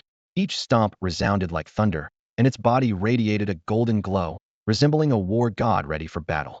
Meanwhile, under the healing abilities of the green frog beast, the unconscious snow tiger finally regained consciousness, shaking its head in confusion. This brought a sigh of relief to Gao Hao, who knew all too well that a beast that lost consciousness couldn't be recalled into its beast space. Unlike ordinary sleep, this condition meant a complete loss of control over its body. Sensing the moment was ripe, Gao Hao activated his truth-seeking eye and shouted to his teammates, "Launch a counterattack." The moment the enemy feels most confident is when they're most likely to make mistakes. Across the battlefield, Shiong Dunan roared excitedly. "Roar, roar, roar. You're all going to lose. Can't you see both of our beasts have powered up?" But Xiao Bing remained vigilant. "Stay alert. They're definitely up to something." Suddenly, the blue-eyed water python, the bull elephant beast, and the one-legged golden crow received their orders and charged forward with astonishing speed. To everyone's surprise, they completely ignored the flame bull and titan giant ape blocking their path and headed straight for the enemy flag. Taking advantage of the moment, Shiong Dunan, hiding behind the bull elephant beast, leapt out and delivered a heavy dragon fist punch directly to the flame bull's rear. The flame bull bellowed in pain and surged forward toward the enemy flag, victory seemingly within reach. Yet, an unexpected turn of events unfolded. 1 second, 2 seconds, 3 seconds, 10 seconds passed, and the flame bull suddenly realized something was amiss. Where was the titan giant ape? As it found itself tantalizingly close to the flag, yet unable to reach it, the flame bull became engulfed in doubt. Its rear, now swollen from Shiong Dunan's relentless punches, throbbed painfully. Even iron bells wouldn't withstand such a beating, let alone flesh and blood. "Moo moo," its anguished cries echoed, reminding Gao Hao of the pitiful wild bulls he had once hunted, their bodies riddled with arrows. 20 seconds passed, and as the tide of the battle shifted dramatically, the flame dragon rushed forward, trying to intercept the three attacking beasts. However, these beasts were incredibly cunning, retreating immediately whenever targeted. In the end, the flame dragon had no choice but to fall back to Xiao Bing's side, letting out a fierce warning growl. Xiao Bing, on the other hand, was anxiously stomping his feet, utterly baffled by the sudden turn of events. He couldn't understand why the situation had flipped so drastically, nor could he explain the mysterious disappearance of the titan giant ape. All that remained was the flame bull, letting out heart-wrenching cries, as if it were being hoisted up and mercilessly whipped. The blazing bull finally collapsed after enduring over a dozen critical hits. Its hind legs trembled violently before giving out, and it fell to the ground. Its swollen hindquarters were now larger than its own head, and it ultimately collapsed just 10 meters away from the flag. If the bull had held on a moment longer, Shiong Dunan would have had to unleash his razor-sharp bare claws, capable of slicing through iron like butter. The bull's eyes glimmered with defiance. For some reason today, the distance to the flag seemed impossibly far. It turned to look for its titan ape companion, only to find its situation even worse. A 5-meter desert scorpion had already driven its venomous stinger into the titan ape's body. The paralyzing toxin severely hindered its movements. Combined with the slowing effect of Gao Hao's Truth Eye ability and the 10 power backlash from its own forceful strikes, the titan ape's stamina was rapidly depleting.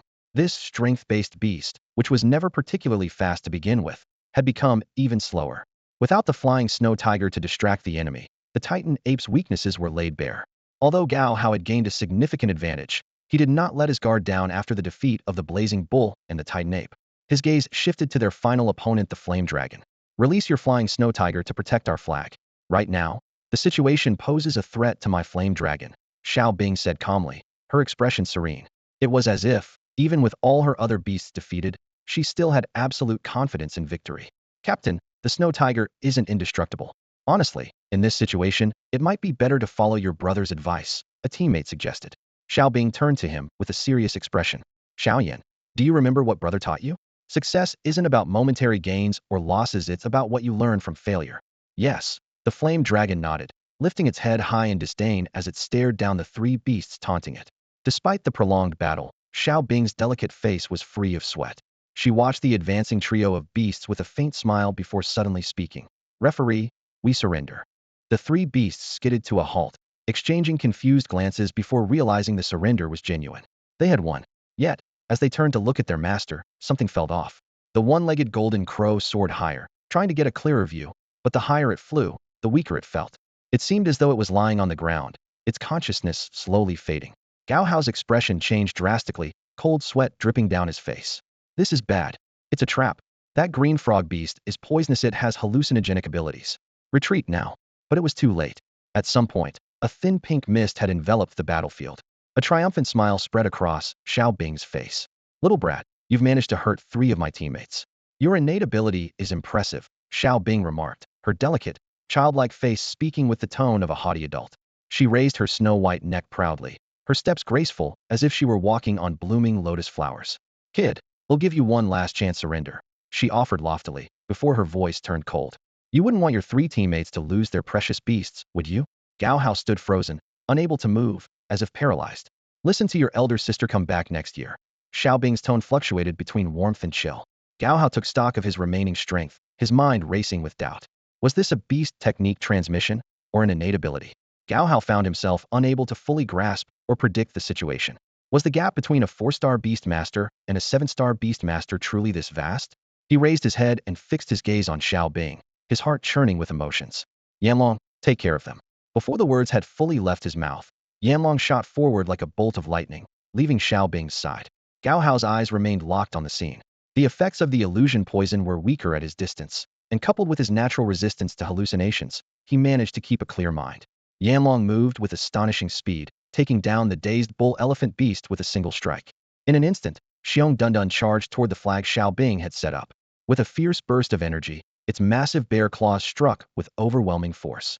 Nearby, the jade frog beast was releasing a thick poisonous mist, visibly startled by the sudden shift in events. Its mouth opened wide, and a long tongue lashed out, aiming to wrap around Shiong Dunan's leg. But Shiong Dunan reacted swiftly, leaping into the air and accelerating mid-jump. With 3 consecutive jumps, it easily dodged the venomous tongue, flipped over Xiao Bing's defensive line, and snatched the flag with an outstretched paw. At that moment, 2 examiners appeared on the field. They scanned the area, confirmed that no one was seriously injured, and announced, Team Red Star wins. About 5 minutes later, Zhang Xiao opened his eyes, glanced around, and exclaimed excitedly, Captain, we won. Xiao Bing surrendered. Just as he finished speaking and attempted to summon his jade python beast, he realized he had lost contact with it. Meanwhile, Gao Hao began reflecting on the battle. The jade frog was clearly different from other jade frogs, or perhaps its unique capabilities were enhanced by its master's talents. The pink mist it released not only alleviated pain, but also numbed the injuries of companion beasts, offering potent healing properties. If this mist fell into enemy hands, it could easily turn into a formidable weapon. It was these subtle details that highlighted Xiao Bing's extraordinary talent. The illusion poison, colorless and odorless, spread through the air with the heat emanating from Yanlong, eventually evolving into a hallucinogenic toxin. Xiao Bing's ability to harness this poison to manipulate illusions was a testament to his remarkable skill. Although Gao Hao ultimately claimed victory, he understood that this was not purely a contest of strength, but a strategic triumph achieved by exploiting the rules. He had chosen not to rescue his teammates at the time, instead decisively ordering Shiong Dunan to seize the enemy flag. Had the battle continued, the outcome might not have been so certain. Of course, in the end, results speak for themselves. Victory or defeat often hinges on strength, and every rule has its loopholes. Gao Hao couldn't help but wonder what his teammates thought of the fight. He glanced at them and said, Your beasts were all affected by the illusion poison and have been sent to rest. The Jade Frog's master said they should recover in about 30 minutes. Guohong looked puzzled and asked, "Did we really win?" Gao Hao nodded calmly and replied, "Yes, we won." Han Ping, however, chuckled lightly and said with a hint of apology, "I still don't fully understand what happened. My desert scorpion completely lost control, and I was just as confused." After a brief pause, his tone grew resolute. "We're still too weak. We need to work harder." Gao Cheng, on the other hand, silently clenched his fists, a faint bitter smile tugging at his lips. The scars in his heart had never truly healed.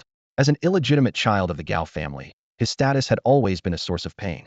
Yet, within this family, being acknowledged, even as an illegitimate son, was a rare fortune, granting him access to resources that were unimaginable to outsiders.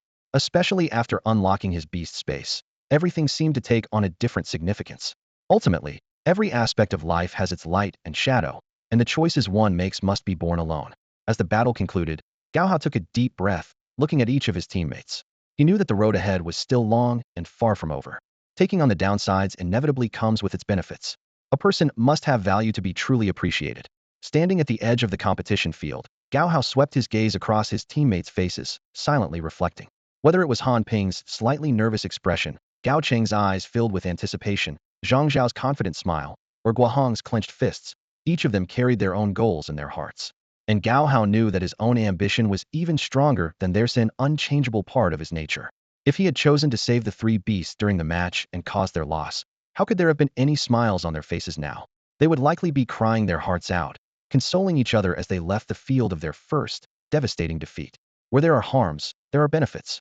When faced with profit, people's minds naturally lean toward the side with the greater gain. Heavy losses?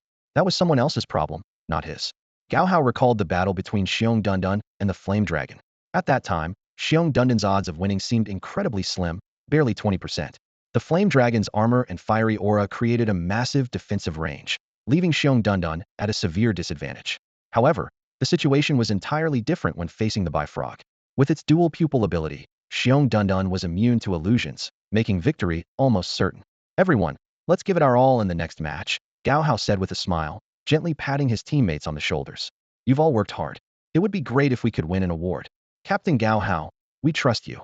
Guohong was the first to voice his support, raising his arm with determination. Han Ping nodded in agreement. After the match, Gao Hao and his team headed to the medical room to check on their beasts. The doctor informed them that the beasts had inhaled toxic mist, but it wasn't fatal. With 1 or 2 hours of rest, the sedative effects would wear off, and they would recover without impacting the afternoon's match. Gao Hao breathed a sigh of relief upon hearing this. Meanwhile, in another medical room, the atmosphere was entirely different. Xiao Bing, the young girl, had red, tearful eyes as her gaze shifted between her frightened by frog, the flame ox with its bandaged rear, and the limp titan gorilla. The four people in the room remained silent, the air heavy with tension. "If I don't avenge this defeat, how will I face my brother?" Xiao Bing finally broke the silence, her tone filled with resentment. "Have you all been slacking in your training lately? The Gao family is not some weak opponents like the ones you've faced before." Captain Xiao Bing, a boy, spoke calmly. "I could sense something unusual about their panda. Based on my observation, it's only just entered its growth phase. Yet its speed, strength, and defense were on par with my flame ox." His flame ox had suffered the most injuries, giving him the authority to speak. Fortunately, the flame ox had tough skin and flesh, and the injuries were only superficial. After being bandaged with recovery ointment, it would be back to full health in 2 hours. The setting sun bathed the sky in hues of vibrant orange and red.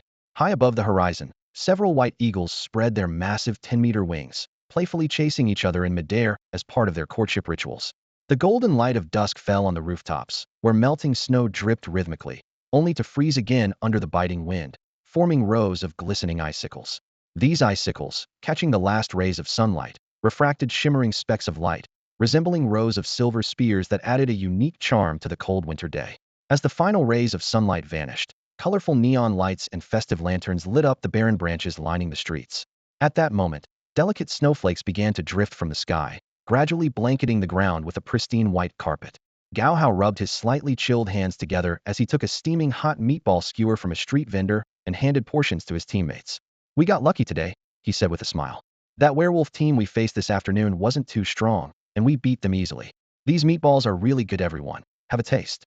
He also bought each of them a warm cup of millet porridge, which cost half the price of a lemon juice. The group of 5 basked in the joy of their victory. They had performed exceptionally well in both matches, securing a spot among the top 30 teams in the preliminaries.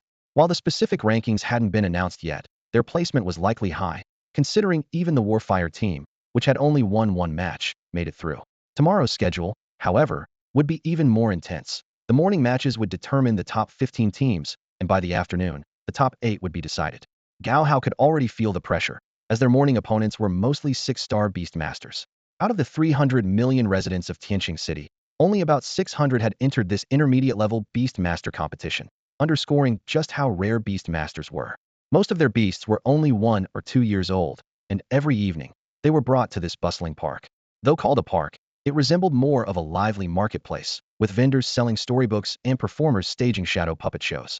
Even on a snowy night like this, the area was teeming with people. By 8 p.m., the team disbanded and went their separate ways. Once back home, Gao Hao spent half an hour in his training room adjusting his state of mind, then proceeded to wash up and head to bed.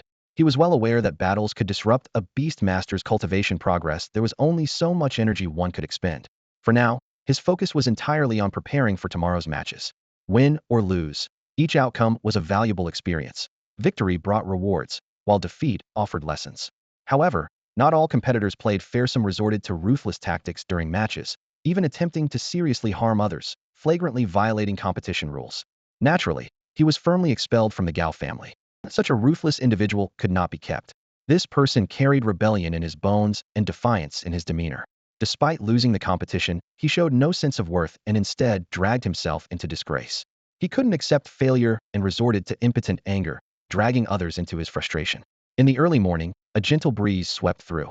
Gao Hao woke up in his warm room, feeling no chill even in short sleeves. He quickly washed up and changed into neat attire. In the mirror, a handsome young face reflected back at him truly looked like an extraordinary young gentleman. Gao Nianian rose unusually early today. The siblings enjoyed the breakfast prepared by their mother before heading to the training grounds together. In the cold wind, the sun slowly rose, dutifully casting its light over the earth as always, never missing its duty through seasons of spring, autumn, or winter. During training, a stream of purple energy was drawn into Gao Hao's body with the cold wind. He activated the dragon technique, and a warm sensation spread through him. The purple energy transformed into a nourishing force, revitalizing his internal organs and achieving the effect of supplementing innate deficiencies with acquired strength. After the training session, everyone dispersed. The 3 sisters of the Gao family and Mao Rongrong had seamlessly integrated into the team. Especially during yesterday's battle, Mao Rongrong's centipede black gold earth dragon displayed outstanding performance, greatly elevating her status. Wang Feng, being the strongest in the team, took on the role of a tank in battle, and the overall results were satisfactory. At this moment, in the monitoring room located within the central pillars of the competition arena, sat a scruffy, unshaven man. He was eating dumplings while rubbing his furrowed brow, looking visibly troubled. "Brother, I'm here to report." Gao Qianli, a plain-looking young man, entered the room. His unremarkable appearance had made him an excellent intelligence gatherer. Stretching lazily and leaning back in his chair, Gao Bailey remarked that he was starting to feel stiff. Gao Qianli handed him the results of yesterday's matches and provided a detailed briefing on the 15 teams that would advance today. He specifically highlighted 3 favorites for the championship: the Shao family's Battlefire team, the Luo family's Black Armor team, and the Qi family's Mountain and River team. Xiao Zhan broke through and rejoined the team. "No wonder you're in such a good mood today," Gao Bailey said with a smile. Gao Qianli chuckled and mentioned another noteworthy team, the Red Star team, which had defeated the Battlefire team. They also discussed Gao Xiaoyan's grandson, deciding to keep an eye on this younger relative who would call them uncles. As they organized documents and chatted, Gao Bailey recommended 3 civilians to be considered for training at the Gao family's elite academy. Among them, he particularly mentioned a 7-star elementalist child with a bandaged left hand, believing that, with sufficient resources, the child might break Yi Huang's record. While Gao Qianli thought this was an exaggeration, he acknowledged that such exceptionally gifted individuals were rare. Ultimately, it would be up to the clan leader to decide whether to invest resources in the boy's development. Outside the competition arena, 30 teams stood in line. Their uniforms varied, but their young faces brimming with determination. One by one, the teams entered the arena, eliciting waves of cheers from the audience. "Look, the Battlefire team is here. Xiao Zhan has returned," someone in the crowd exclaimed. "I can't believe it's actually broken through and become a 7-star Beast Master." In the corner, a middle-aged man holding a wine glass watched the teams intently, a satisfied smile spreading across his face. "Drinking this early in the morning?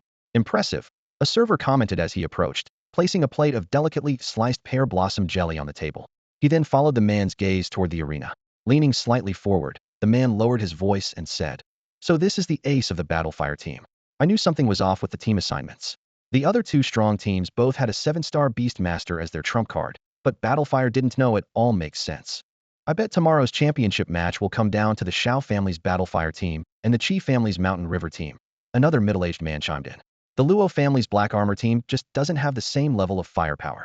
Though these two men were not Beast Masters themselves, their jobs involved bathing, massaging, grooming, and caring for the beasts. This profession could earn them 400,000 to 500,000 a year, and with extra income and bonuses, they could easily make over $1 million. Those who could afford to spend time at the prestigious Gao family's competition arena typically earned tens of thousands a month. They were all passionate about beasts, and while they couldn't form contracts with them, they pursued the closest profession they could. Xiaozhan's entrance caused a surge of excitement throughout the arena.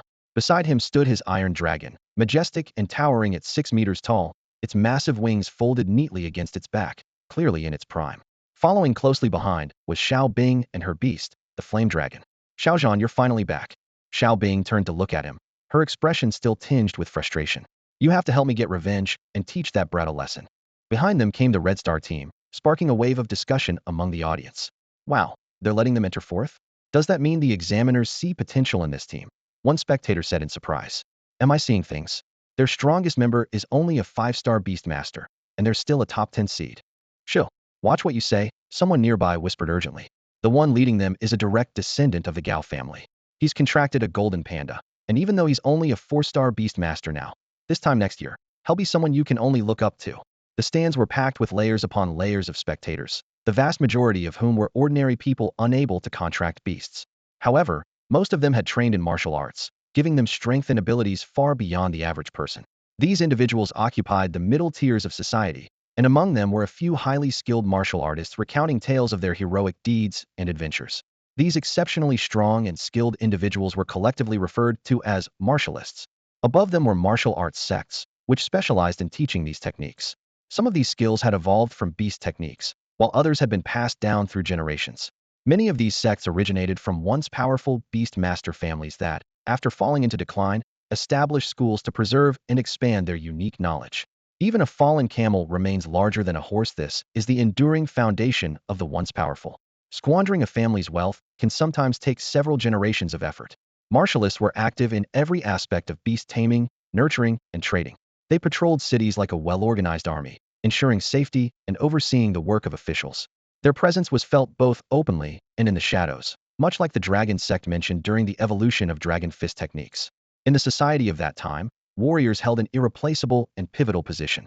Much like the Three Gorges Dam safeguards the lives of millions, warriors were entrusted with the responsibility of protecting society. The downfall of the Long sect back then sent shockwaves throughout the entire community. Even in today's Longmen era, many warriors still reminisce about that golden age of martial arts at its peak.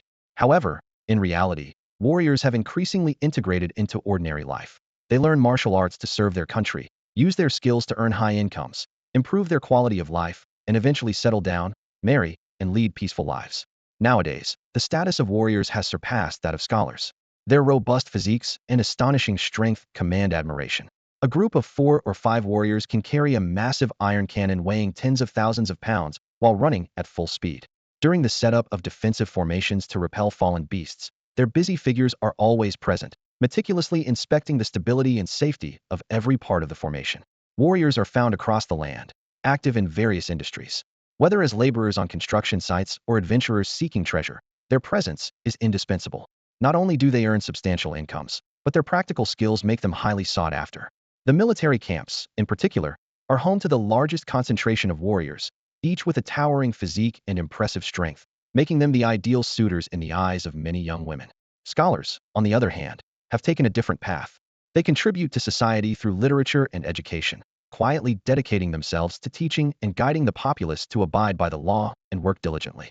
These erudite intellectuals, well-versed in the laws of the Zhongyuan Empire, are highly respected in their local communities. Their advice often holds more sway than imperial decrees, and they possess practical expertise in areas such as road construction and farmland improvement. Additionally, they are tasked with collecting economic data from various regions and documenting natural disasters and human tragedies. Some scholars choose to become storytellers, traveling far and wide to narrate the battles of beast tamers they have witnessed, embellishing these tales and spreading them to every corner.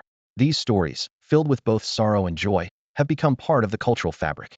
Many of the later life anecdotes of beast tamers recorded in textbooks were gathered by the descendants of these storytellers, who retraced their ancestors' steps to document them. They wrote poignant chapters such as, "It has been decades since my father left. The world has changed, and time has weathered all things." Through these stories, they spread dreams, inspire future generations, and ultimately contribute to the complete structure of human society. Sometimes, a story abruptly ends because the storyteller encountered danger on the road.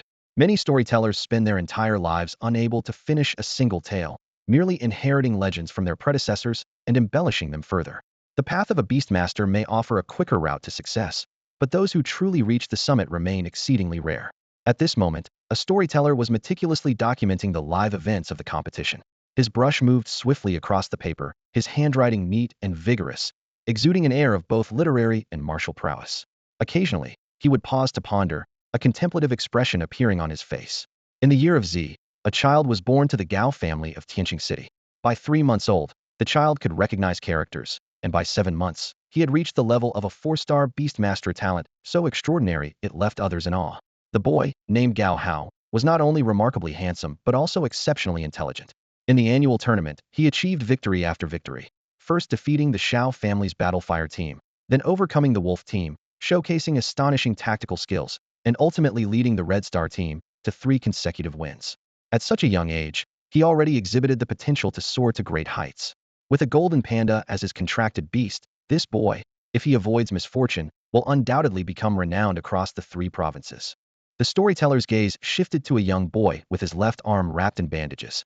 He let out a deep sigh and continued to write. Beneath Tianqing City lies the sacred Beast Village, where villagers have farmed for generations.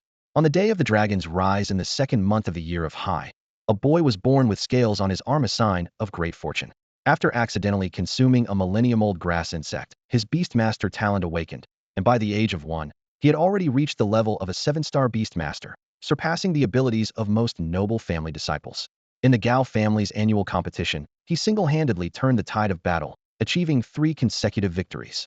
Gao Qiangxing, the head of the Gao family, personally accepted him as a direct disciple, bestowing upon him 1 billion gold coins and the privileges of a core heir. Meanwhile, Gao Hao silently followed his team out of the competition arena, his face devoid of any joy from their victory. During the morning's battle, his teammates Guahong, Han Ping, and Zhang Xiao had all sustained injuries to their beasts, casting uncertainty over the afternoon's match. The recovery rates of beasts in their growth stage versus those in their mature stage were markedly different, and now all they could do was wait for the doctor's assessments. What shocked Gao Hao the most was the boy of a similar age. He was like a small tyrannosaurus, defeating a mature spirit tiger with just the strength of his left arm, leaving the tiger coughing up blood. Even more surprising, Gao Qiangxing had personally taken him in as a direct disciple, granting him a status equal to the 7 core heirs of the Gao family. This implied that the boy might one day marry into the Gao family, becoming one of them in every sense.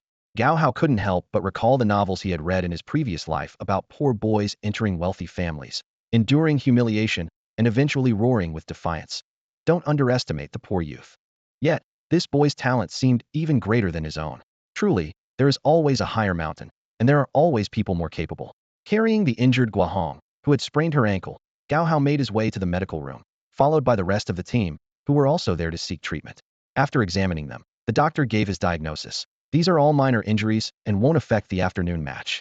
However, given your current strength, the afternoon competition will likely be very challenging. The remaining 15 teams are all at least 5-star Beastmasters. Their beast chi quality and quantity far exceed yours. I suggest you think carefully if you want to withdraw. You still have time to inform the examiners. Once the afternoon matchups are announced, you'll lose the chance to forfeit. The doctor glanced at the tearful Guahong and then turned to Gao Hao, speaking earnestly. No, I'm fine. I can still participate in the competition, Guahong said, forcing a smile despite the sharp pain in his arm. Han Ping and Zhang Xiao immediately gathered around Gao Hao, their eyes filled with guilt. Brother Hao, our beasts will recover soon. This morning's match was intense, and we know we held you back. We hope you won't be disappointed in us. Gao Hao didn't respond right away. Instead, he turned his gaze toward Gao Cheng, waiting for everyone's input. Brother Hao, I want to continue the competition too, Gao Cheng said resolutely, clenching his fists. 15th place only gets a consolation prize. All our hard work and training wasn't it for this day. Gao Hao slowly shook his head and began to speak patiently. You all need to calm down and think this through. Our 3 victories did involve some luck, and making it to the top 15 already proves our strength. But right now, all of our beasts, including my Shiong Dunan, are injured. It took a lot out of him to withstand the attacks from two mature beasts, White Wolf and Black Tiger. The matches this afternoon will only be more dangerous. Standing up, his tone remained firm yet gentle. For the afternoon matches, I suggest we withdraw. No one to stop. Don't count on turning things around every time. Let's meet at the entrance of the arena in half an hour and use this time to reflect on the lessons from today's 3 battles. With that, Gao Hao left the resting area. The on-duty doctor watched him go and then turned to the group of young people, their eyes red with unshed tears, and spoke earnestly. You've already achieved victory. Why are you crying? Think about those who lost. Victory often comes at a heavy price. Don't wait until your beasts suffer lasting damage to regret your decisions. The doctor gestured outside. Just now, a young competitor's beast was severely injured. Because of the backlash, the competitor himself suffered a shattered arm and will need 6 months to recover before he can train again. Beasts need rest too. Don't lose sight of what's most important. The group lowered their heads in shame, realizing how their beasts had fought tirelessly on the front lines while they were only concerned with proving themselves. At 1 p.m., they arrived at the competition venue. Gao Hao was focused on feeding Shiong Dunan a hearty honey-flavored meatball for apples and 2 oranges. Watching Shiong Dunan's flawless execution of Dragon Fist and Dragon Claw techniques in battle today, Gao Hao felt a deep sense of satisfaction. Recently, he'd adjusted Shiong Dunan's diet, no longer relying solely on bamboo, but incorporating fruits and vegetables for a more balanced nutrition plan. Have you made up your minds? Gao Hao asked as he continued feeding the bear. We have. We're withdrawing from the competition. A relieved smile spread across Gao Hao's face. That's the right decision. Continuing would do us more harm than good. Even though we didn't reach our goal, we've learned a lot about issues we usually overlook. I need to reflect too. I always thought I could hold out for 5 minutes in a fight. But today, against 2 well-coordinated beasts, I couldn't even last a minute. If Shiong Dunan hadn't realized I was in danger in time, I might already be lying in a hospital bed right now. Gao Hao was the first to acknowledge his mistake and then smiled, saying, This taught me something important. There are others with mental abilities similar to mine. When facing them, my mental energy depletes faster. Haoga, the fault is mine, Gao Hao said earnestly, her eyes filled with regret. After winning the first 2 rounds, I became arrogant and underestimated our opponents. My golden crow, which should have had the advantage of timing, fell into a trap due to my carelessness, giving the White Wolf an opportunity to strike. Gao Hao's first contracted beast was the one-legged golden crow, a flying beast with undeniable talent. Its fiery red feathers shimmered brilliantly under the sunlight, and its fire attribute brought immense destructive power, making it a favorite in any team. As a lively and energetic girl, Gao Hao was the team's mood booster, often brightening the atmosphere. She was especially attached to Gao Hao, always following his lead. While Gao Hao sometimes found this a bit overwhelming, he mostly appreciated it. After all, who wouldn't enjoy the company of someone who never says no, makes you laugh, and listens to your every word? Even her occasional bouts of stubbornness were easily forgiven. She was the team's little ray of sunshine. The group walked into the competition venue to process their withdrawal. Gao Hao glanced at the withdrawal notice, a hint of sadness flashing across his face, but he quickly composed himself. Everyone, being in the top 15 still comes with rewards. While it's not as impressive as the top 10, we each get an honor reward of 1,000 yuan. Initially, Gao Hao thought they would only receive a participation prize, perhaps a pen or a notebook. To his surprise, making it to the top 15 came with a tangible reward, the team honor prize of 1,000 yuan per person. After completing the withdrawal process, the staff handed him 5 red envelopes containing a total of 5,000 yuan. Good luck. I have high hopes for you next year, said the kind woman handing out the rewards.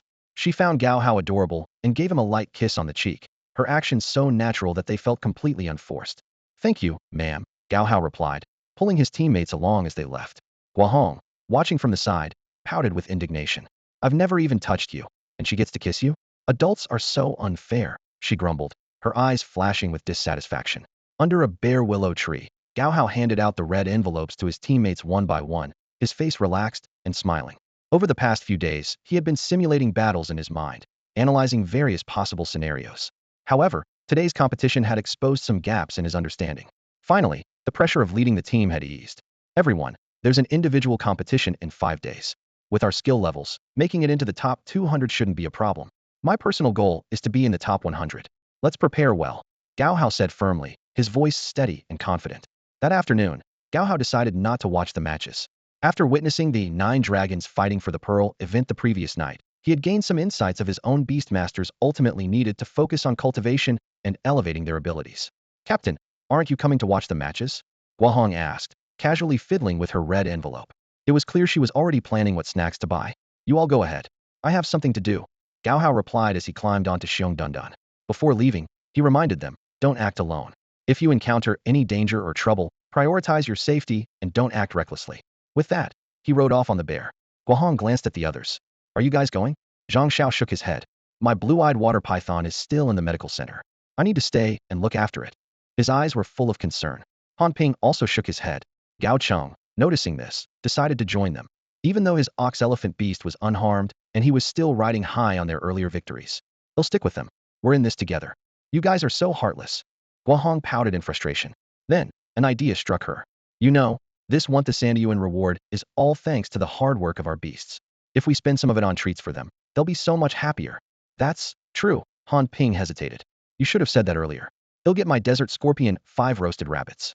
I heard the rabbits sold at the competition venue are tender and delicious. They'll take 5 too, Zhang Xiao immediately chimed in. Gao Qing thought for a moment. My ox-elephant beast eats grass, so maybe you'll get it some salad or mixed greens. I just hope it likes them. Haha, why not buy a few big watermelons instead? I've seen plenty of elephants that love eating watermelons, Gao Hao suggested with a laugh. All right, let's head in. We can watch the matches and pick up some snacks for the beasts. It won't take too long. Secretly pleased with her cleverness, she felt like she had learned a thing or two from her older sister. However, she couldn't help but notice that Gao Hao was immune to her usual tactics. Whether she was angry, acting cute, or throwing a tantrum, he never went out of his way to comfort her. He was like an unyielding block of iron. Meanwhile, Gao Hao returned home and laid down on his father's rocking chair. The gentle creaking of the wooden chair filled the quiet room. His parents had been called away by the family, as there were numerous distinguished guests in Tianqing City this year. Gao Changxing, busy overseeing the annual competition, had to juggle multiple responsibilities. Gao Changsheng, who was preparing for next month's hunt, had been roped into hosting the guests as well. His status and ability to connect with younger people made him the ideal candidate. As for Gao Hao's elderly grandfather, who was in his 60s, he had no interest in joining the bustling crowd.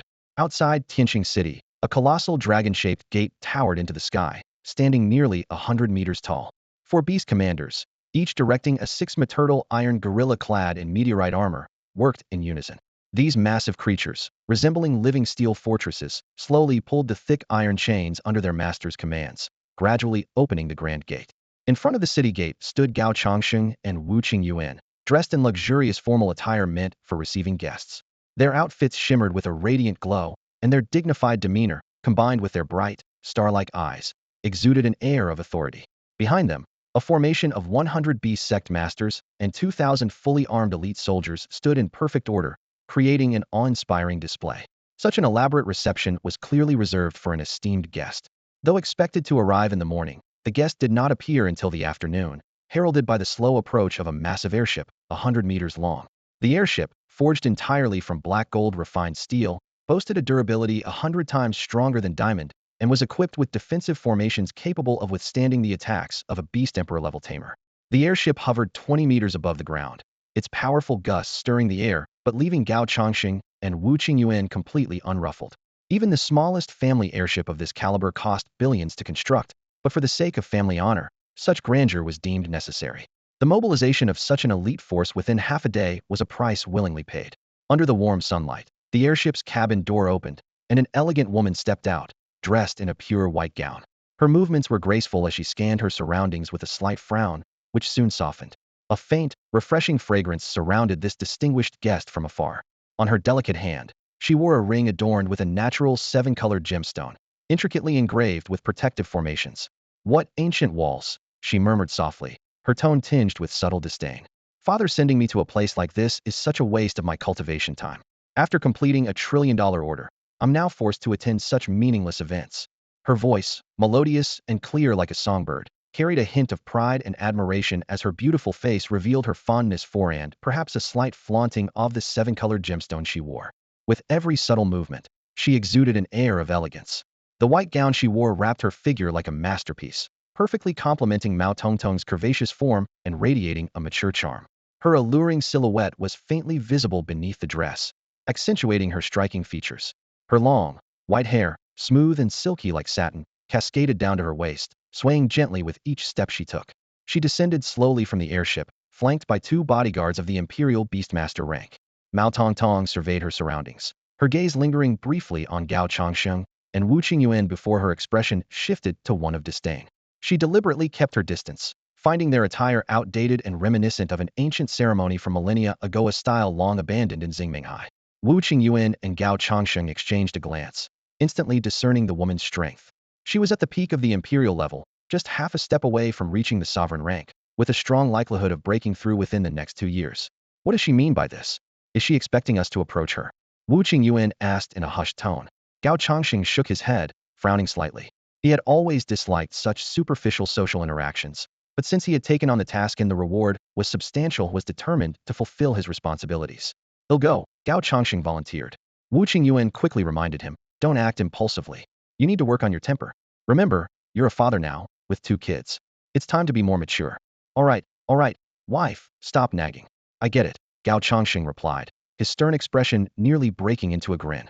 He suspected that his elder uncle, Gao Changxing, had arranged this task specifically to keep an eye on him. Taking a deep breath, Gao Changxing teleported to a spot 3 meters away from Mao Tongtong, a practiced, gentle smile on his face. I'm Gao Changsheng, a direct descendant of the Gao family, and I've been assigned to handle the reception for this occasion. May I ask if you are the second young lady of the Mao family, Mao Tongtong? Mao Tongtong raised an eyebrow at his words, her composed demeanor almost faltering. Her brother was the next head of the Mao family, a position of great prestige.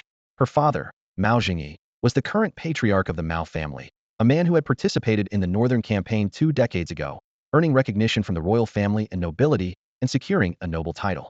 He had risen above his many siblings to lead the family. How dare someone refer to her as the second young lady with white hair? She had no tolerance for such careless remarks and was quick to retaliate. So, you're the infamous 3rd son of the Gao family, known for stirring up trouble? Gao Changsheng, wasn't it? What a pleasure, Mao Tongtong quipped with a faint smirk, her tone dripping with sarcasm. She had graduated a year ahead of him from the magical Beastmaster Academy and was technically his senior. Mao Tongtong was well aware of Gao Changxing's notorious reputation at the academy, where he was seen as a prime example of a troublemaker. Now, Mao Tongtong had taken on part of her family's business operations. In Xingminghai, 30% of the manufacturing industry was connected to the magical Beastmaster Academy, while another 20% was tied to the local Xingnan Academy. Originally one of the 4 major cities in the Nanxing province, Xingnan Academy had been developed and expanded due to its prime location, making it ideal for cultivating top-tier beastmasters. The transformation brought immense wealth to 95% of the locals, though the academy's population had since dwindled to 70 million, less than a third of its peak. Many ordinary residents had sold their homes, hoping to repurchase them at lower prices later, only to find themselves unable to return. The history of Xingnan Academy is one of twists and turns. Back in the day, half of the local residents migrated to Jinsheng to work in the mining industry, while the other half were properly resettled in Tianqing City and Xingyue Bay. The ancestors who first decided to buy homes and relocate are now so far removed from history that even their ancestral graves are hard to find. Over time, today's Xingnan Academy has transformed beyond recognition. The campus resonates with a medley of accents from across the land, with merchants selling cultivation tools from other provinces and alumni who have chosen to settle here. The passage of thousands of years has turned this place into a treasure trove, a dragon's lair, attracting countless aspiring beast tamers eager to soar to greatness. Within the bounds of this campus, getting into a dispute with any student is highly unwise. They have ways to make you experience the true meaning of sleepless nights, constant ghostly wails and howls from below your dorm, malicious rumors spreading like wildfire, and relentless schemes to frame you. These tactics know no end, ultimately forcing you to leave in frustration. Any student who manages to establish themselves at Xingnan Academy is undoubtedly someone with extraordinary skills. Xingnan Academy primarily recruits prodigious teenagers under the age of 15, offering thousands of specialized training programs in fields like martial arts and literature. Among them, the most prestigious is the beast taming training system. Every year, children as young as 10 travel great distances to study here, spending 5 of the most pivotal years of their lives. At this age, these youths are fiercely loyal to their peers, prone to gang fights, yet quick to flee when trouble sees a stage of life that is both endearing and exasperating. Rather than saying they are untouched by the harsh realities of life, it might be more accurate to say their rebellious nature requires strict discipline. The admission standards for Xingnan Academy's beast taming program are exceptionally stringent. Applicants must reach the level of beast tamer by the age of 10, a requirement that eliminates nearly half of the candidates. However, those who fail to meet this criterion can still apply for other academic or martial arts programs, reflecting the institution's original vision of offering 3 distinct pathways for development. Even at the lowest level, graduates enjoy a respectable annual income. For those who manage to advance further and gain admission to the prestigious Magic Academy in the province of Modu, their future prospects are bright. Graduates often step directly into official positions, earning a salary from the Zhongyuan Empiria True Iron Rice Bowl. As the saying goes, a position passed down through generations. Even with mediocre performance, one can secure a stable life locally. With the political experience of their elders, the next generation gains a significant edge in competition, outpacing their peers by several steps. One generation of officials can provide for 3 generations of descendants. Whether their experiences are of success or failure, they serve as invaluable lessons for their heirs. Yet, the relentless tide of time shapes the course of destiny. Many people only come to a realization in their 30s, seeing their aging parents still toiling away. They finally understand the importance of striving for a better life. Working tirelessly, pushing oneself to the limit without a single complaint, enduring hardships like a beast of burden in silence. As Gao Changxing and Mao Tongtong were in the midst of a heated argument, 2 airships slowly descended about 100 meters away. One bore the emblem of the Qin family, and the other belonged to the Mao family. To everyone's astonishment, the 2 distinguished guests stepping off the Qin family airship were none other than Qin Tianyi, the current head of the Qin family, and his daughter Qin Shishir. Gao Changxing felt a sudden tension in his chest. At that moment, his father, Gao Xiaodian, and his cousin, Gao Qiqiang, were providing support at the Death Star Valley in Xingyue Bay. The unexpected visit from the Qin family patriarch raised concerns. Had something gone wrong? Despite the doubts swirling in his mind, Gao Changxing quickly adopted a respectful demeanor and said firmly, "Patriarch Qin, Miss Qin, welcome to our Tianqing city. On behalf of the Gao family, I extend our warmest greetings. To honor your arrival, we will open the dragon gate of our city for you. Please, follow me." Mao Tongtong also set aside her earlier quarrel and stepped forward, saying, "Patriarch Qin, I am here on behalf of my father to observe the Gao family's annual competition in Tianqing City. I did not expect to see you here as well. I heard there have been some disturbances recently around Death Star Valley and Star Plucking Peak. Has something happened?" Haha. Qin Tianyi laughed heartily. "You're overthinking it.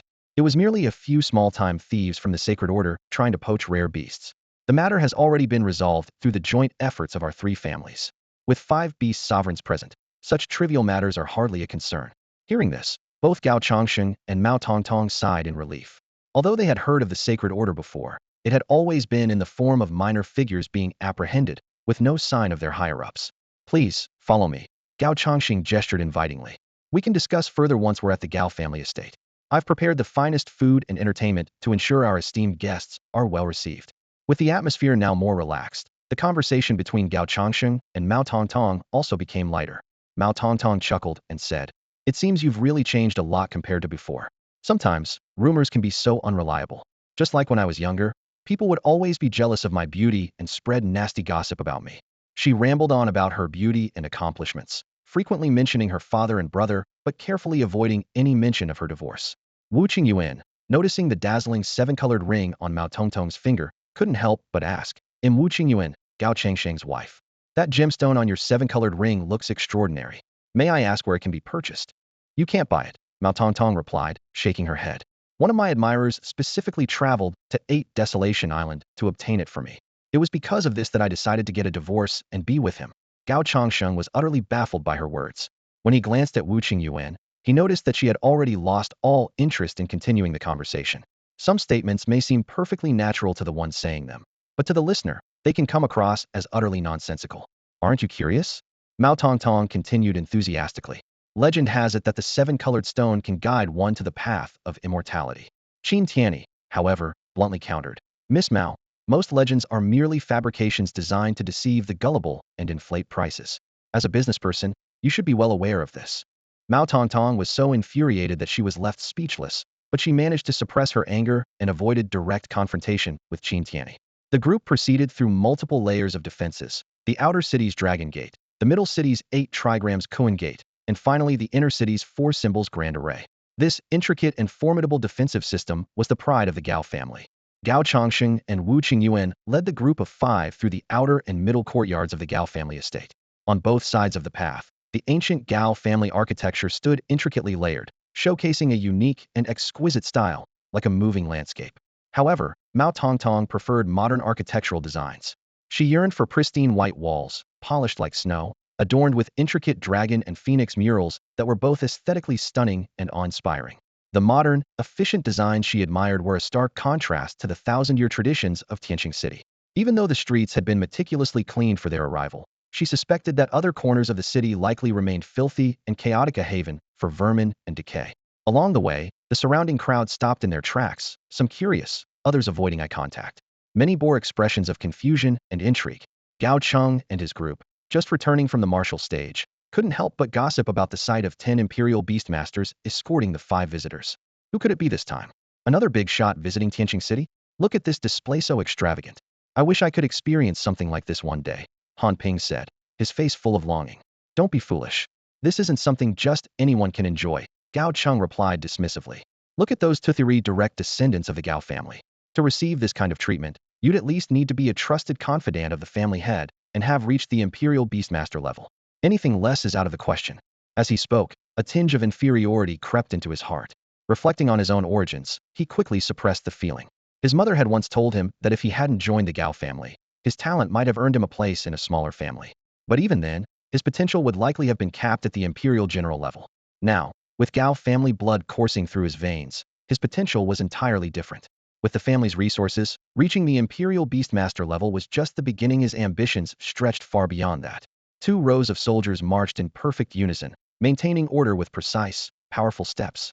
Gao Hao, holding 5 roasted rabbits, munched on a rabbit leg, her cheeks puffed out like a hamster stuffed with food. The sight made her look both adorable and a little lazy. She seemed to want to say something, but her full mouth made it impossible to speak clearly. Quite the spectacle, huh? Zhang Xiao chuckled as he looked at her. By the way, Gao Cheng, do you think I could marry someone like her in the future? Do you think I stand a chance? Gao Cheng felt a bit awkward hearing this, and thought to himself how his 2 friends always seemed preoccupied with such thoughts, power, and women. Then again, he realized he wasn't much different. After all, he, too, wanted respect, dignity, and the strength to stop others from mocking him as an illegitimate child. The 3 exchanged knowing smiles, their eyes filled with determination. However, Gao Hao seemed a bit puzzled. As the strongest Beastmaster in the group, she was originally meant to be the captain of the Red Star team. However, she had handed that position to Gao Hao, thus missing out on an opportunity to sharpen her leadership skills and wisdom. In the guest quarters of the Gao family's inner estate, Gao Chongqing led Qin Tianyi into the most luxurious and prestigious guest room. The room was resplendent with gold and opulence. Every decoration exuded wealth and grandeur. Even the slightest touch of the furnishings felt as if it could cost a fortune. Clan leader Qin, please make yourself comfortable here, Gao Chongqing said with a smile. I've already informed my uncle, and he'll be here shortly to welcome you. Your daughter, Wu Qingyuan, has gone to eat, and later, she'll be taken to watch our family's annual competition. If she enjoys it, I'm sure she'll find it fascinating. Gao Chongqing gestured with a wave of his hand, and immediately 3 or 4 maids entered the room in an orderly manner. They carried exquisite trays and walked gracefully to the table. On the trays were rare delicacies made from the descendants of the 4 sacred beasts, meat of the Xuanjia turtle, translucent and tender, the Tianfeng bird, exuding a faint aroma, the golden-colored claws of the golden tiger, and the Kirin heart, an exceptionally precious dish. Notably, the Gao family never served dragon dishes. Instead, they offered its symbolic counterpart, a steaming pot of ling snake soup. 9 beautifully decorated plates surrounded it, making it clear that this was the Gao family's highest standard of hospitality. Qin Tianyi smiled and said, "Thank you for the hospitality. I can see how much effort you've put into this. Speaking of which, I've heard your son is extraordinarily talented. Although Xingyue Bay isn't a particularly prosperous place, I happen to find a rare treasure there, a 2-year-old herb called year's grass. It's perfect for helping your son stabilize his realm when he breaks through to the level of a master." Hearing this, Gao Chongqing immediately bowed and said, "Thank you for your generosity, Uncle Qin, but such a valuable gift is something I absolutely cannot accept. My elder is arriving shortly, so I kindly ask for your patience." "Why so formal?" Qin Tianyi pushed the gift box forward. "Your great-grandmother is a blood relative of the Gao family. Since you call me uncle, there's no need for such courtesy between us." Gao Chongqing explained gently. "Uncle Qin, I truly cannot accept this gift. I am here today on official duty. Perhaps when you visit my small estate another day, we can catch up, and I will remember your kind intentions." At that moment, hearty laughter echoed from outside the door. "Ha ha, Qin Tianyi, it's been a long time." Gao Chongqing immediately breathed a sigh of relief, as he was close to being unable to refuse the gift any longer. "Strict family discipline, I see," Qin Tianyi remarked with a hint of dissatisfaction in his tone. Gao Chongqing stepped across the threshold, glanced at the gift box, and unceremoniously pushed it back. While pouring wine, he said coldly, "Trying to win over my grandnephew? You're bound to be disappointed." That's an unfair accusation. I'm not that kind of person. I merely wanted to show some care," Qin Tianyi replied as he accepted the wine cup. By this time, Gao Chongqing had quietly left the room. Gao Chongqing was unbothered and smiled warmly. "My grandnephew has a top-tier talent, one that's truly exceptional. I assume your visit today concerns the allocation of quotas for 3 years from now. Indeed. Our two families each have 3 slots, while the Mao family has 4. However, the Mao family has offered 1 trillion to split evenly between us in exchange. Gao Qiangxing pondered for a moment before pulling out a pre-prepared list from his sleeve and handing it to Qin Tianyi. Gao Zhen, Gao Chun, and Gao Hao, these are the participants from our Gao family. Unless there are exceptional circumstances, this list will not be changed. Gao Chun, Qin Tianyi asked in surprise. Didn't her mother leave the Gao family, taking her son and grandson back to her maternal home out of dissatisfaction? Let's not dwell on such troublesome matters, Gao Qiangxing said, waving his hand dismissively. My second son chose the path of a polygamist, and naturally, he must bear the consequences of his choice. After a pause, he added, 3 years is neither a long nor a short time. Does the Mao family's list include her? It does, Qin Tianyi replied with a smile. The two men exchanged knowing smiles, both fully aware of Mao Xingjia's character. He was a man of integrity, stubbornness, and strict adherence to rules. A father of 4 sons and 1 daughter, he was known for his harsh discipline. Now, 3 of his sons held positions in the northern military, leaving only the eldest son to manage family affairs at home. The family lineage had always been stable. Spoiling a daughter was acceptable, but it should never come at the expense of the family's legacy. With this belief deeply ingrained, Mao Tongtong grew up accustomed to being doted on, yet it also shaped her into someone with a strong and determined character. Her mental state, however, fluctuated, sometimes steady, other times restless. Could a woman not take the position of head of the family? This question lingered in her mind, and she often wondered if she could bear such a responsibility. The saying goes, women can be as capable as men, shouldn't she be an exception to tradition? Every family has its own troubles. The Qin family, over the past few decades, had seen its reputation decline sharply. The position of family head, which was meant to be passed down through generations, had become a cursed seat. Unlike other families, the last 5 family heads of the Qin clan met untimely deaths, each perishing in bloody conflicts. This series of tragedies even prompted 2 other prominent families to begin investigating the cause behind the Qin clan's misfortunes. Eventually, the mantle of leadership fell to Mao Tongtong's father, Qin Tianyi. At this moment, Qin Tianyi was seated at a banquet table with a close friend, raising their glasses in camaraderie. The two men avoided discussing complicated matters, as if the worries of life had been dissolved by the alcohol. His companion downed 3 glasses in one go, as if all troubles had been swept away with the wind. Recently, Mao Tongtong's behavior had been particularly spirited. Qin Tianyi couldn't help but wonder if the knot in her heart had finally been untangled. His thoughts drifted back to her childhood, when he had once held the little girl in his arms. Back then, she had tugged on his beard and tried to sell him a so-called shaving gadget. She had confidently claimed that this device, from a place she named Starry Dream Sea, was the best of its kind.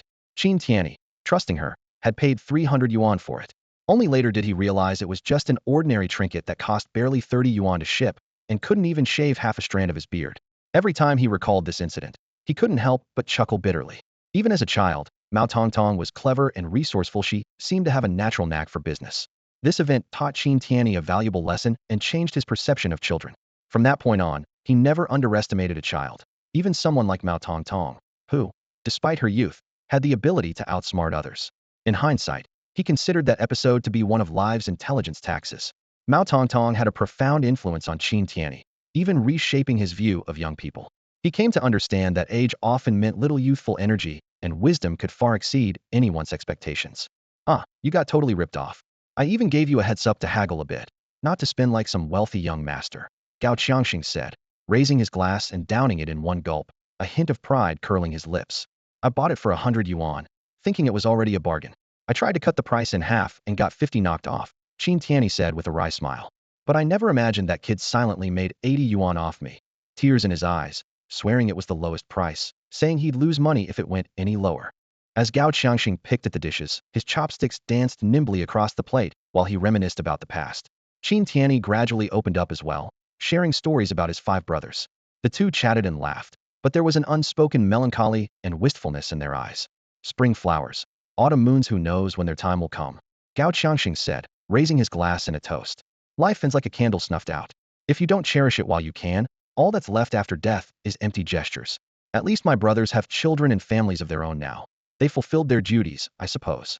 Setting down his glass, Gao Qiangxing tapped his knuckles lightly on the table. I'm 60 now. That day will come for me too. A few more years, and I'll step down. Maybe I'll focus on refining myself and enjoying some family benefits. It's about time, he added with a trace of satisfaction. The two were of similar age and had once been comrades in arms.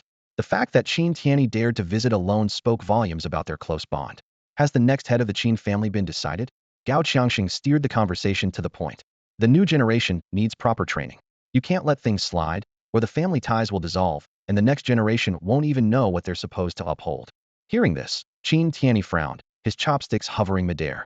The younger ones get tens of thousands in allowance every month, and still, they're hard to train. All they do is ask for more money and stir up trouble at every turn. He sighed, setting his chopsticks down. Your Gao family has a much better system in place. You don't end up with a bunch of useless heirs. Right now, only my daughter seems to care about helping me. The others look like they'd rather tear the family apart and swallow it whole. Qin Tianyi's voice grew heavier. Everyone's shirking responsibility, scared out of their wits. This needs fixing, that needs repairing. Even drinking a glass of cold water seems to terrify them. Cleaning up the Qin family is going to cost a lot of blood, no doubt about it. He raised his glass and drained it in one go. I've paved the way, and I'll bear the responsibility alone. When I'm gone, you'd better not forget to collect my body. And if my daughter ever runs into trouble, make sure you lend her a hand. The Qin family, I don't even dare to hope for it anymore. The greed runs too deep. Qin Tianyi lamented, his chopsticks trembling slightly, a rare sight for someone of his stature and power. He had inherited a colossal mess, riddled with holes and pitfalls. Any attempt to cut through the wrought wrist striking a vital artery. Gao Qiangxing listened in silence, offering no response. Matters of another family were best left as just that someone else's business. He didn't know enough to comment and had no right to interfere. His remarks were limited to shared memories and common concerns, like succession, to uphold stability and mutual interests. But the situation with the Qin family was a different beast altogether. When it came to the Qin family, even an emperor would think twice before getting involved. Lending a hand could very well drag oneself down too. A family collapse wasn't just about internal problems, it also meant outsiders were circling, waiting to take over. But some things were better left unsaid. As the head of his own family, Gao Qiangxing couldn't afford to act rashly. Gao Qiangxing listened to Qin Tianyi's sudden words, his brows furrowing slightly before relaxing. I'll pretend I never heard what you just said, he remarked, but let me tell you a story. Leaning forward slightly, his voice dropped to a lower tone. There's a legend on the beast taming continent. It is said that long ago, when the gods created humans, the rich were sculpted with great care, meticulously shaped by hand. The poor, however, were merely specks of mud flung to the ground with a casual whip. After finishing, Gao Qiangxing noticed the expression on Qin Tianyi's face and couldn't help but laugh heartily. Standing up, he picked up the wine pot, filled Qin Tianyi's cup, patted his shoulder, and sat back down. I was just using a metaphor. How could humans possibly be flung out of mud? Gao swirled his wine glass and continued. The essence of the story is simple. Children born with a silver spoon are nurtured with care, their families able to spend time and resources honing their talents. But the poor, burdened by the struggles of daily survival, can't afford to cultivate their children's wisdom. As he spoke, Gao Qiangxing's gaze grew meaningful. Even in ancient times, there were prodigious children who composed immortal verses at the age of 5, yet grew up to be corrupt officials, he said, pausing briefly. His eyes swept over the nearly empty dishes on the table and the wine glasses that were almost drained. Slowly and deliberately, he enunciated 8 words. Without the dignity of a tiger, wolves will prevail. Suddenly, Gao's tone turned authoritative and commanding. Now, you are the head of a household, the patriarch of a great family. You can't just focus on your own children. Spoiling them will stunt their growth. Only by experiencing the hardships of survival can they truly appreciate the sweetness of life. Qin Tianyi listened, feeling increasingly bewildered. He couldn't grasp what Gao Qiangxing was trying to convey. The seemingly unrelated remarks left him confused, and deep down, he still harbored disdain for the poor. One who doesn't awaken to their own flaws cannot inspire the world, Gao Qiangxing said after a moment of thought, letting out a sigh. To him, Qin Tianyi was little more than an ambitious yet reckless man. The Qin family had never adopted the tradition of taking in talented disciples from humble origins. That gifted boy with the phosphorescent scales on his left arm had been under the watchful eye of the Gao family since birth. Otherwise, within the span of a year, he would have either been killed or taken by another family. Gao Qiangxing thought to himself, rare treasures won't wait for you to claim them, they reward only those who are prepared.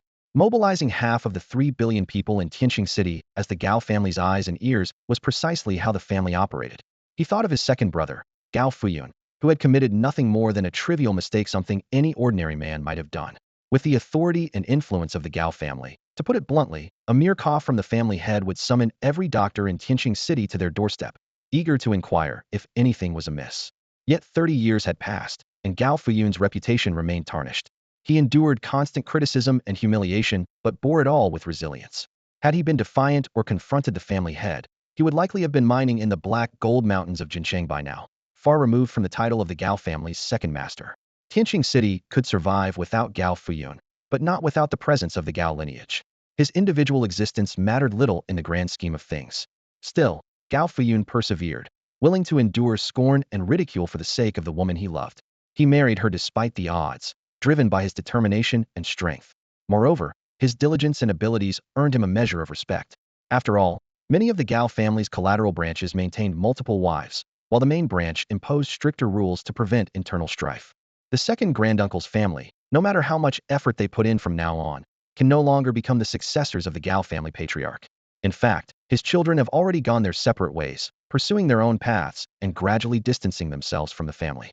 The dwindling family resources are the fundamental reason behind the disintegration of the second granduncle's household. To establish oneself within the Gao family, one must rely on tangible actions and achievements, not merely on bloodline. Gao Chongqing and Wu Qingyuan, once significant figures in the family, have quietly amassed hundreds of millions in wealth, a fact known to almost no one outside. They didn't even hire basic household staff, handling everything themselves. The lavish meals on their dining table were a secret only they were privy to. The family never indulged in extravagance. Every expense was carefully controlled, and even their children's allowance had to meet certain requirements before being granted. As a result, Gao Nianian had to find ways to improve her academic performance, dedicating more time to her studies just to earn her allowance. Only when hosting important guests would they employ servants and use luxurious rooms. In contrast, the Qin family appeared exceedingly extravagant. Not only was their household populous, but there were also plenty of idlers at their dining table. Each person's allowance was nearly 10 times that of the Gao family, almost rivaling that of a wealthy household. What was even more enviable was that the Qin family's monthly benefits were like a dreamland to the direct descendants of the Gao family. 40,000 yuan a month, an amount equivalent to an ordinary person's annual income. When Gao Changxing heard about the Qin family's benefits, a wave of bitterness swept through his heart, and even he couldn't help but feel envious. If he had such benefits during his childhood, he reckoned he would have indulged far more recklessly than his younger brother, Gao Fuyun. However, as the old saying goes, to gain benefits comes with its own perils. Wealth can indeed bring convenience and pleasure, but without proper guidance, it can also breed misfortunes. If one doesn't know how to use money wisely, it can lead not only to no advantage but also to a path of ruin, or even falling in a trap set by schemers. The Gao family, however, has its own evaluation system, where one must pass assessments to enjoy higher privileges. The purpose of this system is not to impose restrictions, but to ensure the reasonable utilization and distribution of resources. In the past 6 months, Gao Hao's performance, particularly in academics, intelligence, and his attitude toward his peers, has earned high praise from Gao Changxing. While he is still far from being as exceptional as some of the other young members, he is steadily earning recognition through his own efforts, step by step. Drink, let's drink. No talk of family matters. Gao Changxing raised his glass, his gaze deep and contemplative. After taking a sip, he set the glass down and shared his thoughts. The Qin family needed to tighten their belts and live like ordinary people.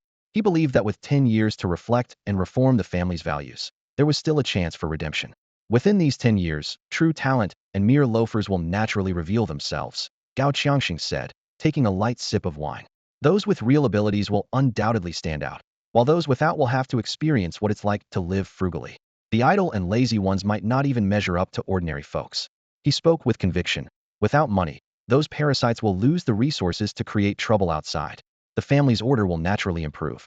After a satisfying meal, Gao Changxing accompanied Qin Tianyi for a walk around the Gao family estate. The ancient architectural complex stood majestically, with some structures having endured for 4 or 5 centuries. As they strolled, they arrived at the Gao family's elite Beastmaster competition arena. Qin Tianyi's attention was suddenly caught by a small detail in the corner of a wall. Your Gao family hasn't changed much in 30 years, Qin Tianyi remarked, pointing to a small stone atop a clay figurine in the corner. His eyes glimmered with surprise. That little stone, I placed it there when I was a child, and it hasn't moved an inch. Gao Changxing chuckled. The most important things in life are eating well, playing well, and sleeping well. This environment is ideal for children to grow up in, not as noisy or pretentious as Xingminghai. He paused briefly. Before the age of 15, they should focus on learning. After that, how they choose to live is up to them. They can't be trapped in Tianqing City forever. As they walked, children passing by cheerfully greeted Gao Changxing. Hello, Grandpa Gao. Their young voices rang out one after another. Over the years, Gao Changxing had frequently brought snacks or books to the academy and attended classes, becoming intimately familiar with everything there. The most precious part of the Gao family is the library, he continued. The other buildings were constructed by our own people, sturdy enough to last centuries. But when it comes to nurturing beastmasters, we spare no expense. We'll even buy bundles of bamboo at tens of thousands per piece when necessary. Save where you can, spend where you must. Qin Tianyi smiled. I never imagined you'd be so beloved among the children. Let's go, Gao Qiangxing said, steering the conversation elsewhere. Let's check on Mao Xinjia's granddaughter, Mao Rongrong. That girl's been with the Gao family for 3 or 4 months now. I bet she's about to make another breakthrough in the coming days.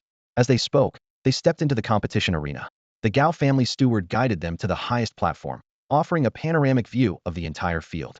On the balcony, Wu Qingyuan and Gao Changsheng were chatting over food with Qin Shishir and Mao Tongtong, enjoying the excellent vantage point. On the field below, Gao Nianian's peony spirit beast was stationed at the rear. This healing-type beast was tasked with enhancing recovery, boosting teammates, and guarding the flag. Accompanying him was Gao Yu, whose beast companion, the treasure-seeking rat, might not excel in attack power but was highly sensitive to toxins and strange odors. Over the past 6 months, it had grown significantly, resembling a miniature pangolin with a fluffy body that made it particularly adorable. Its 4 small claws had become sharp and sturdy, reaching over 10 centimeters in length, and it stood about half a meter tall. Although its growth rate was slower compared to other beasts, it would enter a phase of rapid development after reaching its fully mature stage. Once it reached maturity, its body length could exceed 3 meters, with an impressive digging speed and claws capable of easily slicing through hard rocks and even metal. At this moment, the competition had reached its second round, a fierce battle to advance from the top 15 to the top 8. Each team needed to compete in 2 matches, and this was the second match of the afternoon. In the center of the battlefield, a steel black bear, a saber-toothed white tiger, and a centipede earth dragon firmly held the middle line. On the opposing side, 5 9-star beast masters had assembled, each with formidable beast companions. Among them was a mature fire chick king, standing a full 10 feet tall, working seamlessly with a mature slender-waist hound to relentlessly harass the centipede earth dragon. After all, the fire chick king specialized in dealing with earth-type beasts, making the centipede earth dragon, a quintessential representative of such beasts, its most challenging adversary. Meanwhile, the opposing side's mature golden lion towered over the battlefield, standing an imposing 20 feet tall. Each step it took caused the ground to tremble slightly. The Lion King exuded an innate aura of dominance, forcing the adolescent saber-toothed white tiger to retreat. Another mature beast, a golden finch, though only about 1 meter tall and not particularly strong in combat, excelled in aerial reconnaissance, providing critical intelligence for the battlefield. Despite sustaining some injuries in the previous match, its flying and scouting capabilities remained unaffected. The steel black bear continued to be one of the most popular beast companions, often the preferred choice for contracts in forest and woodland habitats. Whether it was the forest-dwelling black bears or the white bears of the icy tundras, they symbolized immense strength and were relatively inexpensive to maintain, requiring only around 10,000 yuan worth of meat per month. Compared to ordinary black bears, the steel black bear was even more powerful, though slightly more expensive, with cubs priced at around 50,000 yuan. However, once it evolved, it could transform into a silver power bear, with its strength, speed, and defense increasing tenfold or even dozens of times. Each beast had a unique evolution path and required specific medicinal materials, with the most commonly used ones produced by the Gao family. Is that your daughter? Qin Shishir blinked, looking at the girl standing beside the banner. The girl resembled a valiant general, beckoning challengers with a confident curl of her finger. Come on, you cowards. I'm waiting for you, she called out, her voice crisp and provocatively challenging. The 5 boys on the opposing team frowned, their faces filled with unease. This battle is extremely unfavorable for us, especially with that saber-toothed white tiger. It's been eyeing my fire chick king like it wants to devour it, one of them muttered gravely. Another boy added in a low tone. They're all direct descendants of the Gao family. Their beasts are of such high caliber that they're almost impossible to counter. If we lose both matches this afternoon, we'll have no chance of making it to the top 10. But I'm not very familiar with that centipede earth dragon. Does Tianqing City even have beasts like that? This boy, only 7 years old, was an outstanding student who aspired to obtain a bottle of evolution medicine to strengthen his golden lion. He hoped to nurture it into a bloodthirsty berserk lion, which would gain new abilities such as suppression, intimidation, and bloodlust. This would significantly boost his ranking at the Xingnan Beastmaster Academy and earn him placement in a better class, further enhancing his own capabilities.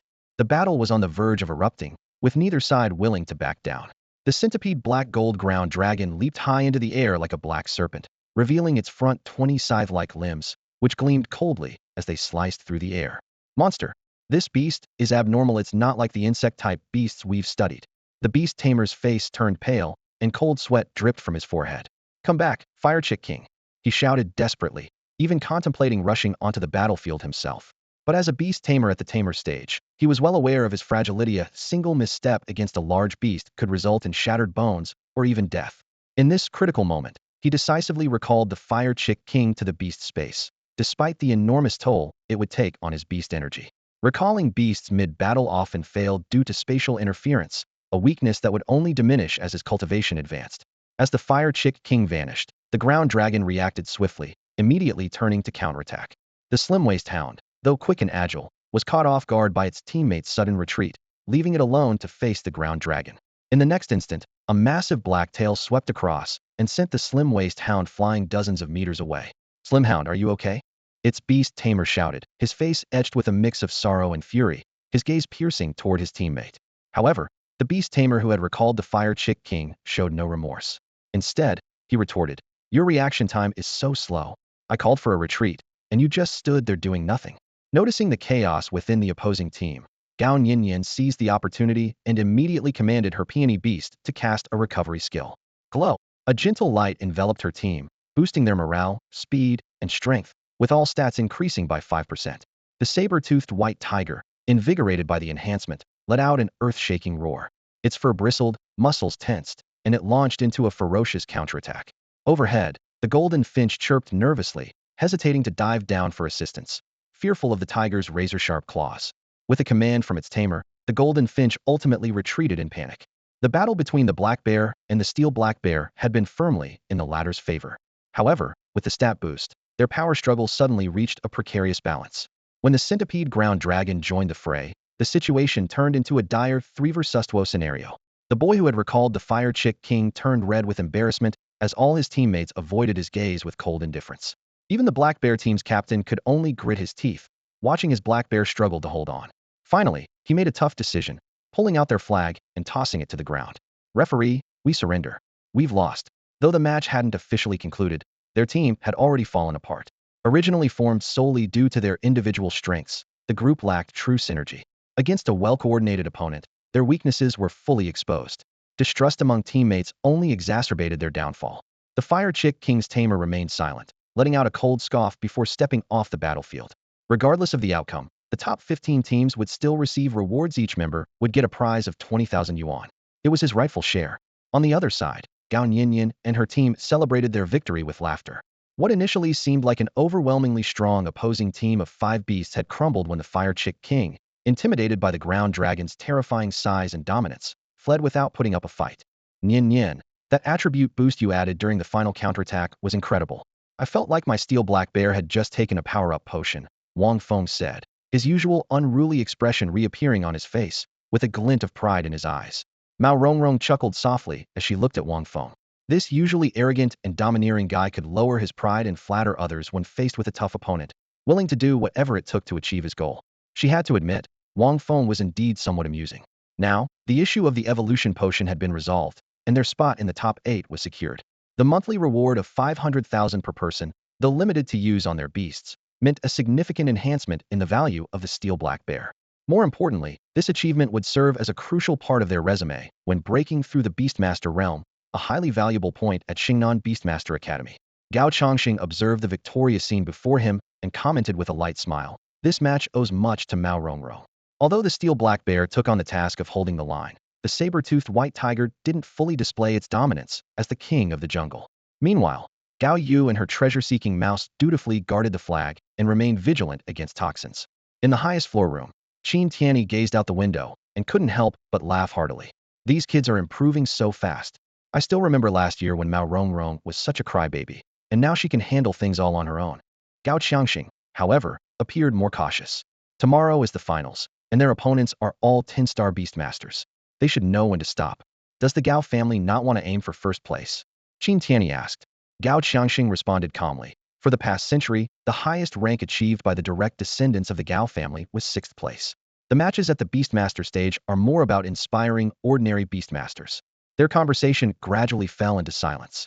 8 years of shared school life seemed unable to sustain deeper conversations after 40 years of time had weathered their bond.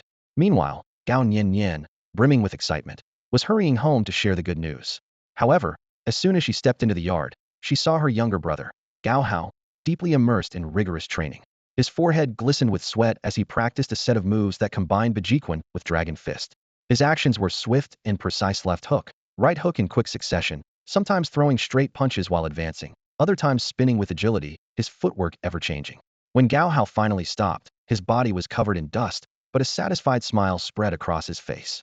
He knew that the explosive force of Bejequin could be perfectly integrated into the power of Dragon Fist, but when it came to Tai Chi, he still couldn't grasp its profound essence.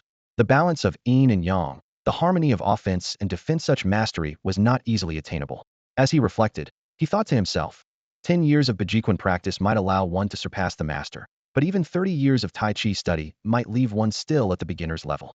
The Bejequin style doesn't focus on inner peace, but emphasizes toughening the body and delivering explosive punches. Gao Hao took a deep breath, steadied his emotions, then stood up and glanced back at Gao Nianian. She seemed to be in a good mood today, even refraining from her usual teasing.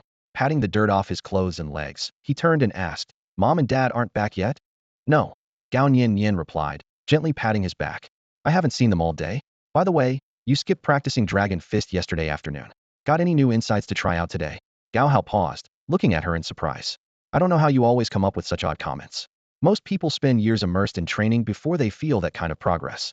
Gao Nianian shrugged indifferently, casually brushing the dust off his back before stepping back with a look of disdain. "Stop patting, it stinks. Just take it off and let Mom wash it." Frowning slightly, Gao Hao thought about it and realized she had a point. Washing clothes every 10 days or so wasn't unusual for him. Checking the time, he said as he walked toward the bathroom, "All right, I'll take a shower and change first, then head to the training room later." Gao Nianian darted into the kitchen, grabbed a meat bun, and took a bite. Speaking with her mouth full, she called out, "Soak your clothes while you're at it." "Got it," Gao Hao responded, heading off to clean up. Soon, he emerged freshly showered, dressed in loose white clothing, with his hair neatly combed, looking sharp and refreshed. Entering the kitchen, he grabbed a meat bun as well. The savory flavor, with shrimp and tofu as the filling, was especially delicious. After eating his fill, he finally entered the training room to begin his session. An hour and a half later, Gao Hao emerged, but the house was still empty, with no sign of his parents. Left to his own devices, he went to the kitchen, reheated a bowl of ginseng porridge, and ate 2 more meat buns, only then feeling completely satisfied. Under the night sky, the competition arena was still brightly lit, and the city's hustle and bustle showed no signs of slowing. People, fresh from work and a few drinks, poured in to unwind. On the field, 2 massive yellow bulls were locked in an intense battle. Their massive 5-meter-long bodies seemed to shake the entire arena. The bulls' horns were exceptionally sharp, longer than their heads, resembling 2 enormous weapons. The bulls let out deep growls, their heavy hooves striking the ground repeatedly, as if an explosive clash was imminent. Mao Tong Tong's eyes gleamed with excitement, a faint smile playing on her lips. Bullfighting. She was not the delicate, refined type of girl. Instead, she had a penchant for rugged sports. Bullfighting, lion wrestling, hunting, martial arts, deep-sea fishing, she enjoyed them all. On the contrary, she had no interest in traditionally feminine pastimes like embroidery, dancing, or playing musical instruments. Qin Shi opened her mouth to say something, but before she could, the 2 bulls charged at each other. Their curved horns gleamed with a cold, piercing light, while their powerful leg muscles coiled, ready for the collision. With a thunderous impact, one bull suddenly sidestepped, while the other charged forward without hesitation. Its sharp horn plunged into the side of the dodging bull's back, piercing straight through its flank. The injured bull collapsed to the ground, letting out pained bellows. It tried to counterattack with its horns, but every struggle only brought sharper pain. Blood gushed from its wounds, and within minutes, it succumbed to its injuries. The victorious bull let out a fierce roar, as though celebrating its triumph. It quickly retreated, pulling its horn free, like a fearless warrior ready for the next battle. Its eyes showed no trace of fear, as if it was born solely for combat. The audience erupted into cheers, abandoning the meat on their tables. The yellow bull opened its massive jaws, its razor-sharp teeth tearing through the food with the precision of a tiger's claws. Its horns appeared even thicker at that moment, as if absorbing the blood dripping from their tips. Unlike ordinary yellow bulls, these 2 had been raised on meat since birth, harboring the potential to become battle beasts. With the right opportunity, they could transcend their status as mere animals and transform into a new kind of battle beast, endowed with formidable combat abilities. As the yellow bull finished devouring its victory feast, the staff quickly dragged the lifeless bull off the arena. The remaining bull returned to the underground steel cage, its eyes gleaming with a trace of human-like emotion, as though each battle was a journey of self-discovery. Its genes were on the verge of berserk evolution, the threshold of transformation ready to burst at any moment. Once it completed its genetic evolution, it would become the progenitor of a new breed of combat bulls, bringing significant benefits to the Gao family with its genetic superiority. The more exceptional the battle beast, the more valuable its genetic legacy. To cultivate stronger beasts, the family had selected 1,000 bulls from the entire yellow bull population for breeding. After 10 years of elimination, only a few remained. Many battle beasts are nurtured under the meticulous care of their families, with the instinct to fight ingrained in their DNA. While nature can also produce powerful creatures, such evolution takes an immeasurable amount of time. Without human interference, it would take tens of thousands of years for the yellow bull to achieve genetic evolution.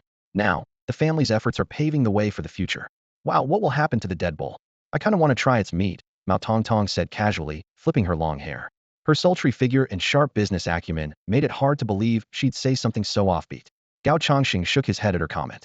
You can't eat meat from a genetically evolving bull. It must undergo professional processing and be returned to nature. Gao Chongsheng poured wine for the three ladies.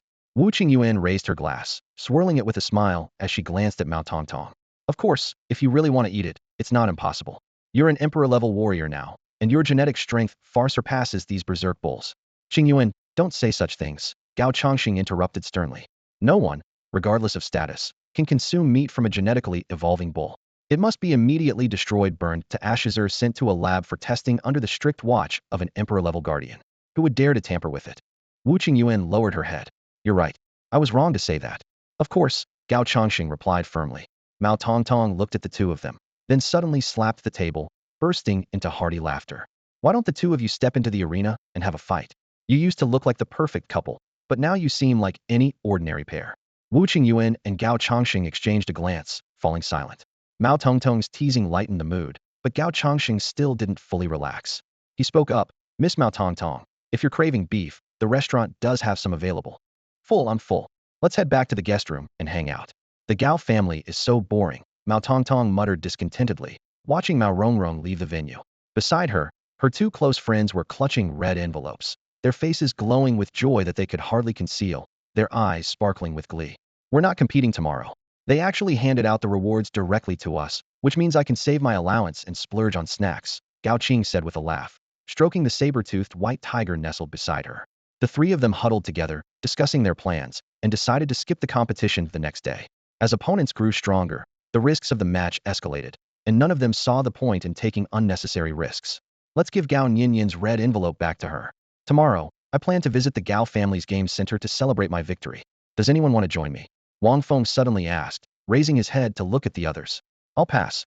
I don't have as much allowance as you guys, and besides, it feels a bit out of place for me to tag along. Gao Qing replied with a shake of her head, smiling as she declined. Fine. No money, no fun. Rongrong, what about you? Gao Yu turned her attention to Mao Rongrong, brushing off Gao Qing's response. Sure, I'll go.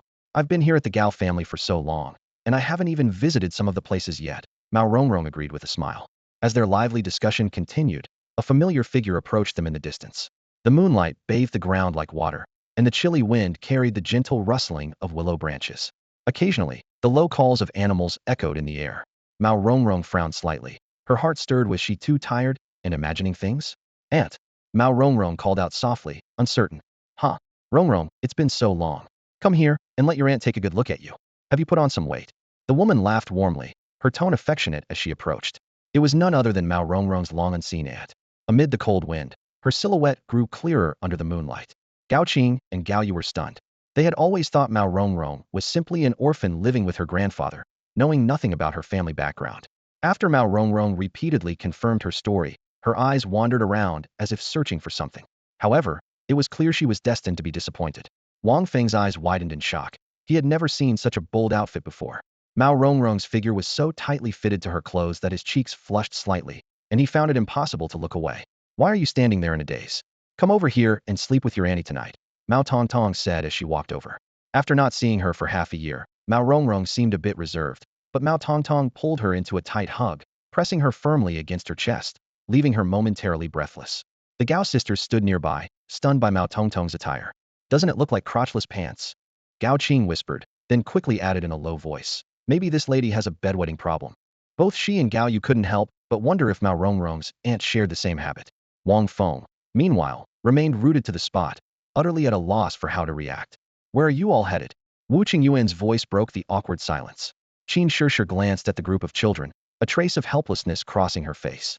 At 28 years old, she was still single. Despite being a noble and powerful beastmaster of the Yujun rank, her focus on training had caused her to overlook potential suitors. Now, in the quiet of the night, she often felt lonely, with only her own thoughts for company. Looking at the two women beside her, Mao Tongtong, who had been married twice, and another who had been happily married for years, she wanted to ask for advice on relationships, but held back due to their lack of closeness. Watching the playful children, she felt a warm sense of affection toward them. We're delivering a reward to Gao Nianian. After some discussion, we decided not to participate in tomorrow's competition, Gao Yu explained, taking on the role of strategist. The reason is simple. Our team lacks a strong main player who can control the field. Even though Mao Rongrong's centipede dragon can handle 2 of the opponent's beasts, it would still struggle against 3 mature stage beasts. Her analysis was sharp and to the point. Considering the current strength of the 8 teams, she knew their team's 2 beasts wouldn't make much of a difference and would likely end up as bystanders in the match. Your analysis makes perfect sense, Wu Qingyuan nodded approvingly. Leave Gao Nianian's reward with me and head home. It's getting Latigo back and focus on your training instead of wandering around. Got it, Auntie, Gao Qing replied, handing over Gao Nianian's reward to Wu Qingyuan. She couldn't help but think that Gao Nianian was probably getting impatient waiting at home. Mao Tongtong picked up Rongrong, ignoring her protests and struggles, as the children each headed back to their respective homes. Wu Qingyuan also began preparing to take care of the remaining tasks. Chongsheng, why don't you head back first? I'll handle the rest, including escorting them to the guest rooms to rest. I also need to arrange dinner and accommodations for the 2 guards. By then, it'll be quite late, Mao Tongtong said while nuzzling Rongrong's face. Rongrong, visibly annoyed, pushed her away. Auntie, stop that. All right. Then I'll go arrange their dinner and rest, Mao Tongtong replied with a smile, finally loosening her grip on Mao Rongrong. She turned to handle the remaining matters. Gao Chongqing walked along the park path, carrying a few freshly bought roasted corns. The golden, plump kernels glistened enticingly under the moonlight, exuding a sweet aroma. By this time, Wu Qingyuan had already arranged accommodations for the 2 female guests and had specifically instructed the patrolling guards to remain vigilant. She planned to visit the guests at 8 a.m. the next morning. At a fork in the path, Wu Qingyuan and Gao Chongqing crossed paths unexpectedly. She naturally linked her arm with her husband's, took a cob of corn, and bit into it with a sweet smile. The soft blue moonlight bathed the couple, adding a serene beauty to the warm night. When they returned home, it was already 9 p.m. Gao Nianian was holding her younger brother, Gao Hao, back from going to bed. Every few minutes, she would run to the door to check, eagerly waiting for their parents to return. However, before long, she herself fell asleep on the table, drooling slightly. It seemed she was having a sweet dream.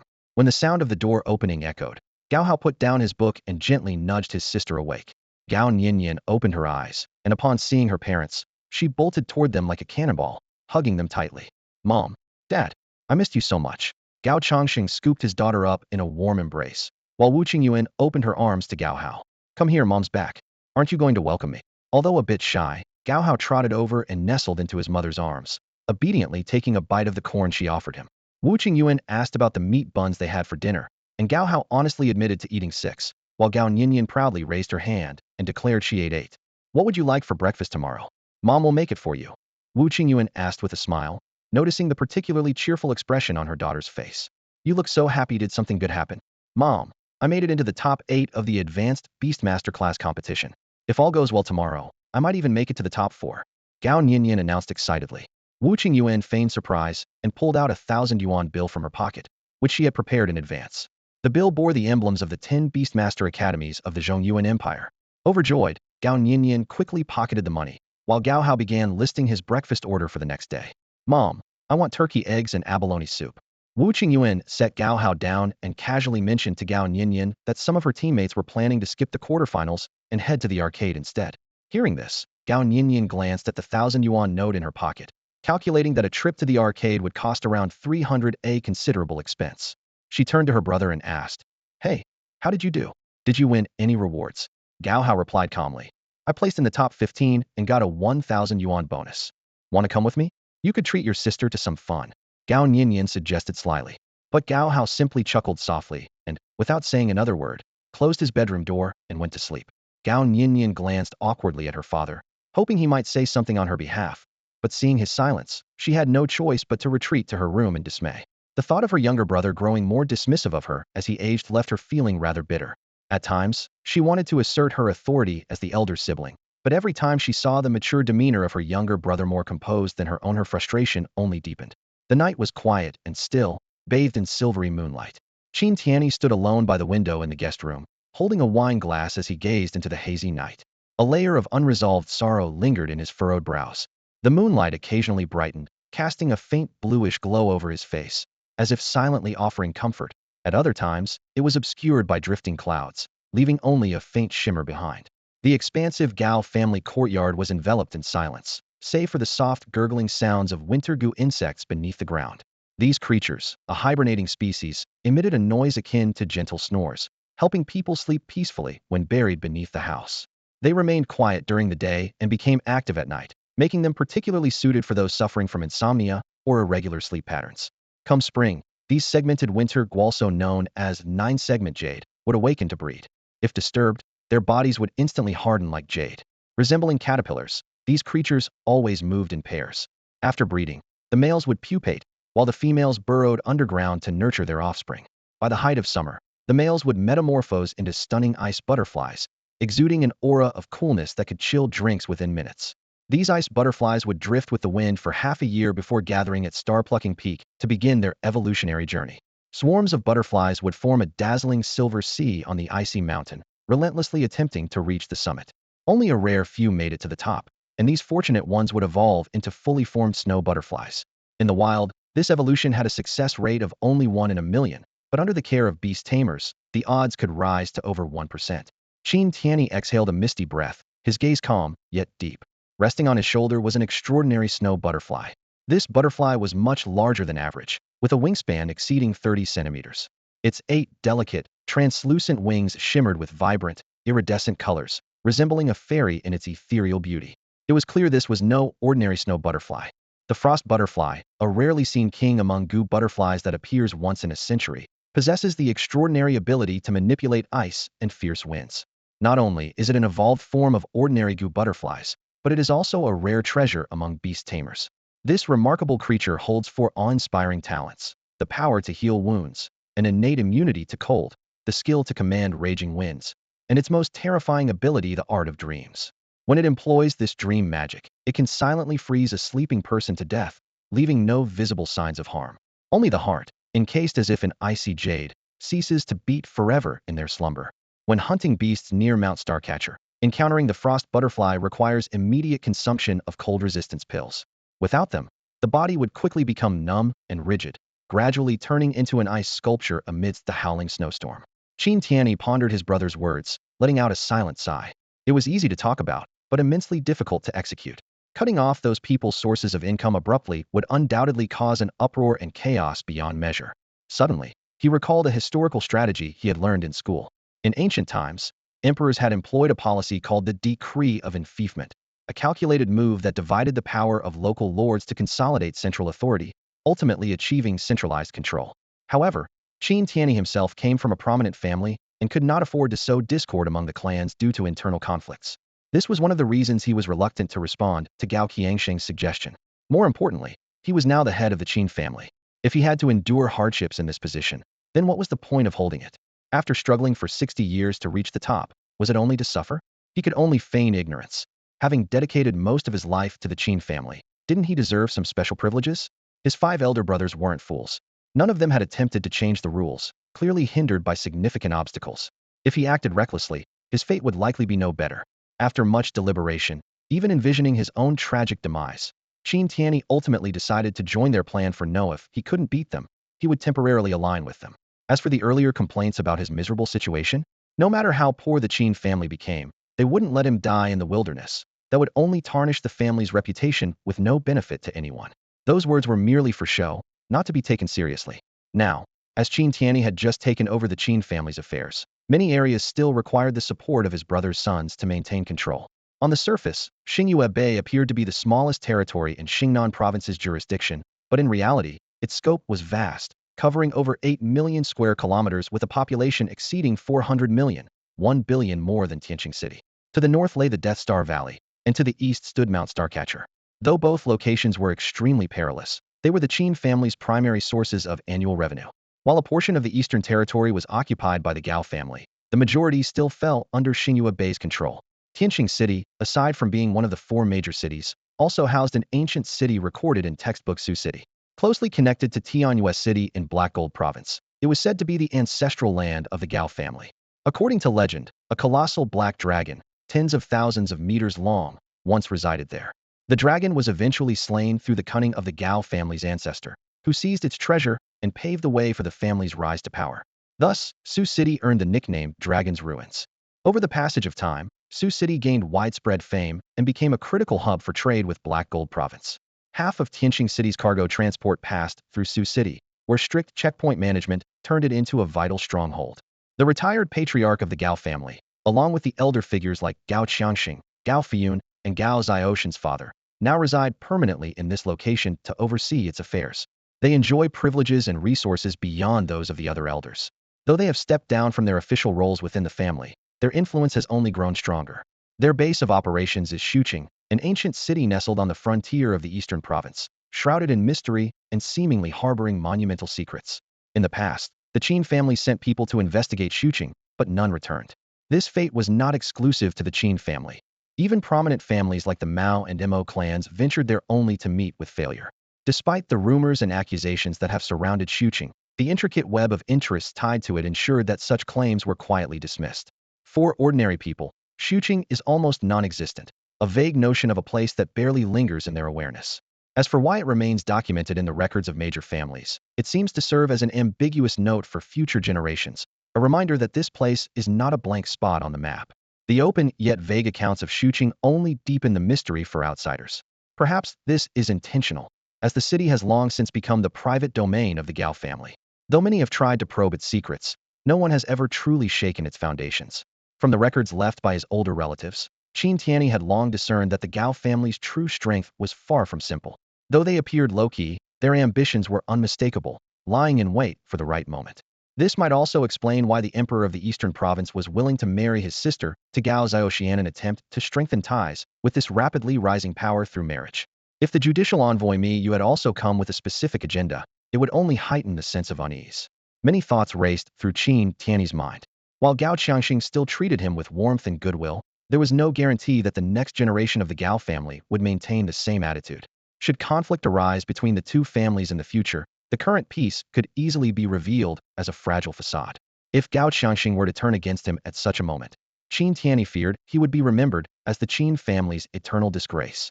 While the opinions of others could be considered, he knew he must not act rashly unless absolutely necessary. Any reckless move could very well become the final straw that broke the family's back. Closing his eyes, he carefully combed through his memories and concluded that within the next century, the third-generation patriarch of the Gao family would most likely emerge from Gao Zhen, Gao Chun, or Gao Hao. This realization prompted him to resolve to warn his descendants upon his return, urging them to build strong connections with these individuals to prepare for any future upheavals. However, more pressing than these long-term uncertainties was the internal family election looming 3 years away. The Qin family did not distinguish between direct and collateral lines, and in 3 years, 3 young children would be selected to attend the Taishu Academy. By then, there would be over 40 eligible children under the age of 5 within the family. The coming years were bound to be fraught with internal strife. In the Qin family, selection was not solely based on talent. It was a contest of the family's overall influence. Factors like the parent's standing, the grandparent's status, and even the support of external relations were all interconnected. The allocation of these 3 coveted spots remained uncertain. Qin Tianyi, having no grandsons and only one daughter, Qin Shishir, had a unique position in this power dynamic. It was precisely because of this that he was able to unify opinions within the family and rise to the position of patriarch amidst the brewing storm. Since the next patriarch had no direct connection to him, there was no room for suspicion among the family members. But Qin Shishir would eventually marry. Recently, numerous families had visited, with noble suitors practically wearing down the threshold of his home. Such a situation could not have occurred without some unseen influence. Even several young men from the Xia family of Tianjin City had taken an interest, hoping to strengthen their standing within their clan through a marriage alliance with Qin Shishir. As a father, how could he be without his own ambitions? Regardless of which suitor ultimately won his daughter's heart, he would subtly lend them support to ensure her future security. He closed the window, noticing that the wine bottle was already empty. Casting a glance at his spirit beast, a frost butterfly softly whispered goodnight and lay down to rest. Before dawn, Qin Tianyi opened his eyes. He pushed open the window and leaped effortlessly onto the rooftop, silently awaiting the first light of morning to break across the horizon. People from every household opened their windows, and soon, The roof of the Gao family's house was crowded with onlookers. Among the crowd, the figure of the Qin family patriarch, Qin Tianyi, stood out prominently. Several young women in their prime years frequently cast their gazes toward Qin Tianyi's strong and sturdy frame, their faces glowing with admiration and longing. They whispered among themselves, "I'm at the Yujiang level, though you think he might take an interest in me? With my figure, I'm perfect for having children. Maybe he likes women like me." These women, all around 30 years old, grew more excited as they chatted, even beginning to plan the names of the 9 children they might have in the future. Overhearing their conversation, Qin Tianyi felt a chill run down his spine. The predatory gleam in their eyes made him uneasy. At that moment, a cold, commanding voice broke through the chatter. "Silence. Focus on cultivating." Wu Qingyuan and Gao Changsheng arrived together, their presence instantly quieting the Gao family's Yuzong, Yujiang, and Yu Wang level beast tamers. This scene brought to mind the traits of Yu Jun level beast tamers. They required only 1 hour of rest each day, devoting the rest of their time to absorbing beast energy and advancing their cultivation. Unless they overexerted themselves, they remained brimming with vitality, their blood coursing strongly, and their Tianling acupoints slightly protruding. At this level, even at 60 years of age, they retained remarkable vigor. Without internal injuries or reckless energy expenditure, living to 200 years old was achievable. However, most Yuzun level tamers entered a decline around the age of 170. Only by advancing to the Yuzun level, mastering the forces of heaven and earth, could they attain a lifespan of 10,000 years. With the arrival of Wu Qingyuan and Gao Changsheng, order was restored among the crowd on the roof. Yet, a few single women continued to send Qin Tianyi flirtatious glances. This was understandable. Admiring strength was an instinct deeply rooted in biology, and it was especially pronounced in the world of beast tamers. High-level tamers naturally attracted lower-level ones, evoking feelings of heat, impulsiveness, and even irrational behavior, much like moths drawn to a flame. This primal urge transcended the rationality of civilized society, resembling a genetic instinct to submit to greater power. For this reason, both male and female beast tamers exhibited this admiration for strength. The disparity in power often led to conflicts. This is why 99 of beast tamers chose partners who matched their cultivation level and shared similar interests. Such pairings not only prevented unnecessary energy depletion, but also allowed for the efficient allocation of cultivation resources, maximizing the potential of both parties. Cultivation itself is an extreme form of greed, a relentless pursuit of power, a ceaseless desire to extract the essence of nature and life. As the sun rose, the sky was suffused with a purple mist, and the air seemed to thrum with a mysterious energy. Beast tamers began channeling their various techniques, drawing the surrounding air into their bodies with a powerful suction, as if merging with nature itself, feeling the rhythm of the world, and bathing in the purifying embrace of the purple mist. When the sun's purple energy surged to its peak, the beast tamers became like ravenous predators, frantically activating their cultivation techniques to greedily absorb this rare energy. Their hunger was insatiable, as though they sought to devour the very essence of heaven and earth. In mere seconds, much of the purple mist dissipated, with most of its energy transformed into pure power, and the remaining traces vanished within a minute. The beast tamers rose to their feet, stretching and feeling the changes within their bodies. Each of them experienced a sense of fulfillment tinged with lingering dissatisfaction, as though eager to absorb more, but aware that this was just one step in their cultivation journey. For beast generals, this brief moment of energy conversion yielded the equivalent of 2 hours of training. For higher-level cultivators like beast kings and emperors, however, the purple mist served as a reminder that a new cycle of cultivation had begun. At the level of a beast sovereign, the significance of the sun's purple energy shift at it was no longer just a source of power, but a profound insight into the laws of the universe. Over time, this energy, accumulated day by day, could elevate a cultivator to unparalleled heights. The Gao family constantly urged their beast tamers to train diligently, though human emotions and desires sometimes led to distractions. After the training session, the group dispersed. Wu Qingyuan and Gao Changxing bowed slightly to Qin Tianyi and said, "I'll arrange for breakfast to be delivered. Thank you for your efforts." Qin Tianyi nodded and vanished in an instant. The other women also left one by one. The Gao family generally refrained from interfering in the personal affairs of their cultivators.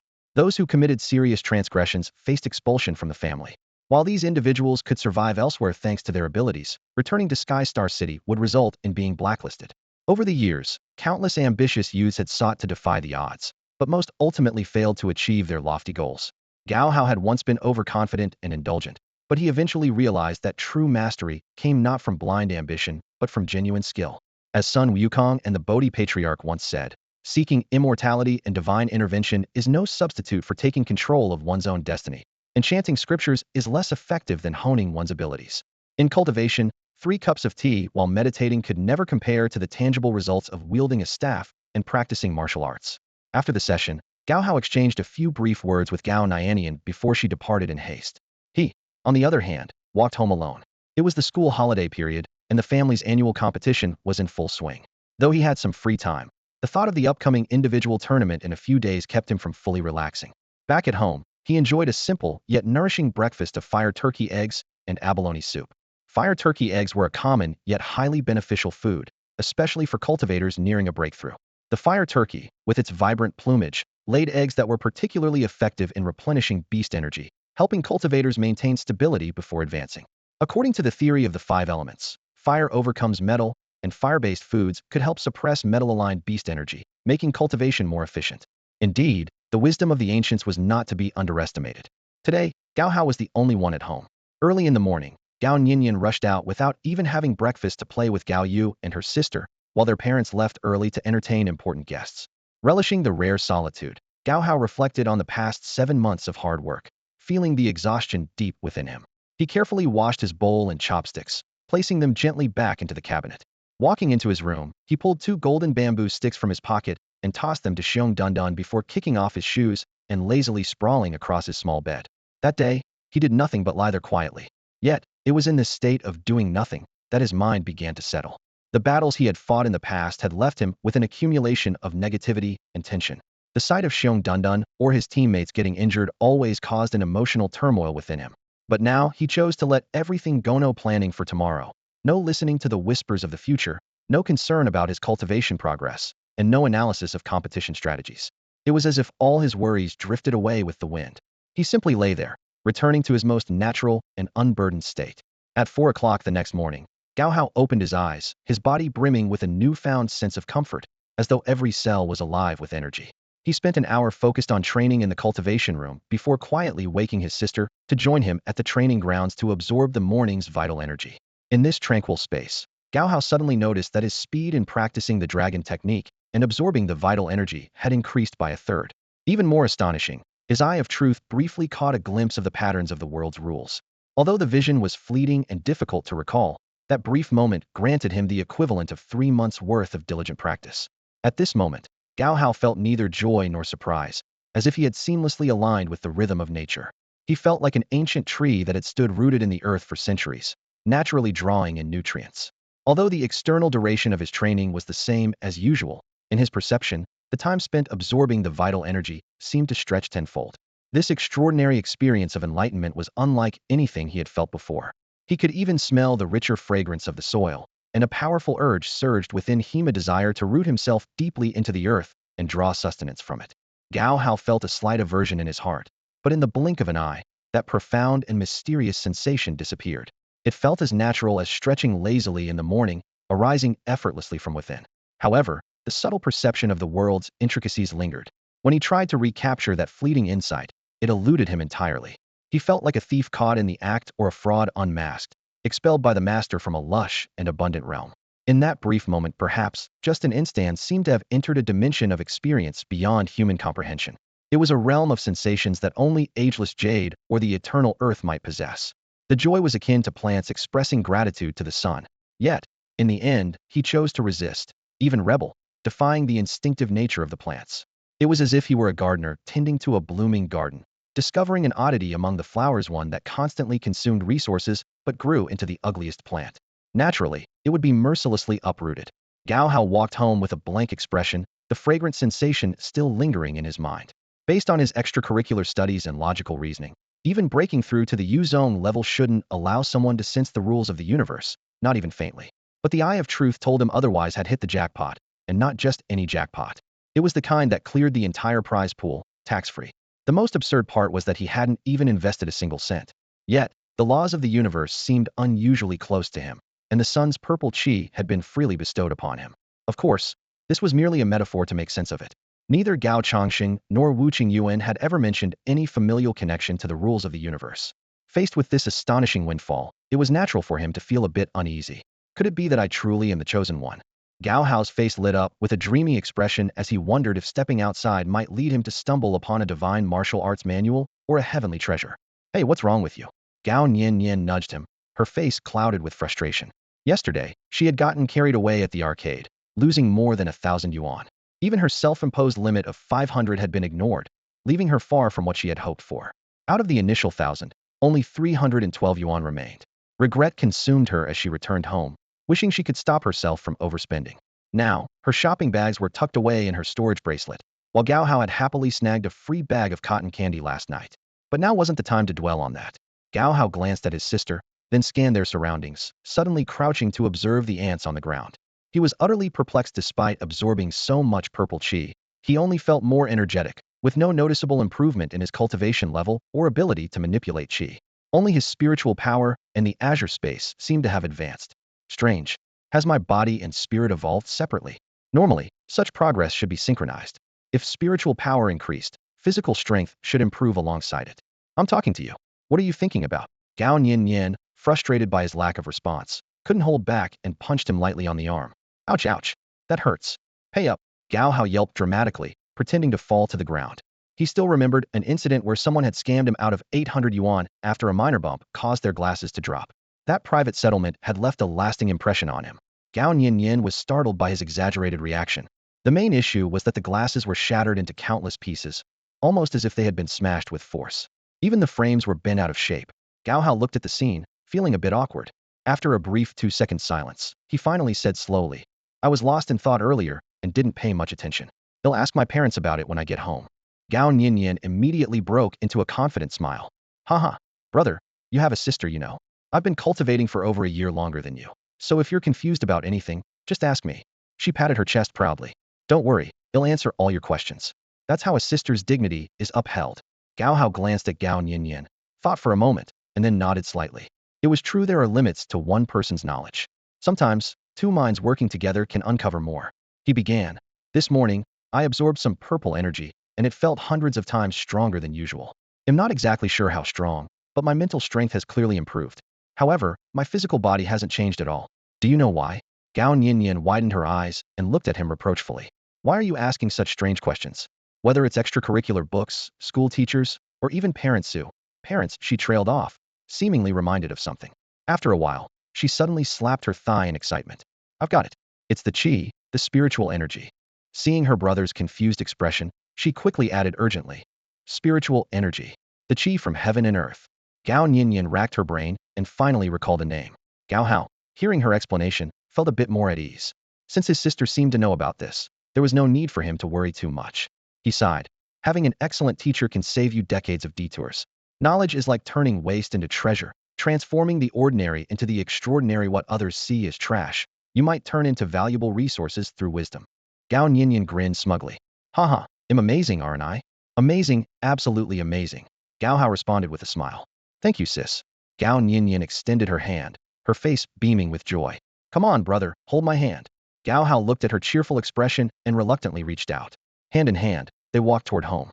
The earlier conversation filled Gao Nianyan with a sense of accomplishment, so much so that she completely forgot about the money she had spent yesterday. At the corner, a familiar yet slightly unfamiliar voice called out. Well, you two seem to be getting along well. Wu Qifeng appeared before them, standing taller and prouder than before, with his ice Qilin, now even larger, by his side. After 3 to 4 months of training on Jiaxing Peak, Wu Kaifeng's face had become leaner, with sharp features and a calmer demeanor. The upcoming hunt had clearly made him more focused and mature. Some of the Gao family disciples who had been out cultivating, along with affiliated clansmen preparing for the entrance exams of the Magic Beast Academy, were gradually returning to Tianqing City. Uncle, you're back. Give me some pocket money. Gao Nianyan let go of Gao Hao's hand, which hadn't even warmed up yet, and rushed toward Wu Qifeng. You've grown up, Nianyan, Wu Qifeng said with a smile, picking her up. He glanced at Gao Hao, a playful glint in his eyes. Gao Hao cautiously approached. The ice Qilin seemed to remember him, which brought back memories of the days he had spent running after it a few months ago. Shameless human, trying to touch me. The ice Qilin seemed to think, its expression stoic and gaze icy. Still, it appeared pleased to be back with the Gao family, especially looking forward to being fed some tasty treats by Gao Nianyan. Brother, are your parents not home? Where did they go? Wu Qifeng asked softly. Gao Nianyan, while trying to calm herself, impatiently urged. Uncle, hurry up and give me pocket money. Wu Qifeng reached into his pocket and finally pulled out 200 yuan, handing it to her. Gao Hao looked at the money, tempted but hesitant to say anything. Xiao Hao, it's been months, and you seem distant from your uncle now, Wu Qifeng said with mock grievance. I ask you questions, and you don't even answer. Gao Hao lowered his head slightly, putting on an innocent, childlike expression. No, it's just that I think you've become so handsome, I didn't recognize you at first. Also, uncle, I'd like some pocket money too. What? What did you say? Wu Kaifeng's lips curled into a mischievous smile, a teasing glint in his eyes. I want pocket money, Gao Hao said loudly. Wu Qifeng couldn't help but laugh. Here, but don't expect to get it every time. Remember to train hard and spend wisely. Gao Hao took the 200 yuan, his heart filled with joy. He couldn't help sneaking a glance at his uncle. To his surprise, this sharp-featured uncle was unexpectedly generous. He couldn't resist asking, Uncle, can I touch it? Wu Qifeng shook his head. Not yet. The ice chelan's cold energy could harm you. You're not strong enough to handle it right now. Looking at Gao Hao, Wu Kaifeng's tone grew serious. You know, sometimes it's not that a beast doesn't want to bond with you. It's that you don't truly understand the secrets they carry within. Gao Nianian unlocked the door with her key. The courtyard was as clean and tidy as ever, elegant and well-kept. The aroma of food wafted from the kitchen. Their mother had already prepared breakfast for them. Wu Qifeng followed her into the courtyard. It had been almost half a year since his last visit. Suddenly, he noticed a golden jujube tree and, with a puzzled expression, asked, Where's the rock garden? Why is there a jujube tree here? Gao Hao replied as he heard the question, I accidentally damaged the rock garden while training, so Mom replaced it with a golden jujube tree. The fruits will ripen this summer. Come on, let's eat. Today is the championship match for the annual team competition. Are you going to watch? While carrying a pot to the dining table, Gao Nianian asked the question. Gao Hao jogged over to help and also grabbed bowls and chopsticks for Wu Qifeng. As he busied himself, he explained, Uncle, my parents have been hosting important guests these days. They leave early and come back late, so they probably won't be home much. The past couple of nights, they didn't return until around 10.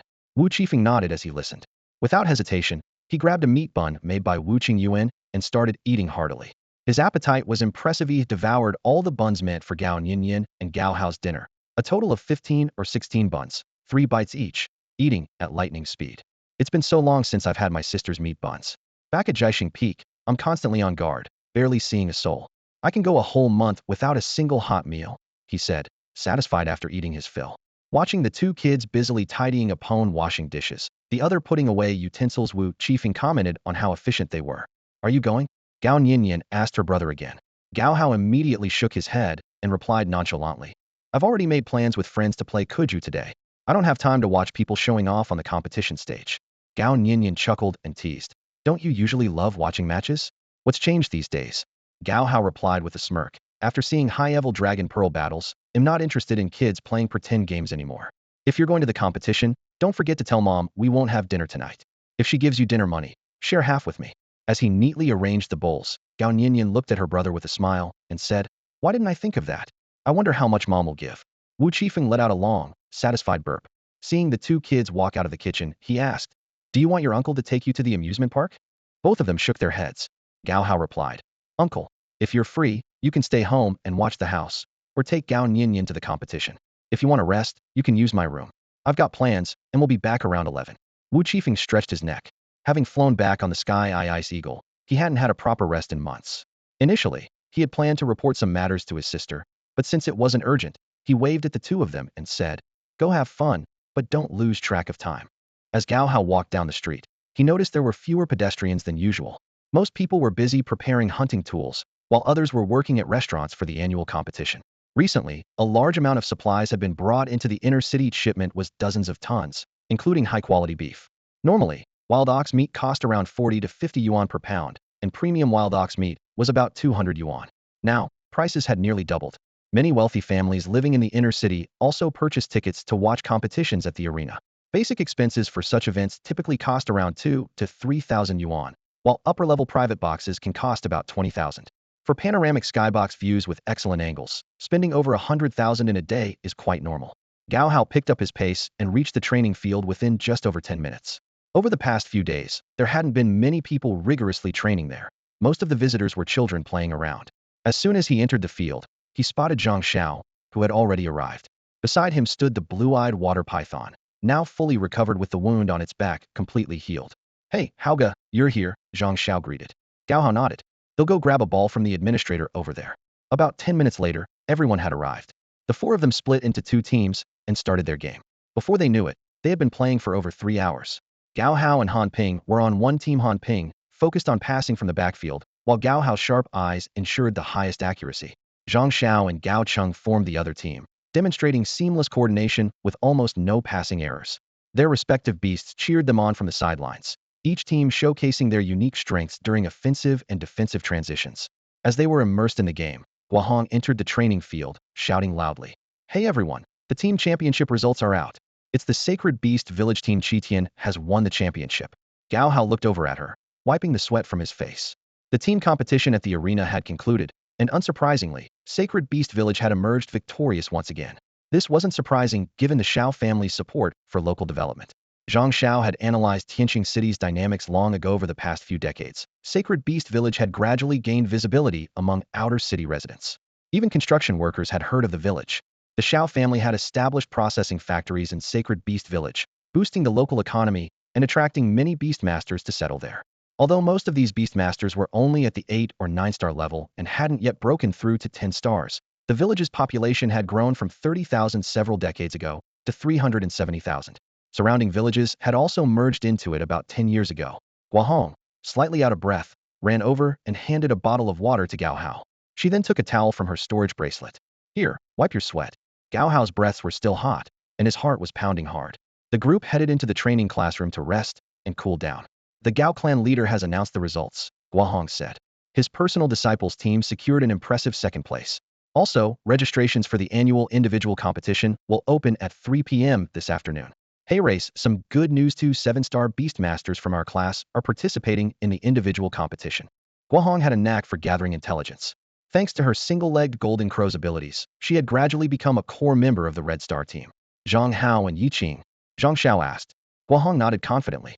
"Yes, they're both representatives of our Gao family's intermediate beastmaster class. Hopefully, one of them can make it into the top 10. She added with a sly grin.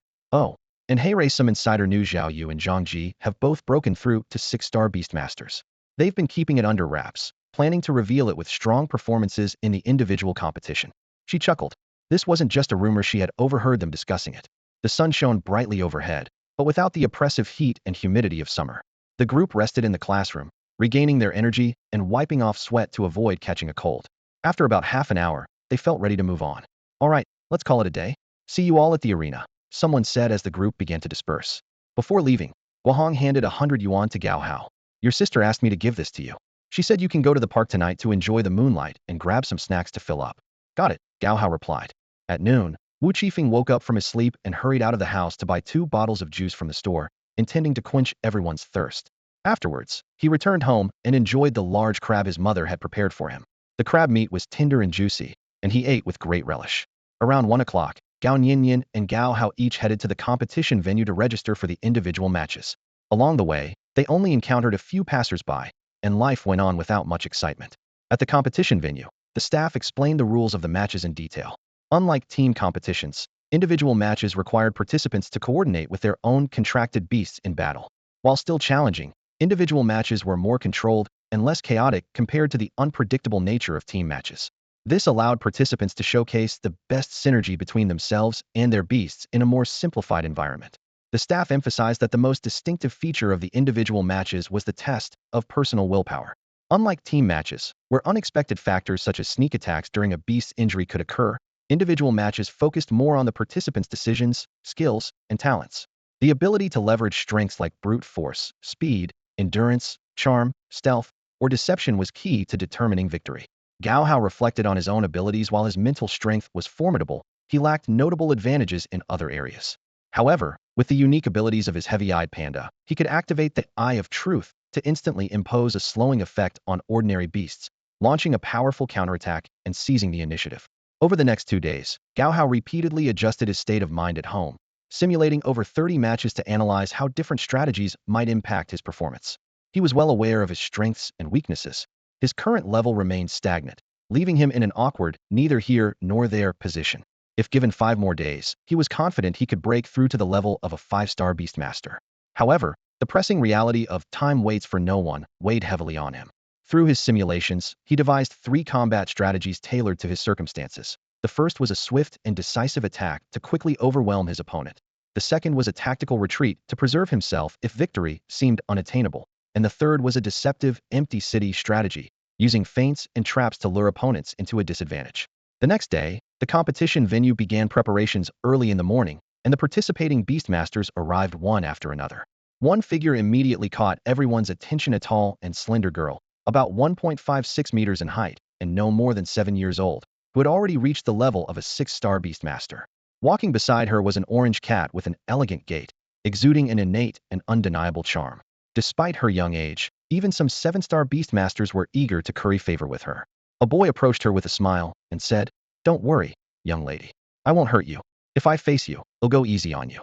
Before he could finish speaking, a taller boy, standing at about 1.7 meters, suddenly rushed forward, lifted the boy off the ground, and threw him to the ground. The boy was as helpless as a chick in his grasp. Before the taller boy could say a word, 2 guards quickly intervened, restraining him and immediately expelling him from the competition, disqualifying him from participating. As the examiner coldly delivered the verdict, the boy who had been thrown to the ground dusted himself off, stood up, and softly remarked, "My brother was right. Every year, there are always a few outsiders who don't understand the rules and think they can solve problems with brute force." The man glanced around smugly at the others and spoke coldly. "That was a competitor with the strength of a 7-star beast tamer. I eliminated a championship favorite before the match even began. Shouldn't you all be thanking me?" The boys surrounding the girl froze for a moment, then retorted sarcastically, "What a self-righteous fool. Someone that brainless could never qualify to win the championship." "How amusing," the boy sneered. "You all had the ability to stop me earlier, but now you're here pointing fingers. We all know who the real hypocrite is.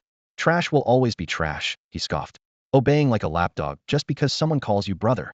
That girl's target isn't any of you losers anyway." Hearing this, the girl's lips curved into a faint smile, but the pressure from the tall boy earlier lingered in her mind.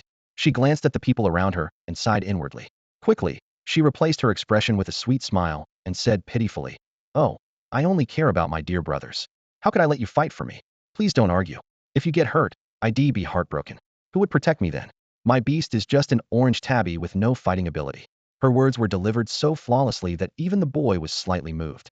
In the end, though, he steeled himself and turned away. After all, who wouldn't fall for a girl who could be both adorable and coquettish while understanding men so well?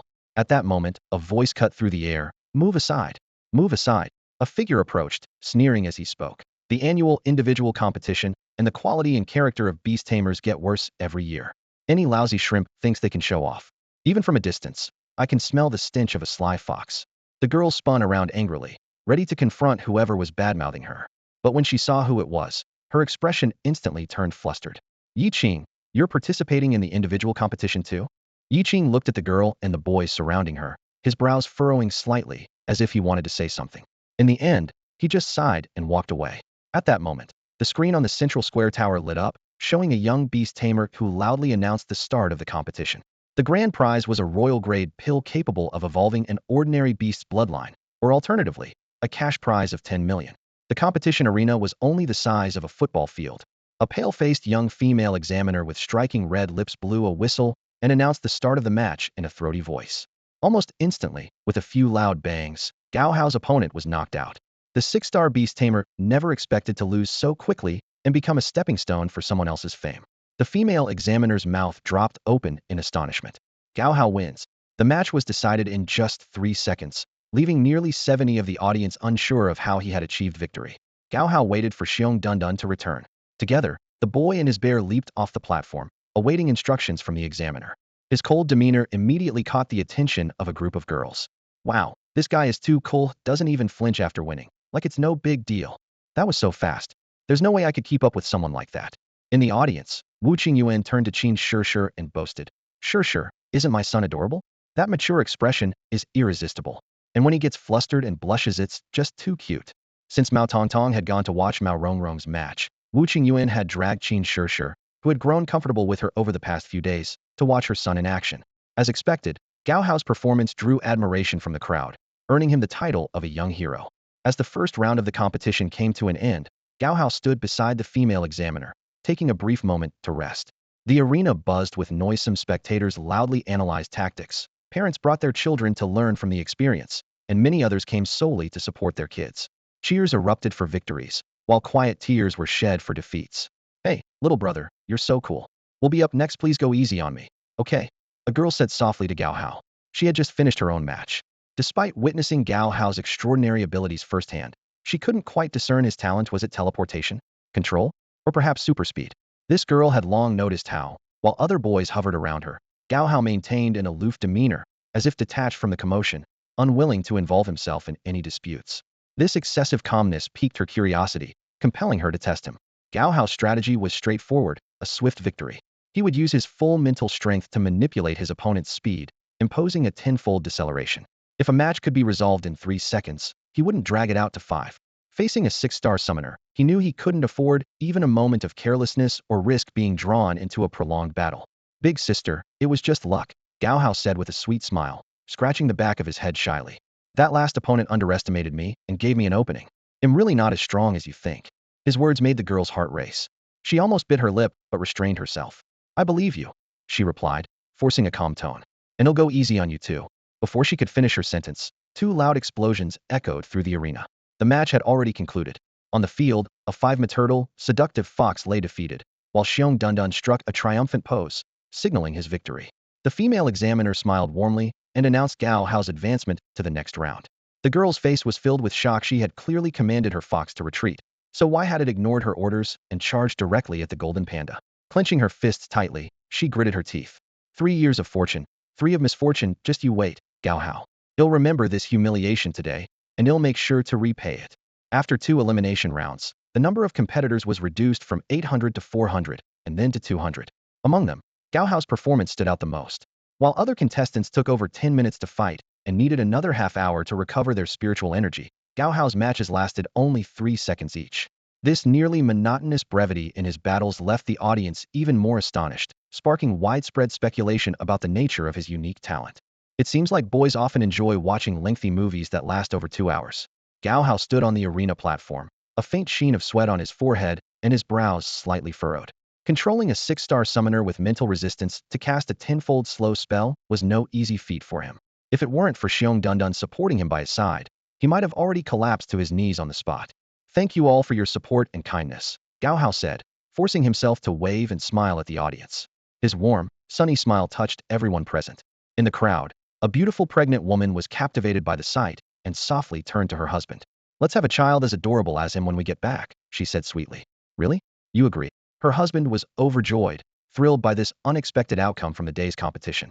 The wife gently nodded, her gaze still fixed on the young boy on stage. Look at how mature he is. I hope our child will be like him, she added. After the match, a female examiner carefully checked Gao Hao's condition, marking him as qualified. She then softly reminded him, young man, don't push yourself too hard. Overusing your mental energy can lead to mental exhaustion, similar to overexerting your body. Thank you, sister, for your concern. He'll be careful, Gao Hao replied earnestly, nodding in gratitude. The individual matches progressed quickly, with an hour of rest between every 2 rounds, which was a blessing for Gao Hao given the significant mental energy he had to expend. The top 100 contestants would be decided by noon, and by this time, Gao Hao had recovered about 80 of his mental strength. The sun was shining brightly, and there was no cold wind, perfect weather for basking in the sun.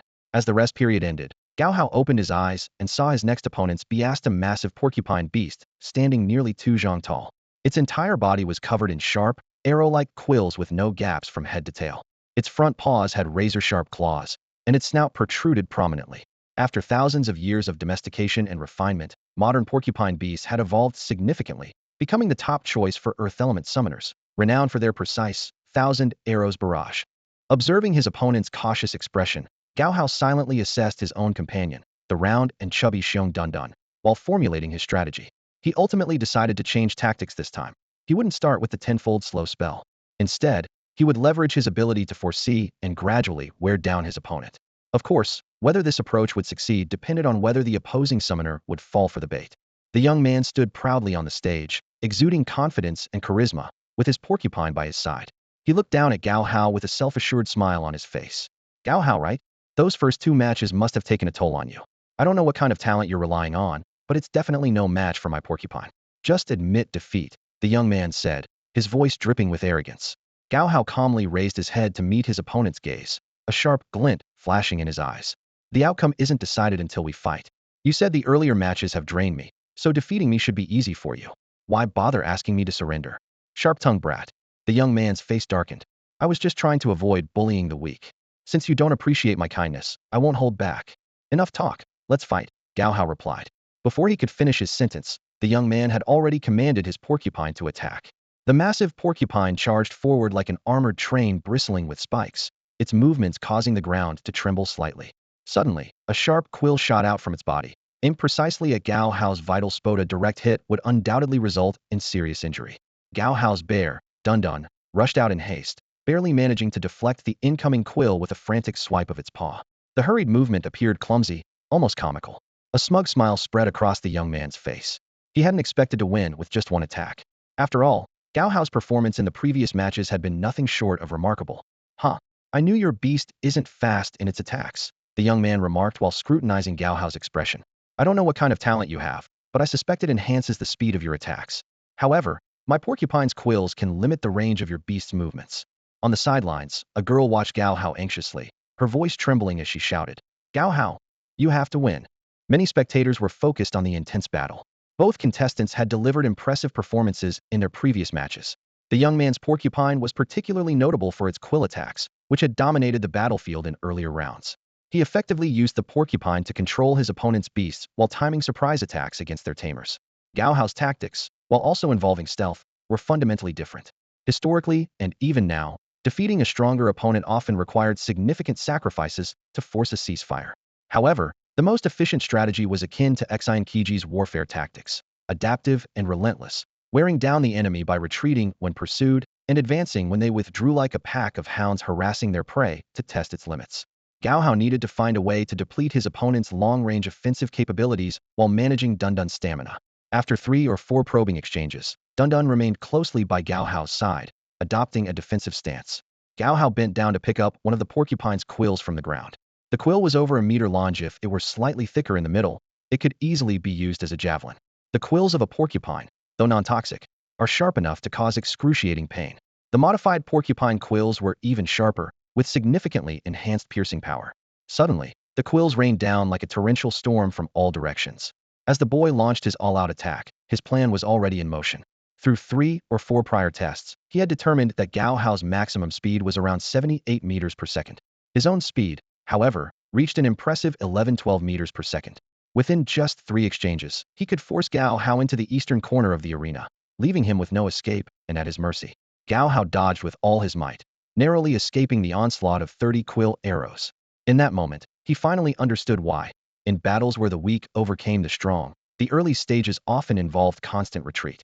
Running away was, in itself, a sophisticated skill. One had to strike the perfect balance of appearing weak while luring the opponent into the optimal position for a counterattack. Favorable timing, terrain, and conditions were never naturally occurring. They were the result of human ingenuity, turning the impossible into the possible and transforming disadvantages into critical opportunities for victory.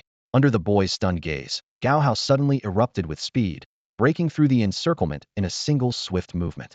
His velocity surged to an astonishing 40 meters per second, far exceeding the limits of a 4-star Beastmaster. Even with a unique talent, such speed should have been unattainable. Instinctively, the boy glanced at his porcupine, then quickly checked the match recorder. His pupils dilated as his gaze returned to Gao Hao, filled with shock. Your ability, it's terrifying. Only those within the fray could truly grasp the fear of losing time itself. In just a few seconds, the distortion of time had surpassed ordinary illusions, completely shutting down the senses and trapping one in an unperceivable snare. If not for the match time recorder, he might have remained ensnared in Gao Hao's strategy, depleting all his weapons in the process. In the brief moment of his distraction, Shiong Dunan had already closed in. With a roaring dragon fist, it struck with slightly restrained force, yet still sent the boy tumbling over 10 meters. His eyes reddened with bloodshot veins. What shocked him even more was that the quill arrows he had previously fired were now embedded in his own porcupine. Gao Hao's lips curled into a faint smile. You were too careless. The moment you realized my ability, you lost your composure. Fear took over, and you completely forgot that your beast was still in the fight. As it turned out, Gao Hao had long since mentally locked onto the quill arrows, activating his slowing ability at the critical moment. The porcupine's charge, instead of slowing, had accelerated, causing its own arrows to backfire. Meanwhile, Gao Hao, utilizing his omnidirectional vision, successfully identified defensive gaps and evaded the attack. Although this battle couldn't be described as fully under control, what kept Gao Hao most vigilant was the boy's cautious nature. The repeated probing revealed his exceptional tactical awareness. However, Gao Hao remained patient, refraining from using his slowing ability hastily. Instead, he relied on the explosive speed from the dragon fist technique to mislead the boy into misjudging the situation. The hunter who had tried to set a trap for his prey had, in turn, become the prey. The one who deserved the most credit was Shiong Dunan.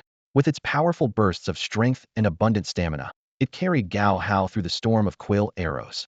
Combined with Gao Hao's dual pupil predictive ability, they managed to turn the tide and escape danger. The boy gazed at his fallen porcupine in silence, then got up and sorrowfully retrieved it into his Beastmaster space, hurrying toward the treatment room. The female examiner, smiling, immediately announced, "The victor of the top 100 match, Gao Hao. Winner of the third round, let's give him the warmest round of applause." Gao Hao remained as composed as ever, his cold and stoic expression showing no trace of emotion.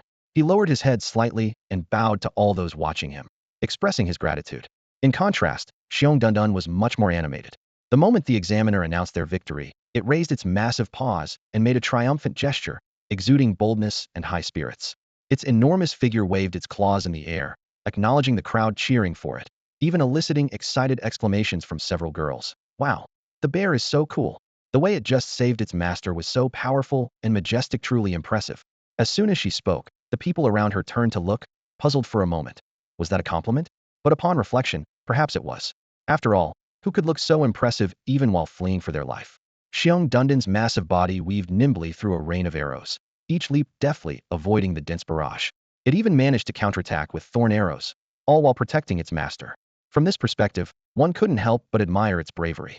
With the conclusion of the third round, the top 100 contestants of the annual competition were determined. The victors were elite Beast Tamers who emerged undefeated after 3 consecutive wins, earning their honor through intelligence and seamless cooperation with their beasts.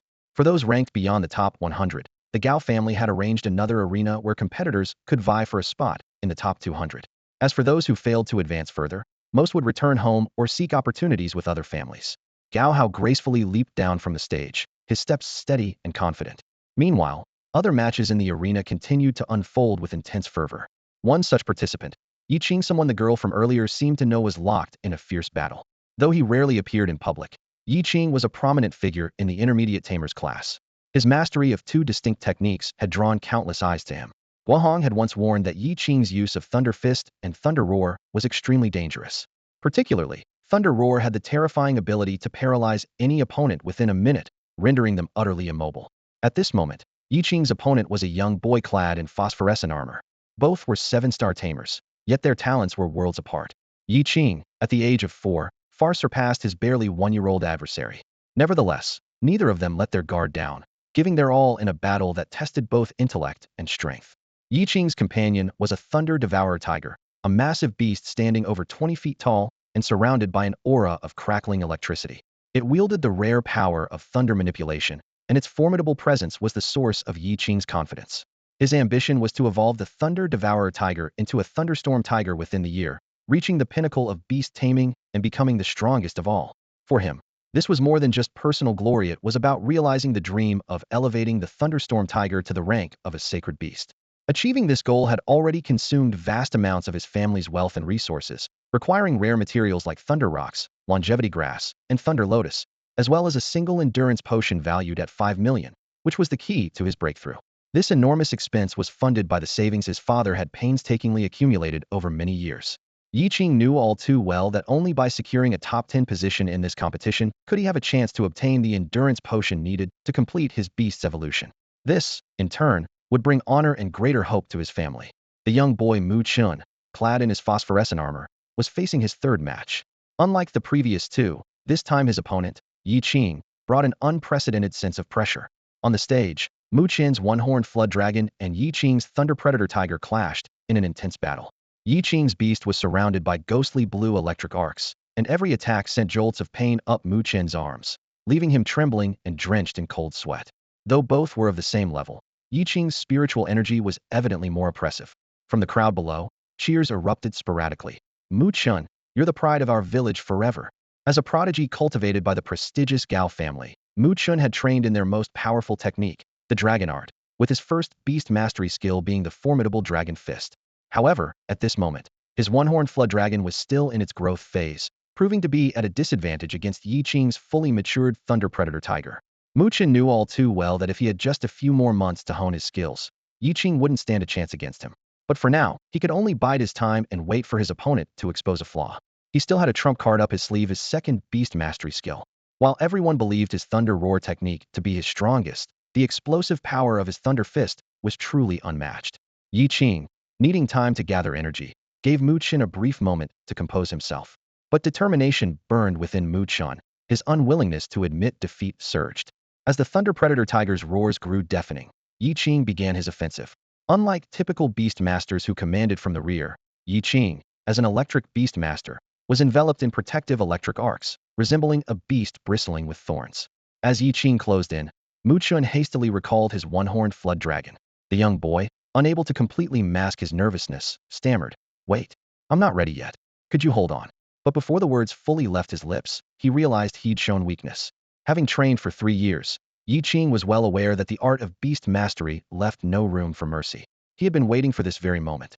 As Mu Qian finally unleashed his full power, his feet stomping the ground with force while his fists glowed with golden dragon fist energy, Yi Qing seized the opening.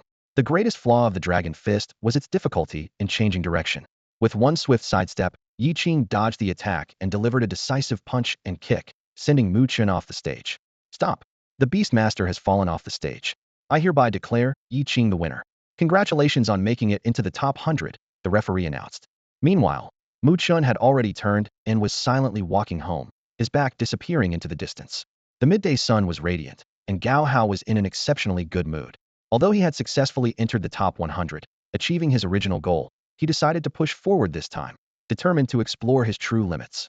Today's competition had taught him a profound lesson. Mere observation wasn't enough. Only hands-on experience could lead to genuine insight.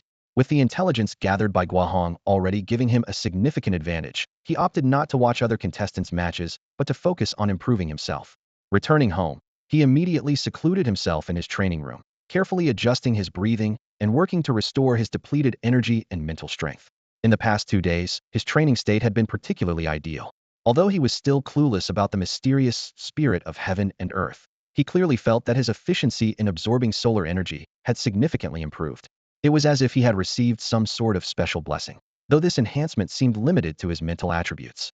Meanwhile, his beast taming space was expanding at an astonishing rate, now comparable to the size of 40 football fields. The most delightful surprise was the growth of Shiong Dunan. Over the past few days, its development had far exceeded expectations. The effects of the iron bone elixir had been fully absorbed, and it now measured 2 meters long while lying down. Standing up, it reached over 10 feet tall, resembling a small giant. When Gao Hao rode on its back, it felt as effortless as handling a giant toy. It was worth noting that the maximum size of a golden panda could reach 50 feet tall. As its size increased, so did its appetite. Fortunately, the purple jade bamboo in the beast taming space was of exceptional quality, far surpassing the varieties commonly found on the market, fully satisfying its hunger. Nowadays, Shiong Dunan not only managed to solve its own food needs, but also displayed a complete transformation in its training attitude.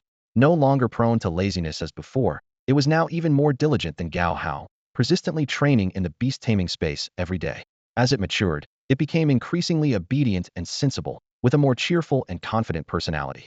It particularly enjoyed showing off in front of others, and whenever it received praise, its round, stubby tail would quiver slightly, a subtle habit that only Gao Hao could notice. Meanwhile, Wu Qifeng had returned to his small courtyard to prepare for the next 6 months.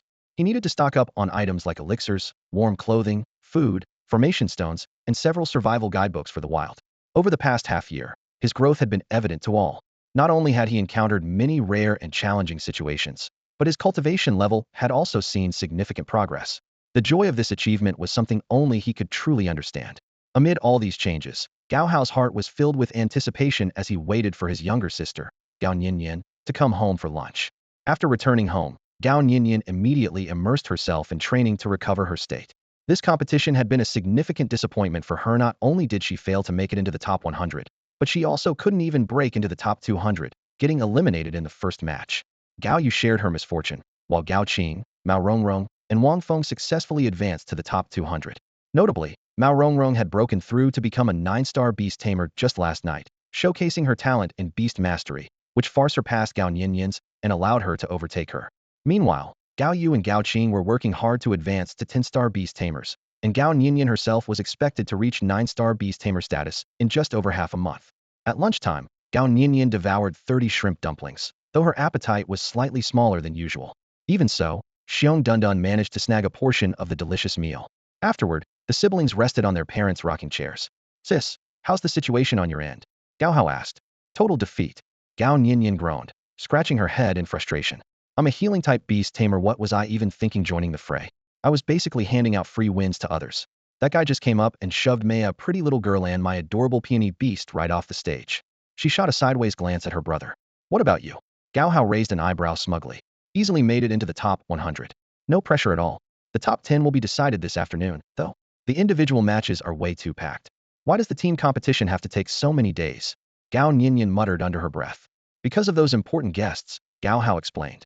They're only staying for 5 days at most, leaving the day after tomorrow. That's why the family had to compress the schedule.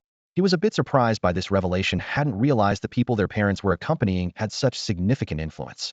I really envy Mao Rongrong, Gao Nianian said, shifting the topic to recent events. She's been living the high life with her aunt these days, enjoying great food and drinks without worrying about spending her allowance. That Tuthisan Plus Rose Princess I've been eyeing but couldn't bring myself to buy? Her aunt bought it without a second thought. As they chatted, Gao Hao suddenly asked, Sis, have you decided on your second beast yet? Not yet, Gao Nianian replied, sounding uninterested. Mom and Dad think I should focus on advancing my level first. I'll probably have to wait until summer to break through to Beastmaster level. Gao Hao pondered quietly. He had read in a book that a second beast could grant a beast tamer a unique and mysterious talent. His own first talent, the Eye of Truth, had already been developed for a wide range of uses. His mother had mentioned that his second beast would undoubtedly be of the wood element. He wanted to ask his sister for some insights, but Gao Nianian clearly had no enthusiasm for the topic.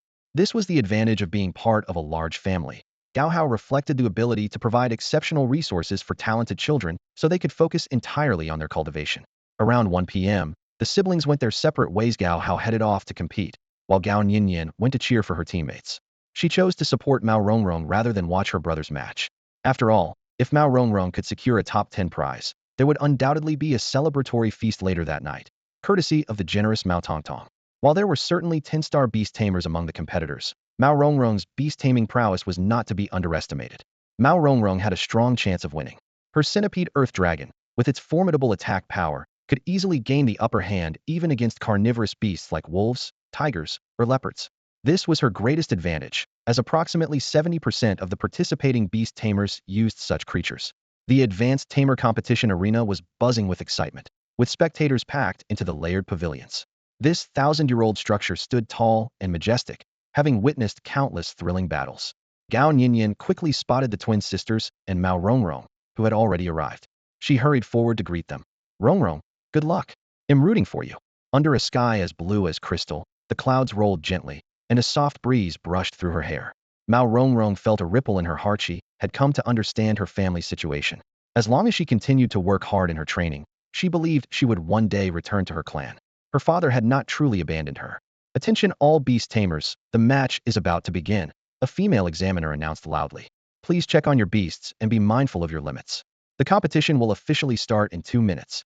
Mao Rongrong slapped her cheeks lightly to focus, while Gao Nianian and the others cheered her on from the sidelines.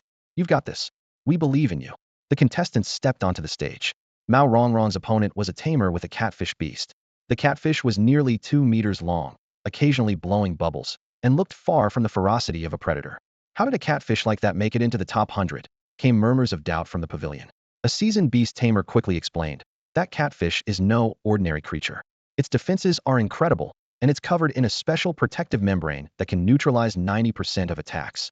The bubbles it releases are highly adhesive and can paralyze opponents instantly. Don't underestimate it. At the examiner's signal, the match officially began. The catfish immediately secreted a thick layer of mucus to coat itself. Its sturdy scales glinted coldly, and its long whiskers lashed through the air with a sharp, cutting sound. Mao Rongrong commanded her centipede Earth Dragon to strike. Several whip-like attacks landed on the opponent, but all were blocked by the catfish's tough scales. Huh. Your attacks are useless against me, Mao Rongrong said smugly. My centipede Earth Dragon's defense is just as formidable. You might as well surrender now, or don't blame me for being ruthless later. Arrogant. This is the typical flaw of you big family elites, the opposing tamer shouted angrily. I want back down. The catfish suddenly shifted, moving as if gliding on ice, completely unaffected by ground friction.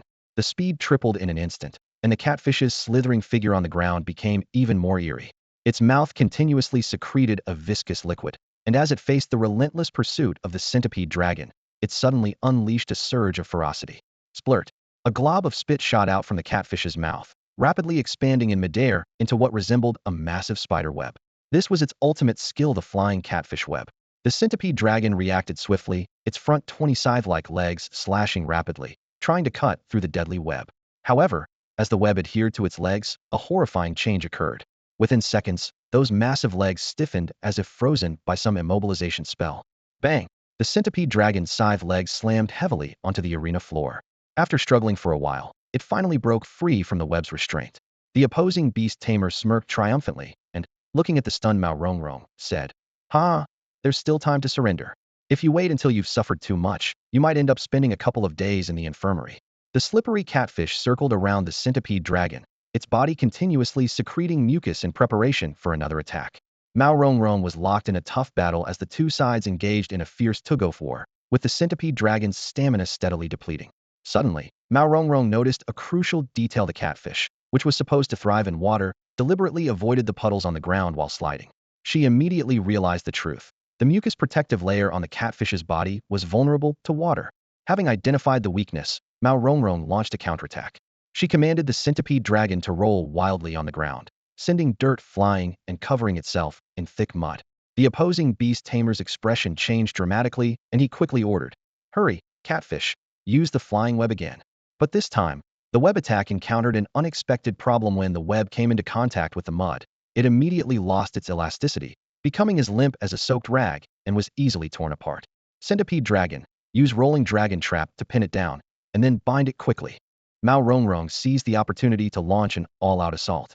Although the opponent immediately commanded the catfish to escape the muddy area, the centipede dragon's 100 legs moved with lightning speed, creating a rustling sound as it firmly trapped its target. Realizing the situation was hopeless, the opposing beast tamer had no choice but to raise his hand in surrender. Finally, the announcer declared, "Congratulations to Mao Rongrong for delivering an amazing performance and securing a spot in the top 50 of the individual competition. Let's give her a big round of applause and cheer for her victory." In the intermediate Beastmaster competition arena, Gao Hao appeared calm and composed. The top 100 matches turned out to be simpler than he had anticipated. Facing Beastmasters with unique abilities, he found that there weren't as many geniuses as he had imagined. Every participant had given their all to stand on this stage and compete. Shiong Dunan's opponent was a snow mastiff of similar size, but Shiong Dunan's strength was clearly superior. Coupled with Gao Hao's slowing ability, victory was inevitable.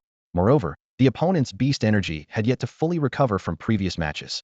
The opposing Beastmaster said nothing, glanced briefly at Gao Hao, bowed to the audience, and left, clearly unwilling to engage in a futile battle. It was a relatively easy fight. After an hour of rest, Gao Hao prepared for his second match in the afternoon. His opponent was a girl who appeared to be only around 3 years old, standing at 1.1 meters tall, just half a head taller than Gao Hao. She had delicate features, a simple outfit, a hairband in her hair, and long locks cascading down her waist. Beside her stood an enormous Titan giant rabbit. The rabbit was a towering 5 meters tall, with razor-sharp upper teeth, well-defined muscles, blood-red eyes, and a body covered in smooth muscle contours. A small patch of short red fur adorned its chest. Its gaze exuded a bloodthirsty aura as it stared at Shiong Dunan, even making Gao Hao feel a twinge of fear. "This is my beast, the Titan giant rabbit. It has incredibly powerful hind legs with explosive strength. If you're scared, you can choose to forfeit," the girl politely introduced, seemingly intending to go easy on Gao Hao because he appeared younger than her. "My beast is the golden panda. It has master dragon fist and possesses exceptional combat instincts. Honestly, I often learn a lot from it as its master, which makes me feel a little guilty," Gao Hao replied. Shiong Dunan indeed had many admirable qualities, from its fighting spirit to its relentless pursuit of improvement, surpassing most other beasts. The girl let out a cold laugh and quickly signaled to the Titan giant rabbit. In an instant, the rabbit's hind legs tensed, its muscular outline as flawless as a sculpture. Like a bullet fired from a gun, its speed was so fast that Gao Hao could barely track it with his eyes. Before Shiong Dunan could react, the Titan giant rabbit had already landed a heavy blow. Gao Hao quickly cast his slowing ability, and the Titan giant rabbit's figure disappeared in an instant. The girl on the other side laughed confidently and said, "I've already noticed your ability, but unfortunately, my beast's talent surpasses it. This is spatial movement." Her eyes gleamed with confidence, and her nostrils flared slightly, showing no concern about revealing her ability. She had deliberately stayed at the 7-star Beastmaster stage for an additional year to master this skill. Now, She was determined to claim first place in the intermediate Beastmaster competition, seeking honor, victory, and rewards to prove her strength to those who once looked down on her. Due to the instability of spatial teleportation, many individuals who first acquire this ability during their early stages as Beast Tamers often encounter accidents during their practice, sometimes even being transported to alternate dimensions, making their return nearly impossible. As a result, most families choose to have this ability sealed, allowing them to train and master it only after reaching the level of a Beastmaster. However, even at that level, learning spatial teleportation remains highly challenging and becomes even more complex. Without an exceptional mentor, her chances of success were slim. Fortunately, she encountered a once powerful beast sovereign-level tamer who was willing to take her as an apprentice. This mentor had lost her left leg and 3 of her contracted beasts during the Northern War 2 decades ago, which caused her body to undergo abnormal changes. She never judged others by their appearance. With little hope of recovery, she dedicated herself to passing down her unique expertise before her time ran out. Declining an invitation from the royal judiciary, she began traveling across the beast-taming continent in search of a worthy successor. Now, the girl standing in the arena was her chosen disciple, a spatial-type beast tamer with an extraordinarily rare and difficult-to-control talent.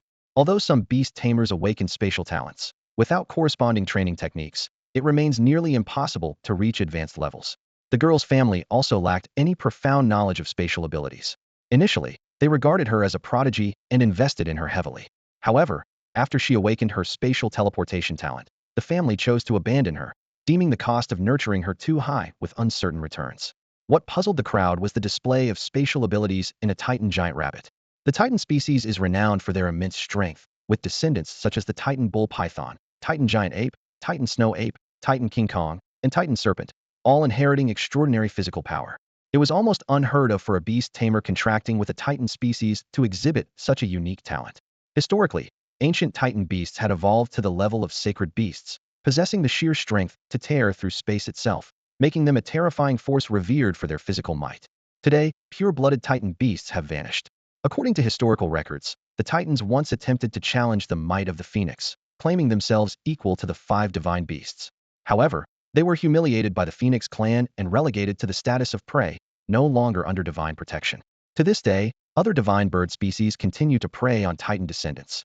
Yet, the intelligence of primate-like Titans sets them apart, and certain monkey clans persist in challenging the boundaries of other beast species, even stealing bird eggs out of mischief. This antagonism seems to be ingrained in their genes, inevitably leading to taunts and howls whenever they meet. Shiong Dunan was utterly overpowered, unable to fight back effectively.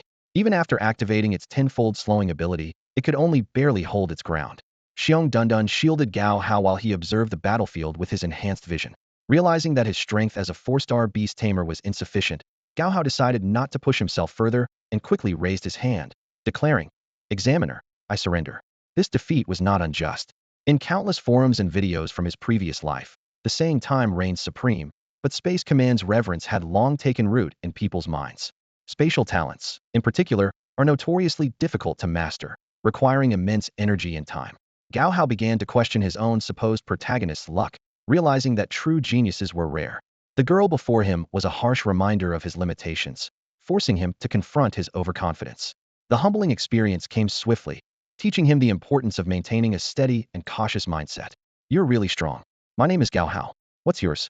Gao Hao finally mustered the courage to ask for her name. "Jiu Linglong. You can call me Linglong."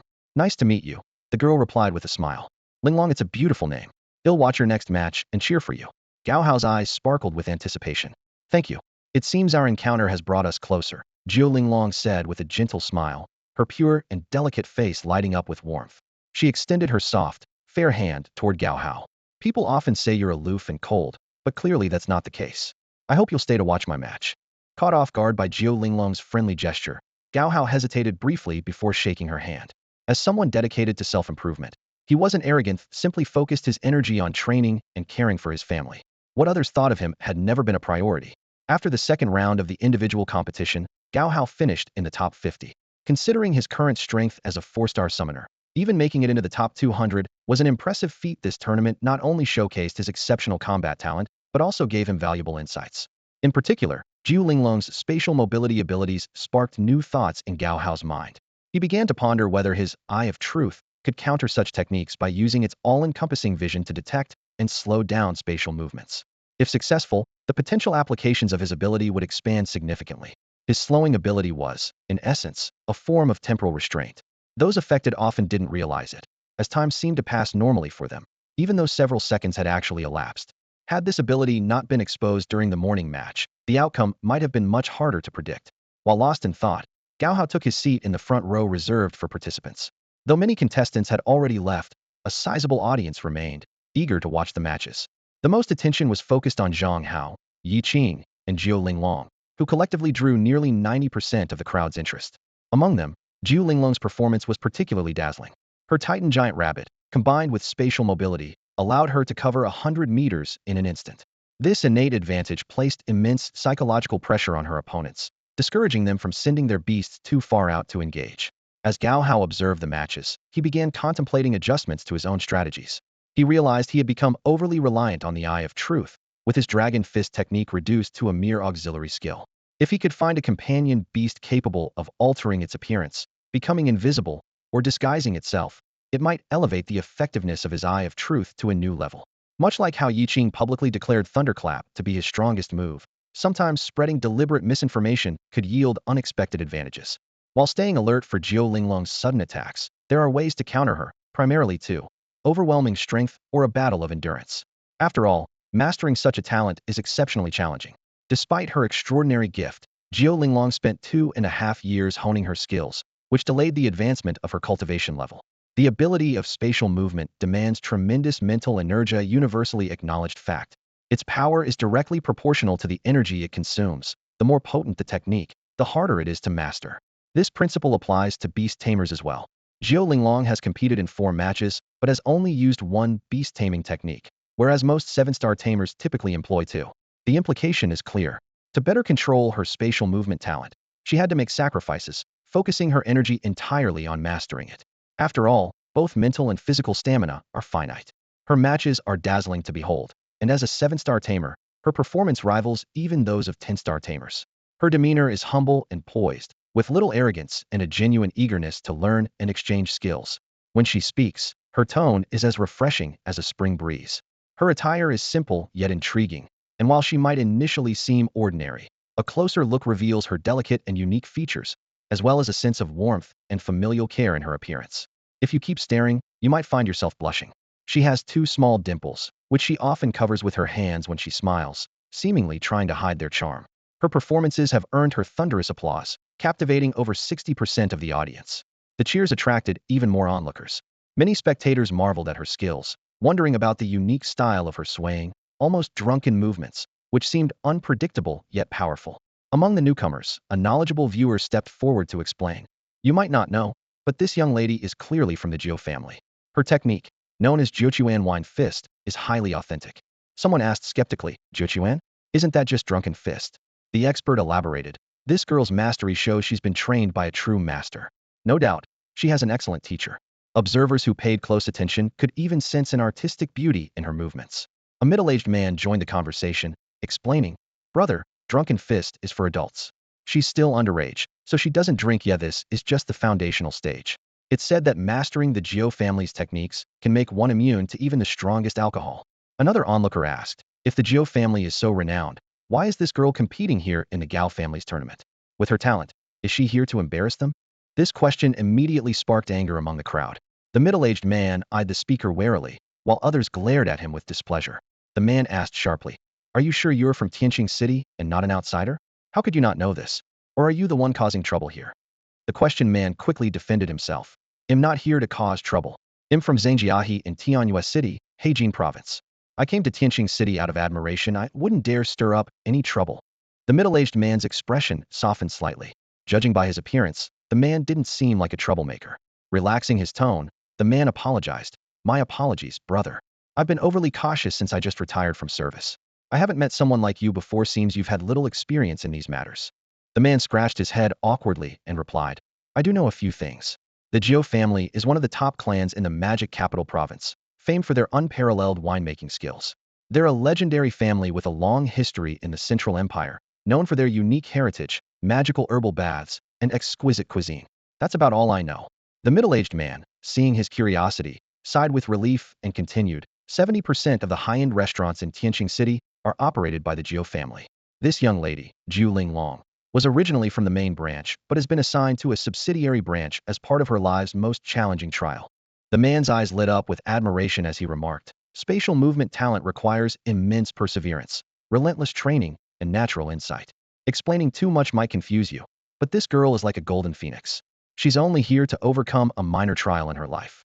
Once she breaks through to become a full-fledged beast tamer, the Gao family's main branch will surely take her back." The middle-aged man paused, realizing he might have said too much, and muttered to himself, "In short, this young lady has simply been entrusted to the subsidiary branch for a time. The goal is to train her talent, temper her pride, and instill in her the spirit of hard work and resilience." After hearing the girl's experiences, the audience felt both amused and deeply moved by the family's efforts. The principle of forging steel through repeated tempering was vividly demonstrated before their eyes. A woman adorned with heavy makeup and lavish jewelry murmured, "Why don't we give it a try? Let the children face some hardships to cultivate their resilience and perseverance." Her eyes sparkled with eager anticipation. A middle-aged man quickly raised his hand to stop her. "Hold on, everyone," he said sternly. "The young lady from the Gao family achieved what she has today because of top-tier mentors and immense cultivation resources. Simply sending children to the countryside doesn't compare to the elite educational environment of Tianqing City." He continued, "A brief getaway to the countryside for leisure is fine, but when it comes to training and development, that's a whole different story. Do you know that every step of Zhu Linglong's growth was meticulously planned? When she became overly proud, the family even arranged for a group of skilled actors to inspire her competitive spirit." Lowering his voice, the man added, "To nurture someone with spatial teleportation talent requires the cooperation of thousands of people. This is far beyond the capacity of an ordinary family." Zhou Linglong still believes her success is solely due to her hard work, unaware that she has been using top-tier resources all along. For an average person with the same talent, without the support of a powerful family and exceptional resources, mastering spatial teleportation in just 2.5 years would be impossible. It could take over 2 decades, if not end in failure during the first stage. He looked around the room and spoke earnestly. "Resources matter more than talent. It's no different from pay-to-win players in games or the strategic reserves and technological monopolies on the global stage. The Zhou family controls half the resources of the Modu province, boasts millions of extraordinary talents, and has numerous top-tier beast tamers. Legends like Gao Changsheng and Wu Qingyuan, along with 70 of the Gao family's previous generation of elites, all graduated from the Modu Province Magic Beast Taming Academy. That's the power of top-tier resources." Clearing his throat, the middle-aged man swept his gaze across the room before concluding, "Young Master Gao, would you please stand up?" His tone carried a kindly warning, as if to prevent anyone present from making a misguided decision. "The cultivation method of that girl is indeed not suitable for your children. After all, she was forced to train desperately because of her dire circumstances. Her efforts will bring her unimaginable returns in the future, far exceeding what she has invested. If you go back and simply lecture your children, how can you not provoke their resentment? That brat dared to rebel? Aren't you doing this for their own good? If they don't strive, they'll grow up to be useless. What's the point of living like that?" A rugged middle-aged man, with a scruffy beard and a face that looked far older than his actual age, stood up and spoke with a strained voice. His greatest regret in life was that his child never awakened the beast taming space. He himself barely made it as a 9-star beast tamer, so why didn't his child inherit the same ability? Every time he thought about it, his heart grew heavy, and he drowned his sorrows in alcohol. Family and daily life had long ceased to matter to him. Making money was merely for his own consumption, devoid of any real purpose.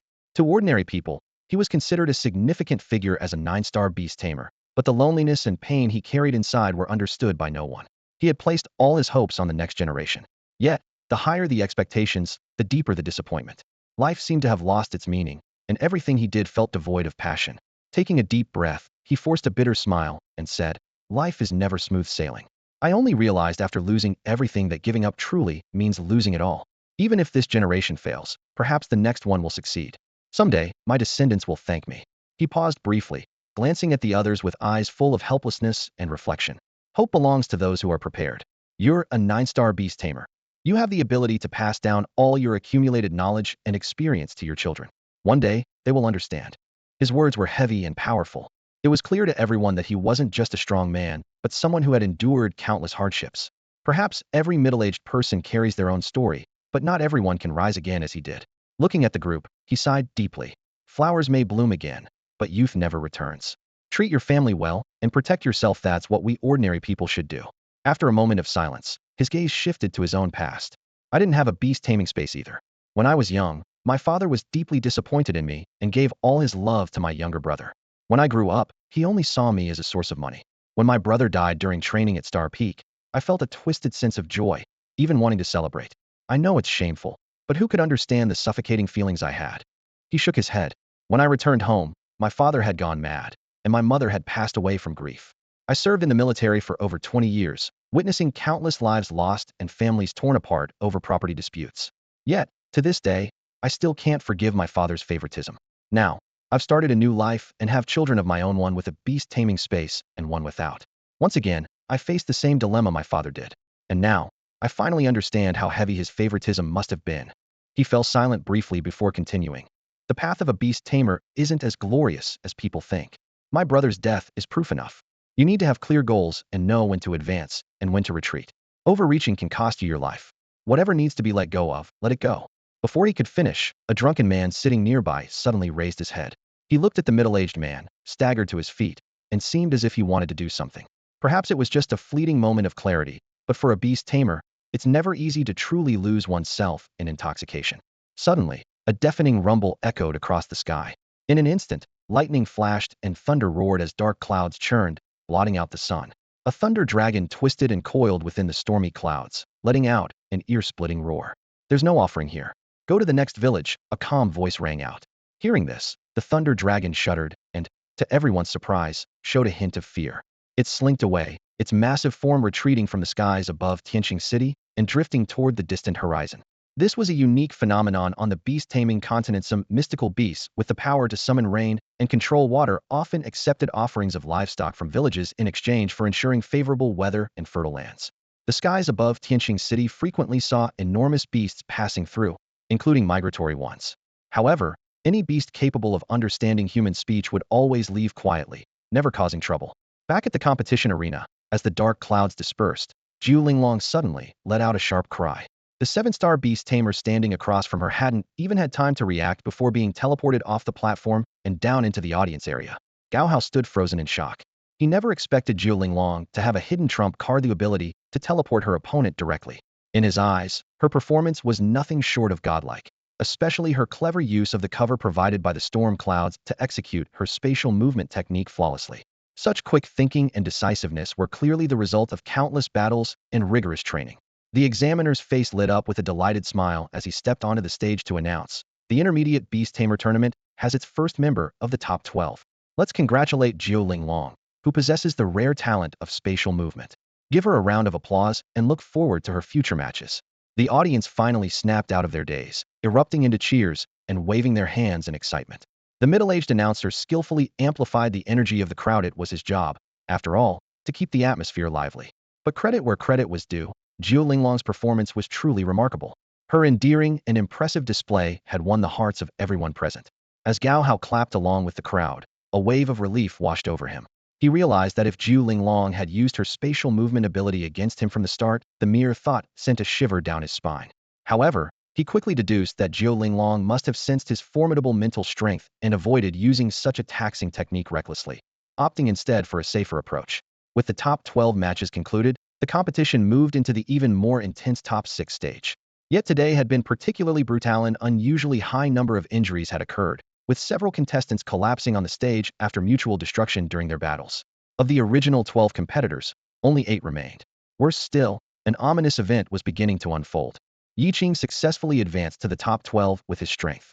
However, upon learning that his next opponent was his classmate Gao Hao, both of them instinctively entered a tense standoff. At this moment, they both showed signs of exhaustion, using the break time to size each other up. That Gao Hao, who managed to defeat me before, got eliminated? A flicker of joy crossed Zhang Hao's face as he considered the possibility of competing for the top 3 rewards. After all, the prizes for the individual competition were far more lucrative than those for the team competition. Sometimes, luck was indeed part of strength. But as his gaze fell on Yi Qing, his smile froze instantly. Both of them silently assessed their own conditions, the remaining amount of their spiritual energy and the state of their respective spirit beasts. Zhang Hao, who had just broken through to the 7-star Beastmaster level, and Yi Qing, who had been at that level for 6 months, knew each other all too well. They were fully aware of the gap in their capabilities. The key to victory would lie in whose tactics were more effective. Zhang Hao's two-headed lion hound stood in stark contrast to Yi Qing's thunder devourer tiger. One was in its complete form, while the other had already reached maturity. In terms of size and species rank, the Thunder Devourer tiger had a clear advantage. Although Zhang Hao had made it into the top 10, his chances of winning against such an opponent were slim. Nonetheless, he had no intention of giving up easily. At the very least, he wanted to hold his ground for a few minutes and showcase his abilities. Meanwhile, at precisely 4:30 p.m., the third match of the Intermediate Beastmaster tournament began. On the stage, a massive black bear towering over 4 meters roared thunderously at a Titan giant rabbit. Despite its bulky frame, the black bear exhibited astonishing speed, clearly trained in speed-enhancing techniques. Facing the charging black bear, Jiu Linglong remained calm. As the bear closed to within 20 paces, her Titan giant rabbit stayed motionless. Only when the opponent advanced to within 10 paces did the rabbit suddenly spring into action. Its powerful hind legs erupted with incredible force, propelling its body like a pure white war chariot crashing into the black bear. Roar! The black bear let out a pained howl as it was flung over 10 meters away, rolling across the ground. Its chest was stained with blood, its bones fractured, and it bore a small, round wound. However, as its Beastmaster's energy surged, the black bear's injuries quickly began to heal significantly. Black bear, crush it! Her spatial movement must have its limits. You outweigh the Titan giant rabbit pinned down her beast, and I'll take care of her, the opposing Beastmaster commanded. The black bear bared its fangs menacingly, its sharp teeth gleaming coldly. Letting out a deafening roar, it unleashed the technique, beast skill, sonic shock, immobilizing the Titan giant rabbit where it stood.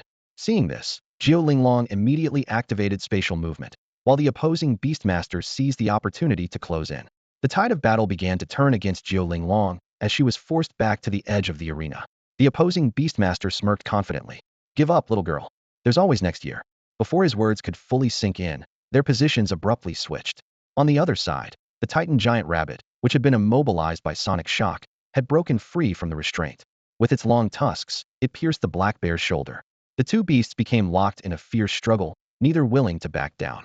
How is your mental strength so powerful? Throughout the entire afternoon's competition, you've already used spatial movement 6 or 7 times. Including the 3 matches in the morning, you've surpassed 10 uses today. By all accounts, you should have already reached your limit. Jiu Linglong chuckled lightly and teased. That's exactly why I lured you over here. I can't perform long-distance spatial movement, but you're just a lightweight little thing. Surely you lack mental resistance, making it easy for me to transport you here with spatial movement, right? After saying this, she activated her combat skill, Wine Fist, unleashing a surge of azure water energy. With a resounding boom, her opponent, a Beast Tamer, was swept off the platform, and the battle was over. The defeated Beast Tamer stood up awkwardly, glaring at Jiu Linglong in anger. A wave of frustration surged in his heart. His original goal had been to make it into the top 3, but now he had been defeated. The anger on his face quickly caught the attention of the examiner.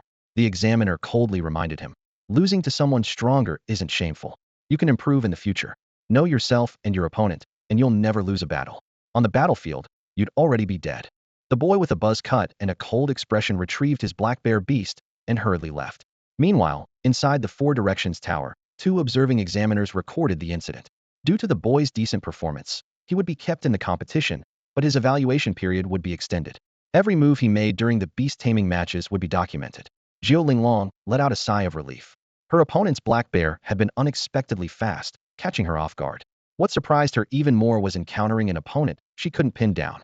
Clearly, the exhaustion of her energy and mental strength from the earlier matches had not yet fully recovered, causing her spatial movement to fail. Thankfully, her Titan giant rabbit held its ground. Its speed was remarkable as well. If she could obtain higher-grade medicinal materials this time, her Titan giant rabbit could evolve into a Titan bone rabbit, enhancing its explosive power and achieving a more balanced physique. It would become capable of instantaneous acceleration like a cheetah, transforming into one of the fastest beasts in short bursts. Once her beast evolved into its complete form, Jiu Linglong's beast taming talent and spatial movement abilities would also improve, granting her deeper spatial insights. On another part of the competition field, Yiqing looked at Zhang Hao in surprise and said, I didn't expect my opponent to be you. Zhang Hao's 2-headed lion dog, standing about 2 meters tall, appeared significantly smaller than the thunder-crazed tiger, which was nearly twice its size. In the thunder-crazed tiger's eyes, the 2-headed lion dog resembled a mere chick, its face showing a mocking expression. Zhang Hao, stop pretending. During your match against that freshman, you clearly held back. I won't show you any mercy, Yiqing said seriously. After all, Zhang Hao had previously ranked in the top 10. If there were truly any luck involved, why wasn't it someone else? Zhang Hao scratched his head and gave a goofy smile. Yiqing, you're way too prejudiced against me. You've never even tried to get to know me. I really want to be friends with you. Huh. Like I'd believe a word you say, you sneaky scoundrel. Yi Qing shot back, his expression unchanging as he kept a wary eye on Zhang Hao. Many people believed lions to be powerful. In most cases, male lions were larger than tigers, and lions, living on the grasslands, relied on lionesses for hunting, making them the dominant force in their environment. Tigers, on the other hand, were kings of the jungle, adept at hunting and stealth, often using treacherous terrain to launch counterattacks. On the flat arena, the side representing the grasslands clearly had the upper hand. At this moment, the beast-taming battle had already transcended the boundaries of the natural world. The soil beneath their feet exuded a fresh, earthy scent, and the competitors' gazes had turned cold and resolute. On the path of a beast tamer, there was no room for retreat, only the determination to give it their all, where victory crowned the king. In a swift moment, Zhang Hao's two-headed lionhound was struck by the thunder devourer tiger and sent flying, crashing heavily to the ground 5 or 6 meters away. The thunder devourer tiger charged forward like a tiger descending the mountain, exuding an aura of dominance as if it intended to tear its opponent to shreds. Yi Qing's expression was grim. Instead of sensing the tiger's joy, he felt an overwhelming sense of pressure. Hey, Yi Qing, I'm older than you. Show some respect to your senior, Zhang Hao thought to himself. He hadn't planned to reveal his trump card, but facing Yi Qing's thunder devourer tiger, he had no choice but to proceed cautiously. The two-headed lionhound's iron body, a hidden ability, granted it formidable defense. Zhang Hao had briefly used it in a match against Gao Hao, only to find it ineffective against slowing down the opponent's abilities. Aside from slightly reducing the pain of being struck, it couldn't change the outcome of the battle at best. It delayed an inevitable defeat. The two sides exchanged blows, their strongest techniques flashing across the arena. Despite receiving heavy hits, the two-headed lionhound gritted its teeth and endured, even as its skull showed a slight dent. Zhang Hao silently vowed to himself that if he could defeat Yi Qing, he would secure the rewards reserved for the top 3. Although his strength was recognized within the class, Yi Qing's reputation was even greater. Today, Zhang Hao was determined to prove himself. Only victory could earn a beast tamer true respect. The two-headed lion hound endured blow after blow, the power of the thunder fists terrifying in its ferocity. Yet, it seized an opportunity, sinking its fangs into the thunder devourer tiger's hind leg and desperately dragging it. The match had become exceptionally brutal. What was initially expected to be a more restrained competition among classmates had turned increasingly savage. In any team, there could only be one leader. Zhang Hao still had at least 6 months in the intermediate beast taming class. If he repeatedly lost to newcomers, how would others perceive him? Ultimately, Zhang Hao chose Yi Qing as the target to establish his dominance. Choosing someone weaker or younger would not have the same effect.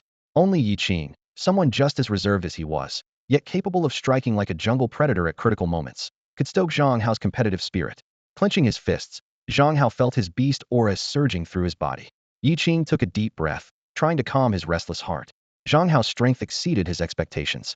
Usually cheerful and carefree, Zhang Hao now wore a fierce expression, making him appear particularly intimidating. The lurking Zhang Hao was clearly more adept at concealing his true self, resembling a solitary, proud tiger unwilling to associate with lesser beings. This only made him more captivating, especially with Yi Qing's own striking appearance. If he wished, he might even win himself a girlfriend. At this point, the thunder devourer tiger's hind leg was swollen and purple toxins were spreading through its body. The tiger no longer held its earlier arrogance, howling in pain. Gao Hao, watching from the arena, was stunned. He hadn't expected so many hidden talents in his class. Though everyone in the class usually appeared humble and friendly, the matches revealed their ruthlessness. The beast tamers of the Gao family's generation all have their own aspirations. Impressive, commented 2 young men. Nearby, a man in black sipped on his drink, glancing up at Yi Qing with a faint smile occasionally crossing his face. My son has grown quite a bit, Yi Qing coldly said to Zhang Hao. Today, you will understand why I command more respect than you. The thunder-devouring tiger's eyes flashed with a blood-red glow as it instantly entered its fully berserk state. Ignoring its bitten hind leg, it unleashed a surge of immense power and lunged fiercely at Zhang Hao. It charged forward, pushing against the two-headed lionhound, tearing through the air, leaving the audience utterly stunned. So ruthless, an audience member exclaimed in shock. Just surrender. There's always next year, another said nervously. Yeah, this is too cruel to the beasts, someone murmured disapprovingly. They're just kids. Why aren't the examiners stopping this? Some spectators angrily questioned. This is too much. The battle should be stopped now, and the beasts should receive treatment. A few girls cried out in horror. Compared to the earlier, more restrained matches, the bloodshed in this fight made many uncomfortable. However, the commentator's voice rang out. No need to worry, everyone. It's common for beasts to bleed during these battles. The thunder-devouring tiger is highly resistant to toxins. It won't sustain any core damage at most. it might suffer a fracture. Still, this isn't right. The tiger beast is pitiful, and its trainer is still commanding it to attack. A young woman whispered quietly. Calm down, everyone. Another commentator interjected. If anything truly dangerous happens to the contestants, someone will intervene. Besides, this match involves rewards worth millions, possibly tens of millions, and could be their chance to change their lives. If you find it unsettling, you can leave the arena. But for contracted beasts, minor fractures or illnesses are really nothing. Despite the growing controversy, the match raged on with intensity.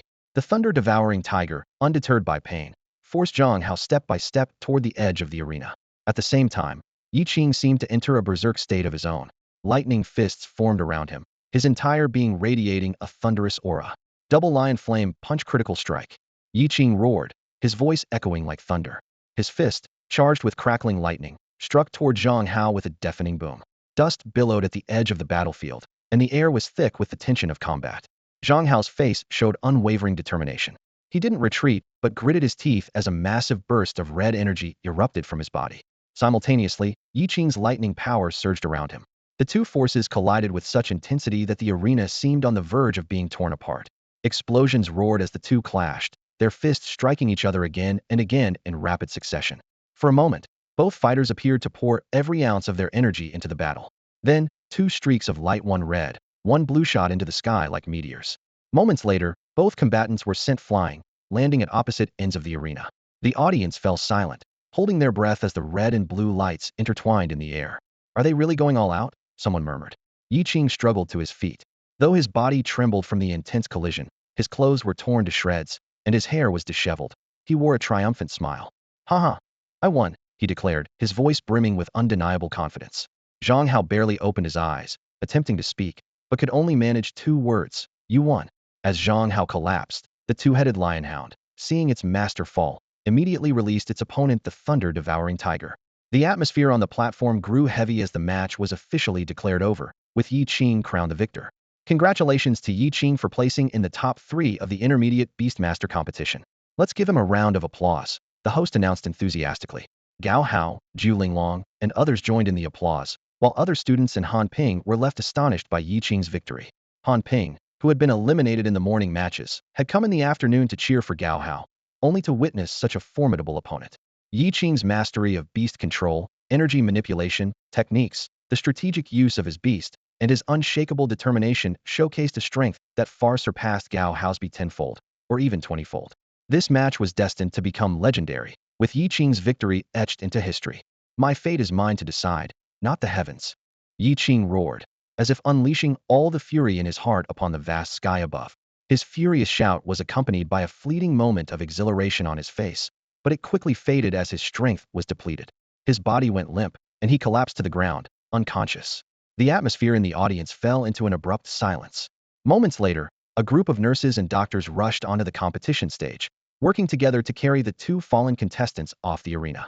Meanwhile, staff members busied themselves cleaning up the damaged stage and wiping away the scattered bloodstains. Beastmaster battles were not merely physical competitions, but tests of the bond and mutual understanding between humans and their contracted beasts. Often, words were unnecessary. A single glance could convey intentions. The purpose of these battles was clear: to deepen the emotional connection between the Beastmaster and their companion, forging a bond of true solidarity. Victors were rewarded handsomely, while the defeated were left to lick their wounds, clutching consolation prizes to ease their spirits. For the Gao family, each competition not only tested the participants but also served as a significant commercial catalyst. It spurred consumption within the inner city, facilitated resource circulation in the outer layers, and provided an outlet for ordinary people to release their emotions. In the audience, the spectators remained exhilarated.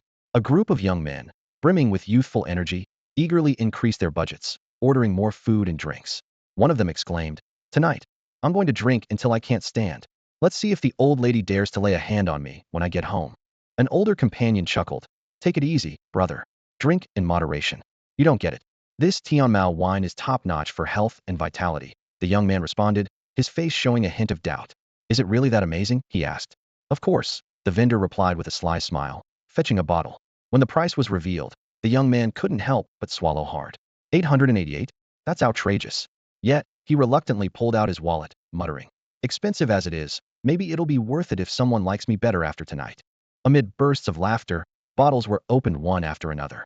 The lingering heat of the arena battles still hung in the air, and the upcoming bullfight promised even greater intensity. The courageous contestants seemed to disregard life and death, chasing only the thrill and challenge of the moment. At times, the pounding of one's heart and the rush of adrenaline could tempt anyone to jump in recklessly. But reason prevailed, reminding them that going home to their families was the best remedy. As night fell and the blue moon hung high in the sky, Wu Qingyuan, Qin Shishir, and Mao Tongtong took the tranquil evening to unwind. Especially Mao Tongtong and Mao Rongrong, who exchanged insights and gained much from their discussions. This trip had not only refreshed their spirits, but also offered them deeper reflections. Qin Shishir, meanwhile, had met several promising young talents from the Gao family, though none captured her interest. With her Beastmaster level and her status as the Qin family's eldest daughter, she still held the upper hand in choosing her future. Gao Hao, too, returned with a sense of fulfillment.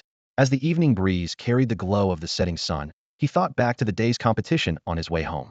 His mind had already begun analyzing the outcomes of tomorrow's individual matches, but he had no doubt about the ultimate champion Zhou Linglong.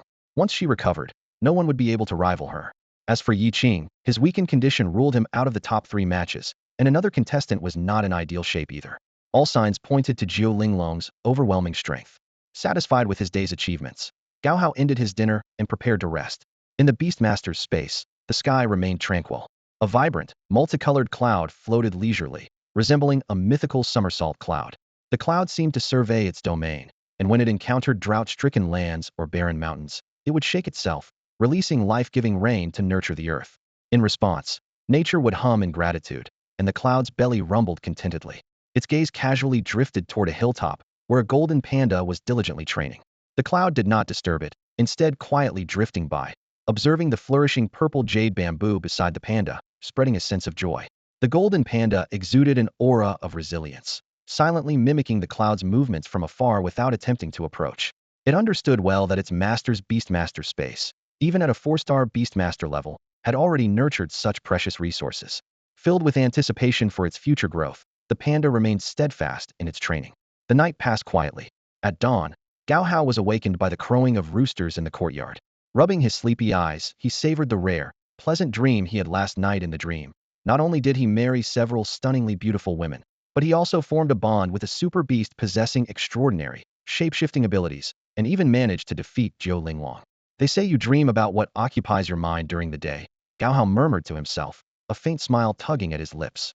While the hazy faces of those beauties were captivating, what truly lingered in his mind was his loss in the battle against Zhou Linglong. Standing in front of the mirror, he skillfully tidied up his appearance. His long, slender fingers tied up his loose hair as he raised an eyebrow and flashed a cool, confident smile. The young man in the mirror exuded a heroic charm, as gentle as a spring breeze. This face is almost unfairly handsome, Gao Hao thought to himself, unable to resist a moment of vanity.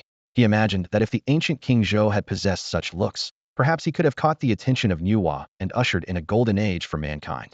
Caught up in his musings, he struck a commanding pose in front of the mirror and declared in a deep voice, "Above and below the heavens, I alone reign supreme." As soon as the words left his mouth, Gao Hao cringed at his own melodramatic behavior, covering his face in embarrassment. Though reliving his youth made a little playfulness forgivable, the thought of someone witnessing his antics was mortifying. A sudden knock on the door startled him, making his heart skip a beat. From outside, Gao Nianian's curious voice called out, "Little brother, why are you up so late today? Aren't you usually the one waking me up?" Gao Hao glanced at the clock on the wall and realized he was indeed running behind. Yesterday's competition was exhausting. "I only woke up just now when I heard the roosters," he explained. The two quickly freshened up and managed to arrive at the training ground just in time. Gao Hao was in an exceptionally good mood. Finishing in the top 50 of the individual competition came with not only cultivation resources as rewards, but also a motivating cash bonus of 50,000 yuan. This morning, the ceremony to honor the top 100 competitors in the championship would take place, followed by the awards for the top 10, the top 3, and finally, the grand recognition for the individual champion. Before dawn, Gao Hao had already risen, preparing to attend the award ceremony for the top 100 winners. As a recipient, he had to personally claim his reward and bring this honor back home. Knowing that many distinguished guests would be present at the event, he planned to arrive early. In recent days, his parents had been leaving home early, their busy figures rarely at rest. Every day, their income reached millions, and all expenses were reimbursed. What comforted Gao Hao the most was that they earned 1,000 contribution points daily, a reward that truly reflected their hard work. Unlike the risky life of adventurers, his parents' work was both safe and fulfilling, chatting with VIPs, serving tea, and attending to their needs. Just 5 days of this work could earn them 10 million in income along with 10,000 contribution points. Compared to Gao Changsheng, who took on dangerous tasks, his parents undoubtedly earned more. Each night, they would bring home rare delicacies: Koan shrimp, bee turtles, kuei oxen, Mao horses. These prized ingredients, worth tens of thousands per small portion, became their late-night snacks. After eating, one would feel invigorated, with their body nourished. This morning, their mother specially made millet porridge for Gao Hao and Gao Nianian. She gently said, "We've been eating too much rich food lately. It's good to cleanse the stomach a bit." Gao Hao patted his slightly rounded belly and couldn't help but remark that his appetite seemed to have shrunk. Last night's feast still hadn't fully digested. Carrying a pot, Gao Nianian walked out of the kitchen, smiling. "Bro, you'll have to eat lunch alone today. I'm heading out with Mao Rongrong to enjoy a big meal. For now, this porridge will help clear my stomach." Seeing the cheerful expression on her face, Gao Hao couldn't resist teasing. "Isn't this how poor people eat? Won't you feel embarrassed showing up there? We're not wealthy either. Where do you see us being rich?" Gao Nianian replied matter-of-factly. Listening to her, Gao Hao seemed to have an epiphany. As a child, he always thought his family was immensely wealthy, like some powerful aristocratic clan. By that logic, such a family would surely have numerous servants, a few beautiful maids, and constant attendants. But as he grew up, he realized this wasn't the case at all. They were just an ordinary family of four. His parents were always busy, and there was no sign of grandeur. Even so, the family meals were top-notch, with every dish mouth-watering. He and his sister especially loved to eat, making food the family's most indulgent luxury. Gao Hao wondered if other members of the Gao family lived the same way, or if this was just his parents' effort to provide the best for them. Scratching his head, he looked at his sister's smug expression and finally understood he had fallen into a misconception, influenced by TV dramas. Those depictions of families with billions in assets living extravagant lives were far beyond his comprehension. In his past life, he had never even owned more than 20,000 in savings. To him, billions felt like an astronomical figure. His tiny apartment couldn't even hold such wealth. Not all noble families were extravagant. History even recorded an emperor famous for his frugality, Wang Mang, often referred to as a time traveler. Wang Mang was not only humble and frugal, but also held in high regard by the people.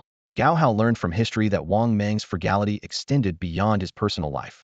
He even handed over his school uniform as part of his disciplined management of family wealth. This approach ensured the stability and longevity of his family.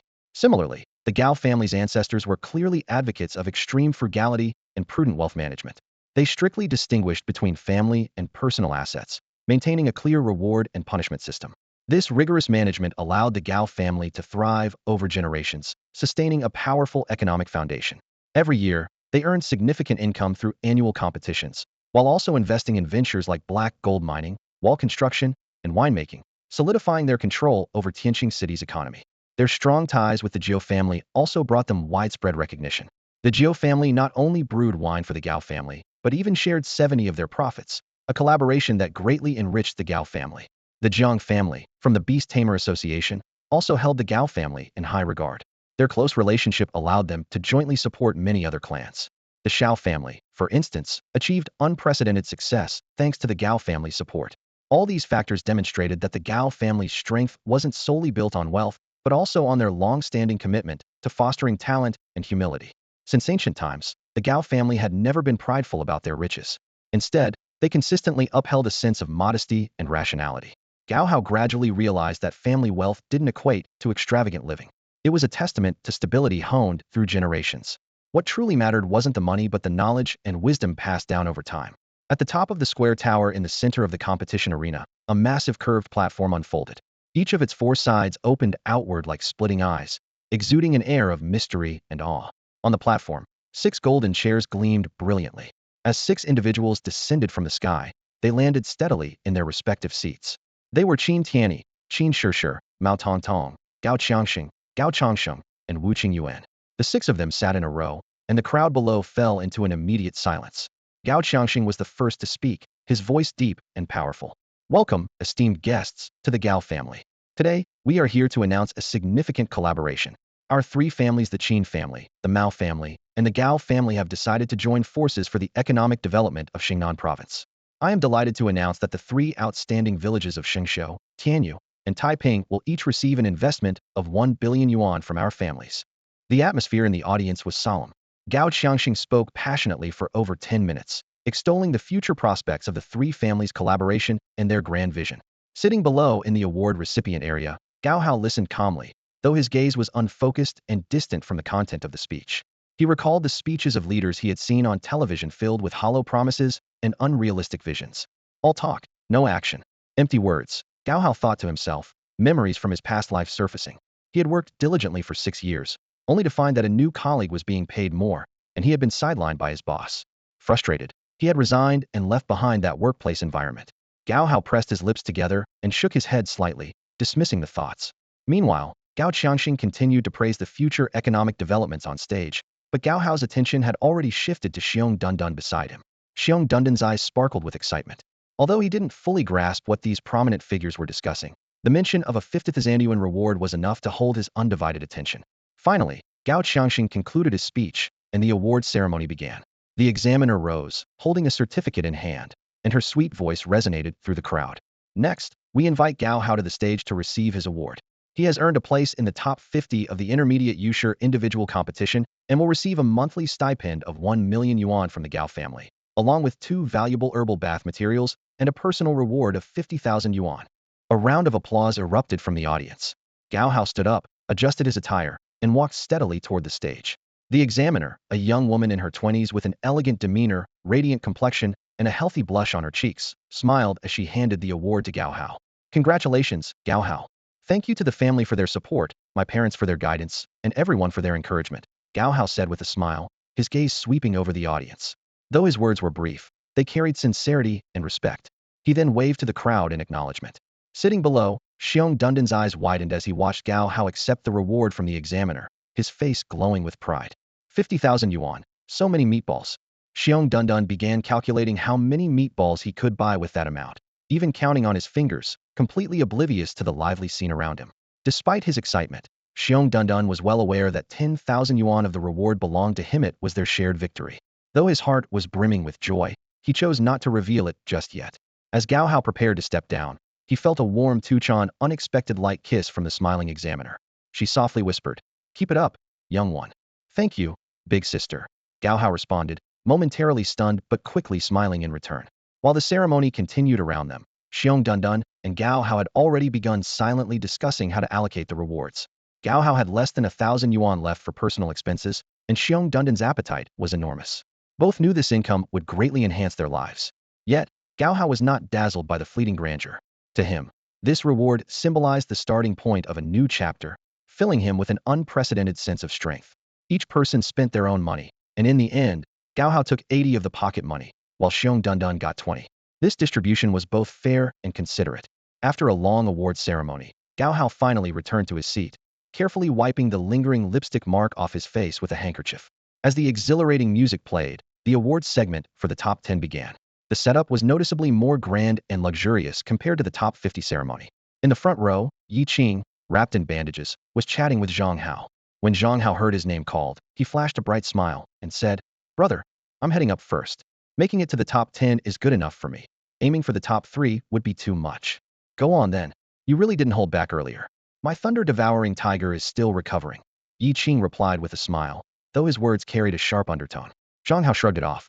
"Yi Qing, my two-headed lion hound will evolve too. When that happens, who knows how the next fight will go. A dog evolving into a lion still doesn't change the fact that it once ate filth," Yi Qing retorted with a cold smile. "By saying that, are you admitting you're the filth?" Zhang Hao shot back before turning and leaving Yi Qing fuming in his seat. Thinking of his injured beast, Yi Qing was tempted to chase after him and teach him a lesson.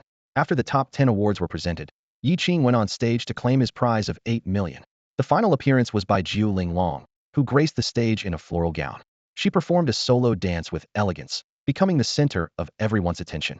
The award ceremony for the winners of the Advanced Beastmaster competition followed shortly after. The next morning, Gao Qiangxing personally saw Qin Tianyi and his group off as they boarded the airship. Qin Shishir and Wu Qingyuan got along well, and even the usually aloof Mao Tongtong displayed her business acumen, successfully inspiring several members of the Gao family to dream of starry dream sea, the Golden Ocean. After bidding farewell to their distinguished guests, everyone returned to their daily training. The following morning, Gao Nianian and Gao Hao returned from their training and joined Wu Qingyuan and Gao Changsheng, who were resting at home, for breakfast. "Mom, Dad, I've been absorbing solar energy much faster lately. Sister said it's called the spirit of heaven and earth. Gao Hao asked while sipping his porridge. Gao Chongqing nearly choked on his bun and quickly stood up to examine Gao Hao's progress. Seeing that his cultivation had improved, he began explaining the origin of the spirit of heaven and earth. According to ancient human legends, four beast masters ascended to divinity, achieving immortality. They ruled alongside the heavenly Tao, governing all things. During great calamities, they would appear to protect humanity and were the earliest gods worshipped for generations. Finish your meal first. We can talk about this later. I still need to visit the pharmacy to pick up some medicine, Wu Qingyuan said softly. Everyone immediately quieted down and focused on eating. Gao Hao and Gao Nianian quickly finished their meal, tidied up the dishes, and eagerly pulled their father aside, desperate to uncover the secrets of the spirit of heaven and earth. Gao Chongsheng, seeing the curiosity burning in his son's eyes, began to explain. He revealed that the spirit of heaven and earth was intricately tied to four ancient deities, a unique and extraordinary existence that could only come into being under incredibly rare conditions, a manifestation of loopholes within the rules of the universe. I only know about the spirit of heaven and earth from some rare, fragmented records found in old folklore, Gao Chongqing admitted. Earlier, he had examined his son's physical and mental state and found no adverse effects. On the contrary, he was astonished to discover that his son's spiritual power had doubled, reaching the level of an average beastmaster. This unprecedented growth puzzled him, prompting him to consider seeking advice from his own parents later. Let me first tell you the story of these four deities, Gao Chongqing said, addressing his two attentive children. He began his tale. In ancient times, four beastmasters ascended to godhood, each wielding control over a specific element of the natural order. The foolish god governed the power of earth, the wise god controlled water, the melting god ruled fire, and the mysterious god commanded wind. Seeing that his children had yet to grasp the connection between these deities and the spirit of heaven and earth, Gao Chongsheng continued to recount the blurred history. Under the leadership of these four deities, humanity thrived, carving out lands, digging rivers, constructing grand palaces, and transforming the world into their paradise. In just a millennium, humankind tamed hundreds of creatures, advancing at a pace that startled the heavenly way. However, as the powers of earth, water, fire, and wind slipped out of the control of the heavenly way, the four deities also broke free from its constraints. They believed the heavenly way to be idle, basking in the reverence of all living beings without contributing. Enraged by their defiance, the heavenly way unleashed a series of disasters: earthquakes, floods, wildfires, and storms ravaged the land endlessly. The heavenly way accused humanity of attempting to monopolize the world, while the four deities argued that the disasters were the heavenly way's retaliation. Newly built rivers were swept away by sudden floods, followed by plagues of locusts and severe droughts. Within a mere 10,000 years, over half of all living beings perished. Wars between humanity and other species caused civilizations to crumble. The four deities, who had once sought to benefit all living things, found their efforts thwarted by the heavenly way. To make matters worse, the heavenly way created numerous other races to oppose humanity, imposing restrictions that diminished the four gods' influence among humans. This eventually led to suspicion and division among human tribes, causing them to fall apart.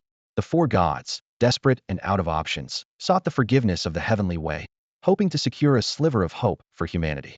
In the end, Xian Shun took the lead, offering half of their four divine authorities to the heavenly way in exchange for a chance. However, after gaining this power, the heavenly way, driven by its newfound strength, completely severed ties with the four gods, leading to a fierce conflict. Despite their combined efforts, the four gods were unable to quell the wrath of the heavenly way. Ultimately, the heavenly way suppressed the four gods in the depths of the Black Sea, though it was also injured in the battle and retreated to the ancient lands of the Eight Desolations to recover its strength in seclusion. From then on, cracks occasionally appeared among the four elements of earth, water, fire, and wind. When the spirits of heaven and earth emerged, it marked the arrival of disaster. Whenever humanity faced great calamities, these four spiritual entities would appear, protecting humanity, mending the scars of nature, and restoring vitality. Their forms were ever-changing, sometimes a strange animal, a swaying plant, a low-hanging cloud, or even a vibrant little flower. These spirits sought neither fame nor fortune. Their sole purpose was to restore peace and life to disaster-stricken lands. To this day, no one knows whether the four gods were truly suppressed or if they still exist in some unknown corner of the world. There are over 300 versions of this history, each with its own variations. The most fantastical version claims that the four gods merged into one, reclaimed the divine authorities from the heavenly way, and suppressed it in the Black Sea. It is said that humanity's flourishing Beast Tamers originated from this event. This narrative comes from ancient records of the Holy Order, which suggests that Beast Tamers are chosen representatives of the heavenly way. The spirits of heaven and earth were originally seen as guardian deities, Gao Chongqing remarked casually. But for a more precise meaning, you'd have to ask my father. He paused thoughtfully for a moment. And you, if you're feeling unwell, should probably visit the infirmary. Gao Hao listened with a slight headache. Such complex matters were better left unheard. No disasters had struck Tianqing City in recent days. Instead, these enigmatic legends only left him more confused. These stories sound like nonsense, he muttered dismissively. After checking his health and finding nothing amiss on the contrary, he was in excellent condition, shifted his focus back to cultivation, and began training with even greater dedication. In the days that followed, Tianqing City gradually returned to its usual calm, with only the adults busy preparing for the upcoming Death Star Valley hunt. Gao Hao and Gao Nianian took a few days to rest at home, relaxing their minds. 3 days after the Gao Family Academy bid farewell to its distinguished guests, regular classes resumed. In the training room, Gao Hao continued striving for a breakthrough and successfully advanced to the rank of a 5-star Beast Tamer. Although he hadn't fully resolved his questions about the spirits of heaven and earth mentioned by his father, he gradually came to understand that these 4 spiritual entities posed no harm to their hosts. They were merely the remnants of shattered natural laws. As for the lush plants in his beast taming space, they were likely manifestations of the earth's spirit's power. Unknowingly, half a month had passed. The hunting party was now fully prepared to set off. Outside the Gao family estate, Wu Qingyuan gazed at the armored and imposing Gao Chongqing and softly reminded him, "Make safety your priority, don't take unnecessary risks, and stay close to your father." "Don't worry." Gao Chongqing turned around, smiling warmly as he embraced his wife. "Everything will be fine. Come back soon, Dad," Gao Hao called out, his voice clear and tinged with concern. "Daddy love you," Gao Nianian added playfully. "Haha. Don't worry, nothing will happen," Gao Chongqing replied with a hearty laugh. He turned and strode away, his figure disappearing beyond the gates of Tianqing City. Outside, the Beast Tamer troops had already assembled, ready to depart. The Gao family's banner fluttered high in the wind. Mounting his Earth Thunder Dragon, Gao Chongqing waved his hand and called out, "Move out!" The group charged forward like an arrow, and warriors several hundred meters away eagerly boarded airships bound for Death Star Valley. The Gao family estate returned to its usual tranquility. Gao Hao continued his focused cultivation, undisturbed by the commotion of the outside world. Meanwhile, Gao Nianian learned of her father's mission and understood that his venture was for the sake of her second beast companion. Inspired by this, she trained even harder and achieved 9th place in the end-of-month exams, redeeming her reputation. Gao Hao closely followed, securing 8th place. Both siblings received generous rewards, though the top 3 spots remained firmly in the hands of the senior students. Everything seemed to be proceeding as planned, yet the hunt in Death Star Valley was destined to stir significant waves. After the monthly exam, Gao Nianian's wallet felt fuller, and she occasionally brought back snacks for Gao Hao. However, as the saying goes, no good deed comes without ulterior motives. Gao Hao was long accustomed to this and never let it disrupt his daily training routine from dawn to dusk. Despite his consistent practice of the Dragon Fist every afternoon, he hadn't noticed any significant improvement. He had already advanced to a 5-star Beastmaster, but after more than half a month, his ranking in the Dragon Fist training group remained stuck at 50th place. He understood that this was the limit of mastering a single technique. Realizing that he needed to improve his skills further, Gao Hao decided it was time to learn a second technique to make his movements more agile and versatile. While the explosive power of the Dragon Fist was undeniable, he noticed that the footwork of the Beast Masters ahead of him was markedly different from his own. After a morning training session, he returned home and shared his thoughts with his mother. "Mom, my Dragon Fist technique has hit a bottleneck, and it's hard to make any progress in the short term. I want to start learning a second technique." Wu Qingyuan carefully examined Gao Hao's physique and gently said, "You've grown well. As a 5-star Beast Master, it's indeed time to train in a second technique. Do you want to learn the Soaring Dragon Step, or would you prefer to pick one from the technique room?" Gao Hao had already made up his mind. While he had considered deciding for himself, his observations and thorough research led him to conclude that the Dragon Fist complemented the Soaring Dragon Step best. Without the speed of the Soaring Dragon Step, he had been relying solely on the true sight to maximize the explosive power of the Dragon Fist. Enhancing his speed was now a priority, and attempting to challenge the family's centuries-old legacy without proper preparation would be foolish. "Mom, I want to train in the Soaring Dragon Step. Who will teach me? Where do I need to go to sign up?" Gao Hao asked eagerly, his young face full of anticipation. He hoped to learn the technique from Mao Rongrong herself, whose leg technique was renowned. Through his research, Gao Hao discovered that Mao Rongrong's leg technique was called Featherlight Flying Leg, a unique skill passed down in the Mao family. According to legend, an ancestor of the Mao family had a strand of white hair on the sole of his foot and was passionate about leg training. By the age of 10, he could walk on snow without leaving a trace, kick up sandstorms, and move as light as a swallow. After years of rigorous training, He relied solely on the strand of white hair on his foot for his incredible speed, earning the nickname Flying Leg. Over the course of many generations, the Mao family refined and developed this technique into Featherlight, which remains a celebrated legacy to this day. The combination of Featherlight Flying Leg and the Dragon Fist could significantly reduce the physical strain of unleashing the Dragon Fist's power, even allowing the user to generate force midair. Additionally, Gao Hao learned about the intriguing Wind Fist from the Jiu family. This technique featured immense power, capable of striking through mountains and creating tidal waves of force. It was said that upon reaching adulthood, practitioners could advance to the next level of this skill-drunken fist. When paired with the Jiu family's special medicinal wine, the user could instantly boost their vitality several times over, unleashing terrifyingly explosive moves. The most fearsome rumor claimed that a practitioner could kill an enemy from across a mountain, leaving them bleeding from all 7 orifices. After dinner, Gao Nianian was sent back to her room to do homework, while Wu Qingyuan took Gao Hao to the technique chamber to practice the dragon step. Gao Hao followed steadily behind his mother, waiting for her to unlock the door. The moment the door opened, Gao Hao's eyes were immediately drawn to the colorful ropes hanging from the ceiling. The thickest was a 5mm steel cable, while the thinnest was as fine as a spider's silk, almost imperceptible without careful observation. Step on it and practice the dragon fist by activating the dragon technique, Wu Qingyuan said coldly. You are not allowed to fall within the next hour. Gao Hao was about to ask a question but was silenced by his mother's stern gaze. Wu Qingyuan was always strict when it came to technique training, and even Gao Nianian feared her. Swallowing the words of protest that had reached his lips, Gao Hao lightly leapt onto the steel cable. The moment his foot landed, his body began to sway.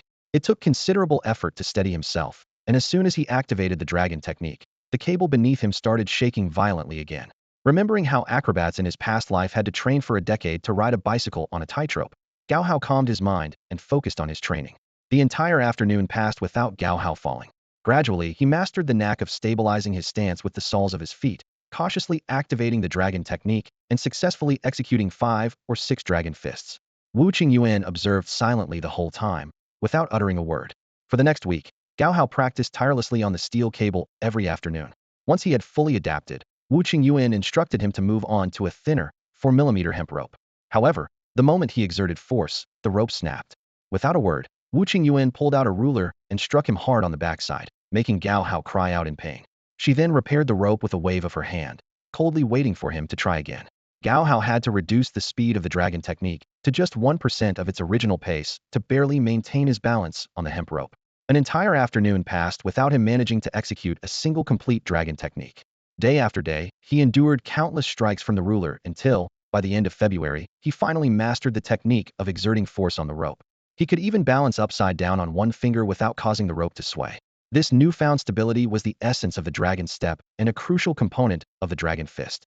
Gao Hao felt his transformation could now unleash the same power with just 1/3 of the effort he previously required.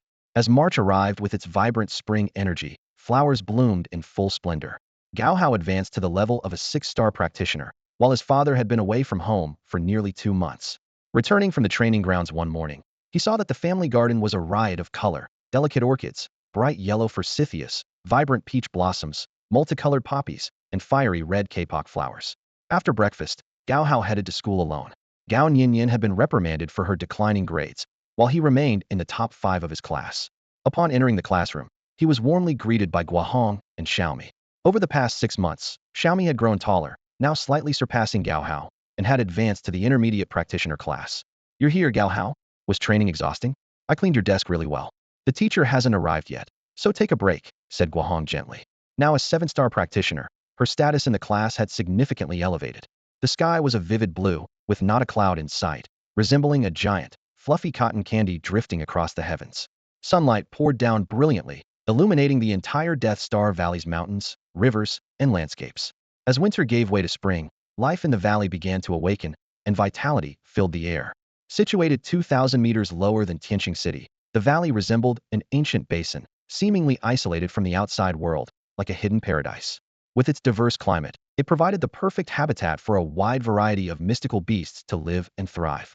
Near Jiaxing Peak, within a secluded valley bordering the East Sea, an expansive network of underground rivers flowed ceaselessly. Crystal-clear springs fed into the valley, weaving through the mountains and nourishing the vast forests and the Yongyuan mountain range. This upward-flowing stream became a distinctive and mesmerizing feature of the valley. Death Star Valley was home to an astonishing variety of plant life, creating an otherworldly atmosphere. Devil flowers, ghost roses, corpse grass, and shadow trees were just a few examples of the exotic flora that bloomed like a vibrant painting. But behind their beauty lay hidden dangers, with razor-sharp appendages that occasionally ensnared unsuspecting prey. Among the vegetation roamed extraordinary beasts: tricolored deer, ice birds, golden eagles, white valley sparrows, and blood serpent hawks, each navigating cautiously, ever alert as they searched for food.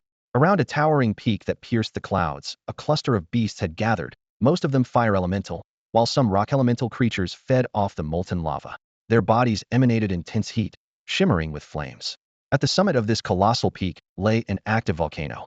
Billowing smoke and fiercely rolling flames poured from its crater.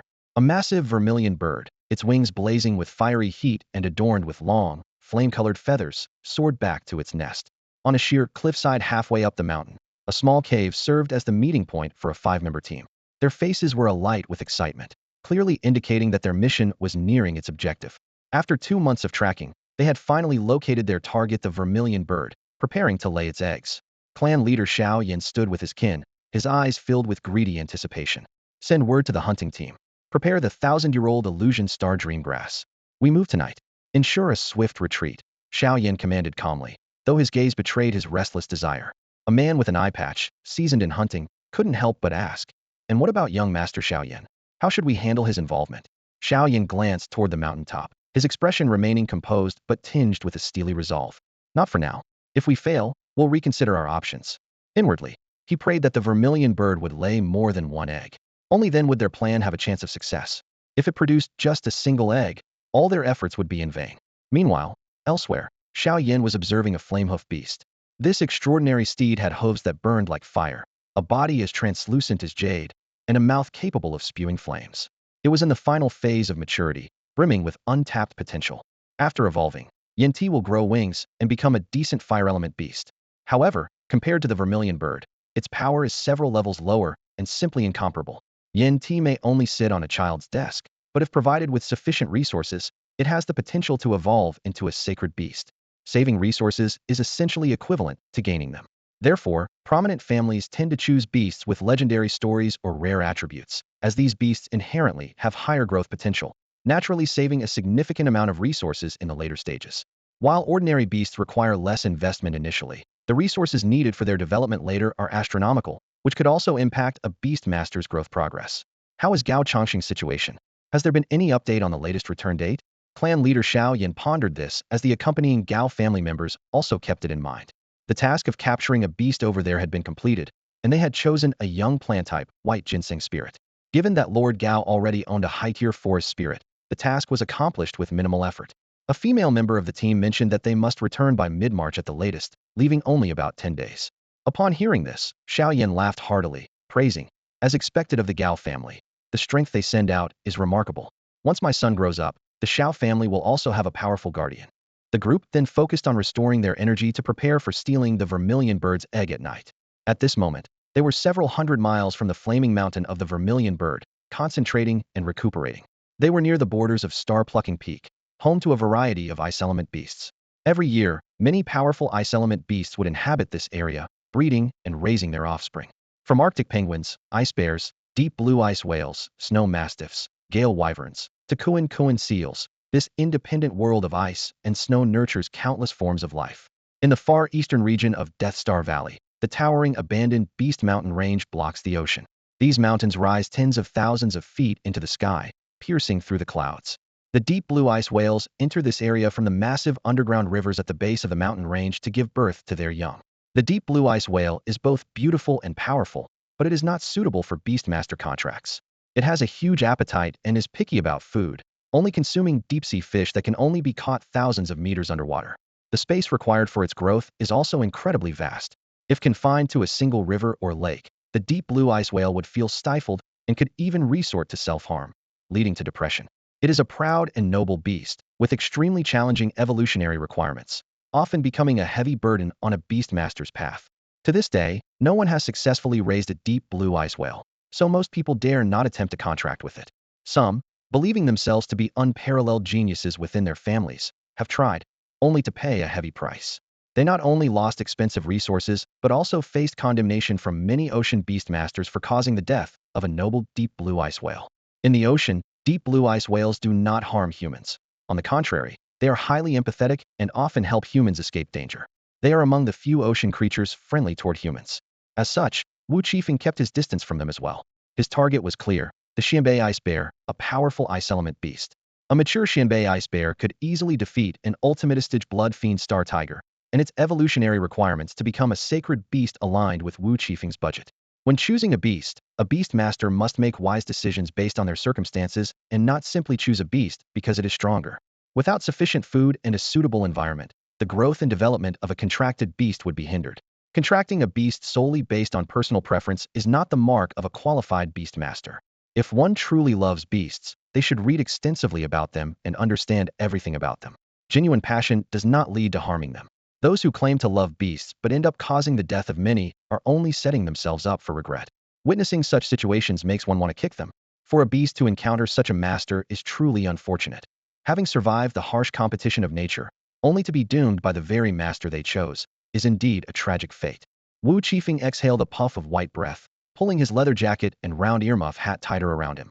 The air was bitterly cold, with temperatures plummeting to -60 or 70 degrees Celsius, far harsher than the climate of Jiaxing Peak. This area, perpetually shielded from sunlight by surrounding mountains, shimmered with layers of crystalline ice under an eerie blue glow, resembling a mystical city of snow and ice. In this frozen domain, various tamed beasts coexisted peacefully, refraining from conflict as they each occupied their own breeding grounds. Wu Qifeng had been trekking through the icy terrain for over half a month, crossing 4 or 5 massive glaciers and countless smaller ice peaks. The landscape was riddled with countless hidden traps. A single misstep could result in an almost certain plummet into the jaws of a fearsome beast. High-level beast tamers were naturally undaunted by such conditions, but Wu Qifeng had yet to reach the level where he could ignore the extreme cold or wield a body of unique constitution. If he could acquire the Xianbei ice bear and form a contract with it, he would gain a life-bound artifact. This prospect reminded him of the rule that upon forming a contract with a third beast, a tamer would receive a mystical tool. Humanity's rise to dominance was rooted in its ingenuity and mastery of tools. While some viewed humans as an anomaly within the natural world, others argued that humanity was destined to rule the earth through its intelligence and craftsmanship, developing weapons, building armies, and achieving imperial greatness. Artifacts symbolize human civilization. Whether in the billions of years past or the billions to come, humanity's strength has always relied on the aid of tools. For beast tamers, the artifact gained upon forming a third contract varies depending on the individual's attributes and the characteristics of their tamed beasts. These tools could be weapons, armor, or other treasures, with such a vast variety that even a catalog of 100,000 items could not encompass them all. For instance, after Gao Chongxing contracted the Earth Thunder dual attribute Earth Thunder Dragon, he obtained the Thunderblade. This divine weapon could change in size, its blade crackling with lightning, enhancing both his offensive power and resistance to lightning-based attacks. Most remarkably, the blade grew stronger as its master advanced in power and could self-repair if damaged in battle, ensuring it never harmed the tamer's essence. Artifacts provide beast tamers with a sense of security. Just as a person feels safer wielding an iron rod than fighting barehanded, these tools are invaluable.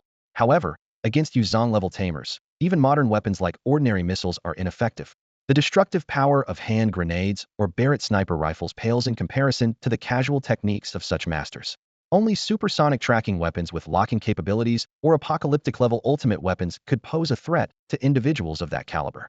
Yet, on the beast-taming continent, the forces of nature often surpass the terror of man-made weapons.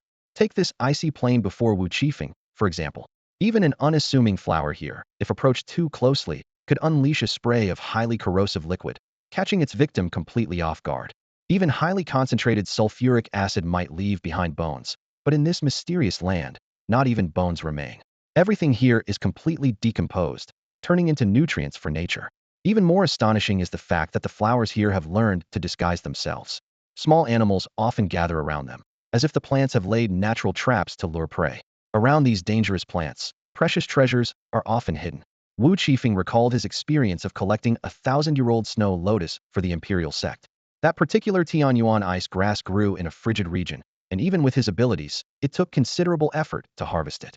Fortunately, ice-type plants have obvious weaknesses. Once exposed to fire, they melt into a sticky, microbial-like substance. Interestingly, if left alone, these substances would regroup within 10 years, once again giving rise to a 1,000-year-old snow lotus. However, cultivating a 10,000-year-old snow lotus would require a full century. The unique environment of Jiaxing Peak accelerated the growth of ice and snow-type plants. The medicinal herbs produced here brought immeasurable wealth to the Qin family, fueling the extravagant lifestyle of the Qin family's young masters and ladies. The treasures of Death Star Valley and Jiaxing Peak seemed inexhaustible, and the profits from cultivating spiritual herbs alone were already immense. Wu Qifeng traversed several icy mountains, carefully avoiding flying on his Tian Tong Ice Eagle. At the base of a massive ice mountain, roughly 200 meters tall, he finally spotted a group of Xianbei ice bears. He immediately shook the jade token of the Gao family to send a signal, summoning the other search team members. By 2 p.m., 6 individuals Gao Changsheng, Gao Xiaodian, Gao Fuyun, Gao Qiangxing, Gao Mingyue, and Gao Qiqiang had all arrived. Their waists were adorned with beast-taming pouches, clearly indicating a fruitful hunt. Gao Qiangxing smiled and asked Wu Qifeng whether he was certain about targeting the Xianbei ice bears on this mountain. Absolutely, Wu Qifeng replied, pointing to the ice crystal-colored bear king. This Xianbei ice bear is clearly the leader of the group and has a high chance of evolving into a sacred beast. According to the laws of nature, the mate she chooses will undoubtedly be even stronger. The group built a temporary ice shelter at the foot of the mountain, replenishing their strength while waiting. Such treatment was indeed extraordinary. 6 beast masters accompanying the capture of a single beast. The real reason, however, was the skyrocketing price of ice-type beasts this year. The Gao family needed to stabilize the market, and they were unaware of the situation on Jiang Yishan's side. Over the past 2 months, the 6 had quietly taken away more than 20,000 beast cubs of various species from Death Star Valley. This had provoked considerable fury among the beasts, though they were powerless to retaliate and could only vent their anger on ordinary wild animals. Fortunately, this aggression typically subsided within 1 to 2 months, allowing the ecological cycle to recover. It was akin to humans being deceived while shopping. Initial anger and regret would soon give way to repeating the same mistakes. With the continuous advancement of beastmaster capturing techniques, this trend was only bound to intensify. As night fell, the beasts retreated into their dens, the blue moon hung high, and the forest was engulfed in darkness, making it impossible to discern objects beyond 10 steps. Amidst the towering mountains, the roars of countless beasts shook the heavens and the earth. The glowing green eyes of terrifying creatures glimmered in the night as they battled fiercely in the open spaces, devouring one another. A colossal serpent, hundreds of feet long, with its back camouflaged as branches of a massive tree, hissed softly as it swayed. Its movements shook powerful creatures hidden in the trees, sending them tumbling down to become its prey. In the sky, thousands of feet above, a dragon emerged from the shadows, letting out a deafening roar that seemed to tear the heavens apart. A feathered dragon, hundreds of feet long, was instantly torn apart and swallowed whole by its massive jaws. A deep blue ice cone, as vast as a raging tsunami, surged forward, overturning rivers and seas.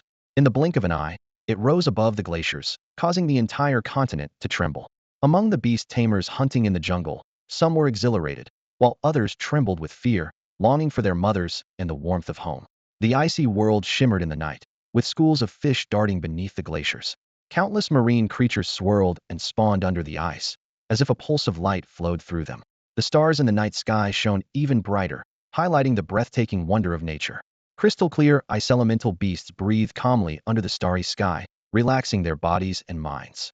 Suddenly, a volcano erupted, spewing molten lava, and a vermilion bird, about 100 meters long, soared out of the crater, illuminating the entire forest. The 1,000-foot-long sky dragon trembled instantly, and the entire forest seemed to freeze in place. All the beasts were paralyzed with fear. Holy Phoenix Beast! Someone exclaimed in shock, as if stirring up a hornet's nest. Countless beast tamers charged toward the commotion, fearless and determined. Clan Chief Xiao Yin never imagined that this mere 100-meter beast would turn out to be a sacred beast. Clutching a scorching phoenix egg in his arms, he ran for his life, paying no heed to his teammates behind him. His face twisted with terror and desperation. In the next moment, the sacred phoenix spoke with a voice that thundered like a storm, its eyes blazing with murderous intent. Its entire body radiated a blinding, 10,000-foot light. Despicable thief! With a deafening explosion, the world itself seemed to shudder. Even the residents of Starmoon Bay, millions of miles away, felt the looming dread of an apocalyptic force. In mere seconds, the phoenix transformed into a terrifying sacred beast, spanning over 30,000 meters, like a miniature sun illuminating the entire Valley of Death. Many hidden sacred beasts opened their eyes, gazing at the phoenix in the sky with expressions of schadenfreude. That old bird finally had its nest raided, muttered a white tiger, only 4 or 5 meters in size, as it watched over its 3 cubs and cautiously settled down. Xiao Yin felt the weight of imminent doom. This is the end for me, he thought, unable to believe his extraordinary lucky or misfortunian successfully raiding a sacred beast's nest with just a few insignificant helpers. With another earth-shattering explosion, the sky lit up with fire. A towering magma-filled space, as imposing as a divine manifestation, appeared between heaven and earth, far more terrifying than the phoenix's sun-like form that had blanketed the sky. At this moment, Jiang Yishan stood in the distance, instantly unleashing his magma domain, enveloping himself and the vermilion bird's sacred beast within his beast space. 7 terrifying fire-type beasts materialized in the air, each massive enough to blot out the sky. The smallest among them, a magma sea dragon, stretched over 10,000 meters in length, resembling a colossal creature born to swim freely in molten lava. The vermilion bird's sacred beast glared coldly at Jiang Yishan, its gaze sharp as a blade. Though its enormous body seemed capable of collapsing the heavens, its fury was momentarily subdued. Its chilling voice rang out. Shameless human. Xiao Yan, the clan leader standing nearby, was frozen in shock, as if turned to stone. The scene before him showcased the terrifying power of a beast's sovereign-level being, making him realize he was nothing more than an ant, utterly insignificant in the face of such strength. Behind Xiao Yan, the Beast Tamers fleeing for their lives were pale with fear, cold sweat streaming down their faces. Battles of this magnitude were rarely witnessed. Clutching the vermilion bird's egg tightly, Xiao Yan was at a loss for what to do. Jiang Yishan turned to the vermilion bird's sacred beast, his tone calm, yet tinged with reason. I mean you no harm. Leave. This is fate. This young vermilion bird is destined to be with humanity. Hearing this, the vermilion bird's anger flared instantly, unleashing a ferocious burst of flames. Yet, these attacks proved futile within Jiang Yishan's magma domain, merely exhausting its fire energy. Having just laid eggs, the vermilion bird was still recovering, its strength significantly depleted. Return, my child, the vermilion bird roared furiously, flames surging as a towering pillar of fire, 100 meters high, erupted with overwhelming force. Jiang Yishan smiled faintly. Return it to you? You couldn't even protect your own child. Besides me, there are over 10 beast sovereigns here. You should go back and protect your other offspring instead. The vermilion bird's fury was nearly uncontrollable as its gaze swept toward the distant valley of death. It sensed the presence of many powerful beast tamers, some of whom possessed strength far surpassing that of Jiang Yishan. In particular, within the icy region, there were 6 formidable beast sovereigns gathered. It recalled how, years ago, it had mocked the white tiger for failing to protect its offspring, yet now it found itself facing the same grim choice. These 2 Tintasandier vermilion fruits can enhance your flame power to a new level, allowing you to ascend to the status of a super sacred beast. This is my final offer, Jiang Yishan said again, his tone softening. Your location has already been exposed. Even if you retrieve the vermilion bird egg, you won't escape others' ambushes. Moreover, its new master is exceptional, possessing a powerful flame domain and immense growth potential. In the future, there will naturally be opportunities for you to reunite. Jiang Yishan's words carried a hint of persuasion, but were also addressed to everyone present, not just the vermilion bird. He continued, this man is Xiao Yan, the clan leader of the Xiao family in Tianqing City, backed by the prestigious Gao family for generations. If you wish to act, you should consider your own strength carefully.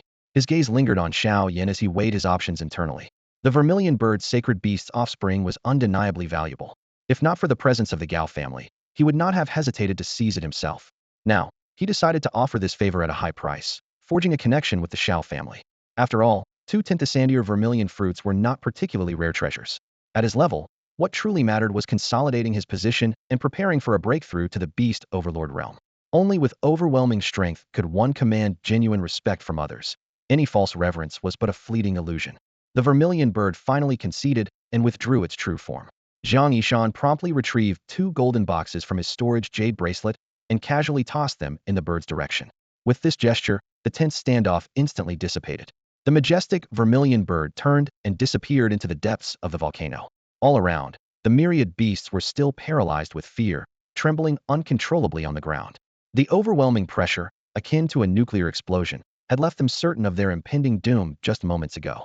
Now, their relief at surviving mingled with lingering terror, silently illustrating the helplessness of the weak in the face of the powerful. Xiao Yan clutched the vermilion bird egg tightly and stumbled forward, falling to his knees before Jiang Yishan. Thank you, Master Jiang, for your assistance. When I return, I will prepare a grand gift and personally visit with Xiao Yan to express our gratitude. The other followers were equally disheveled, their eardrums ruptured and bleeding, their faces smeared with dirt.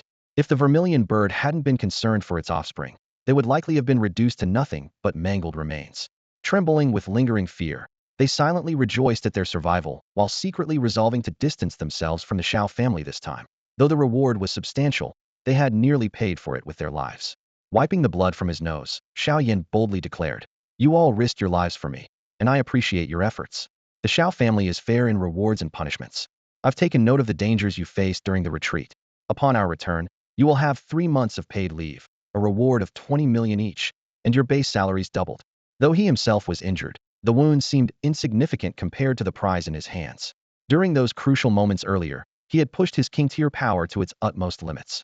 Had he been even a second slower, he would have fallen into the vermilion bird's grasp, with his fate hanging in the balance. Meanwhile, Wu Qifeng's operation had also been successfully completed. Surprisingly, the entire process was extraordinarily calm.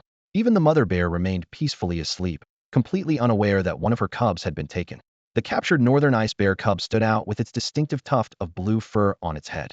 Among its siblings, it was the largest and most robust, its endearing appearance and fluffy coat making it irresistibly lovable. "Brother-in-law, I'm all set here," Wu Qifeng said with a face full of joy. He gently patted the beast pouch at his waist, where the Xianbei ice bear was nestled inside, adorably clutching an artificial pacifier and sucking on it with determination. Its small size made it look like it was barely a month old, though it had already entered its juvenile stage. The thought of signing a contract with the creature filled Wu Qifeng with anticipation. He was confident that with his current strength, gaining admission to the Magic Beast Academy was within reach. However, if he wanted to enter the Imperial Beast Academy of the Eastern Province or the Royal Beast Academy, he would need a stroke of luck. As night fell, the group quietly departed the icy world, careful not to disturb any of the other beasts. After a tendry journey, Death Star Valley returned to its usual calm. Each night, colossal creatures roamed the valley, with beasts hundreds or even thousands of meters long emerging to hunt for food. In the skies above, the crescent moon reflected on the surfaces of rivers, lakes, and streams, casting a gentle blue glow through the thin mist. Verdant hilltops emitted a faint purple luminescence, while waterfalls cascaded from mountain peaks with a thunderous roar, rushing toward the horizon. From a bird's eye view, Death Star Valley appeared as a dazzling masterpiece of light and color. Jewel-like patches of brilliance shimmered under the starlight, blending into a grand and surreal tableau. A massive river cut through the valley like a lifeline connecting countless forms of existence. The river's waters gradually branched out, flowing in all directions until they converged in Meteor Lake. This lake, located west of Star Moon Bay and Tianqing City, lay in the heart of Xingnan Province and was intricately linked to 4 major surrounding cities. In the northwest corner stood Xingnan Metropolis, home to Xingnan Academy.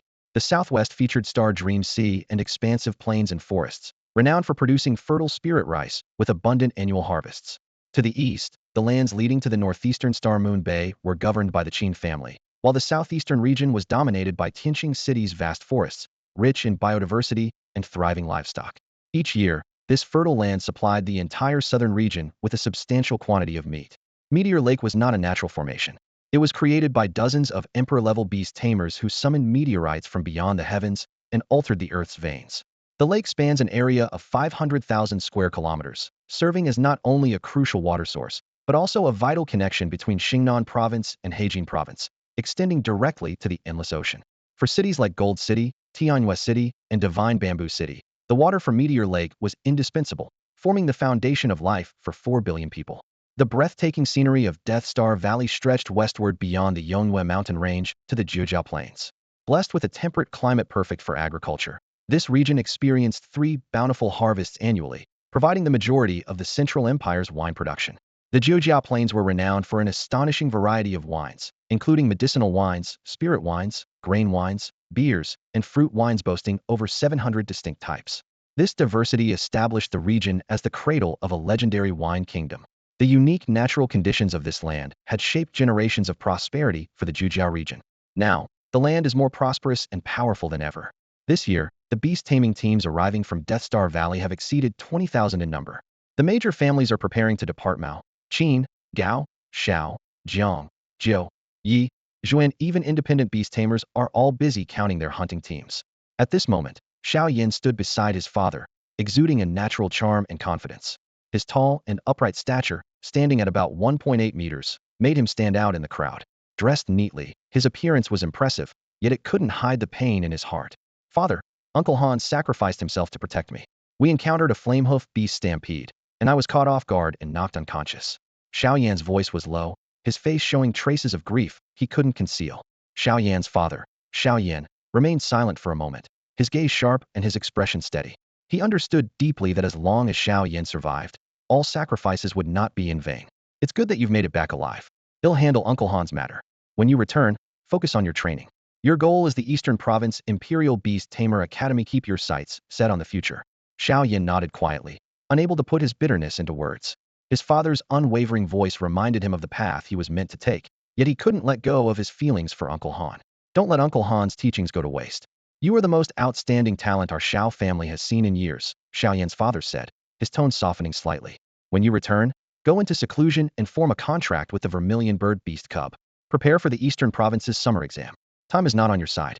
Xiao Yan opened his mouth but couldn't find the words to speak. Surrounded by his family members who stood silently, he knew his father was the pillar of their family, and ultimately, he had to follow his father's will. Yet Uncle Han's death left a wound in his heart that wouldn't heal. Uncle Han had been the closest person to him, his most important mentor along the way. Who would have thought he would die so suddenly, his death seeming so insignificant? Under the hooves of the flame-hoof beast, Uncle Han's life vanished like dust in an instant. Anger surged within Xiao Yan like a volcano, but he had no outlet to release it. Sitting silently to the side, his tightly clenched fists dug his nails into his palms, drawing blood that dripped unnoticed. His face showed a mix of coldness and frustration. At that moment, Gao Changxing approached. He glanced at Xiao Yan sitting nearby, then at the silent Xiao Yan, before patting Xiao Yan on the shoulder. You are a beast tamer. Don't harbor hatred toward beasts. They've done nothing to you, Gao Changxing said, his voice low and powerful. Xiao Yan looked up, his brows furrowed. Facing Gao Changxing, he couldn't help but feel an invisible pressure. Gao Qiangxing's status far surpassed that of his father. Though his father was strong, compared to Gao Changxing, the difference was like heaven and earth. Growing up hearing the legends of the Gao family, Xiao Yan had long been deeply influenced by their stories. Uncle Han is dead, Xiao Yan said hoarsely, unable to hide the pain in his voice. Gao Changxing laughed heartily, his voice carrying a heroic spirit. But you're still alive, aren't you? Your future determines Uncle Han's legacy. If you achieve greatness, his name will be remembered for generations. He patted Xiao Yan's shoulder again, his gaze profound, his tone casual yet firm. Some people live 100 years and accomplish nothing. But if you can shake the 6 provinces at the age of 15, that's true immortality. Uncle Han was willing to die for you because he wanted you to keep living. Don't wallow in hatred and sorrow. If you didn't cherish him while he was alive, what's the point of grieving after his death? Think it through. You have 48 hours. If not, he'll know I was wrong about you. As Gao Changxing walked away, Xiao Yan stood alone, pondering his words. Memories of the past 15 years with Uncle Han flooded his mind. Uncle Han had not only taught him beast taming techniques, but also helped him form his first beast contract with the Bloodflame Dragon, giving him the innate ability of the Bloodflame hand. Later, Uncle Han guided him to contract his second beast, the Fire Lingji, a plant-based beast that granted him fire-controlling abilities. Uncle Han's teachings were deeply ingrained in Xiao Yan, as if etched into his very bones. Xiao Yan clenched his fists tightly, a flame igniting in his heart. Uncle Han, your teachings won't go to waste. I will grow stronger. He looked up at the starry sky, a heavy weight pressing on his heart. Compared to the boundless universe, human life seemed so insignificant, emotions merely fleeting ripples. Xiao Yan whispered softly, Uncle Han, will you become a star watching over me? I will become stronger, I promise. On the morning of March 27th, as the month drew to a close, Gao Hao finished his morning cultivation of the sun's purple energy with a hint of joy on his face.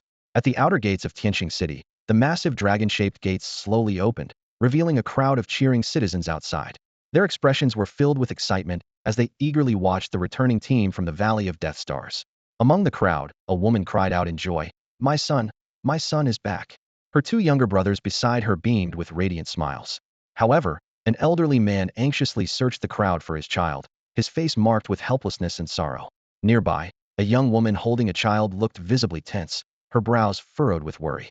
Heaven and earth, please bless us. Uncle, Wang Chong is alive, just injured. He's resting in one of the carriages at the back, a teammate of a beastmaster reassured her. Hearing this, the young woman felt slightly relieved, but her anxiety quickly returned.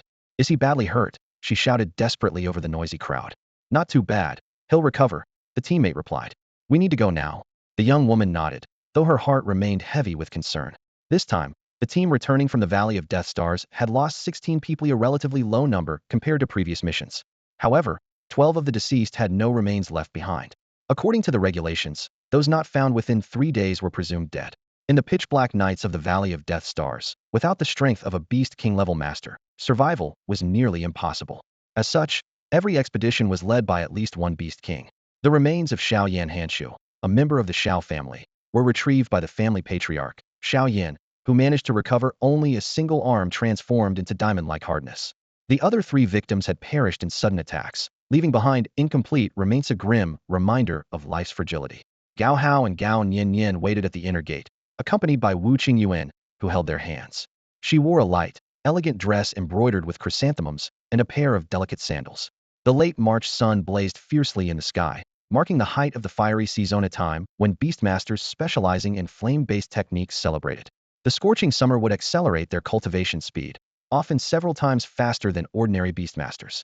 Meanwhile, many members of the Gao family also waited outside the gates. As the beastmaster team entered the city, parts of the outer gate team disbanded on the spot.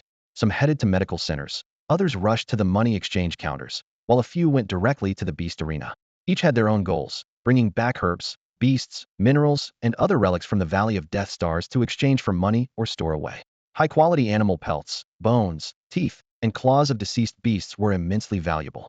Items like dragon bones, phoenix bones, and tiger bones were especially prized, fetching astronomical prices. The Qin family strictly prohibited random killing in the area, so most people scavenged leftovers, collecting remnants left behind by other beasts. These remnants were treasures in society. A dragonhide coat could be worth tens of thousands, while a white tiger fur coat could sell for millions, making it extraordinarily rare. Dragon bones were scattered throughout the Valley of Death Stars, but pure-blooded dragons were a rarity. The morning sunlight bathed the city gates, illuminating every face filled with hope and sorrow. Gao Chongqing rode the majestic Earth Thunder Dragon, standing side by side with Gao Qiqiang and Gao Minghua. In the distance, their family members were already lined up, waiting for their return. Their wives beamed with joy, their daughters danced with excitement, and among the welcoming crowd were Gao Chongqing's mother, Sifa Miyue, and Gao Mingyue's mother, Xu Weibing. Tianqing City was rarely this lively, and the warm reception from their family and friends deeply touched the returning group. In the center of the crowd stood Gao Chongqing, his radiant smile contagious to everyone around him. He announced the good news to the onlooking citizens. The ice element beast taming resources had stabilized, and other types of beasts had also been replenished. Many parents who brought their children to witness the scene had a glimmer of hope in their eyes. Rest assured, everyone, Gao Chongqing raised his voice. Starting tomorrow, all major beast taming stores will begin distributing the newly arrived beasts. There's plenty for everyone, so feel free to come and purchase. Despite the sweltering heat, he spoke for 20 minutes, only concluding his speech after the crowd naturally dispersed. Finally returning to the long-missed comfort of home, Gao Chongqing indulged in a long, 2-hour bath. Not long after reuniting with their father, the two little ones grabbed their school bags and headed off to school. The family enjoyed a hearty meal, though Gao Chongqing was so exhausted that he fell asleep before even touching lunch. Compared to the Death Star Valley, where the air was constantly filled with beastly roars and ominous energy, the peace and comfort of home felt like a rare luxury. While most people would crumble after just a few days in such an environment, Gao Chongqing had endured over 2 months there, and Gao Xiaodian and the others had lasted an astonishing 6 months. In the afternoon, Gao Hao continued his disciplined training routine in the Yulong step practice room. He had reached the point where he could move gracefully on a 3mm wide elastic band, using its rebound force to execute dragon fist techniques, saving energy while increasing speed. Although he had momentarily dropped to 70th place in dragon fist training last week, he quickly climbed back up to 35th place with his 6-star beast tamer strength and improved Yulong step skills. The newly appointed instructor maintained high standards, ensuring rigorous training sessions. Notably, Gao Nianian had advanced to the 9-star beast tamer level, ranking 15th in the dragon fist class. Meanwhile, Gao Yu, Gao Qing, and Mao Rongrong had made their way into the top 10, becoming some of the most outstanding students in the class. After the parent-teacher meeting, Gao Nianian's progress accelerated dramatically, returning to the top 10 rankings. Gao Hao also excelled in the end-of-month assessment, breaking into the top 3 and earning a 2,000 yuan reward, further enriching his savings. Time flew by, and nearly a year had passed since Gao Hao first arrived on the Beast continent. Seeing those around him steadily working towards their goals deeply inspired him. On the morning of April 1st, after several days of rest, Gao Chongqing finally regained his energy. Gao Hao and Gao Nianian were fully devoted to honing their combat techniques, working in perfect harmony as they launched attacks against Gao Chongqing. Although their progress was slow and the improvement in their skills was not immediately evident, the experience of battling a stronger opponent was steadily accumulating. With each exchange, they could feel the immense strength of their father. Even the slightest mistake would be instantly exploited, becoming a vulnerability for their opponent to capitalize on. Meanwhile, Gao Chongqing used only the most basic level of his power, effortlessly defending against their attacks. One was using all his might, while the other two were exerting every ounce of strength they had, yet they couldn't even touch the hem of Gao Changxing's clothing. Their faces flushed red with exertion. The gap in skill was unmistakable, leaving little room for suspense. Sigh, Xiao Hao, Nianian, Dad has done his best. It's been 2 hours, and I'm exhausted. Let's take a break. Gao Changxing finally called out, seeing that the two were reaching their limits. Gao Hao wiped the sweat from his forehead as it trickled down his face, while Gao Nianian, with an expression of unwavering confidence, smiled and said, Haha, Dad, I'm not tired at all. But if you're tired, let's take a break. Without a care for appearances, Gao Nianian dashed into the room and grabbed a water bottle, gulping it down in one go. The intense 2-hour training session had left her throat feeling parched, as if it were on fire. Gao Hao also felt his legs weaken. The movements of the dragon step technique, after being repeatedly corrected by Gao Changsheng, had finally rid him of the issue of overly wide stances. Although he hadn't sustained any injuries, his calves ached so much that he felt like rolling on the ground. His father's strictness allowed no room for leniency, and the pain nearly made him forget to breathe. As the atmosphere calmed, a rare gentle expression appeared on Gao Changsheng's face. Gao Hao, on the other hand, just wanted to lie down, close his eyes, and drift into sleep, hoping to feel his progress in his dreams. After a brief rest, their father resumed their training, focusing on refining their combat techniques and controlling their energy with even higher demands. After a month of rigorous practice, their precision in combat techniques had improved significantly.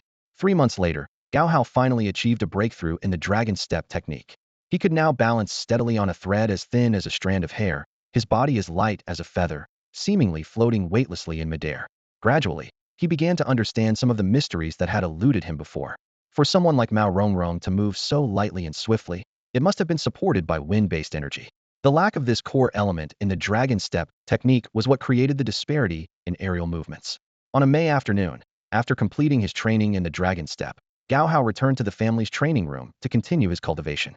The flow of his metallic energy attribute surged within him, while his spiritual power and the radiance of his beast space grew increasingly vibrant. In that instant, a new meridian was opened, and the surge of breakthrough power filled him with exhilaration. Gao Hao had finally surpassed his limits, advancing to the rank of a 7-star beast master. His heart was brimming with joy.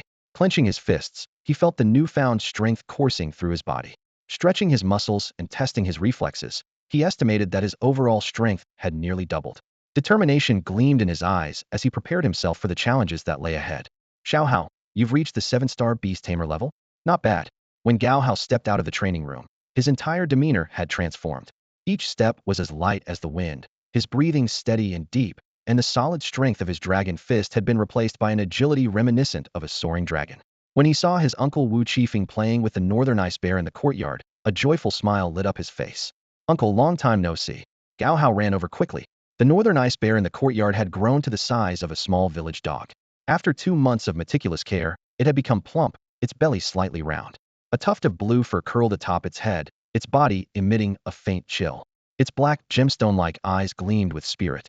As Gao Hao approached, the little creature immediately hid behind Wu Qifeng, but couldn't resist peeking out, its gaze shifting back and forth between its food bowl and Gao Hao, torn over the unfinished milk candy. You're progressing fast in your training, Wu Qifeng said with a smile. At this rate, you'll catch up to me in 10 years.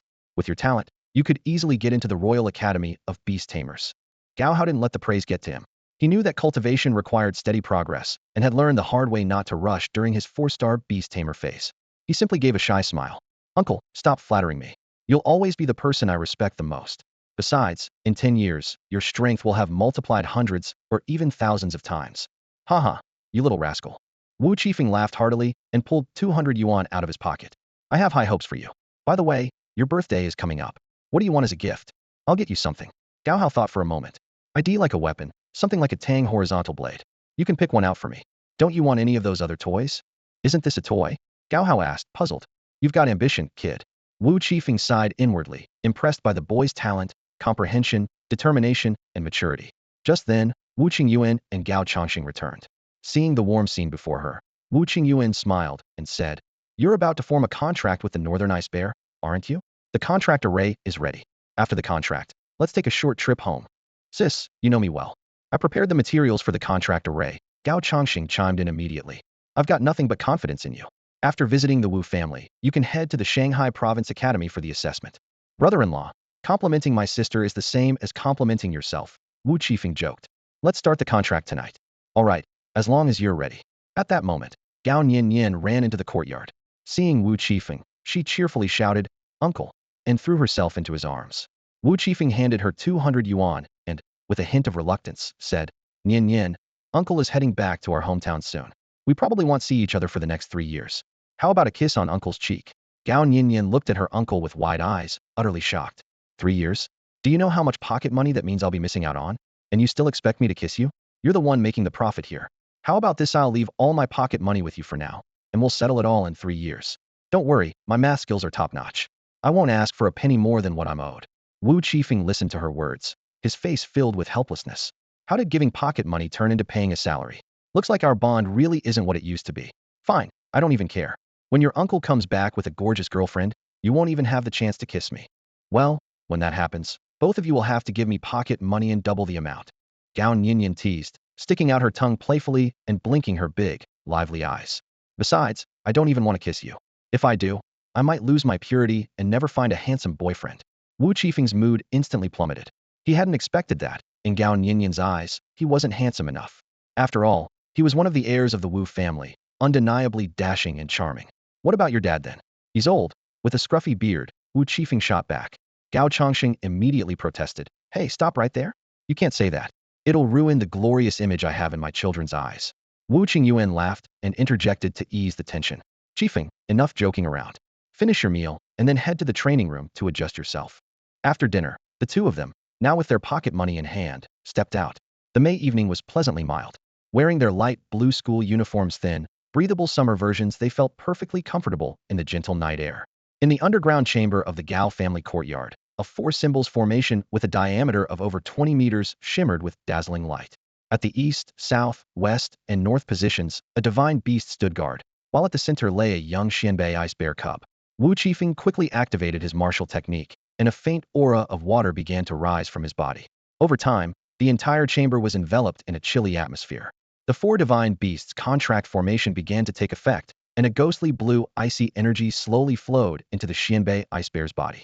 The little creature rolled over contentedly, a blissful smile spreading across its face. As Wu Qifeng continued to channel his energy, the formation's glow grew even brighter. Suddenly, the entire underground chamber was flooded with light. Wu Qifeng found himself in a familiar, ethereal blue spacea realm where his two contracted beasts resided. A ghostly blue line extended through space, connecting to the center of the Xianbei ice bear's forehead in the outside world. As his energy depleted, the connection grew stronger.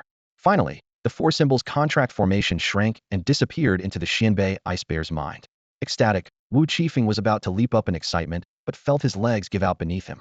He quickly lay down to recover his energy. No matter the level of a beast master, forming a contract with a beast was always a matter that required careful attention. Feeling the bond solidify, he immediately brought the Xianbei ice bear into his beast space. There, the bear would find a habitat filled with towering ice mountains and a river teeming with countless fish, its primary source of food. Even though he now had 3 contracted beasts, the Xianbei ice bear would need more than a year before it could be weaned. This species of beast required an extended period of parental care. Wu Qifeng spent the entire night training in the basement, and it wasn't until 8 a.m. the next day that he finally stabilized his contract with the Xianbei ice bear. Emerging from the secret chamber, he headed straight to the mid-level ticket office in Tianqing City, where he learned that the airship to Heijin province would depart in 3 days. Without lingering, he made his way to the weapons market. On Guanghui Street, blacksmith shops lined both sides, their entrances showcasing an array of freshly forged weapons. Swords, spears, halberds, and axes of all kinds were on display, some as long as 3 meters and weighing over 1,000 pounds, clearly designed for master-level beast tamers. Ordinary people could hardly lift these massive weapons. Meanwhile, the more agile weapons such as hooks, tridents, iron whips, swords, shields, throwing darts, and daggers were better suited for regular warriors. The street was alive with the deafening roar of furnaces and the rhythmic clanging of hammers. As Wu Qifeng passed several blacksmith shops, his sharp eyes scanned each weapon meticulously. With his 1,000-mile vision, he could clearly observe every detail, down to the flutter of an insect's wings. He carefully evaluated the quality of the weapons from shop to shop. At last, he stopped at a small store where an elderly man with white hair was intently hammering a piece of iron with a small hammer. The white-haired man's technique was remarkably skilled, each strike precise and evenly measured, with perfect timing. Wu Qifeng picked up a dagger, looked up, and asked, "How much?" Without turning around, the man replied, 600. Wu Qifeng examined the dagger closely, then said, "Do you have any shorter blades?" "Around 70 centimeters, preferably unsharpened. I'll handle the rest myself." Hearing this, the white-haired man put down his hammer and turned to size up Wu Qifeng, as if seeing through his identity. A faint smile appeared on his face. "I do. Would you prefer red agate or sapphire blue? If it's a gift for a nephew, I'd recommend something made of black gold. It's not too expensive." Wu Qifeng chuckled softly and said, "You have a good eye. Bring out a few of your best black gold swords for me to see. Whether I'm satisfied depends on whether they're worth the price." The white-haired man, hearing this, immediately wiped his hands and hurriedly tossed the iron billet he was working on back into the furnace. Turning back to Wu Qifeng, he said, "Please, have a seat inside, honored guest." The shop was small, only about 30 square meters, but it was tastefully decorated. Despite its modest appearance, it stood out on the bustling street. A few moments later, the white-haired man returned with 4 or 5 swords wrapped in cloth, which he gently placed on the counter. "These are made from red meteorite and black gold, forged 3 times in fire. I'll let them go for 5 imperial coins each." Wu Qifeng picked up one of the swords and examined it closely. The blade was 67 centimeters long, the hilt 13 centimeters, and the guard shaped like a crescent moon. He weighed it in his hand, then shook his head, clearly not satisfied. "Not bad, but it's a light sword. The black iron content is a bit lacking. Show me the next one." The silver-haired man nodded, his fingers gently brushing over the next weapon as he spoke in a steady tone. "This is made from meteorite steel, reinforced with black gold for extra durability. It has been tempered in fire more than 6 times to remove impurities. The blade is thick and wide, a classic example of the renowned flamecraft technique. The sword is unnamed, and the blade remains unsharpened. It's twice as expensive as the last one." Wu Qifeng's eyes lit up as he picked up the weapon, his expression showing a hint of surprise. Slowly unsheathing it, he revealed a blade that was entirely jet black, its surface shimmering like a starry night sky, stunningly beautiful and extraordinary. "It's a fine sword, no doubt, but the price feels a bit inflated," Wu Qifeng remarked. Hearing this, the silver-haired man reached out to take the sword back, but Wu Qifeng quickly pushed his hand away, speaking urgently. "If I take 2, can you give me a discount?" The silver-haired man shook his head firmly. With a hint of regret, Wu Qifeng set the sword down. "What a pity, it seems we're not meant for each other." "This? Don't joke with me, esteemed guest," the silver-haired man said with a slight frown. "I can offer you a decorative charm," the man said slowly. "A good sword doesn't worry about finding a buyer. I'm only making this concession because you seem genuinely interested." Wu Qifeng laughed heartily. "Boss, you're certainly straightforward in business. What about the other 2? What treasures are they? Tell me more." The silver-haired man picked up a wooden sword. This wooden sword is crafted from a 1,000-year-old ironwood tree, combined with 2 red agates, a piece of refined iron, and a piece of black gold. The ironwood is still alive, making it particularly suitable for beast tamers with wood-based abilities. The price is modest 3 imperial coins. Wu Qifeng took the wooden sword, examining it carefully before exhaling slowly. "It's a good sword, but the red agate disrupts the sword's natural vitality.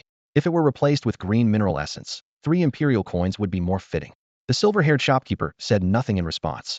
Wu Qifeng understood well if green mineral essence were added to enhance the wood energy's positive flow, the price would easily double. "The last one, sapphire." The shopkeeper gestured to the final sword. "This is the most expensive item in my shop. It incorporates black gold and refined iron, with the blade forged from 10th of sandy-year-old glacial black steel. Unfortunately, I had limited material, so it's only a semi-finished product." Wu Qifeng picked up the final sword, and the moment his fingers touched the blade, he felt a surge of cold energy stirring within him. The shopkeeper's words were true. This sword was indeed forged from glacial black steel that had existed for over 10,000 years. He knew that creating powerful weapons required whole pieces of metal, and the properties of weapons forged from different ores could vary greatly. "I'll take all 4. Give me a fair price," Wu Qifeng said, locking eyes with the shopkeeper. "For celestial coins, and they're yours," the shopkeeper replied. "I'll also throw in 2 crystal daggers and an unopened dragon scale set. For normal cutting, slicing, or dismantling tasks, these will last you at least 10 years without issue." Wu Qifeng calculated in his mind. 1 imperial coin was worth 100,000, while 1 celestial coin was worth 1 million. Considering the 10th Sandier glacial short sword, though its length was limited, the price seemed reasonable. "Deal." Wu Qifeng retrieved 4 celestial coins from his storage bracelet and handed them over to the shopkeeper. He then placed the 4 weapons in front of him, keeping a watchful eye to prevent any swapping. This was standard practice in such transactions. Never let your eyes leave the weapons you're purchasing, and never allow the seller to package them for you. Weapons were a matter of life and death, and no one could afford to be careless. The silver-haired shopkeeper nodded in agreement. Wu Qifeng immediately stored the 4 weapons in his bracelet, and the transaction was successfully completed. "Esteemed guest, You're always welcome to visit again, the silver-haired man said, handing over the items. Here's the decorative charm I promised, along with the 2 daggers. Wu Qifeng tested the daggers briefly before pushing them back. I won't need the daggers. They're wasted on me. But this charm is nice. I'll keep it. He toyed with a lifelike monkey-shaped charm in his hand. Seeing this, the silver-haired man quickly brought out 5 or 6 more charms. If you like them, take a few more. I carved these in my spare time, based on the appearance of various beasts. This time, Wu Qifeng didn't hold back and accepted them all. Each charm was exquisitely crafted, using high-quality metal materials. If sold individually, each would easily fetch 200 or 300. At noon, the sun blazed brightly in the sky. Gao Hao, his face beaming with joy, bounced home from the Gao family academy. Ever since he began practicing the dragon step technique, he had faced constant defeat in his games of Kuju during breaks, losing match after match for 2 consecutive months. But today, he finally experienced a long-awaited victory, triumphed over Xiong Hao and his friends, dribbling past 3 opponents in a row and winning with a score of 6-2. The thrill of success filled him at last. The effects of his training in the dragon step were beginning to show. Where once his steps had been weak and unsteady, now they were light and agile, like the movements of a dragon. At last, he tasted the fruits of his hard work. As he stepped through the door, the aroma of meat wafted through the air. To his astonishment, his usually laid-back uncle, Wu Qifeng, was busy cooking in the kitchen. Wearing a pink apron and holding a platter of prepared shrimp, he bustled about with an energy that made him seem like a completely different person. Gao Hao was taken aback. Uncle, since when do you know how to cook? Wu Qifeng placed the shrimp on the table and chuckled. Xiao Hao, you're back. I'll be heading home in a couple of days, so I thought I'd take this chance to cook a meal for you all and show you my culinary skills. Gesturing to the colorful spread of dishes on the table, he added with a grin, today, I'm making a special meal for everyone to enjoy. Wu Qifeng busily moved back and forth between the kitchen and the dining table, while Gao Changsheng and Wu Qingyuan helped out alongside him. It was rare to see Wu Qifeng so industrious, fully immersed in the preparations. Gao Changsheng, eyeing the beautifully plated dishes, frowned slightly. Qifeng, these shrimp must have cost you quite a bit. Not at all, Wu Qifeng replied with a smile, pouring himself a glass of wine. You've all taken care of me for so long. It's only right that I do something for you in return. With that, he raised his glass and downed the wine in one gulp, then poured himself another. A faint flush of intoxication began to appear on his face. The adults at the table drank to their heart's content, while Gao Hao and Gao Nianian left the table early. After eating their fill in less than 10 minutes, they set down their chopsticks, rested briefly, and then began their homework. Later, they headed off to school and didn't return until after 6 in the evening. To their surprise, Gao Changsheng and Wu Qifeng were still in the pavilion, drinking. The table was now covered with over 20 empty bottles. Wu Qingyuan didn't intervene, knowing that this rare indulgence was her brother's way of releasing long-held emotions and pressure. As night fell, the gathering gradually wound down. Everyone retired to their rooms, and the house grew quiet once more. The next morning, just as Gao Hao returned from his training, he received an unexpected gift of blue-green tang, horizontal saber, from his uncle Wu Qifeng. The scabbard was exquisitely crafted, with an elegant and imposing design. The hilt, wrapped in a special material, felt solid and secure in his grip, as though it were an extension of his hand. Gao Hao carefully unsheathed the blade, revealing a 6-centimeter-long weapon with a razor-sharp edge. The blade gleamed with a cold brilliance, exuding a faintly chilling aura that sent a shiver through anyone who touched it. The guard was designed in a double swastika shape, and the hilt's unique construction allowed for a firm, two-handed grip. The guard extended backward, enhancing the saber's flexibility and power. The weapon's overall length nearly matched Gao Hao's height, radiating an air of cold resilience. Though the saber's icy aura contrasted with Gao Hao's gold element chi, he felt no hesitation. This was a precious gift from his uncle, imbued with Wu Qifeng's heartfelt emotions and deep bond with him. As he gripped the blade, he felt the metallic energy within him naturally merge with the knife, intensifying the cold aura emanating from it. It was as though the blade had absorbed a potent source of energy. In the 5 elements theory, metal generates water, and the combination of the metal energy with the water-aligned blade created an even more powerful force. It was akin to an iron rod standing in the freezing winter. Just a few water droplets and a touch of frost could make it cling tightly to human skin. The attacks unleashed by the metallic energy paired with the water-aligned blade were sharper than those of a steel sword. Even without a honed edge, it could still claim a life in a single stroke. After twirling the blade a few times, Gao Hao sheathed it. Wu Qifeng, standing nearby, finally snapped out of his daze. Watching Gao Hao's delight, Wu Qifeng was reminded of the time he first played with the sword. With a smile on his face, he said, "You like it, don't you? This blade doesn't have a name yet. Consider it a gift from me. Go ahead and name it yourself." Gao Hao chuckled as he cradled the blade. After pondering for a couple of minutes, he decided, "Uncle, since you gave this to me, He'll name it Hao Feng. It combines the sound of your name's last character, Feng, and the sound of Hao from my name. Hao Feng, interesting. You've got a bit of creativity there, kid, Wu Qifeng said, repeating the name with a hint of emotion. Next time we meet, it could be 3 or 5 years from now, or we may never meet again. Gao Hao stayed in the house, laughing and clutching the blade, almost forgetting he had school. Reluctantly, he placed it in his room before heading off. 3 days later, the whole family went to see Wu Qifeng off. When he boarded the massive airship and departed, the Gao family's boys and girls all waved him goodbye. They stayed until the airship disappeared into the clouds before heading back home. Wu Qingyuan rubbed her slightly reddened eyes, thinking about how people often said women were emotional, like water. Life soon returned to normal. It felt as though someone had briefly appeared in their lives, leaving behind a faint memory that would feel unfamiliar upon their next meeting. Gao Hao wondered what he would feel when that time came, and how much his uncle might have changed. At first, Gao Hao slept with the Hao Feng blade every night. After 2 weeks, he hung it on his room's wall, occasionally glancing at it and imagining the day he would wield it in training. He refocused his energy and attention on relentless cultivation and learning. In early June, when Gao Nianian broke through to the 10-star rank, Wu Qingyuan and Gao Changxing became busier. Gao Nianian spent her days bonding with her white ginseng spirit. The little spirit was plump and white, resembling the legendary ginseng fruit. With its cherubic face on a human-like body and 9 golden leaves atop its head, it exuded an air of nobility.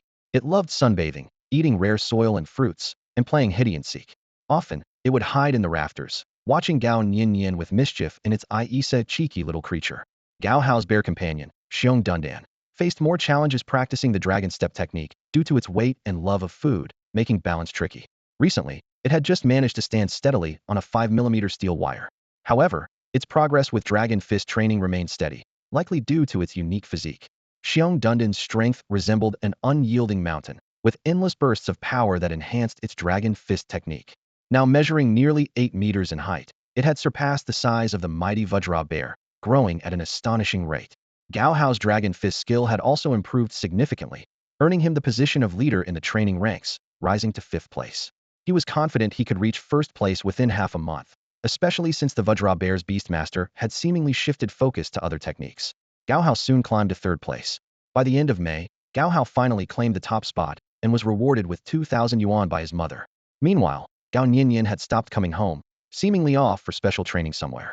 Gao Hao didn't pay much attention and continued his disciplined routine, training from 5 a.m. to 9 p.m. occasionally. He would relax by playing soccer or taking Hao Feng off the wall to practice a few moves, feeling a deep sense of fulfillment. Half a month passed quietly, and Gao Hao felt he had reached the peak of the 7-star rank. Cicadas buzzed incessantly on the willow trees outside as the hottest days of summer arrived. By mid-June, Gao Hao was licking an ice cream, savoring the moment. Various butterflies, bees, and little sparrows flitted actively under the scorching summer sun, accompanied by an array of other insects making their presence known. Gao Hao was finishing the last bite of his ice cream when a nimble figure caught his attention, a petite and adorable flame cat skillfully climbing a willow tree, seemingly searching for something. Inside a tree hollow, a few rice mice huddled together, squeaking nervously at the commotion. Even long after the flame cat had left, they remained on edge. Around the large tree, the area was bustling with activity. Children equipped with various tools gathered. Some held nets, others carried boxes, and a few had food backpacks, all well prepared for their adventures. Among them was Xiaomi with a transparent insect box hanging from her waist. Inside was an astonishing silver stag beetle, measuring a full 10 centimeters in length, remarkably large and majestic compared to its peers. Its entire body was encased in what seemed like a suit of gleaming silver armor, with a forked silver horn atop its head adding to its imposing presence. The beetle had a robust, elongated oval body with a slightly raised back, a small head, and 10 segmented antennae, 3 of which formed gill-like plates. Its 6 legs were neatly and symmetrically arranged. This silver stag beetle is so impressive. Xiaomi is sure to win 1st place in this year's stag beetle competition, Gao Hao thought as he leaned in to take a closer look. Xiaomi turned around cautiously, but upon seeing it was Gao Hao, she smiled. Want to join us in catching stag beetles? With the flame cat's help, we might even find more rare species, she offered. Seeing that the group consisted entirely of girls, Gao Hao politely declined. My mom wants me to go home. You all have fun, he said, waving goodbye reluctantly. This reminded him of his childhood in his previous life, when he often took his younger siblings to catch stag beetles, only to be scolded by his parents for the mess and potential danger. As he passed a pavilion under a massive ancient tree, a few elderly men playing chess greeted him warmly. Xiao Hao, come here. Let Grandpa teach you how to play beast chess, one of them offered. Gao Hao responded politely, "Thank you, Grandpa Zhang, but I still have homework to finish." Along the way, he also encountered Han Ping and Zhang Xiao, who invited him to play soccer, but he resisted the temptation. For most kids, midday break was prime playtime. Who cared about the blazing sun? After sweating it out, spending a few coins on an ice-cold fruit juice was the ultimate refreshment. But Gao Hao had only one thing on his mind: breaking through to an 8-star Beast Tamer before June. If he succeeded, he could advance to the Advanced Beast Tamer class next month and gain the opportunity to choose a new beast technique. Although his parents had already taught him one technique each, gifts that didn't come from the family's beast technique vault, they were still valuable lessons he deeply appreciated. It seemed that whether or not you attended school, the tuition fees remained unchanged. Similarly, whether you actually learned anything or not, the school bore little responsibility. They would simply assume you were incapable or not putting in enough effort. This often led to the need for extensive tutoring, spending even more money to catch up on missed knowledge. Gao Hao rubbed his chin thoughtfully, realizing how similar this situation was to his sister Gao Nianian's predicament. When Gao Hao opened the door to his home, he was met with the sight of the locked inner door. He immediately understood that he was alone at home again today. Developing good cultivation habits is important, he told himself, resolutely deciding to stay in and focus on his training rather than going out for leisure. He first filled his stomach, then retrieved a melon that had been carefully chilled with spring water from the cold storage. As the blade sliced through the rind, it revealed the juicy, red flesh inside. Gao Hao reclined on a rocking chair, savoring the sweet, refreshing melon while watching the ever-changing clouds in the sky, sometimes resembling coiling dragons, other times writhing insects. After a brief rest, he entered the training room and immersed himself in cultivation. By the time he emerged, he was in a rush and didn't have time to clean up. He hastily left the dishes soaking in the basin, planning to deal with them later in the evening, and hurried off to the Yulong step training ground. The next stage of Yulong step training required all 10 toes to exert force independently, adjusting the direction of movement forward and backward. Each toe needed to generate spring-like power to propel the body in different directions, achieving a level of dexterity comparable to fingers. This was the most challenging phase of mastering the Yulong step. Inside the training hall, around 20 children gathered on the smooth floor. Everyone had removed their shoes. The instructor instructed them to begin by standing on their big toes, switching to a different toe every minute, completing a full cycle in 10 minutes. The hardest part was standing on the pinky toes, and even Gao Hao failed several times. He suddenly recalled seeing someone in his past life using their feet to write calligraphy and wondered if attempting such a method could accelerate his progress. For now, his priority was to advance his cultivation level. Currently, he was at the 7-star Yushur stage, but his foundation was still unstable. If he could ascend to the 8-star Yushur stage, his physical abilities would improve significantly once again. Just as reaching the 4-star Yushur stage was a major threshold, the 8-star stage represented an even greater challenge, unlocking and harmonizing 365 crucial acupoints throughout the body. Breaking through this stage would grant a practitioner higher-level control over their body. Previously uncontrollable areas, such as the back, would become as manageable as the chest after reaching the 8-star level. The muscles would develop more defined lines, and just as the chest could be trained to have 8-pack abs, the back could form a powerful muscle group optimized for energy flow, allowing for more efficient and graceful movements with less exertion. The changes extended beyond the back. The entire posterior muscle group, from the calves to the lower back, would become more supple, enabling the body to perform extremely challenging movements. Finger dexterity would improve significantly, and toe control would also see a dramatic enhancement, allowing all 10 toes to function with the flexibility of fingers, enabling swift transitions of energy flow to change direction mid-movement. Previously, Gao Hao had focused on learning the stability aspect of Yulong step. Today, he followed the instructors to learn the evasion technique. The instructors were as strict as his mother, and Gao Hao was struck 5 times in a single day, wincing in pain each time. However, he understood that sometimes, pain was necessary to break natural habits. By using pain to stimulate the body and signal what was wrong, the method proved to be highly effective. After returning home, Gao Hao went through his daily routine, washing dishes, having dinner, and washing dishes again. Back in his room, he worked on his homework while practicing cultivation. Around 8 o'clock, he took off his shoes and began practicing writing with his feet. This was an incredibly challenging exercise. After half an hour, he had only managed to write 2 crooked characters that looked like crawling insects. Controlling his toes to write was far more difficult than he had imagined, making him appreciate the countless hours of practice that foot writers must have endured. However, after 10 days of persistent practice for 30 minutes each day, he finally managed to write the character Hao from his name quite decently, which gave him a sense of satisfaction. Just as Gao Hao was getting dressed to open the door as usual, he unexpectedly found his sister Gao Nianian had returned. Compared to when she left, her eyes showed more determination, presumably the result of 2 weeks of training. "Little brother, you've grown taller," Gao Nianian observed, noticing he was now only half a head shorter than her. Yeah, sis, where have you been these days? Gao Hao asked curiously. Gao Nianian forced a smile, though her facial muscles seemed stiff from not having smiled for over 2 weeks. I went to a village outside the city with our parents, training with the white ginseng spirit and peony beast masters. There, I witnessed doctors treating patients firsthand. Her voice deepened. Although I didn't do anything but watch, that feeling. She paused before continuing. A child in the village was attacked by wolves, only a few years old when they passed away. The scene was chaotic, and I felt helpless. Our parents just stood there watching, and my heart felt like it was being squeezed. She added with flushed cheeks, Brother, I don't want you or mom and dad, grandpa and grandma. She listed family members' names, her eyes gleaming with determination. Gao Hao laughed with a hint of mockery. Sis, is this all you learned in 20 days? I'm almost breaking through to become an 8-star beast master, catching up to you soon. Haven't you learned any practical medical skills? Remember when you taught me hunting? You said to be ruthless, but now you're being indecisive. As a future doctor, you need to control your emotions. Even with blood splattered on your face, you can't flinch or let your hands shake. Brother, aren't you moved at all? Gao Nianian asked, embarrassed and angry. Gao Hao looked at Gao Nianian and noticed the worry on her face gradually fading, replaced by a more expressive demeanor. He then spoke up, Sis, you're still so young, why are you overthinking so much? Mom and dad probably just want you to understand how complicated and dangerous the outside world can be. You should cherish the opportunities you have now and focus on your studies. Gao Nianian listened, falling into a daze as she murmured to herself, That makes sense. Why didn't I figure that out before? Her tone was tinged with melancholy, but soon her thoughts turned to her aspirations. She realized that becoming an excellent doctor would require years of relentless effort. And if she wanted to become a healing beast tamer, that goal seemed even more distant, at least 20 years of dedication, perhaps even longer. Just then, Gao Chongqing and Wu Qingyuan walked in. Gao Chongqing smiled faintly and directed his gaze at Gao Nianian. Nianian, stop dawdling and go find your mother to review the second stage of the dragon technique. You need to get your body accustomed to its flow as soon as possible. Only then can you break through to the level of a beastmaster faster. With those words, Gao Chongqing moved to Gao Hao's side and checked his physical condition. A satisfied smile spread across his face. Not bad, you've been diligent. In at most half a year, you'll reach the rank of a 10-star beast tamer.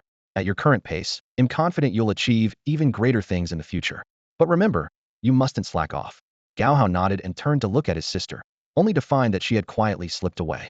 It was clear that her earlier act had fooled him. On the surface, it seemed like she completely understood their parents' intentions. However, actions speak louder than words, and appearances can indeed be deceiving. Curious, Gao Hao looked at his father and couldn't help but ask, Dad, what exactly is the second stage of the dragon technique? He noticed his father looking slightly weary over the past few days, which only deepened his curiosity. Where had his father been all this time? Gao Chongqing saw the curiosity in his son's eyes and, knowing how eager he was to learn, patiently explained, Xiao Hao, do you know how many types of elemental energy, or yuqis, exist? Gao Hao thought carefully for a moment and replied, gold, wood, earth, water, fire, wind, lightning, ice, darkness, and light, 10 in total, right? Gao Chongqing shook his head with a smile. Those 10 are the attributes commonly recognized by humans, but in truth, elemental energy is far more complex. Yuqi is the primal energy of nature, and its types vary depending on the environment. In addition to the 10 you mentioned, there are also rock attributes, magma attributes, ash attributes, grass attributes, flower attributes, iron attributes, steel attributes, and more. The most dangerous ones, however, are devouring attribute Yuqi and corrosive attribute Yuqi. He paused briefly before continuing. Your uncle, Wu Qifeng, is a devouring attribute Yuqi user. He can absorb large amounts of beast meat to enhance his ice elemental energy, making it even more powerful and dangerous than lightning elemental energy. Gao Hao listened to his father's words, feeling a wave of awe. He began to grasp the intricacies of Yuqi.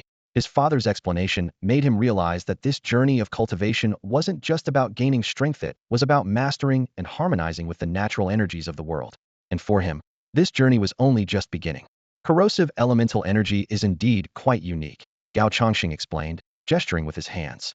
It can melt steel under high temperatures, a terrifying ability not uncommon among wood elemental beasts.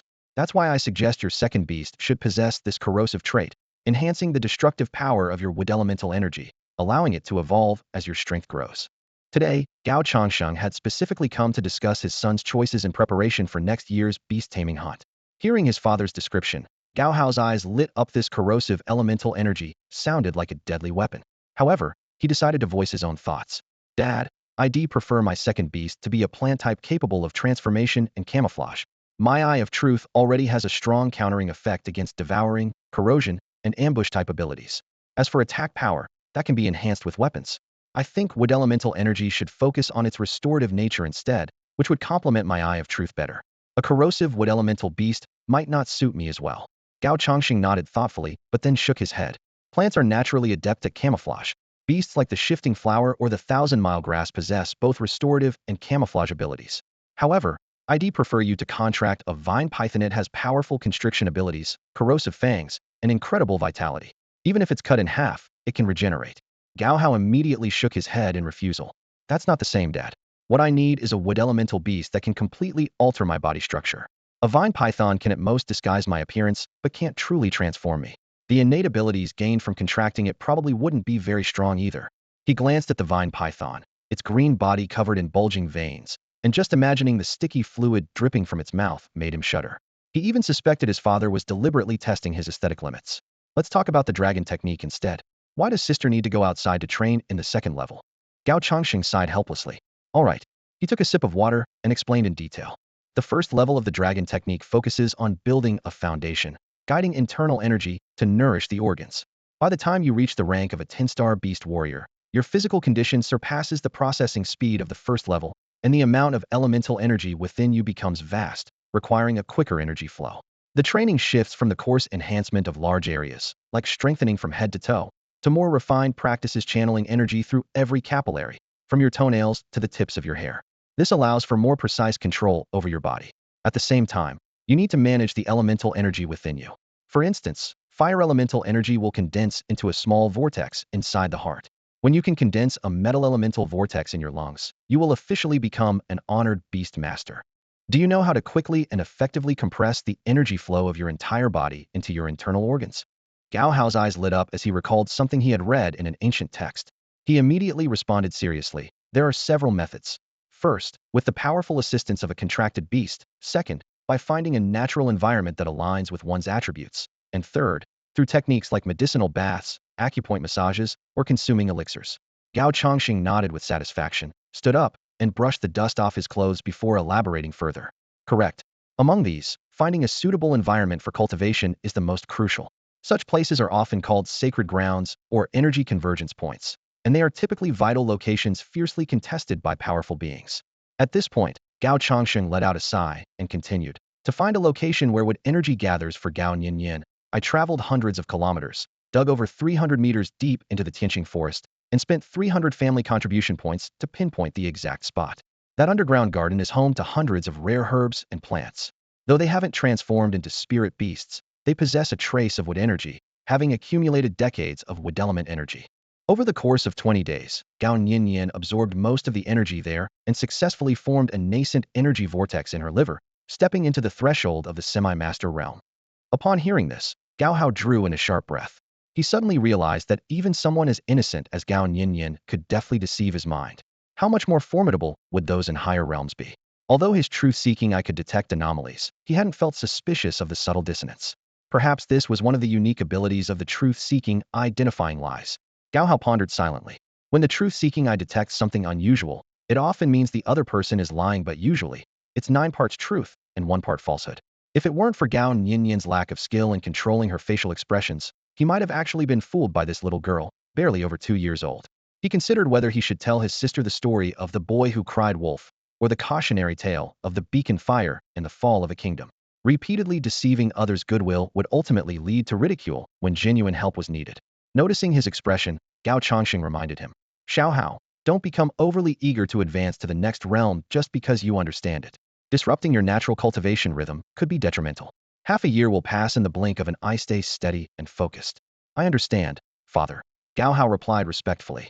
Regarding information on wood element spirit beasts, I would appreciate your help in gathering it. I will make time to study it thoroughly.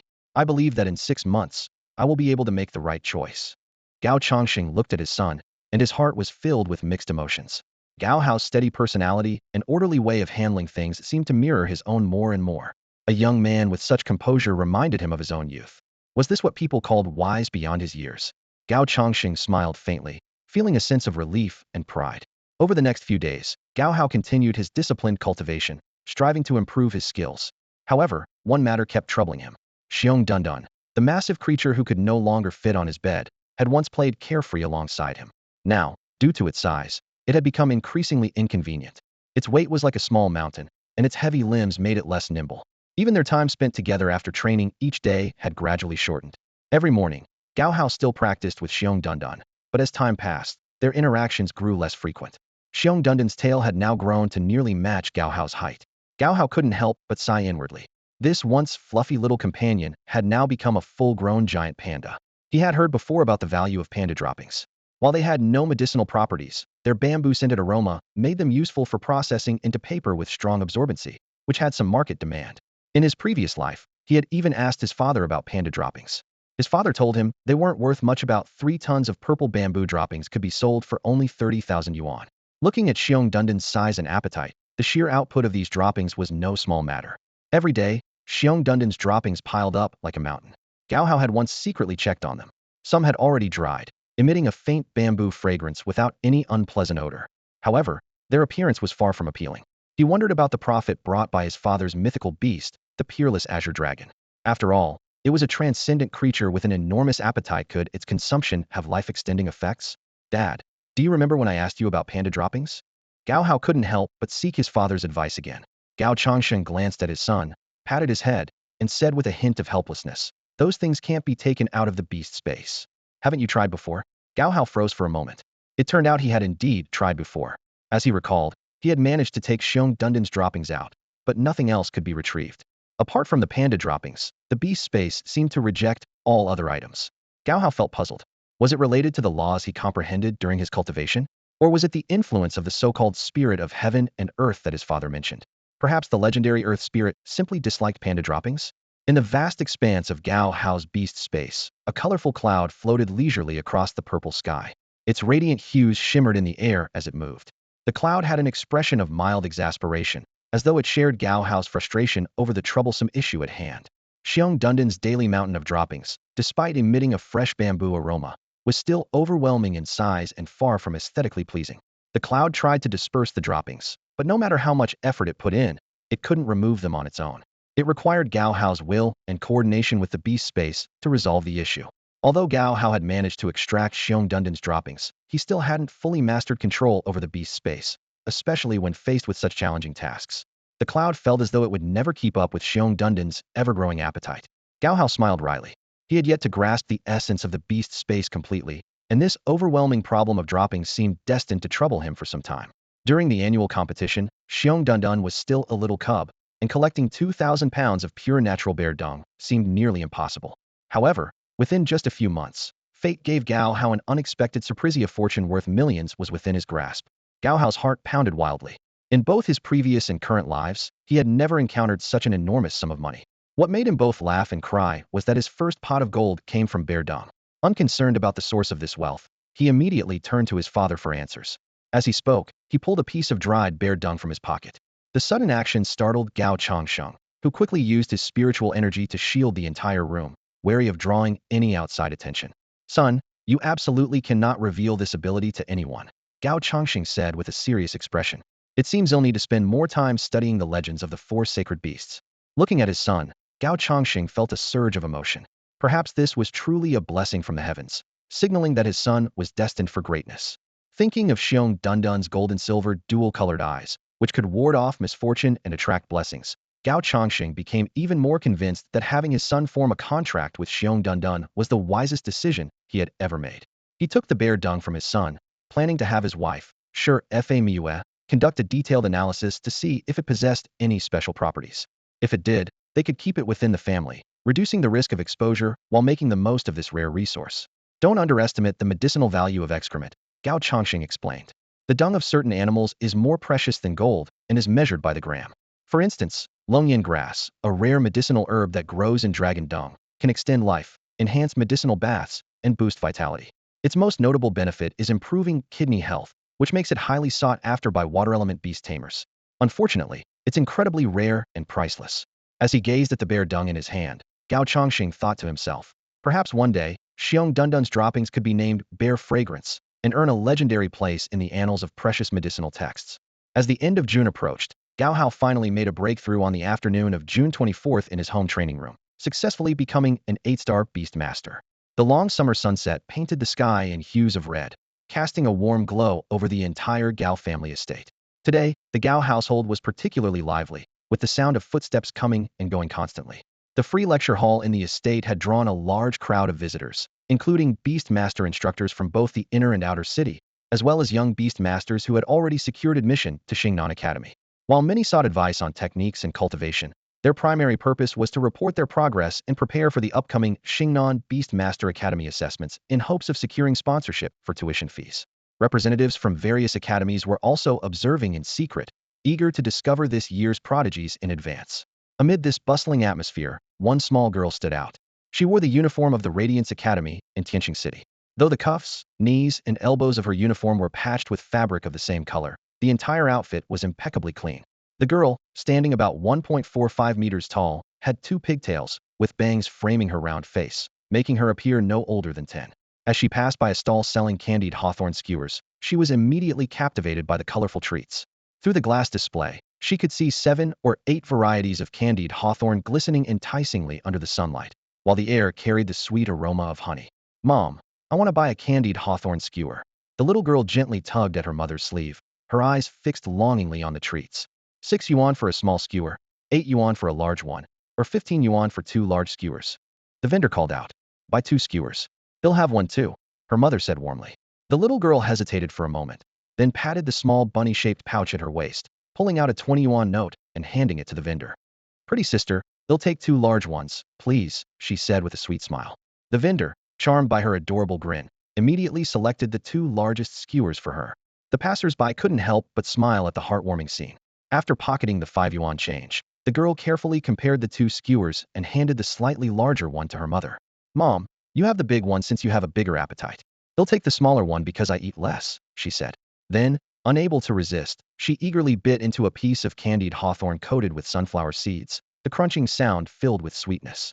Watching her daughter's little gesture, the mother's face softened with affection.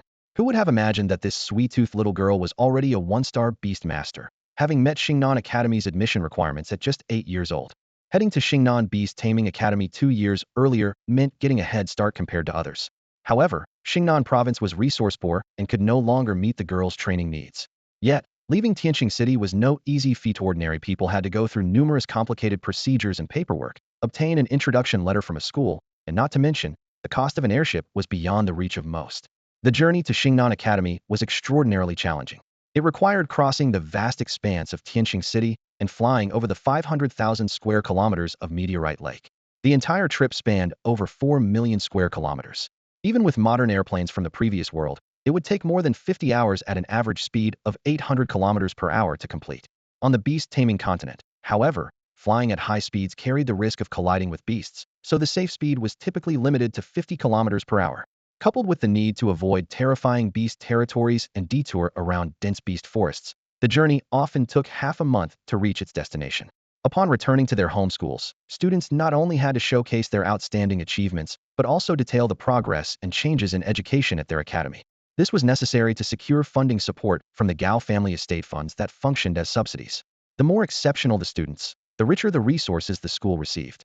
Among these schools, the 4 mid-city Beast Tamer academies Guanghui, Suizan, Xinguang, and Shen boasted nearly 1,000 years of illustrious history.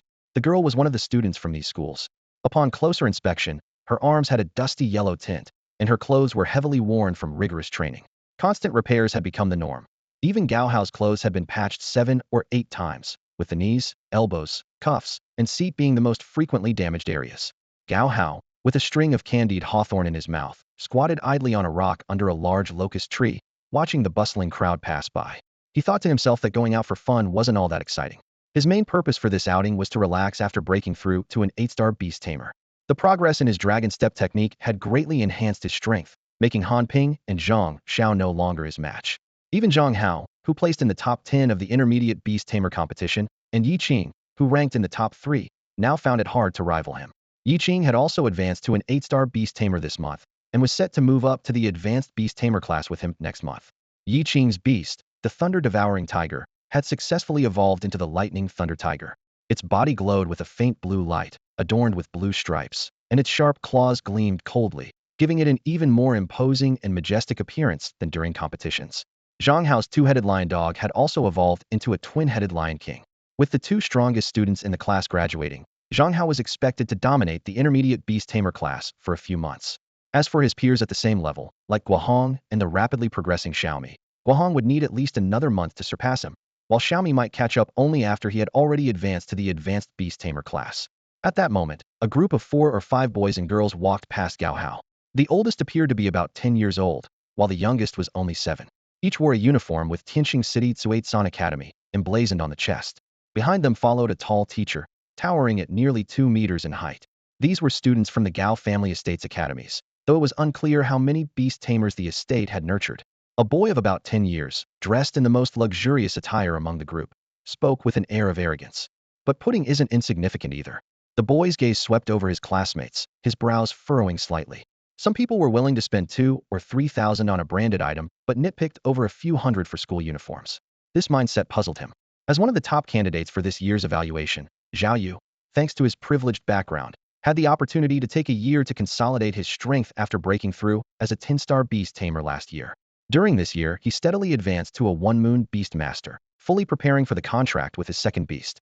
Among the crowd, he not only stood out as the strongest, but also the oldest. Brother Zhao Yu, those kids from the Gao family academy are no match for you. A short boy's eyes gleamed with admiration. You could take them all down with just a flick of your finger. The surrounding boys nodded in agreement, each of them possessing strength at or above the 10-star beast tamer level. Gao Hao quietly watched this group as they walked away. Soon, students from other academies began to pass by. Among them, the most noticeable was a boy over 1.8 meters tall. Despite his baby-faced appearance, his body was packed with explosive muscles.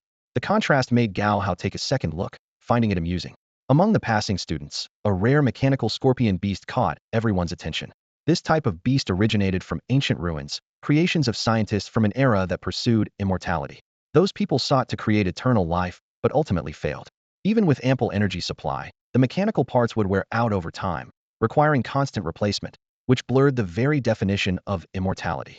Eventually, these studies evolved into the creation of mechanical beasts.